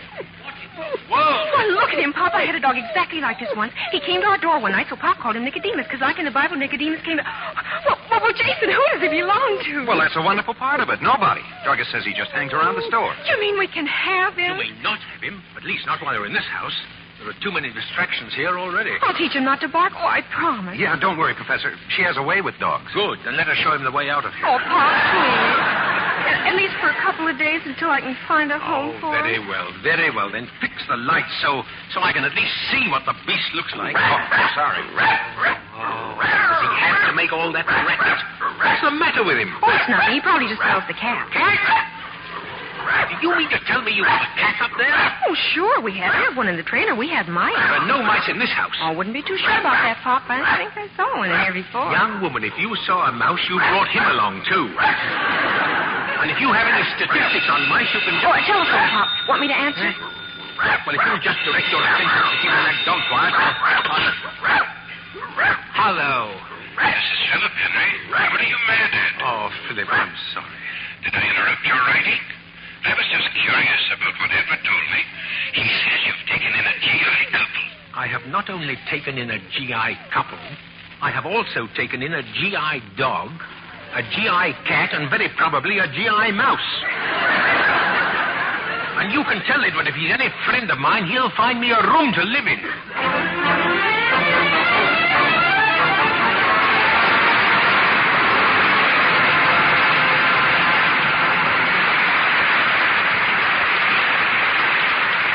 Our stars will return with Act Two of Apartment for Peggy in a moment. Now, here's our Hollywood reporter, Libby Collins. John, can you imagine a man winning a modern house with every kind of push button imaginable and wishing it had been a tobacco pouch instead? What does his wife say? Well, of course, she and their 15 children move right in. And there's just one reason Universal International's new picture, Ma and Pa Kettle, is so terribly funny. Percy Kilbride as Pa and Marjorie Main as Ma make a great comedy team. And when the Chamber of Commerce gets interested in the Kettle family, lovely Pat Alphen, the secretary, is fascinated by these bewildering people. Pat has a fascinating personality herself. She always looks so trim, the way a perfect secretary should. But how about those sheer nylons she wears? Aren't they a bit extravagant for every day? Oh, no, indeed. Even sheer nylons last amazingly long with gentle Lux Flakes care. It's a fact. Stockings washed with tiny diamonds of Lux last twice as long as those washed with a strong soap or rubbed with cake soap. I know that's true. Scientific strain tests prove it. The tiny Lux diamonds are wonderful. They bubble up into thick, billowy suds the minute water touches them. And the suds are so rich and creamy, they float out soil in a jiffy. Yet they're ever so gentle. Your hands tell you that. And here's more proof how safe they are for stockings. Over 90% of the makers of stockings recommend Lux Flakes. Now, our producer, William Keeley. Act 2 of Apartment for Peggy, starring Jean Crane as Peggy, William Holden as Jason, and Edmund Gwen as Professor Barnes.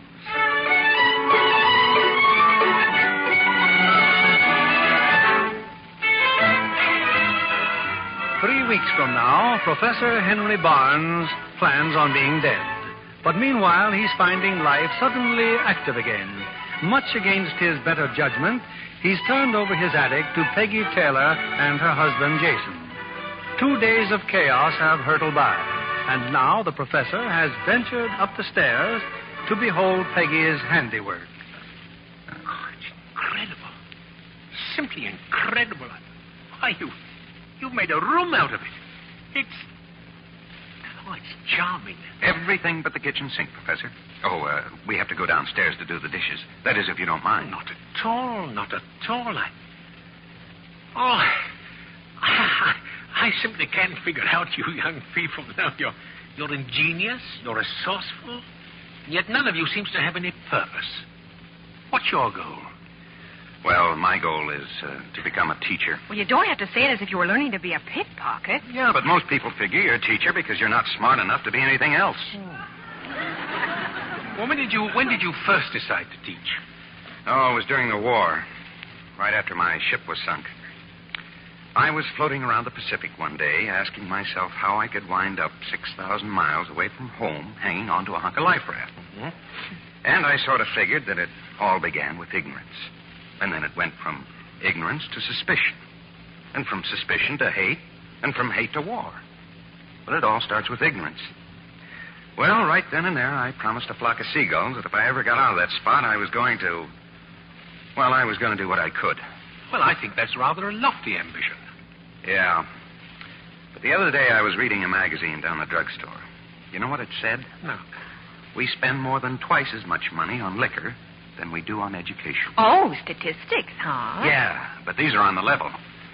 You know, Professor, when we don't consider our kids as important as liquor, well, I begin to wonder. Yeah, but wondering is very important. It sometimes leads to a few of the answers. Well, the only answer is to do what you think is best, the best you can. That's why I want 9 kids. Now, just a minute. I want to teach them to be decent and honest and to understand the other fellow. Go on, Peggy. Well, I think too many of us just sit back and expect the kids to learn everything in school. But most of the time, that's too late. They're little heels already. Now, take those 9 kids I'm going to have. Maybe 7 of them will turn out to be horrible little beasts, but maybe 2 of them will be good. And like Pop used to say, maybe their kids and their kids will be even better. And my gosh, if it keeps snowballing like that, maybe someday it'll be just natural to be tolerant and kind and good. And how long do you think that'll take? And meantime, where's the money going to come from? You're looking for a fight. No, I'm looking for an answer. Okay, give me a $50 and I'll show you. What do you want with a $50? Just give it to me. Okay. Here. All right. Now, I'm holding it right in front of your eye. Now, what do you see? I see my $50. Okay. Now, I'll go back a few feet. All right. Now, what do you see? The same $50. But what else? Well, I see you and Professor Barnes and the chair over there. That's exactly what I mean. Never hold money so close that you can't see anything else. If you do, you're a cooked goose. Gee, Pop, honest, I just don't know how to start thanking you for everything. Oh, no. I want to thank you. I've learned quite a lot. Yeah, good night. Good night, Jason. Good night, Professor. Say, that $50 trick works all right. Oh, it's no trick. It's just common sense. Oh, no. It's a trick. Especially when you keep the $50. Come on now, that's half of my allowance. Oh, a girl can't make a nickel around here. Incidentally, what do you really think of your new home? What do I think? Well, it's swell. Only it's still just an attic. I want to give you so much more than this, Peggy. I've been thinking about Bill Dudley's letter and that job. I know you haven't, and I wish you'd stop. But, Peggy, it's going to be 2 more years before I get my master's degree. 2 more years of attics and trailers. And each other. Oh, you always say the right thing at the wrong time. Here I am, all set to convince you, and... well, it's over before I know it. Give me a kiss. Hey, you know you could stand a haircut? Okay, give me 6 fits and a kiss. Come to think of it, your hair looks fine the way it is.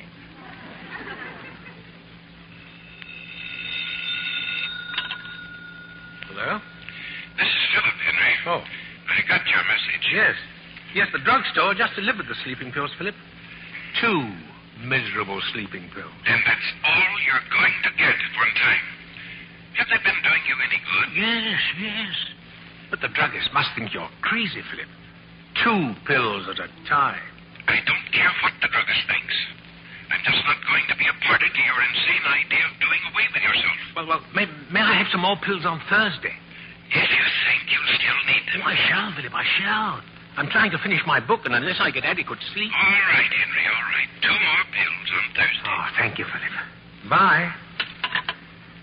Oh, poor Philip. I hate so to deceive you. I'm saving the pills, Philip. Only 2 at a time, but I'll have enough one of these days. Quite enough.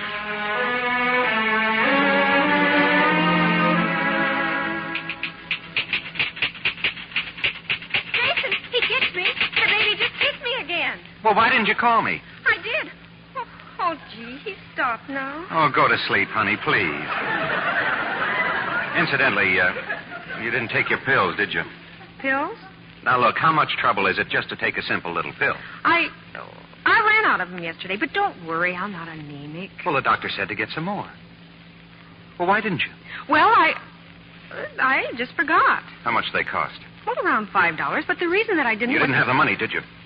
Oh, stop looking so serious. Your allotment check will be here in a day or so, and then... Oh, it's no good, Peggy. It won't work. What are you talking about? It's time for me to stop this nonsense and get a job. But you've got a job, an important job. Wait, you're going to be a teacher. Yeah, and how am I doing it? By making you live in a place when guys on relief do better. Oh, darling, please. You're just tired. You bet I'm tired. Tired of feeling guilty. Tired of watching you make a $1 bill do the work of 10. It's not just the pills. Last month we had to wait for my check before we could get your teeth fixed. And the month before that, we had to leave your shoes at the shoemaker's for a week because we didn't have the money to pay for them. I haven't complained, have I? Oh, no, you haven't. You're wonderful, darling, and you deserve so much better than this. And I want to give you everything but that... I've got everything. Everything I want. Oh, but don't you see what I'm talking about, Peggy? It's tough enough getting along with just the 2 of us, but when the baby comes, well, it just won't work. Look, when we came back here to school last fall, I wanted to talk things over with you, but you were so happy that I just... Well, why don't you say it, Jason? You don't want the baby, is that it? Oh, Peggy, I didn't say that I... You didn't have to say it. Oh, Peggy, darling, please. I didn't mean it that way. Honest, I didn't. Go away. Just let me alone. Let me alone.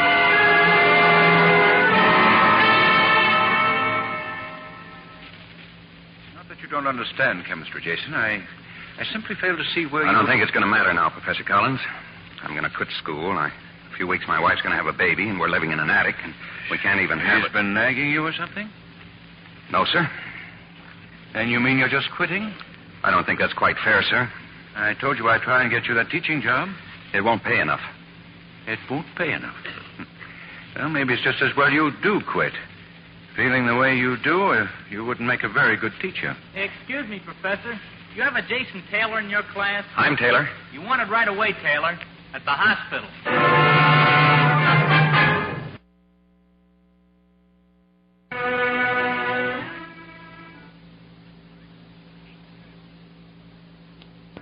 Well, that's all right, Jason. No need to worry about her.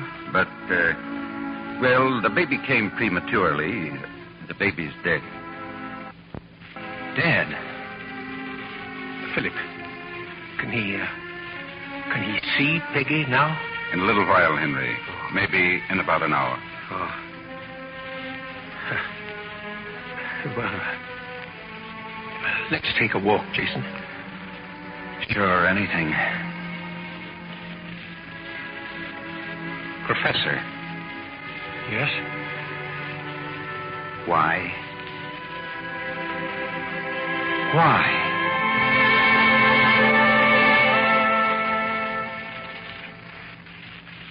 But I've been here a week, Pop. What kind of hospital is this? I want to go home. Don't worry. They'll get rid of you just as soon as they can. That afternoon nurse. She's the worst of all. It's time for our pill. Have we had our lunch yet? Shall we brush our teeth now? They're my teeth, but the way she talks, you think half of them belong to her. Well, I think you are getting better.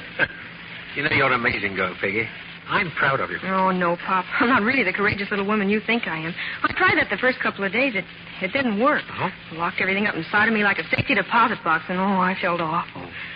Then Dr. Conway came in, and we were talking about the baby, and he gave me a pinch, a real hard one, made me cry. I bawled for 2 hours, almost floated out of here, but I felt good afterward. I can think and talk about it now without getting all rootsy inside. Peggy, I don't know if it'll be of any consolation or not, but I want you to know that although you've lost a child, a life wasn't lost. It was merely exchanged. Exchange? Yes. Yeah, that day we first met on that bench on the campus, remember? We were talking about a Mr. Hypothetical wanting to commit suicide. Uh-huh. Well, I want you to know, Peggy, that I was Mr. Hypothetical.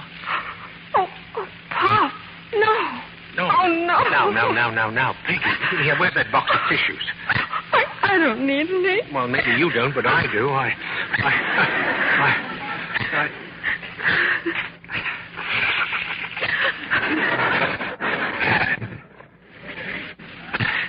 You know, I feel like one of those twice-born people Henry James wrote about.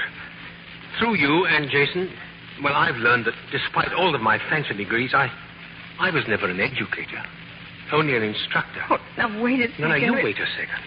It's the same as that $50. I held up the book too closely. An educator isn't one who gives lectures and examinations, but someone who lights up dark places, and that can happen anywhere, and never too soon or too late. My hopes are your hopes now, Peggy. And with you and Jason to help me, Here I go again. Now. Here. I've got a surprise for you. I'm going to move into the library, and you and Jason will have my room. I think we can fix it up so that you'll be... Oh, Pop, Jason's leaving tonight. Huh? He's going to Chicago to take that job. No. Oh, he still feels it's all his fault, is that it? I tried to explain... Oh, that's not it. He's just using the attic and the baby as an excuse. He's running away from himself, Pop. Oh, well, after all, he has a right to live his life the way he thinks is best. His way may be right. I just don't know. Good afternoon. That's the nurse, Pop. That's the one. I'm sorry I'll have to ask you to leave, sir. We've got to take our bath now. This'll be fun. Oh, nurse, do you think we can both get into that basin?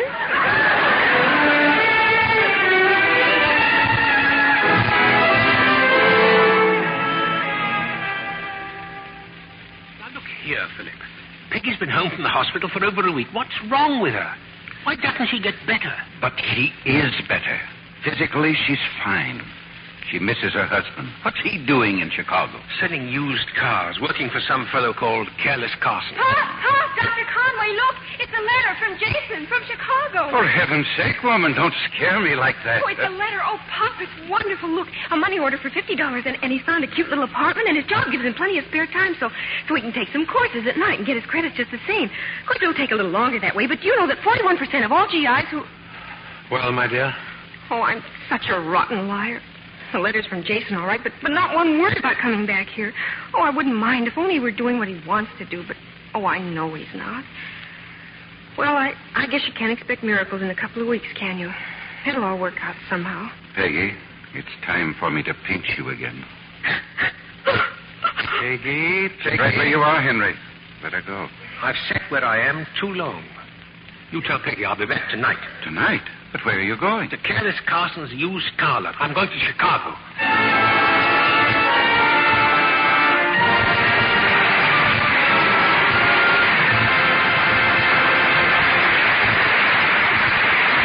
We pause now for station identification. This is CBS, the Columbia Broadcasting System.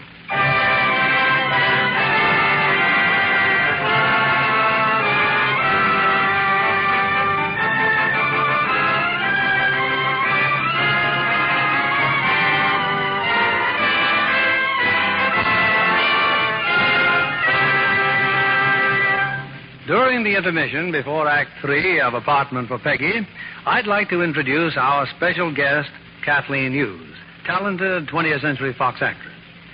Kathleen, I understand your training includes a study of wardrobe problems.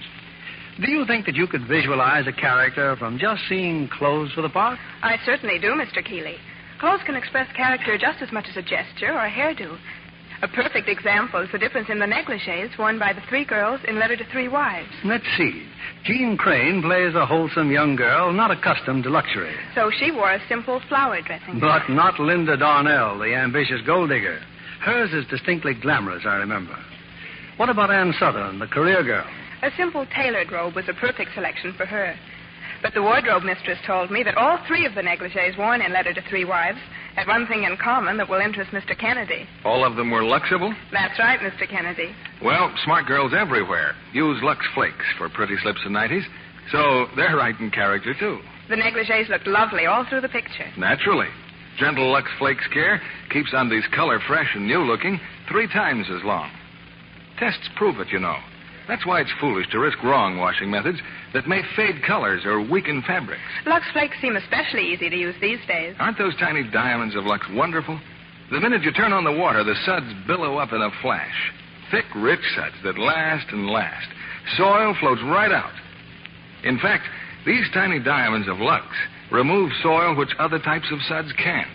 Leave things cleaner, fresher. They're so gentle, colors stay lovely far longer. No wonder makers of nice things recommend Lux Flakes 33 to 1. Thank you for coming tonight, Kathleen Hughes. It was nice being here. Here's our producer, William Keeley. The curtain rises on the 3rd act of Apartment for Peggy, starring Jean Crane as Peggy, William Holden as Jason, and Edmund Gwen as Professor Barnes.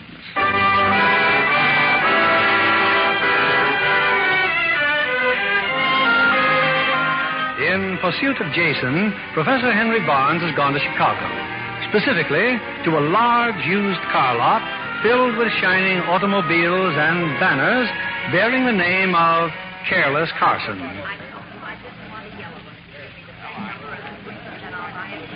Hello, Jason. Oh, Professor Barnes.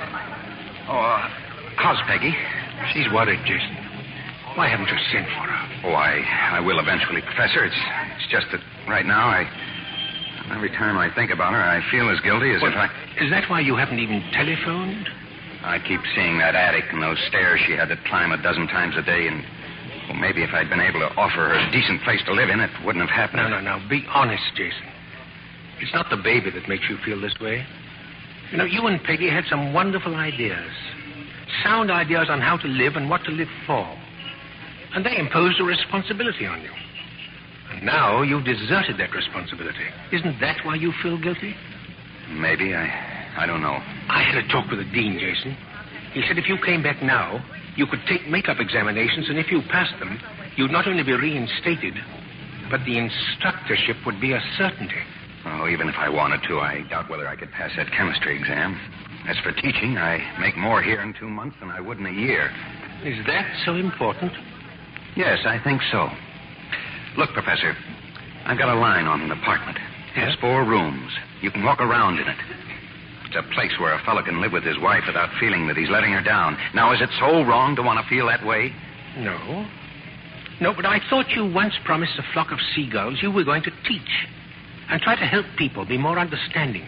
Sure, and lots of others made promises, too. When I got out of the service, there were millions of them. This time it was going to be different. But why should the finger point only at me? Why is it my responsibility? Well, simply because you realize that it is a responsibility. Not enough people do. Yeah, but I think I've got a right to ask the same question everybody else is asking. What do I get out of it? Well, if you're a teacher, you'll be underpaid, taken advantage of, and be at the mercy of the trustees. If you adhere to the educational status quo, you'll be considered archaic. And if you have any progressive ideas... There's no telling what they'll call you. You'll write a book or two which no one will read, and just when you're beginning to enjoy all this, you'll be retired.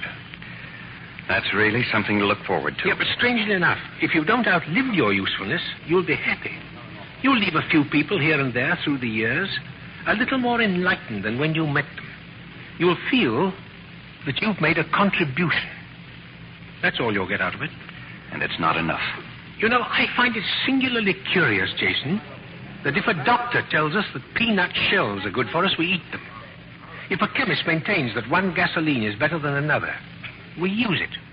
We're guided by experts on everything, from breakfast cereals to foreign policy, and yet, on the most important thing of all, how to live, we pay no attention. No. Ever since man began to think, great minds have been telling us that the pleasure in living is in helping, that happiness comes from a simple, useful, constructive life. But yet we call all this advice infantile, impractical, and hopelessly idealistic. Oh, Taylor. Don't you see, Jason? Hey, Taylor just came in, Taylor. As soon as you're finished, he wants to see you. I'm finished now. I'll be right there. Goodbye, Professor. Thanks for dropping over. Yes. Yes, Jason. Yes, Goodbye.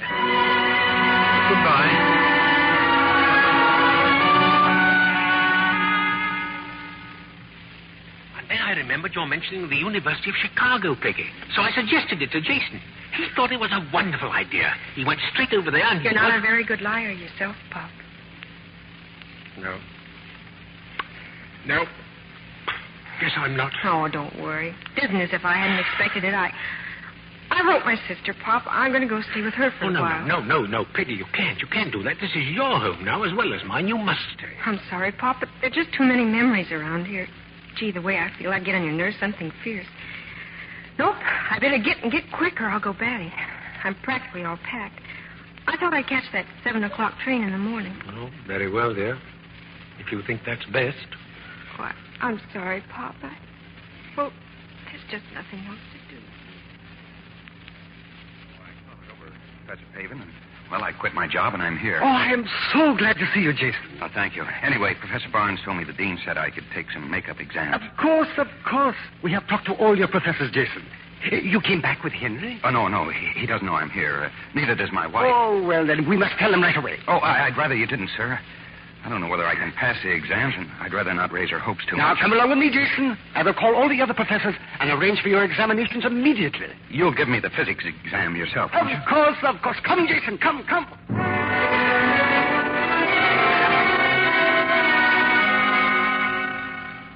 Doing the best I can, Professor Pavin. It's just the way you keep looking over my shoulder. Oh, you will forgive me for distracting you, Jason. That's too bad. Now you will have to figure that last part all over again. But why? Oh, I see what you mean. Where's that eraser? Now, how could I have made a mistake like that? Yeah, that is better. You receive 86%. I have it all figured. That is all, Jason. Into Professor Jensen's office now.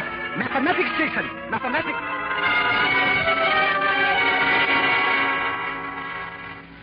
Well, Professor Jensen, do I pass mathematics? I'm not through correcting your paper. Now, let me see.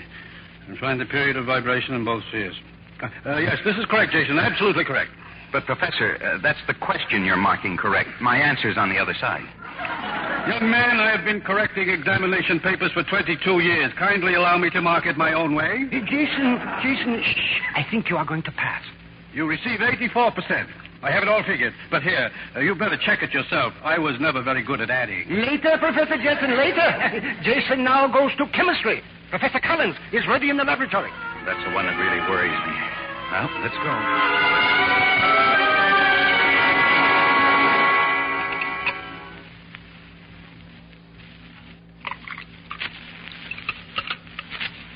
Well, don't take all day with it, Taylor.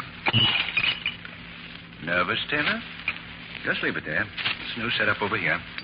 Try it again. Yes, sir. You were in the Navy, weren't you, Taylor? Yes, sir. What sort of duty?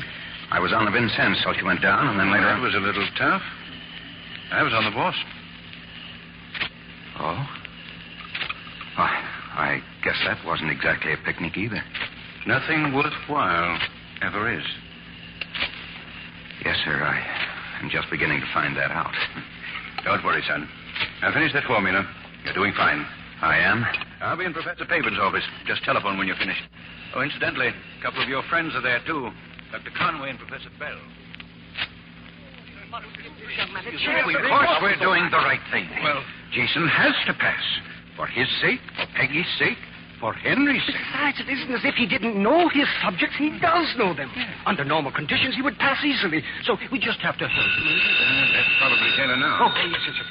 Hello? Professor Payton, is Dr. Conway there? Dr. Conway? Yes, he's here. It's for you, Doctor. Hello? This is Peggy, Doctor.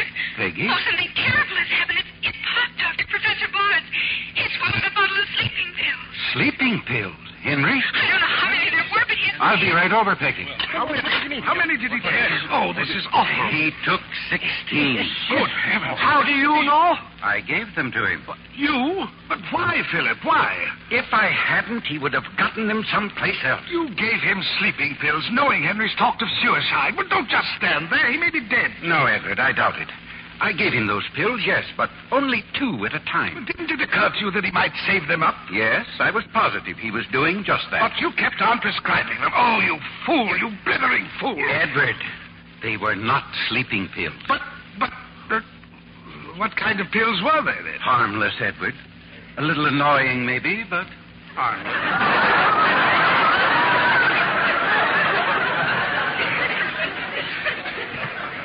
You've got to keep walking, Pop, please. Oh, please. Oh, I feel awful. Lift your legs up. Walk around the room. Oh, Faster. but all I want to do is... No, sir. I had enough trouble getting you down here. If you won't walk, at least drink some more coffee. Oh, but you've poured 7 cups down me already. Oh, Peggy, please. Oh, I'm not sleepy. Just let me go upstairs. Drink this coffee. Mrs. Landon, make another pot. Oh, no, not her coffee, Peggy. No. I'd rather die, really. Come on, Pop. We've got to walk. Peggy? Jason, you're back home. Oh, darling. Oh, Jason, I love you, but we haven't got time for that sort of thing now. Pop's taken a whole bottle of sleeping pills. What? Well, what'd you do that for? Because you 2 left me, that's why. Well, how do you like that? So you're going to pick up your toys and go home, huh? You ought to be ashamed of yourself. You're slowing down, Pop, faster. Oh, where's Dr. Conway? Professor, this morning you told me about my responsibilities. What about yours? You've got what millions of people are begging for, education, knowledge. And you're trying to destroy it all with a few rotten sleeping pills. Why, you're no better than... Stop talking, Jason. Make him walk. If he doesn't keep walking, he'll die. Now, look here, Professor. I can think of an awful lot of fellows that would have liked to have had the choice that you have now. Oh. Maybe your son was one of them. Well, what are you going to do? Walk or go to sleep? I'll walk. I'll walk. Get going, then. Yeah. Fast. Yeah. Let Dal's legs up. Get faster. Now run.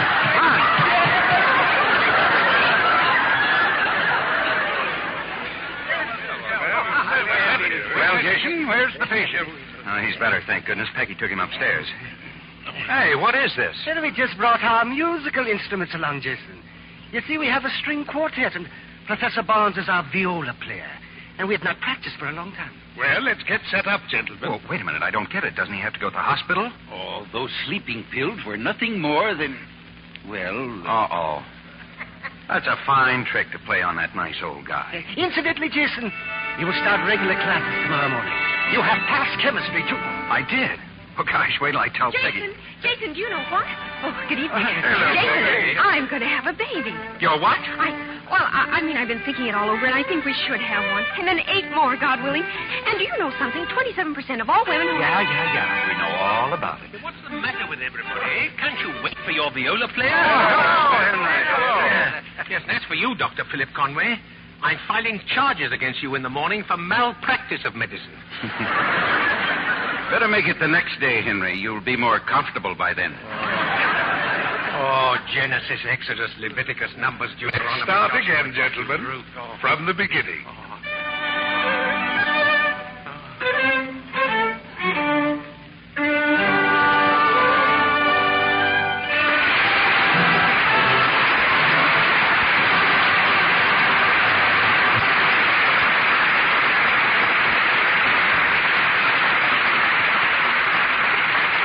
Stars will return for their curtain calls in a moment. Libby, our audience really knows a bargain. Thousands of orders are pouring in for those original Rogers silver plate teaspoons we offered last week. Well, no wonder. I've seen the spoons. They have the beauty and feel of sterling. You can still get 3 original Rogers silver plate teaspoons for only 50 cents with the top from a box of Lux Flakes. But hurry. The spoons are silver plate and made by the world's largest silversmiths. The same extra heavy silver plate that Lux Flakes offered before the war. I love the design. The simple wheat motif goes beautifully with any other silver. Here's the address. For every set of 3 teaspoons, mail 50 cents and the top from a box of Lux Flakes to Lux, Box 31, Wallingford, Connecticut. With your spoons, you'll get an order blank so you can send for matching pieces. Imagine, you can build a service for 6, 39 pieces for only $10.25 with Lux Flakes box tops. I'll repeat that address. Send 50 cents with a Lux Flakes box top to Lux, Box 31, Wallingford, Connecticut. This offer is good only in the continental United States, including Alaska and Hawaii, and is subject to all local and state regulations prohibited by law in Montana. Back to our producer, Mr. William Keeley. And here, once again, are the stars of a charming play. 3 charming people: Gene Crane, William Holden, and Edmund Gwenn.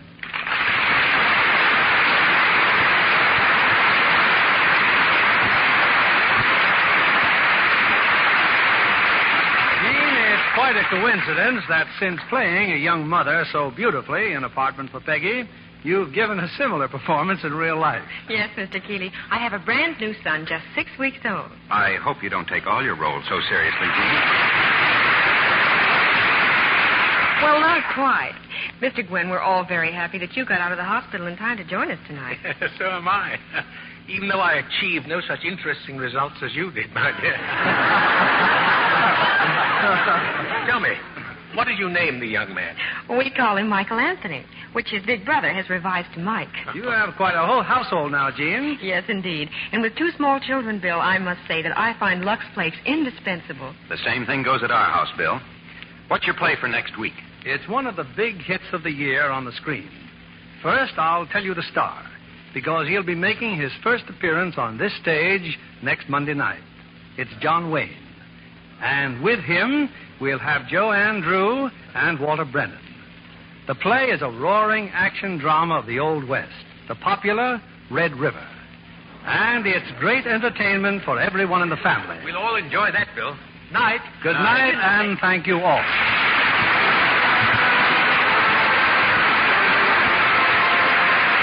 Lever Brothers Company, the makers of Lux Flakes, join me in inviting you to be with us again next Monday evening when the Lux Radio Theater presents John Wayne, Joanne Drew, and Walter Brennan in Red River. This is William Keeley saying good night to you from Hollywood.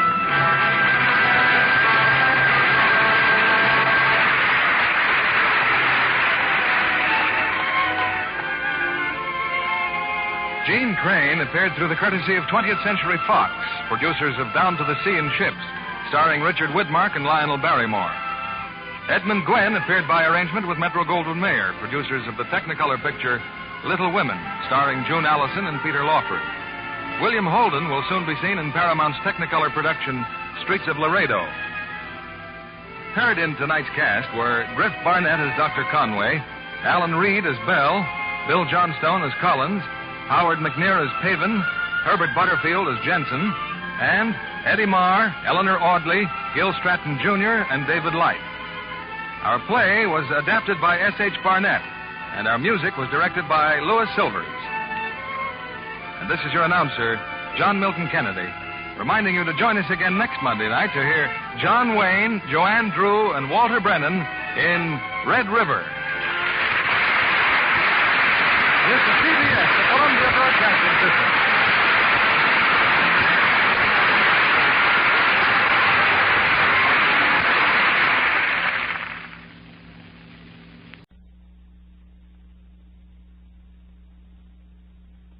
Theater.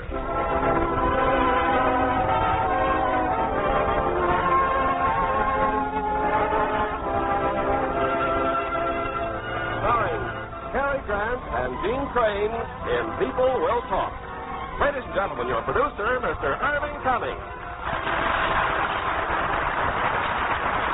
Greetings from Hollywood, ladies and gentlemen. If you saw 20th Century Fox's fine drama, People Will Talk, I'm sure you continued to talk about it long after you left the pit.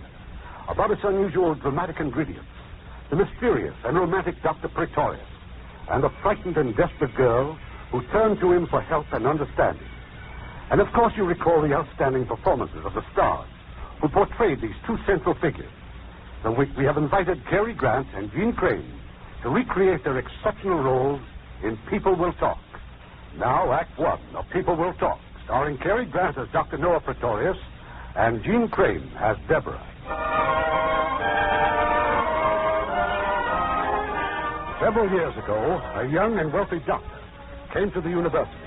He came for two purposes: to teach medicine and to open his own hospital clinic near the campus.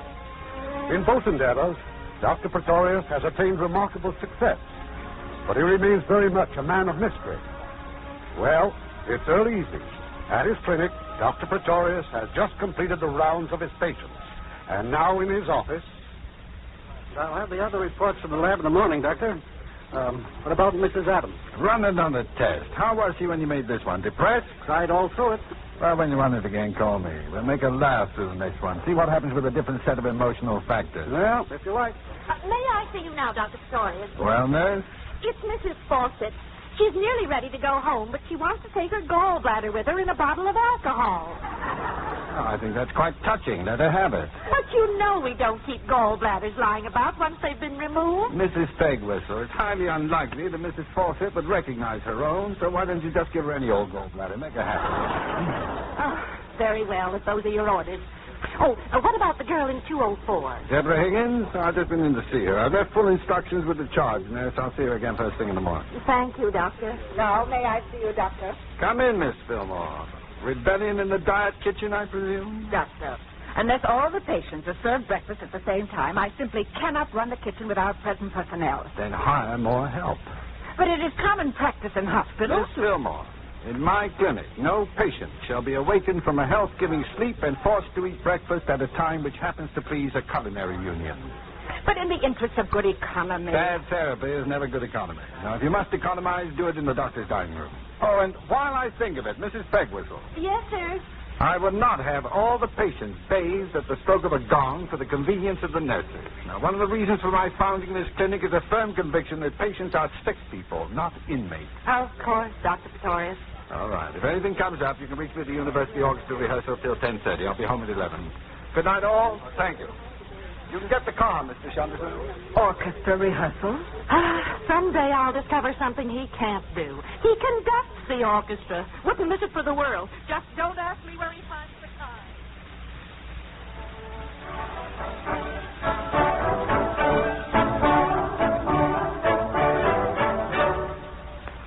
Thank you, gentlemen.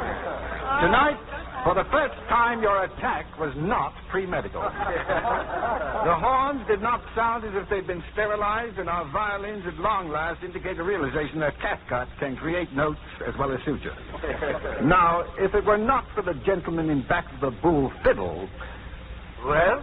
Dr. Barger, now, is there any reason why you, who live so intimately with millions of neutrons and know them all by name, cannot maintain a simple beat on a bull fiddle?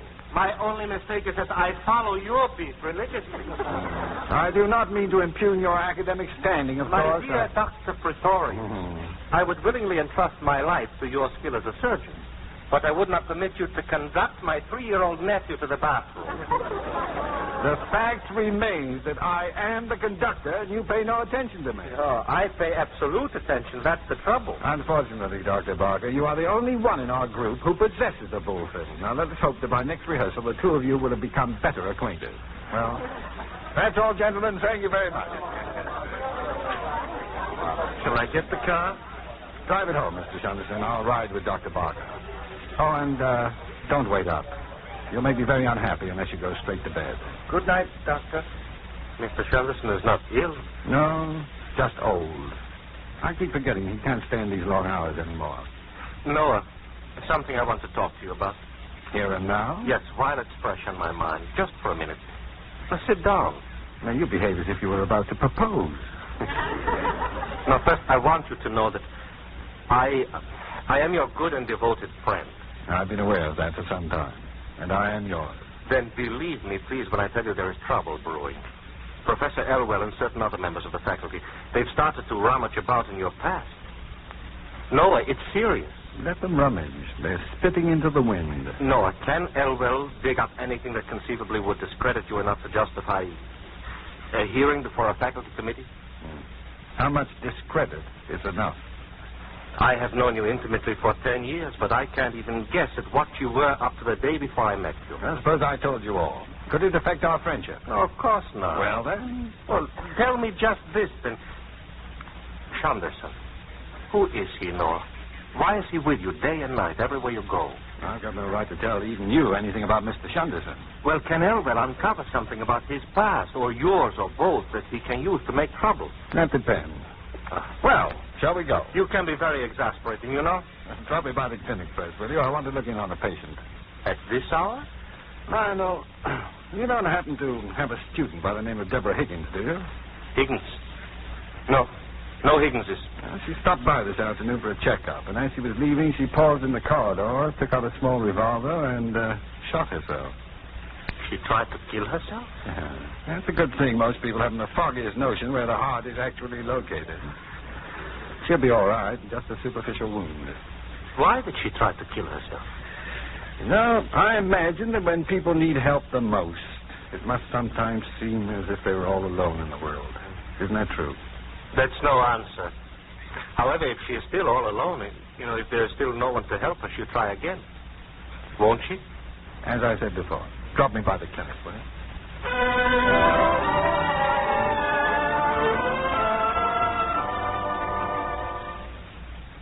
Who is it? Dr. Pretorius. Please, don't turn on the light. You've been crying again. Is that it, Deborah? Have I? Oh, that's a pretty good guess when a woman wants the light kept off. Either that or her face isn't on. You know all about women, don't you? Not nearly enough. I don't mean just as a doctor. Not even as a doctor. Deborah, I got something to tell you. And as a pompous know-it-all... I didn't mean to call you that this afternoon, really. Even when I said it. As a pompous know-it-all, it isn't going to be easy. Now, when you came to see me and I told you that you were going to have a baby, I also mentioned the remote possibility that the laboratory diagnosis could be wrong. Those fog tests, remember? Well? Well, the diagnosis wasn't wrong. The fog reacted perfectly. You merely got the wrong report. I what? You see, 2 tests were being run at the same time. Through unforgivable negligence, you were given the Mrs. Bixby's report. And you mean I'm not having a baby after all? You're not having a baby after all. You've got nothing to worry about.